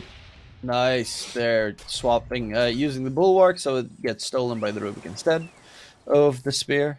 Constantly got to keep that toggle going if you're the Mars this game. But yeah, the fact that Coddle also has, after his bots, has to go 4 staff, it feels underwhelming for a mid Coddle to go for that item build, but you are playing against a Slark, Pangolier, and Razor, so you need a 4 staff. Even the Crystal Maiden Freeze is obnoxious. Oh, Ducalis wasn't in place. And Chi1 gets another one. Chi1 is on a roll. 7, 1, and 4 for the Pangolier. Part of 11 of their 14 kills. 2000. We can build up that Battle Fury. Yeah, it's still pretty not the greatest farm. Actually, he has been struggling quite He doesn't a have bit. spear. Oh, switch purple. Alec will get the TP away. V2 didn't want to go for a continuous chase. There's 2 TPs actually coming in and being used by Quest. The 2 supports just feel out of place in every single fight.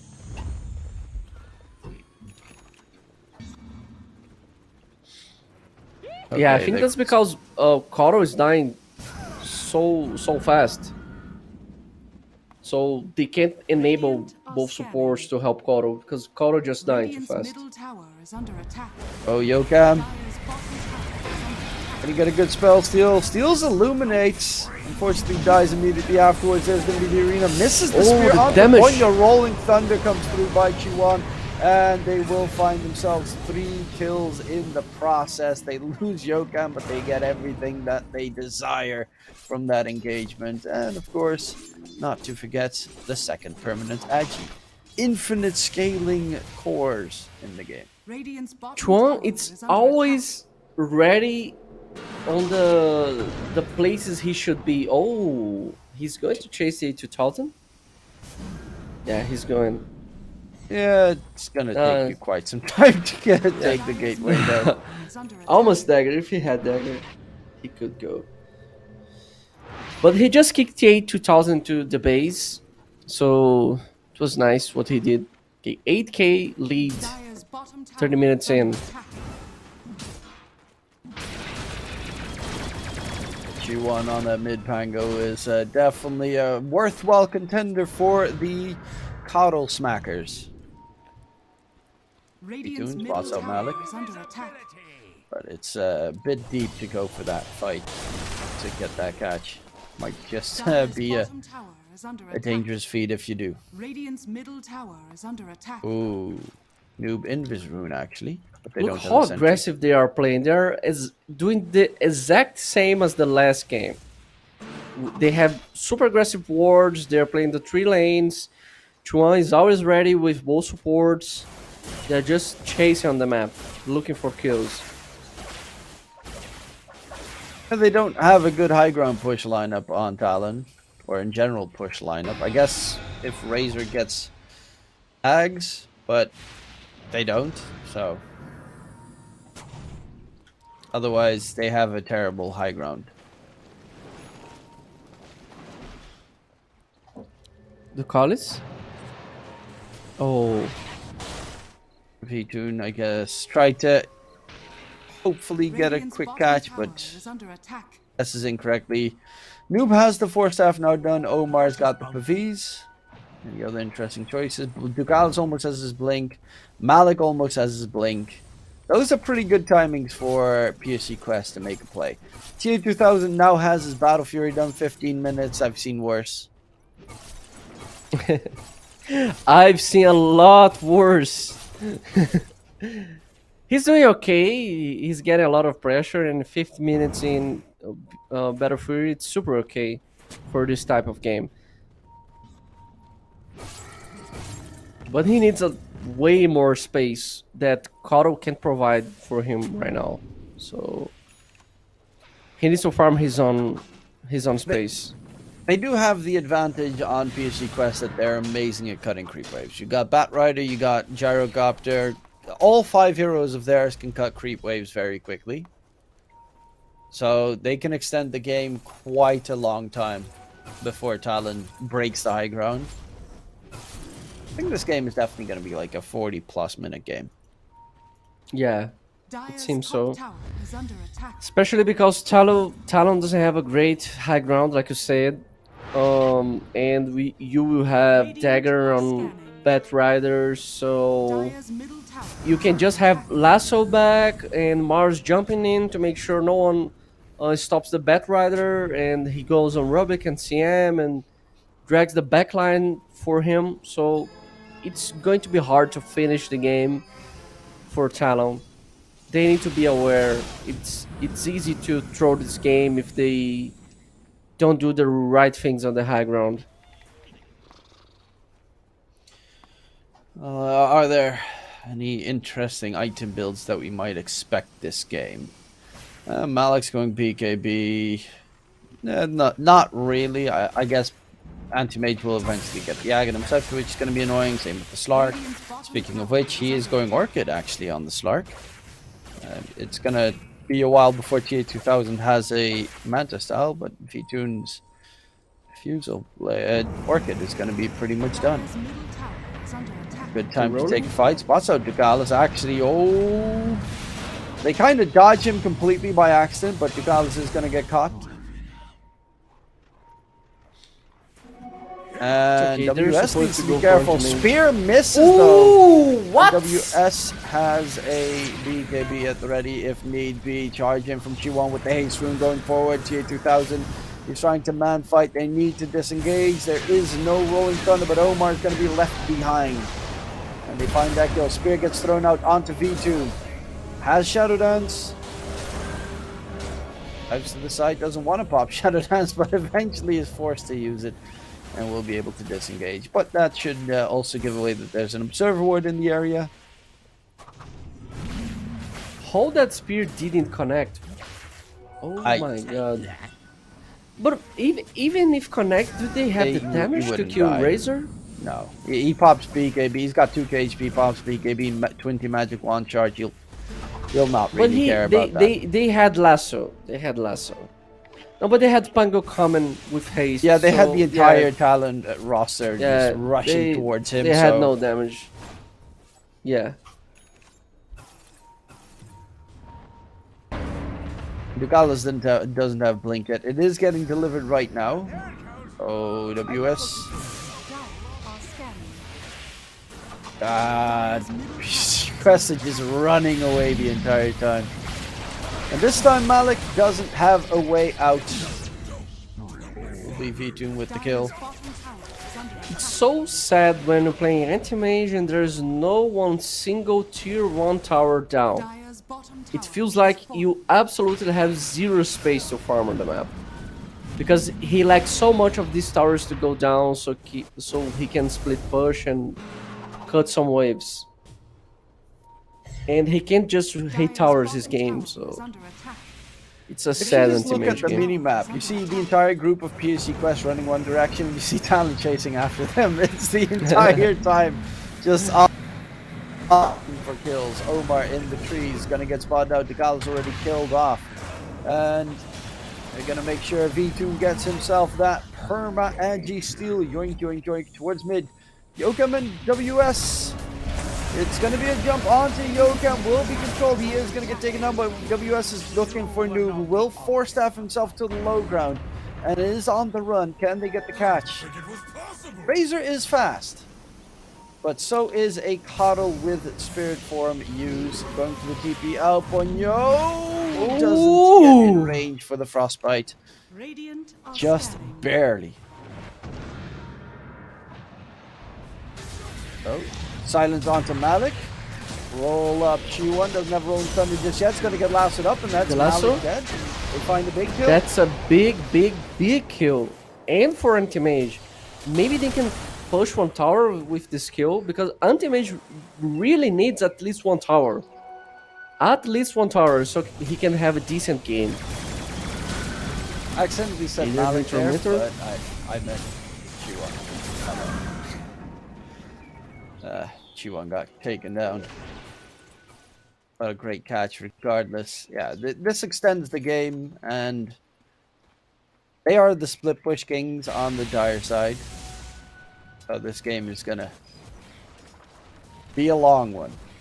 Just see if the Slark will be able to scale enough. Obviously, Slark is a scary scaling hero. There are tools to deal with him. They have a lot of AoE damage on the side of Quest that doesn't require having vision of the Slark. Under attack. And you can, of course, also, if he gets the shard, push him out of Depth Shroud with the Blinding Light. It's always a nice addition. You'll have a Manta BKB on Razor. And Anti-Mage almost has his Manta. He's 400 gold away. If this game took more time to the more this game progresses, the better for Quest. Talon needs to try to do something. Maybe go for Aegis, try to get another tier 2 tower, go for a pick-off, because on the long run, I think Quest has the advantage. Really? Even against the Razor as an extra core?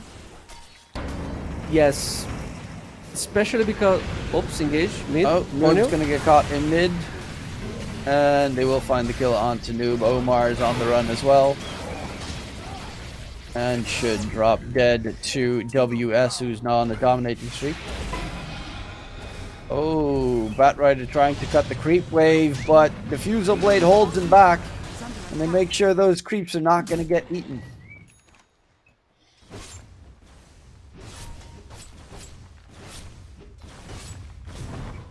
T2000 getting the first tower of the game, maybe. Dire's structures He's are trying so hard.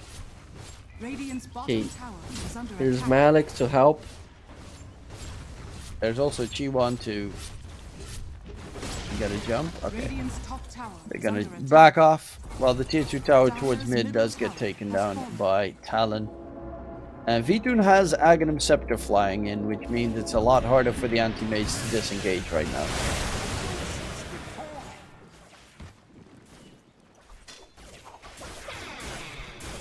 They go Russian. The Russian for Talon is pretty slow. If they go Russian, it's they are going to lose at least one tower if West pay attention on the map. Just going to take really long. Yeah, they're going Russian. And in towards Gotta drag some waves. In towards the pit they go, get that Aegis secured. Yokem is still running about. Spots a nice hoospoon. Typical also spots. But as mentioned, high ground pushing is still not their forte on Talon. Maybe if E2 steals a lot of Agi in a fight, they can push fast. T2000 is going Silver Edge? What? Huh. Okay, yeah, no. no, he's not You just going go for anymore it. because Yeah. that would be weird. That would be very Yeah. strange. Yeah. I mean, it would be cool to see a different build on anti-mage. He's just trolling us.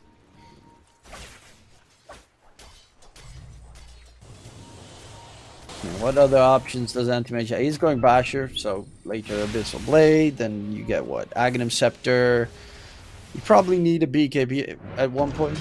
I feel like Ags, it's better than Bash on this stage of this game. Because you can just bait people with Ags and have that mana steal who can help to mana void someone.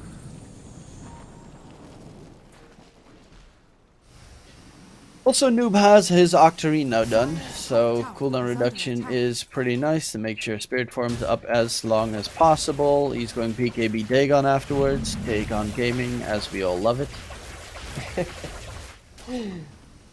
Best item in the game ever created. Dire's top tower is under attack. Well, the best item the game ever created was the caster Rapier, who just got removed from the game. Oh no, that was Rapier with True Strike. That one was stupid. Or, actually no, the best item ever created was Repair Kit. Without a doubt, I don't think an item was hated as much as Repair Kit. The first items of the first set of neutral items are bizarre. If you go through the first items, I don't know what the fuck Wisefrog was thinking about. I Illusion simply Escape, don't get it. Give TB an extra illusion, because why not? Seems legit. Didn't it also buff your illusions or something? Do you remember the eggs that you could consume? The Elm of the Undying? Do you remember that tier 2 item? No, I gotta rack my brain now. I have a terrible brain when it comes to remembering stuff. It's basically the Wraith King eggs for tier 2. Oh, when you die, yeah! Now I remember. Yeah. That one, yep. yeah, That Ice one was Frog stupid. things. Or Ballista, tier 5. Oh. That one was kind of like you had a sniper in your game with Ballista. You're like, what? What am I supposed to do?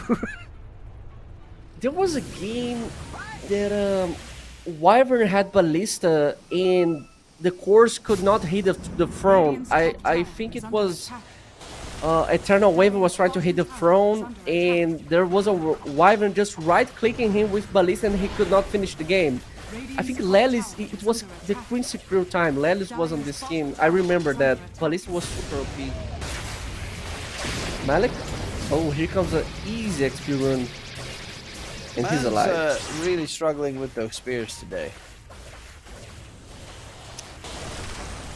Maybe Razor's just like dodging it with all the lightning storm. I mean, you're trying to spear wind, or yeah, so it shouldn't be that effective. V-Tune pushing bottom lane, getting close towards his BKB. Afterwards, it's shard time. Dire's bottom tower is under attack. Almost BKB on Slark. Flicker was also a cool item, by the way. But overall, I Also think the jungle items was a nice addition to Dota, and Icefrog finally balanced these items. I feel like the shuffle that we have on neutral items nowadays, it's pretty okay, and there's nothing that is like super broken. And he always changing things, and the changes that he does most of the time are good for the game, for the longevity of the game. So in the beginning, it was kind of trash. The original idea that you could just randomly hit creeps on the jungle and it was dropping every single tier of the item was super bad, but he managed to fix it. He's a great game designer, by the way. It's something that I always tell people. He's great at making everything so OP that nothing is OP. He's great by making Necromicon exist. Bring back Necrobook. Oh, Kalis? WS in trouble. Gets lassoed, but he pops the BKB in time, so he doesn't take any damage in the meantime. Talon comes through. G1 is here, rolling thunder. Pumped out. They need to now disengage. V2's looking for the backline. Omar's going to get controlled up. V2 will be able to get that easy agi. Malik is going to be an next target. And they find 2 kills. Yeah, once BKB gets popped, there is 0 damage coming out from TSG Quest. Well played by Razor, because the BKB was really fast and provides him to not die, and it just changes the fight. They're going high ground. Oh, Jokan. Regardless, he's got the Ogre Seal Totem, but it will not It's keep not him enough. alive. WS gets that kill, and Creep Wave is being cut by TA2000. They're fortifying their wave so that they can keep it alive for as long as possible, and actually it's gonna work. Because TA2000 is forced to jump away, but it delays the push, and that's the most important thing. Yeah, gotta delay the game. Can't do anything about it. It's hard to fight on the high ground. You don't want to go 5 versus 5 because Pango is huge, and it's hard to kill Razor. You already tried and didn't work out, so just cut the waves. Try to get a tier 1 tower so you can split push more. Okay, Razor's going Vise. Alright. They need more control for that animation. The He's smoke gonna just run broke up the high ground. again. BKB. Oh no! There is no damage. What you gonna do? What you gonna do when the BKB comes for you? Okay, now BKB is on, so he has to be a little bit careful. Actually, the miss spear again by Malik. Oh my god, my dude, he is playing the biggest struggle bus game I've seen in a while. The WS is about to drop down. They already lost. Oh the my Rubik in god, the meantime. Bash comes out onto TA2000. Ponyo jumping forward. Regardless will be taken off TA2000. Can he disengage? He is rooted up, and that is the Slark's Aghanim Scepter coming into play. Omar's going to be the next target. WS is still not dead. I thought he died ages ago, but this Razor does not die. I'm still in shock by the office reference in the middle of the fight. Good job.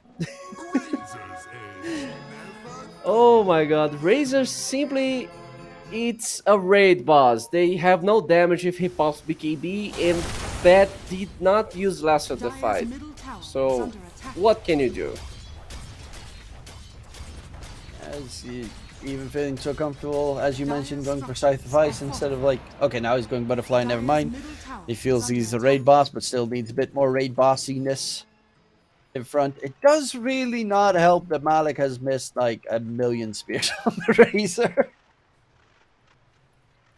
He's trying hard. Don't blame him. It's just unfortunate. I mean, he had a classic CSGO sniping moment right there, where you see you peek around the corner, you see 2 enemies, and you want to hit them both, so you shoot right between them and hit nothing. That's exactly what he did with his spear. I feel sad for him. Everything can change. One big play and he's back on top. Speaking of which, on top lane, Ducal is being slowed down. Sticky Napalm gets stolen by Yokan. So we'll be able to, at the very least, keep getting vision of his opponent. 20k net with advantage. Towards Roche they go. Second Aegis of the game. Aegis plus banner to be secured. Ponyo does need to be a little bit careful. They are going to wait the rush to change sides so they have the cheese. Yokan lift up, drag back, freeze onto TA2000, has the man style available. V2 has another pounce, actually gets the silence off. Ponyo is dead. TA2000 on the run. WS, can he kill him? No, he gets zapped down by Yokan, blinking forward with the stolen blink actually. And goes back in, will be stunned. Actually, Lincoln Sphere will save him there from the extra damage coming through, but they do get rid of TA2000 because Yokan, in a game where the spells are kind of terrible to steal, he is still making his mark on the Rubik Pulse 4.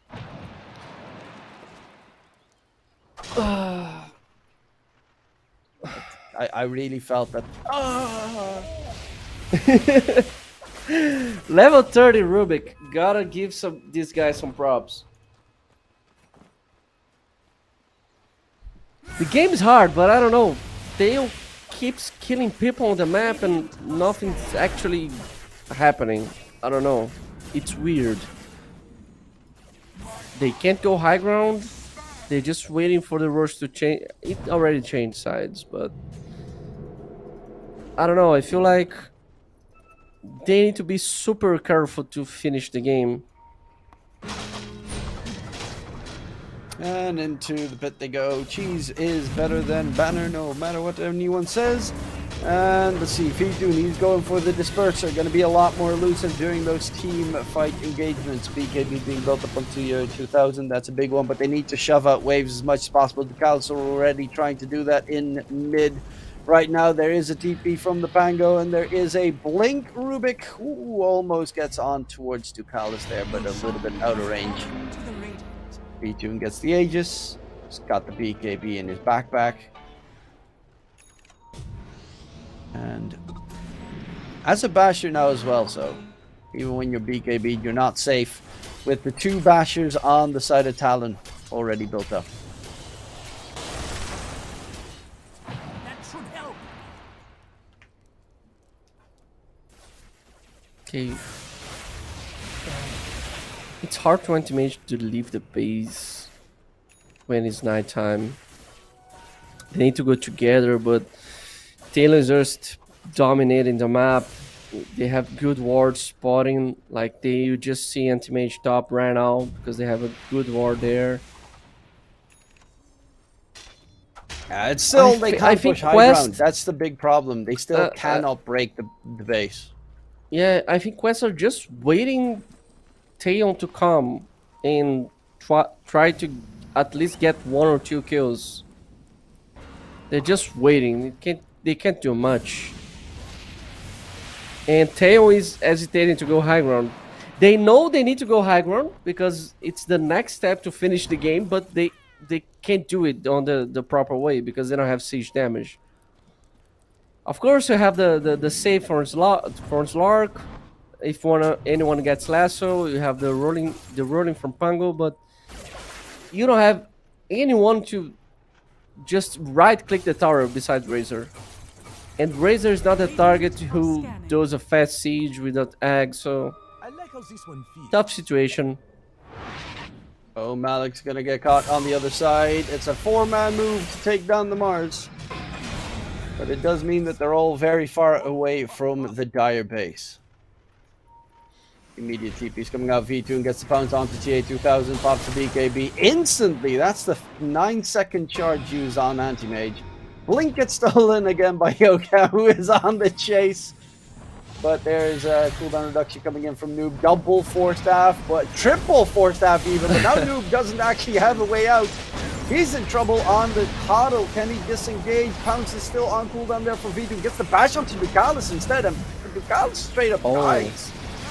Omar's going to be the next target. WS rushing up on the It high doesn't ground. matter. TA2000 is cutting the waves. And indeed, TA2000 knows they cannot push without the creeps.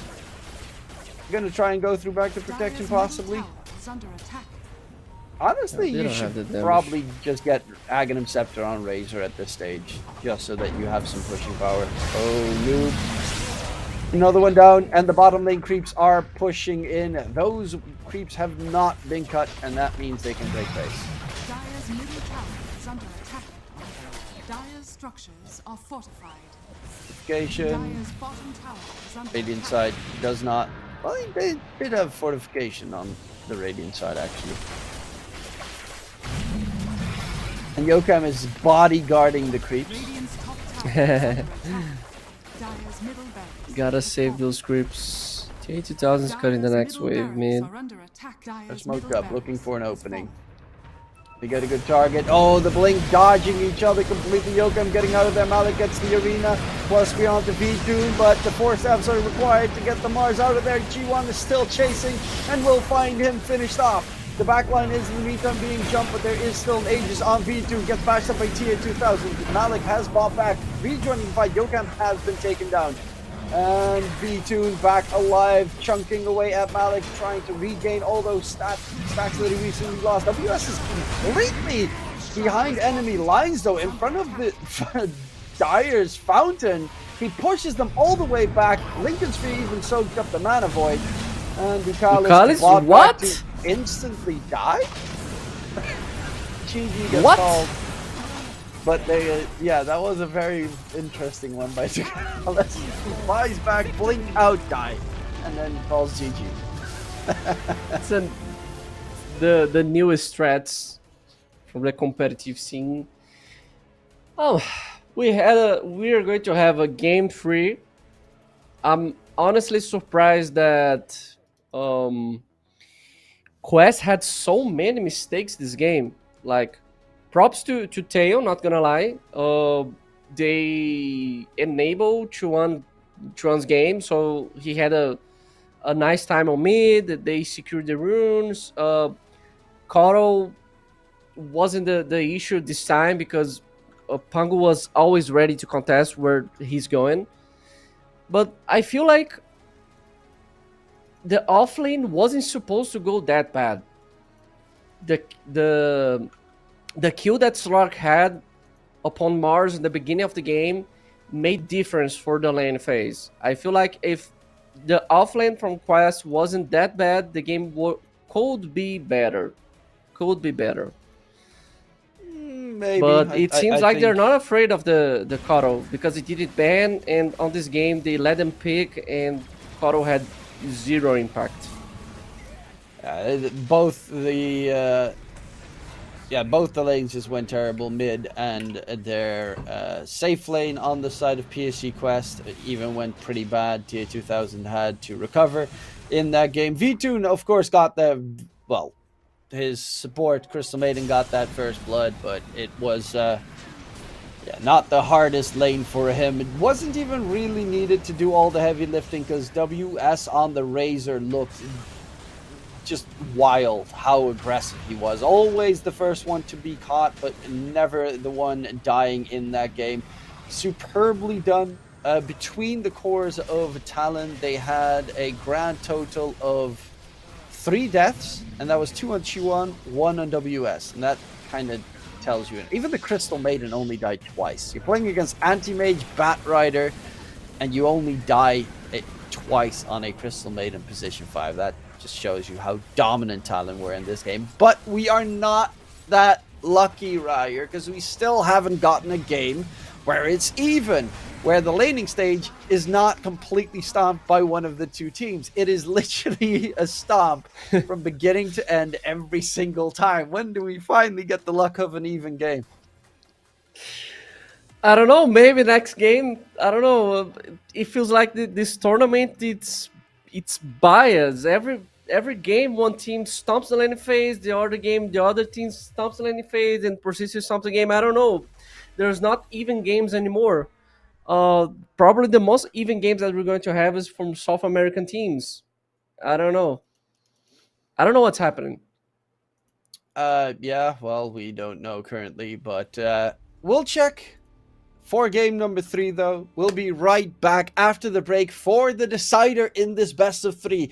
Will we get a stomp from one of the two teams, or are we going to get an even Stevens game? We'll have to wait after the break. We'll be right back.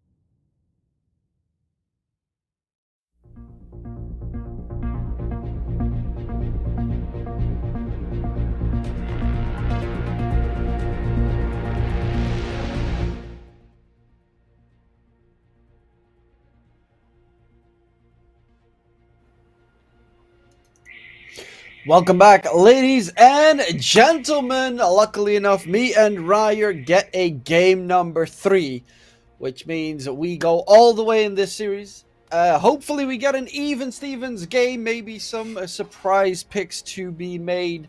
Obviously, last game we had a Slark and a Razor offlane in the same side. G1 looked phenomenal.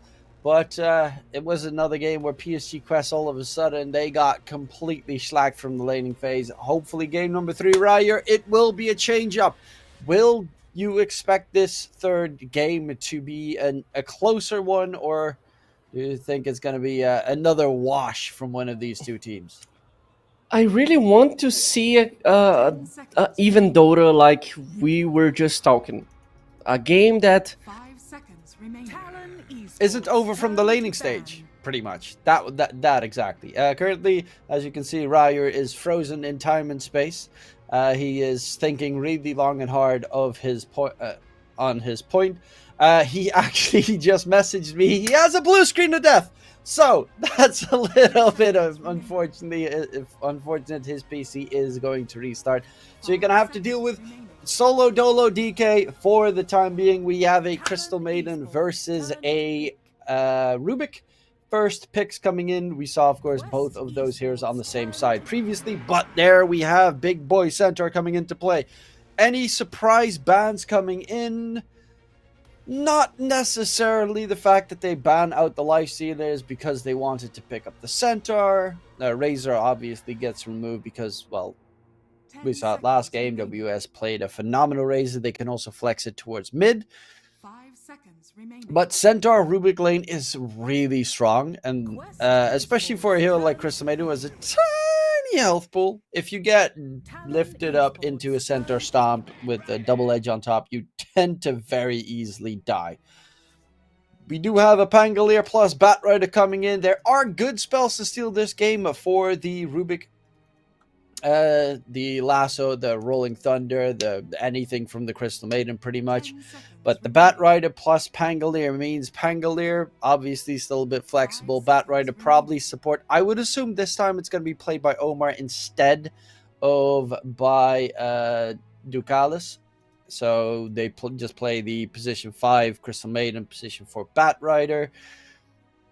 Seems to be the more logical approach. I have seen some Crystal Maiden pulse 4s, but it tends to still be a more pulse 5 in this Dota patch. And they do have a couple. One of the biggest downsides of playing Pangolier against Centaur is Stampede really disrupts your Rolling Thunder. So it's always a little bit of a tough one. Same with the Batrider. You try to get on top of someone, they Stampede out of there. But it is going to be Talon picking up the Luna as their safe laner. They still have to show that Pulse 5. It's going to be Disruptor. We saw it banned last game, and this time it's going to be picked up. It's really good against the Crystal Maiden, obviously, but most importantly, it's so good against the Batrider. Laning-wise, it's even pretty good because of the kinetic field that you can drop. Glimpse is, for obvious reasons, amazing.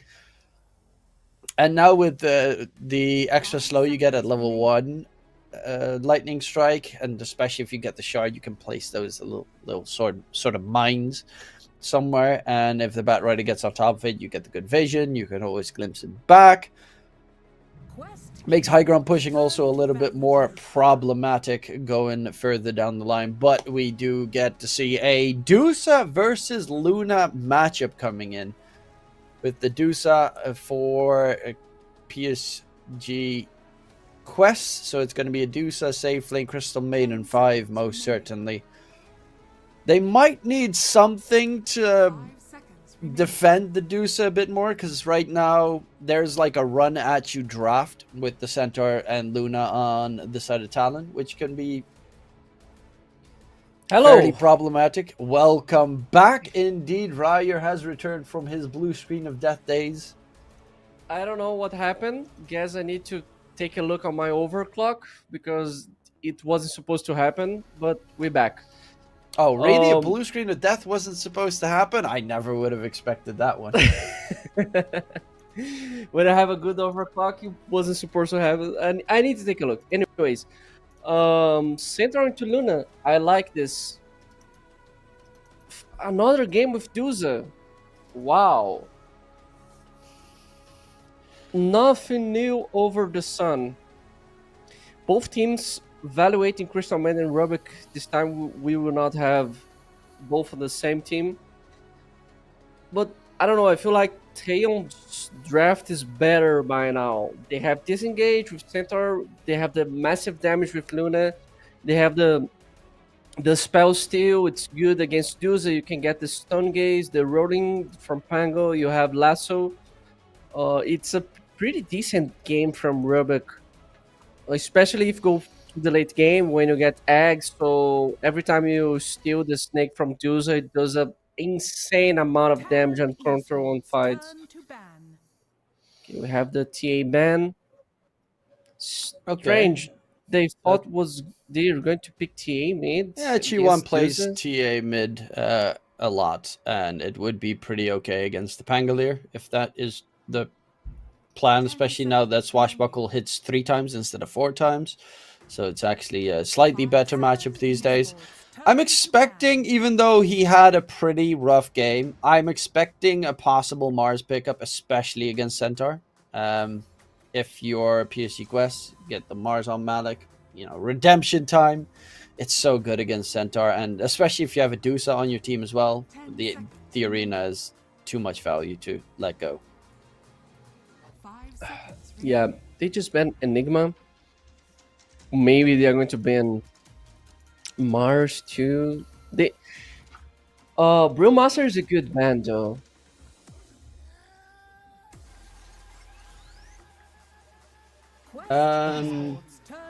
Okay, that's also a very good ban. Illusions are pretty obnoxious to deal with. If it's a Darkseer plus Batrider lane, you could struggle significantly. Currently, Talon are... I mean, the problem is...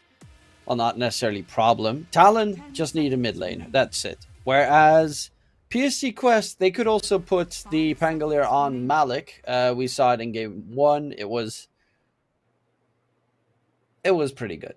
It was actually really good. So it wouldn't be too surprising if he does that.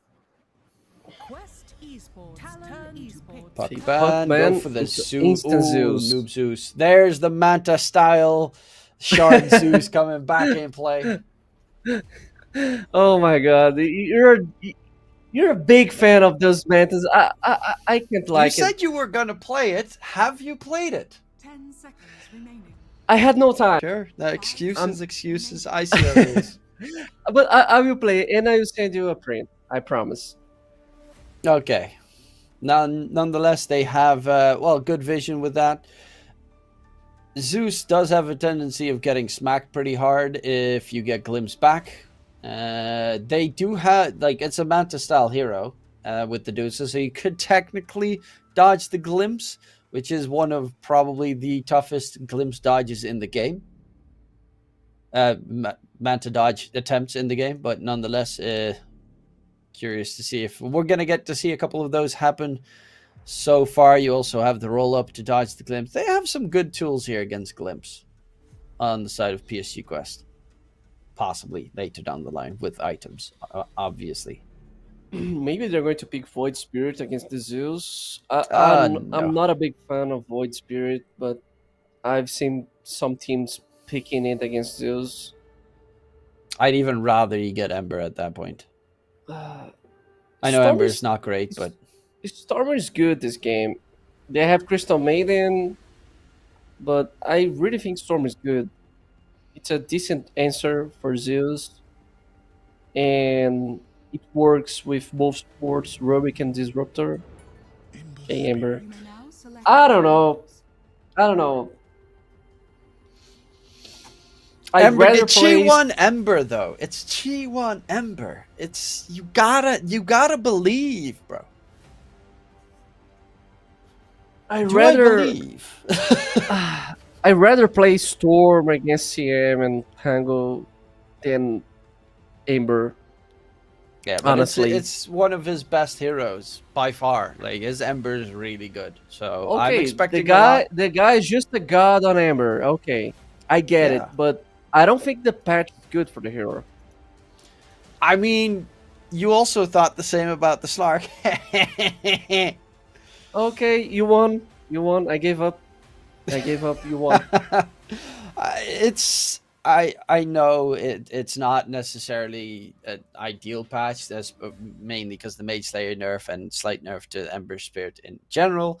But as the game looks, as the heroes you're up against, it looks like a pretty good Ember game, all things considered. Obviously, you're gonna need to get some defensives that you tend to not want to get, maybe a Lincoln Sphere, something along those lines. But I'm curious to see what kind of build it's going to be. I assume it's going to be a Mage Slayer build because someone's going to have to build it on their team. You're playing against freaking Zeus in the mid lane, so it's going to be a rough one. But I'm trying to think, do I like it enough to go with Talon here, or do I think the duo core of Zeus Medusa is going to be turn?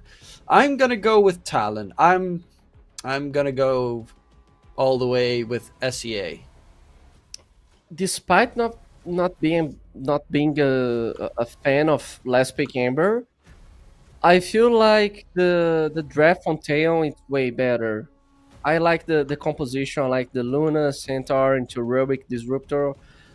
Of course, Amber is going to give us some highlights and some good stuff happening if he has a good lane phase, but I think Talon's draft it's more complete overall.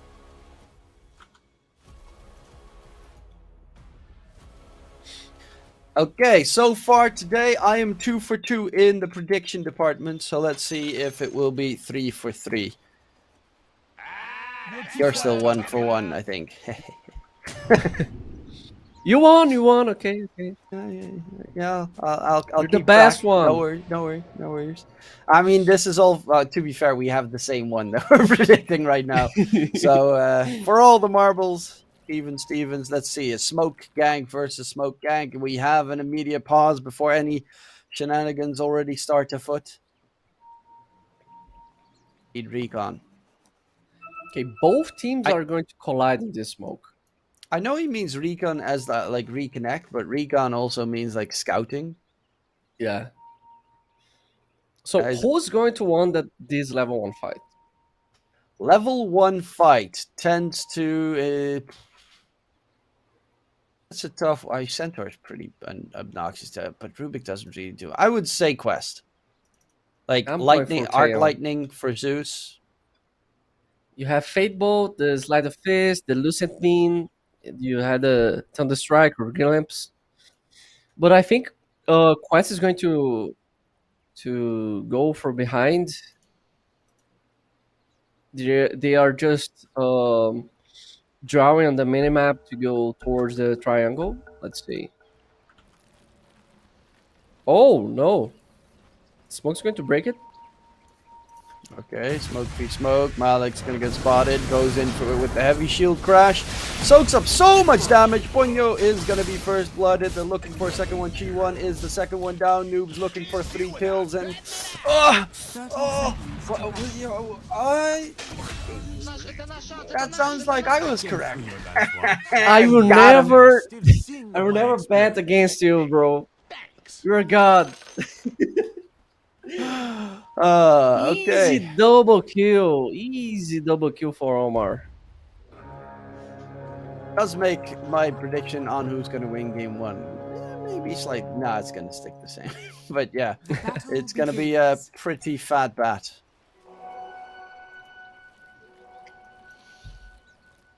Let's see if he's going to get this advantage and not use it in the lane. He already has a bracer and magic stick. Oh my god. Who's going to trade hits with this bat? A Disruptor, known of course as one of the best right-click heroes in the game. Oh, that's gonna be sad. Luckily, he does get a little bit stronger with Lunar Blessing later down the line, but not immediately. And in the bottom lane, it is Centaur plus Rubik versus CM plus Medusa. CM always has to be a little bit careful in that lane, because a lift up, drag back, Centaur stomp, and double edge tends to easily break the Lady of Ice. Sam has to be careful in every lane that she plays. Not only this one. Yeah, she only has 2 armor. Actually, she has too much armor. Remove it. First hero that has minus armor at the start of the game. Easy. And Noob in mid up against G1. Yeah, it does help, of course, with 3 assists. A little bit of experience / gold advantage come into fruition. You have 3, of course, very interesting lanes. Where do you think most of the action will happen? We are going to see some action on mid lane because Zeus can maybe go for kills, and I think bottom is going to be insane. Top it's okay, but I think we should take a look at bottom. Well, every lane that has a centaur in it will be a little bit dangerous to deal with. And of course, once Noob gets his level 6, you always have to be on your tippy toes for a Thunder God's Wrath, jumping right through and getting the finisher. Especially onto these 2 Talon supports that are squishy. Very, very squishy. The casual Sage Mask from Noob. Oh, Ducalis? That is going to be a kill onto Ducalis in the bottom lane. Yokam gets it. Fade Bolt Gaming. I mean, that's just the power of a Centaur Rubik lane. You look away for a second and you're almost no HP here. Support will get completely obliterated. But Dusa is closing in on the Arcane boost. That will definitely help out. Dusa should be able to survive in the lane because of specifically that. Yeah, it's so good for supports nowadays when your carry gets Arcane boots sooner than you, so you can have a great time by just spamming spells.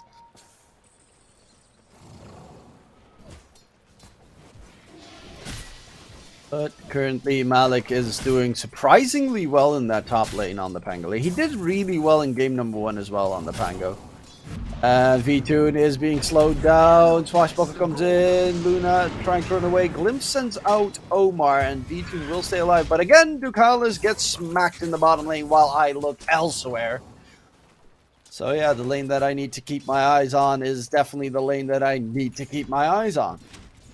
XD. I told you.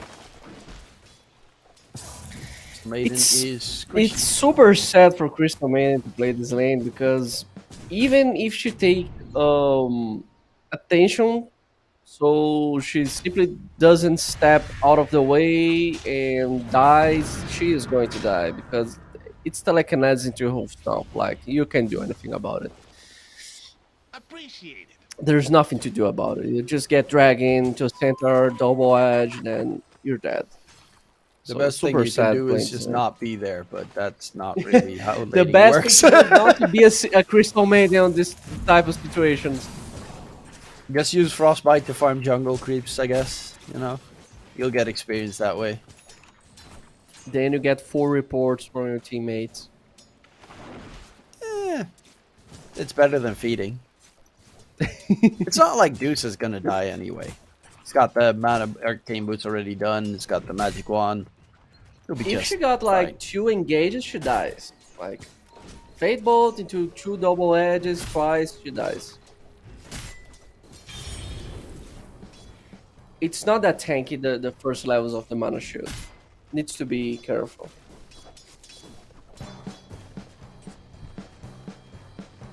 I always forget that you get it at level 1, so it technically has 5 levels.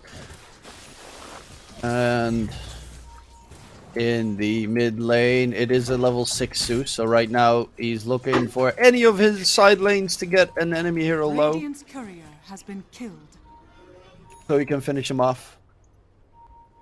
G1 actually does need to be a little bit careful. Omar rotated nearby. And there is going to be a fight for the rune. G1 has fire remnants on both spots. And he get the rune pickup. knows that Noob is definitely not going to get it. Double damage picked up by Omar. And actually, he's going to go in on towards the Bat Rider. There's a Disruptor nearby as well. Omar will not be able to chase for blood, but that was an interesting move from Chi1. Luckily enough, Bounty Rune refill, his bottle will keep him going. Bottom? It's WS going for Dugalis, lift up, drag back with Dugalis. He's got Infused Raindrops, the savior of the Crystal Maiden. Guess that's the best tool that you can have at the moment. And Pango's having a great time on top. Yeah, he's just having the freest lane. Oh, Ponyo in a bit of pickle, but will not be getting taken down because Omar gets glimpsed all the way back. Ponyo is actually going to fall all towards his base. Yeah, they need the level. I think the support level 6s on Talon are so incredibly crucial. Obviously, support 6s are always really good, but Disruptor and Rubik, like the heroes are half a hero without it. Yep. Gotta run for this level 6 on Rubik. It will make a lot of difference because there's so many good spells for this early game. You have the Frostbite, Crystal Nova, you have the Snake from Tusa, Rolling from Pango. V-Tune being chased by Omar. Yeah, he's just gonna make sure that V-Tune doesn't get free farm time. Speaking of which, top side, Talon heading that direction with their 2 supports. You're up against a level 6 Pangolier who is pretty close to his Diffusal Blade, so you might want to be careful. One's going Maelstrom, so no Mage Slayer rush item. He's looking to get more farm than you'd normally see. Glimpse comes out onto Omar. It's controlled up, lift up, taken down. Should die soon enough, and V2 will be able to secure the kill. Close in on his Mask of Madness. Do they have any stacks? Small ancient stack on the Dire side. That is about it. It's very dangerous to stack, of course, for both these teams because Luna and Dusa can easily clean a stack. Ponyo, solo top, Rolling Thunder, and Thunder God's Wrath used for it though. So it's actually not that bad for Talon. Heavy investment for just a pulse 5. You have the Luna Dusa to steal the stacks, and also Centaur, Zeus, and Bat Riders. So both teams can steal the stack without problem. Malik's got the Diffusal Blade already done. 9 minutes into the game. Mana Boots, Diffusal, Magic Wand, Bracer. That's a really farmed offlane Pango. Level 7, almost level 8. He had a nice time on top. Offlane Pango, it seems to work just fine. The new meta. Well, the old meta, but just the old meta on the new meta. He almost Flactary on Noob. At least we had a game with even lane phase. Like, no one is stopping. Which is good. Also a bit surprising considering the 3 kills at the start of the game by PSG Quest. Yep. But you can't do much about it if you don't give the kills to the cores. Like, if you give a double kill to a mid laner, it's a whole different story. A double kill to a position 5 who was supposed to lose the lane because it's hard, and simply she gets a brown boots on 1 minute of game, and it's game changer, you know. Give the double kill to Omar, okay. It's okay. I mean, it does make sure that you can at least secure the lane. He bullied out the Disruptor very heavily in the lane. And then Malik had the freest time to get the items he desires. But currently Malik top net worth with TA 2000 right behind him. And that Deuce has got free farm timing on his face. Malik Rolling Thunder in. Yokam drop in low. Center Stampede. Can they get the Rubik out of there? He's frozen in place. He needs to sidestep. Turns his attention towards Ducalis. Malik does get the kill onto Yokem. Chi1 actually looking for Malik as a possible secondary. Malik's going to get glimpsed back. Swashbuckle is going to miss, actually. There's no point in kinetic field by Ponyo. But Malik has another Swashbuckle, Shield Crash available, and he will actually find Ponyo. Man's playing like an absolute monster on that offlane triangle. They have two mid laners by this stage of the game because Malik is starting to play like a mid laner. He's huge. The times are excellent. So it's going to be difficult for Talon to respond this because you have Pango who are Dire's dealing bottom tower is tons of under attack. damage on 11 minutes in, and you have Zeus who also deals a lot of damage, so you need to be careful.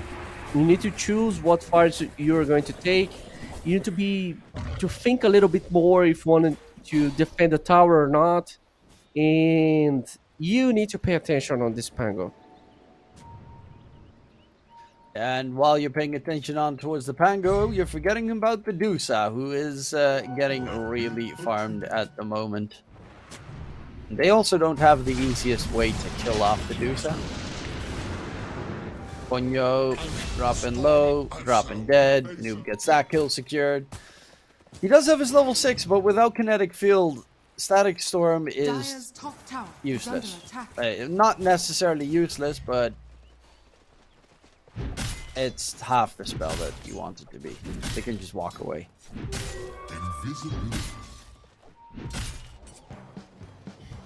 And WS on that center. He's actually going for an Eternal Shroud.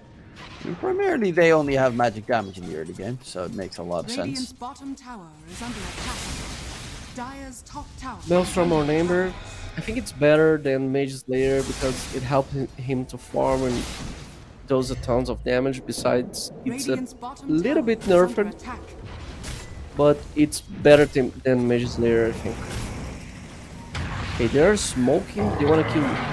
Okay, WS bottom. Being chased by the Rolling Thunder.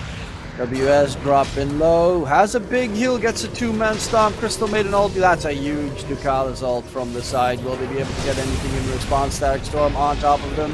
Malik gets glimpsed right back inside the Static Storm. Stolen Crystal made an ulti being used in the process, but still they're getting absolutely smacked on Talon. V2 can't even join his teammates. Malik gets a triple kill and they get annihilated there. It looked like it was an okay engagement, but because they just didn't have the center at the start, because he got destroyed, they had no control/damage. Yeah, Doza was just standing still in the middle of everyone and simply just not care. They had no damage to Kuduza. And look at the damage that Zeus is giving on the fight. Just bursting everyone along with Pango.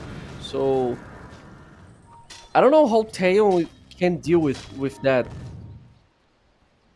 They need to try to burst Pango or Zeus before fighting. Noob also has the Kaya now done, so more spell amplification.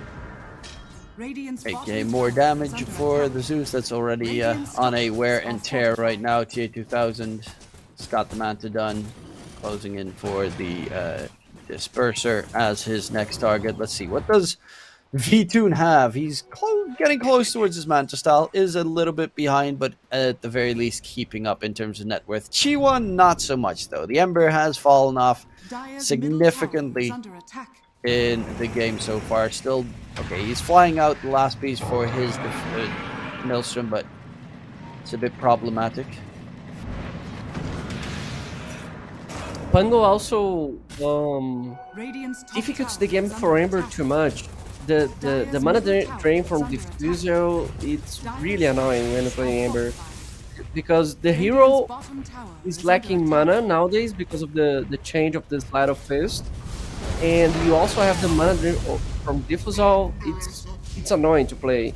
And you need to be aware of Zeus because he just keeps spamming spells on you and forcing you to TP base and go back in the Remnant. So you always have one Remnant, maybe two active because you need to play safe. Radiant are So scanning. it's a hard game for Ember. Dire's middle tower is under attack. me as an Amber Radiant's player bottom tower is would under not be attack. happy to be an Amber in this game.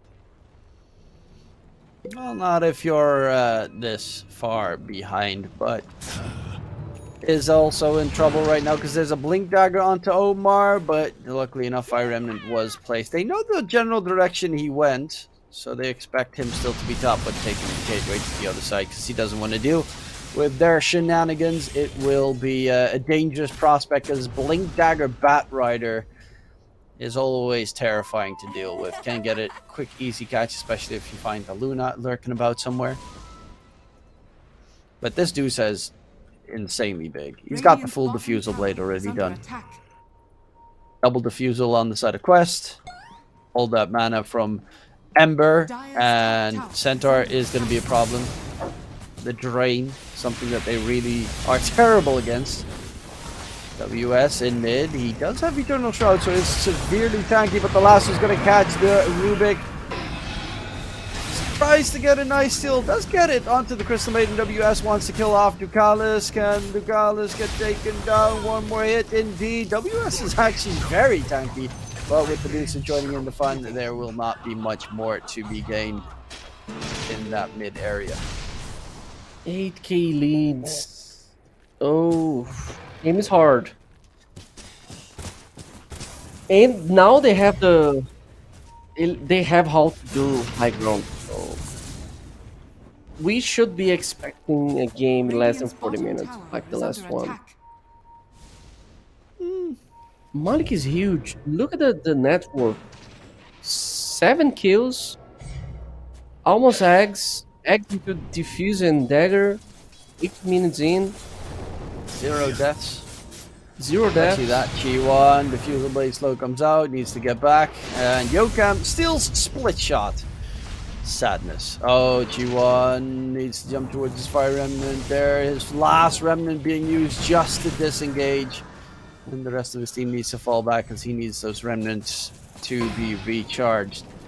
B-Tune's going BKB shard, and that is probably their best bet at taking a fight, but it is getting out of control here, Ryer. Oh, WS. Look how much they fear the magic damage. WS has a Eternal Shroud, and he's going for a fight. And he's still dying. So it doesn't solve anything. Can't do anything about it. Well, When heroes you are have hitting you, it's usually a struggle. Yeah, when you have Zeus and Pango that big, it doesn't matter. You're going to take a lot of damage if you don't have BKB. Radiant are scanning. Zeus is almost Taking the with gateway, Spurs, Ponyo. Uh-oh.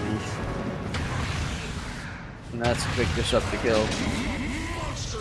Monster kill streak for Malik. He went from missing every possible spear he could on Mars to just nailing everything on the Pangolier.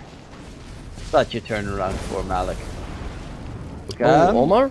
Dire's top tower is Had under no The range. sticky napalm turn rate is horrendous to deal with. But Yokam's definitely looking for something else than split Radiant's shot at bottom this point. tower is under attack. Dire's top tower is under attack. They're extending the game. Chiwan is trying to push them back. He's got the Kaya now done, so Radiant are slightly scanning. faster farming as well. I'm thinking maybe they need to smoke Radiant's with bottom Luna and tower is under find a attack. way to see Dire's top tower where has Pango is in fallen. the fight, because if they manages to engage Quest and first kill Pango, they can fight. I'm 100% sure. If they static storm Pango, maybe Zeus, they can have a fight. The best target is Pango by far.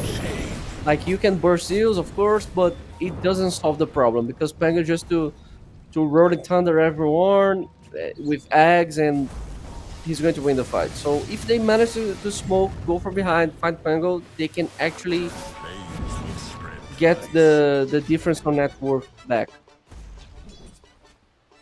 That Yuan is tracking everyone away, though. I think that's a big one, that he's there's 4 Radiant heroes looking for him. So that's at least giving time for the rest of his team to farm up. WS is going for the Blink Dagger. Yeah, they definitely need the initiation. Feetoon's got the BKB done, which is going to be really huge. Ponyo's actually going max level Thunderstrike? Is that a thing? It's good when you have the shard. Dire's bottom tower It does more strikes. But You have more cast range. duration cooldown though. tower is under attack. Nah, no one cares for that. I mean, Dire's should. bottom tower has fallen. Amazing. It's the most obnoxious thing in the team fight. Especially if you get the talents with the like 3-second kinetic field cooldown reduction talents and stuff. Go towards mid, noob. They know he is in the area. They just saw the lightning bolt come out. Rolling thunder from behind. There's the stampede. They're trying to run away. Saxon connect field onto Omar. They blow up the bat right. V2 pop the BKB on the run. WS gonna get away. Is gonna be left behind. Crystal Maid and ulti on top will find the center. They also managed to get rid of Chi1 on the Ember Spirit. So a double kill with a godlike streak for Malik. And they only got a little poor bat in response. I don't know if this is the right way to approach a fight with Quest by just right-clicking the tower mid on daylight. Like, you need to smoke, get some vision, make a ward, see if you find a target, try to pick off someone, then you proceed to fight. If they try to go on these 5 versus 5 fights, they are going to lose every single time. They simply can't. Pango just started the fight with rolling up in the middle of everyone, and then everyone just running. V2 just pops BKB TP, so there's nothing to do about it. Currently, it's not looking too easy here for the side of Talon. There's a Tormentor that Ponyo definitely wants to kill, but the rest of his team is, yeah, he's like running in circles, doing the classic, guys! The Tormentor's right next to us. Please, give me the shard. And it will go to Yokam instead, who still has the split. He keeps stealing split shots. It's sad. I mean, you're playing Deuce, you can't give Rubik the snake. It's way too broken. The cast range is insane, the amount of damage is insane. You can't give this to Rubik, so cross from TA 2000 by just pressing split shot every time he uses Mitch's snake.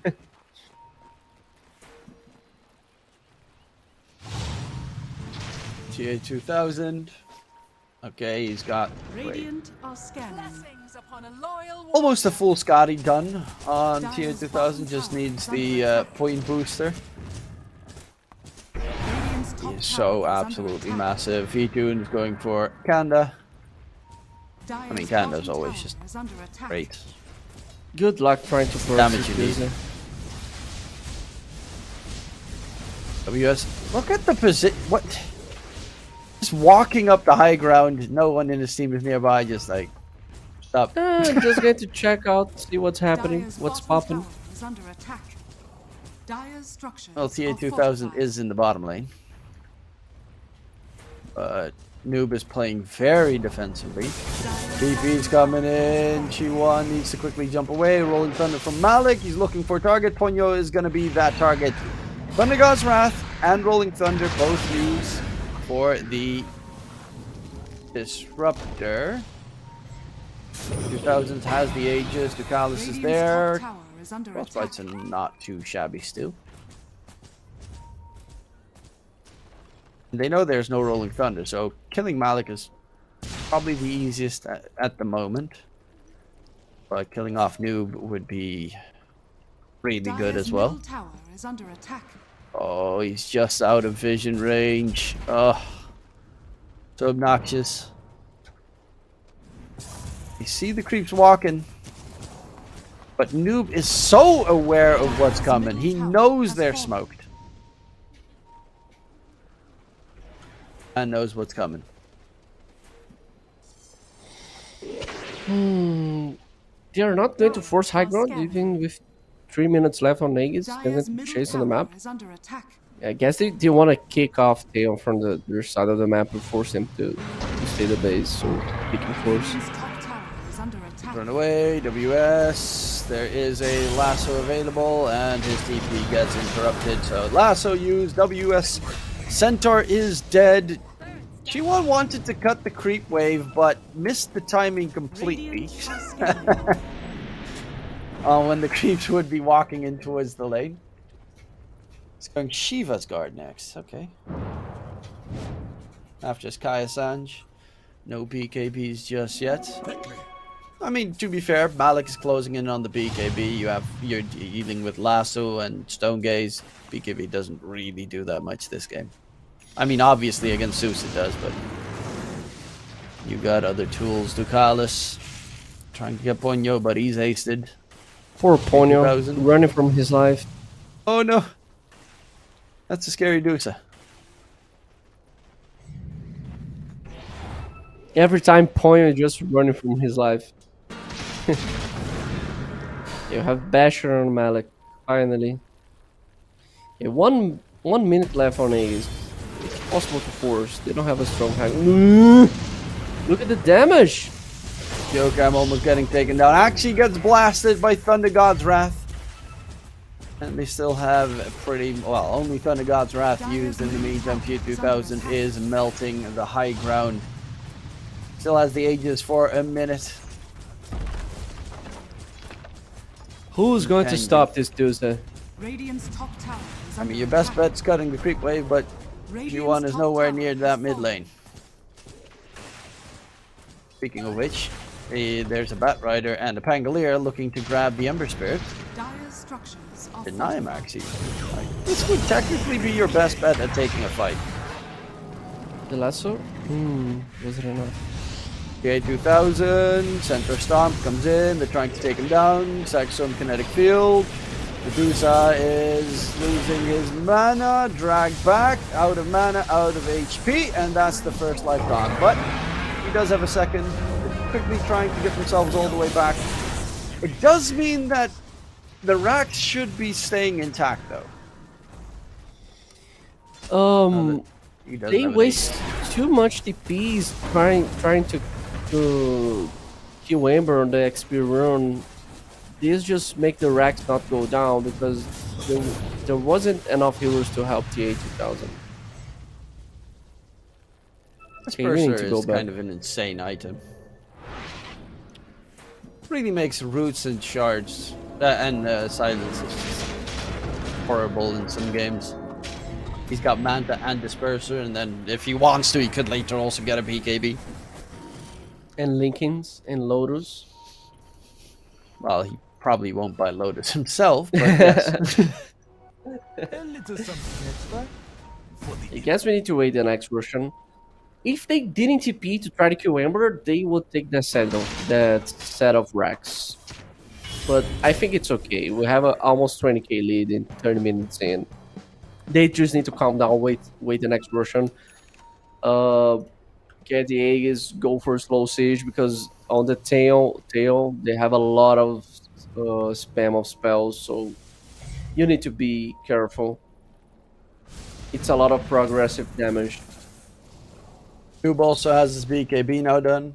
You're gonna have to deal with the Basher on the Pangolier, as previously mentioned. Deuce is almost done with the Butterfly. And Bat Rider is even going for the Aghanim Scepter, so double lasso will be a scary move forward. Yokan probably should be looking to get an Ags himself. I think this is a great Ags game, if he can get it, obviously. But being able to steal, Dusa's Mystic Snake is obviously a game-winning move, or the lasso would be huge in a team fight. We saw it attempted 2 days ago when Heroic played. But that was actually a Rubik Aghanim Scepter first item rush. It's even wilder. Yeah, Schofield was desperate for that axe. Okay, 50 seconds to Russian. You have Fly and Dusa. Theo needs to do something right now because if Dusa get the next Aegis, it's going to be super hard to find her in the fight and try to kill her. Okay, they're Well, just they're wrapping looking to around. take a fight right now. Smoke v Smoke. Smoke gets broken. TA2000 walking up the high ground. There's going to be a quick blink onto the Dusa. Static Zone Connect Field with the Mystic Eclipse coming in, but TA2000 just running out of there. Half mana still left. The damage is too much. Jesus. And that looks like a GG fight. That was... Wow. They've tried. It happened so fast. I have no idea what happened. Are under attack. They had no damage to kill Dusa because of fight. Too much evasion.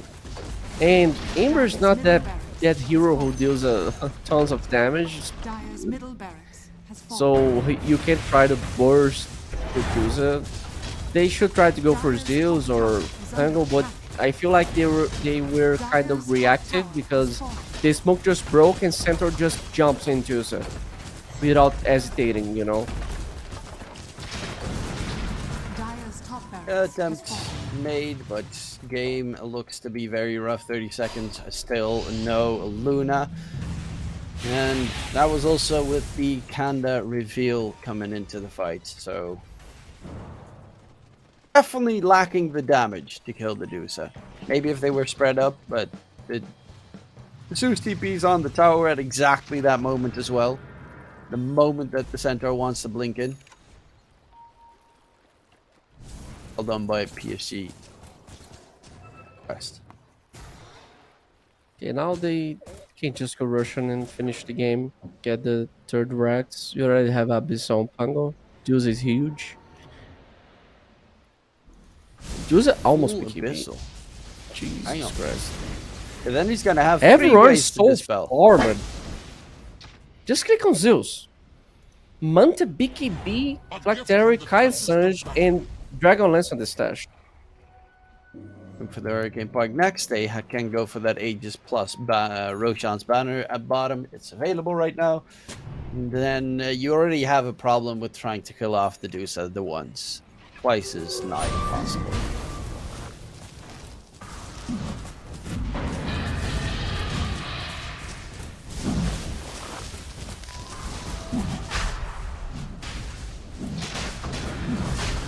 And currently, all 3 cores on PSG Quest have not died a single time this game. Your shrine has fallen to the radiant. That's a It's true. remarkable statistic. That's true. Radiant's middle tower is under attack. I Especially rarely ever see that. Malik, who's just destroying the game. 11-0. Radiant's top tower is under attack. And up the high ground, they will go the Swift Blink next for the Deuce, but it's got the Butterfly, BKB, Mantis, Tal, Iascadi, Disperser done. Every single item in the game. He's almost fully 6 slotted. I mean, he technically is, because he's got Arcane Boots in his backpack, Radiant but are scanning. boots are for suckers when you can get Disperser and Swift Blink. True. Radiant's Who top need tower boots? is under attack. Dire's So structures they are need to fortified. try to find the back line. They are wrapping around again. Oh, Let's Ponyo see. quickly gets lassoed up. No Static Storm coming into that fight. Will buy back immediately. Yokam's on the run. Has a Blink Dagger, but he cannot get himself out of there. Tried to lift up with the Telekinesis, but that's a death without a buyback. And WS and V2 are completely miles away from their base while it is being slowly but surely destroyed by TA2000. Oh, Malik jumping up the high ground. The bash comes out onto G1. Will be able to jump slightly back, but they cannot re-engage. Static Storm has been used. Ponyo will just be right-clicked by Zeus God Gaming. And WS... Oh, plus side is he has a BKB Eternal Shroud, so he won't just die, but they have nothing left, really. I guess Luna has a BKB Eclipse, but there's a bunch of creeps that you first have to deal with before Eclipse even becomes useful. So how do you kill this Tuesday? Go. Fountain Dive Dusa. Go. There's going to be a jump on the back line trying to go for Malik, and they get the kill. kill one of the cores at least this game. G1's gonna get frozen on the side. They're chasing for V2. We're still on the run. Malik, can he get the swashbuckle stun? Won't attempt it, but it will be WS dead on the side. V2 and G1 in their fountain. And it looks like they're gonna have to play another day on the side of Talon. As it is the GG called and PSC Quest take game number 3 and with that secure themselves a And spot we going forward. still didn't have an even game. I I mean, thought the laning stage was the even. laning stage, yeah, it was even, but after the laning stage, Malik just destroyed the game, and the game wasn't even anymore. Yeah, no. They make these games not have a chance for a swing. Either they win it or they lose it from 10, 12 minutes forward. And 0 deaths on their course. PSG Quest. How do they do it? They're so dominant in game number 1 and 3, and then game number 2 just full potato mode. Which is really something that I'm curious about. But nonetheless, 0 deaths on all 3 cores. Malik, 13, 0, and 15 on the Pangal. They're absolutely dominant in both game 1 and game number 3.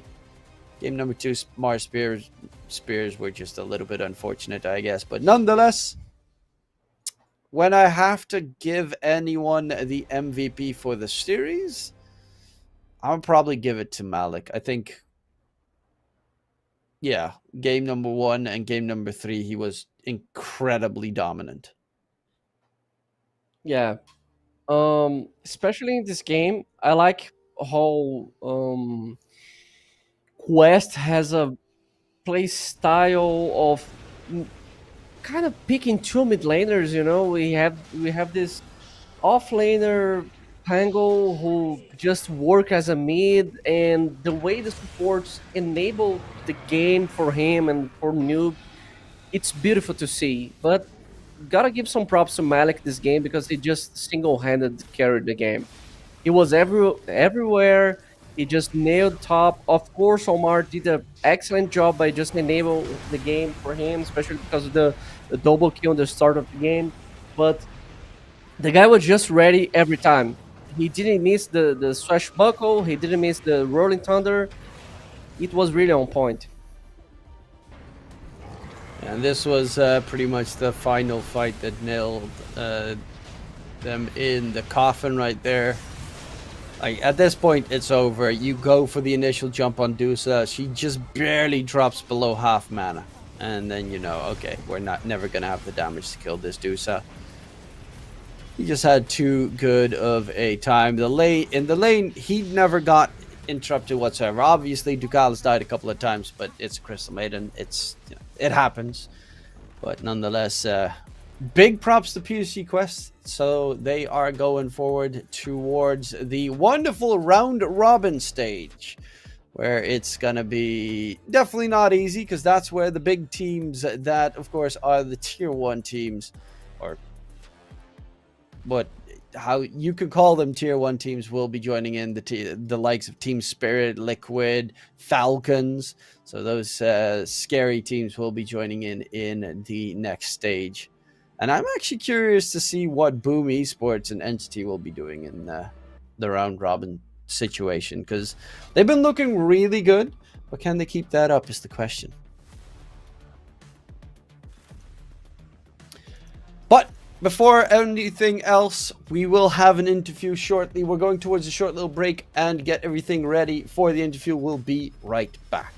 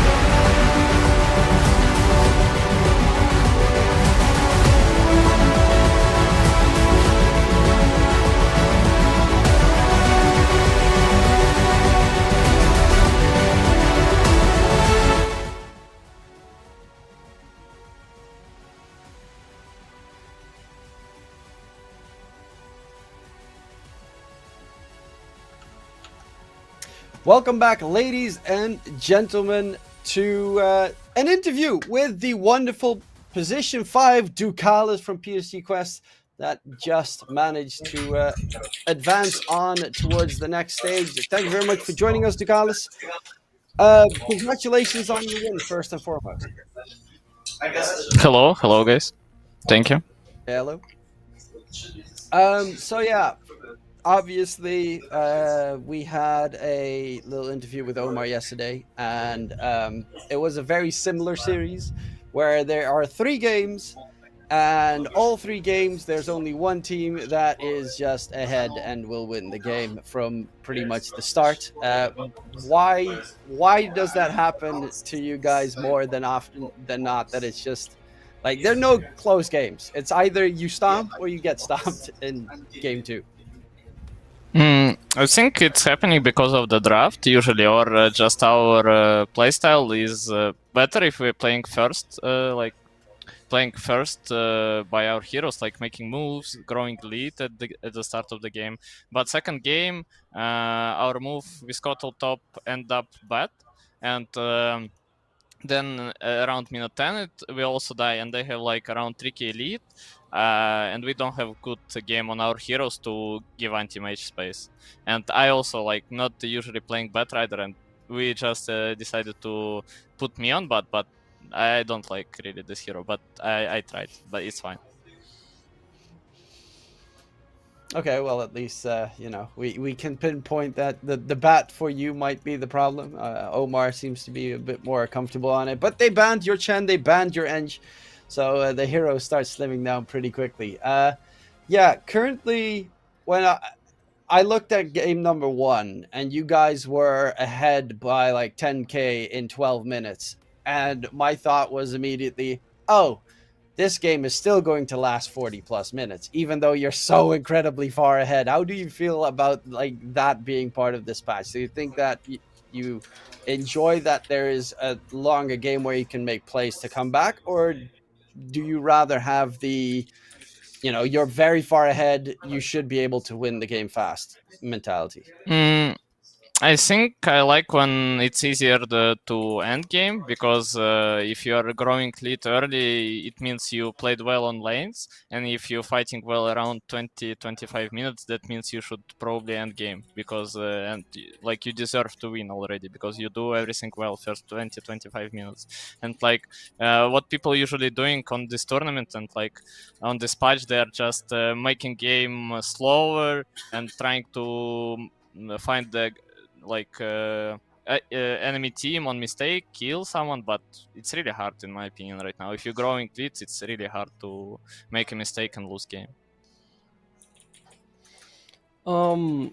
We've seen Malik practically acting as a mid laner in this third game, and it seems like we already talked to Omar yesterday that you guys like the style on playing for Noob, and the both supports enable the game for the mid laner. And we've seen this game, you guys enabled the game from Malik, and the first game also. It seems like you guys have 2 mid laners on some games, and you think you guys towards the tournament are going to have more respect bans on this type of situation that you guys put in the game, like the Pang off lane, the Cuddle mid? What do you think?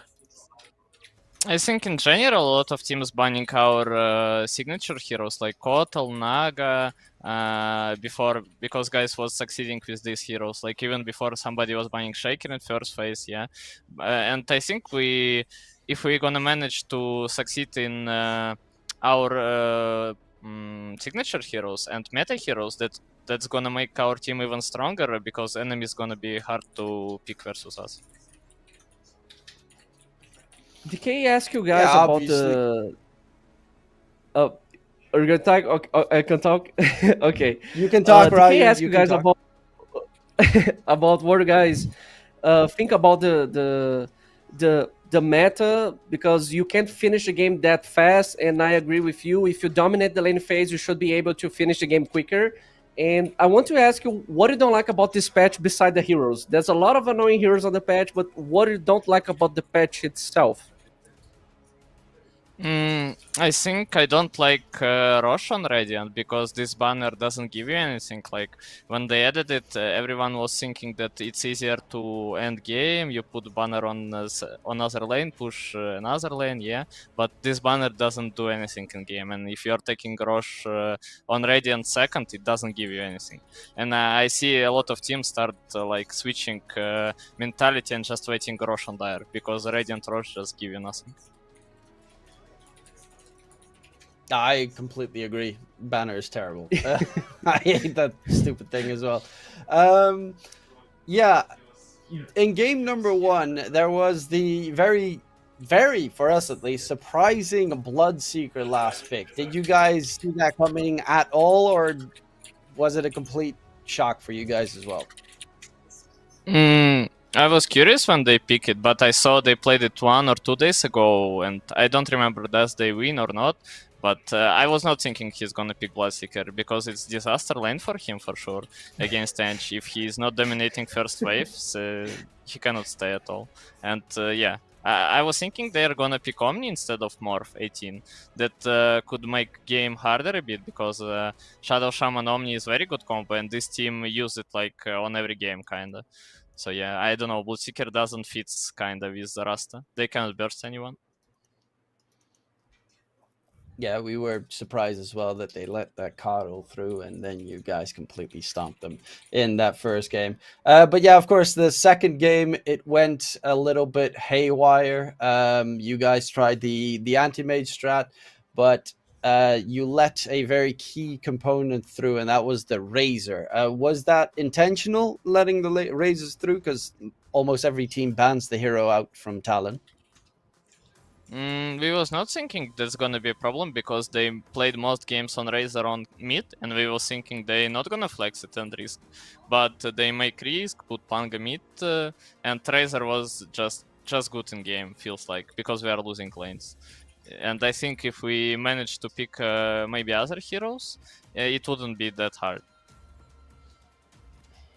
Okay, yeah, that was everything for me. Any last questions, Ryer?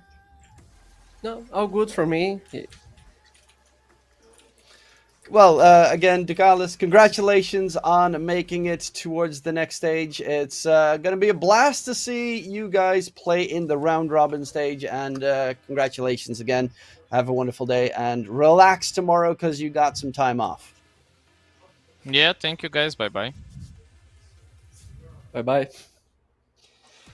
Bye-bye indeed. That was Ducalis. PSC Quest managed to take the series in, well, 2 games, wonderful fashion. 1 game slightly less so, but nonetheless, big props to them. That was the last game on this stream for the day. We do have a couple of scores that we can simmer right through, see what happened today for everyone that is curious. Team Secret, by the way, is currently playing against Enigma Galaxy. For anyone that is interested on the A stream, ESB_Dota2_EN, where Team Secret is 1-0 head against Enigma Galaxy. And that is, well, that's definitely an interesting one. I'm curious. Loser of that match is eliminated, so a lot on the line, as you can see. Here we have the invited teams from the Swiss stage. And I guess the grayed out ones are eliminated? Or the closest really qualifier ones are eliminated. Well, no, Entity managed to go through.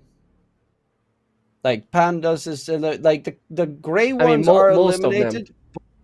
Yeah, it's weird that some of them are like black and white, and the others are, well, regardless, there are still some teams going forward. It is actually, now that I think about it, the yellow ones are the ones that made it through. So you have OG, Tundra, Quest, Entity, and Boom that made it through. Then it's Kev, Nouns, 9 Pandas, Rest Farmers that have been eliminated. And currently there's another elimination game going on as we speak. As I just mentioned, Secret versus Enigma, Battle of the Oldies. coming through. I'm actually curious. After we have concluded our stream, I'm gonna check out what's happening in that game because I'm always a big secret fan. Don't tell anyone, but love to watch him. I mean, obviously, Chrysalis is Dutch, so I gotta support him. Same with Shad, but he's already eliminated. But that's, I mean, you're Brazilian. You know how it feels. Yeah. Yeah, I think that concludes it for us for the day. And in general, that concludes it for us for the tournament, because that was our last cast together. Hopefully you all enjoyed the show. My name is DK Truman. I was joined by the lovely Ryer. And in case we don't see you, good afternoon, good evening, and good night.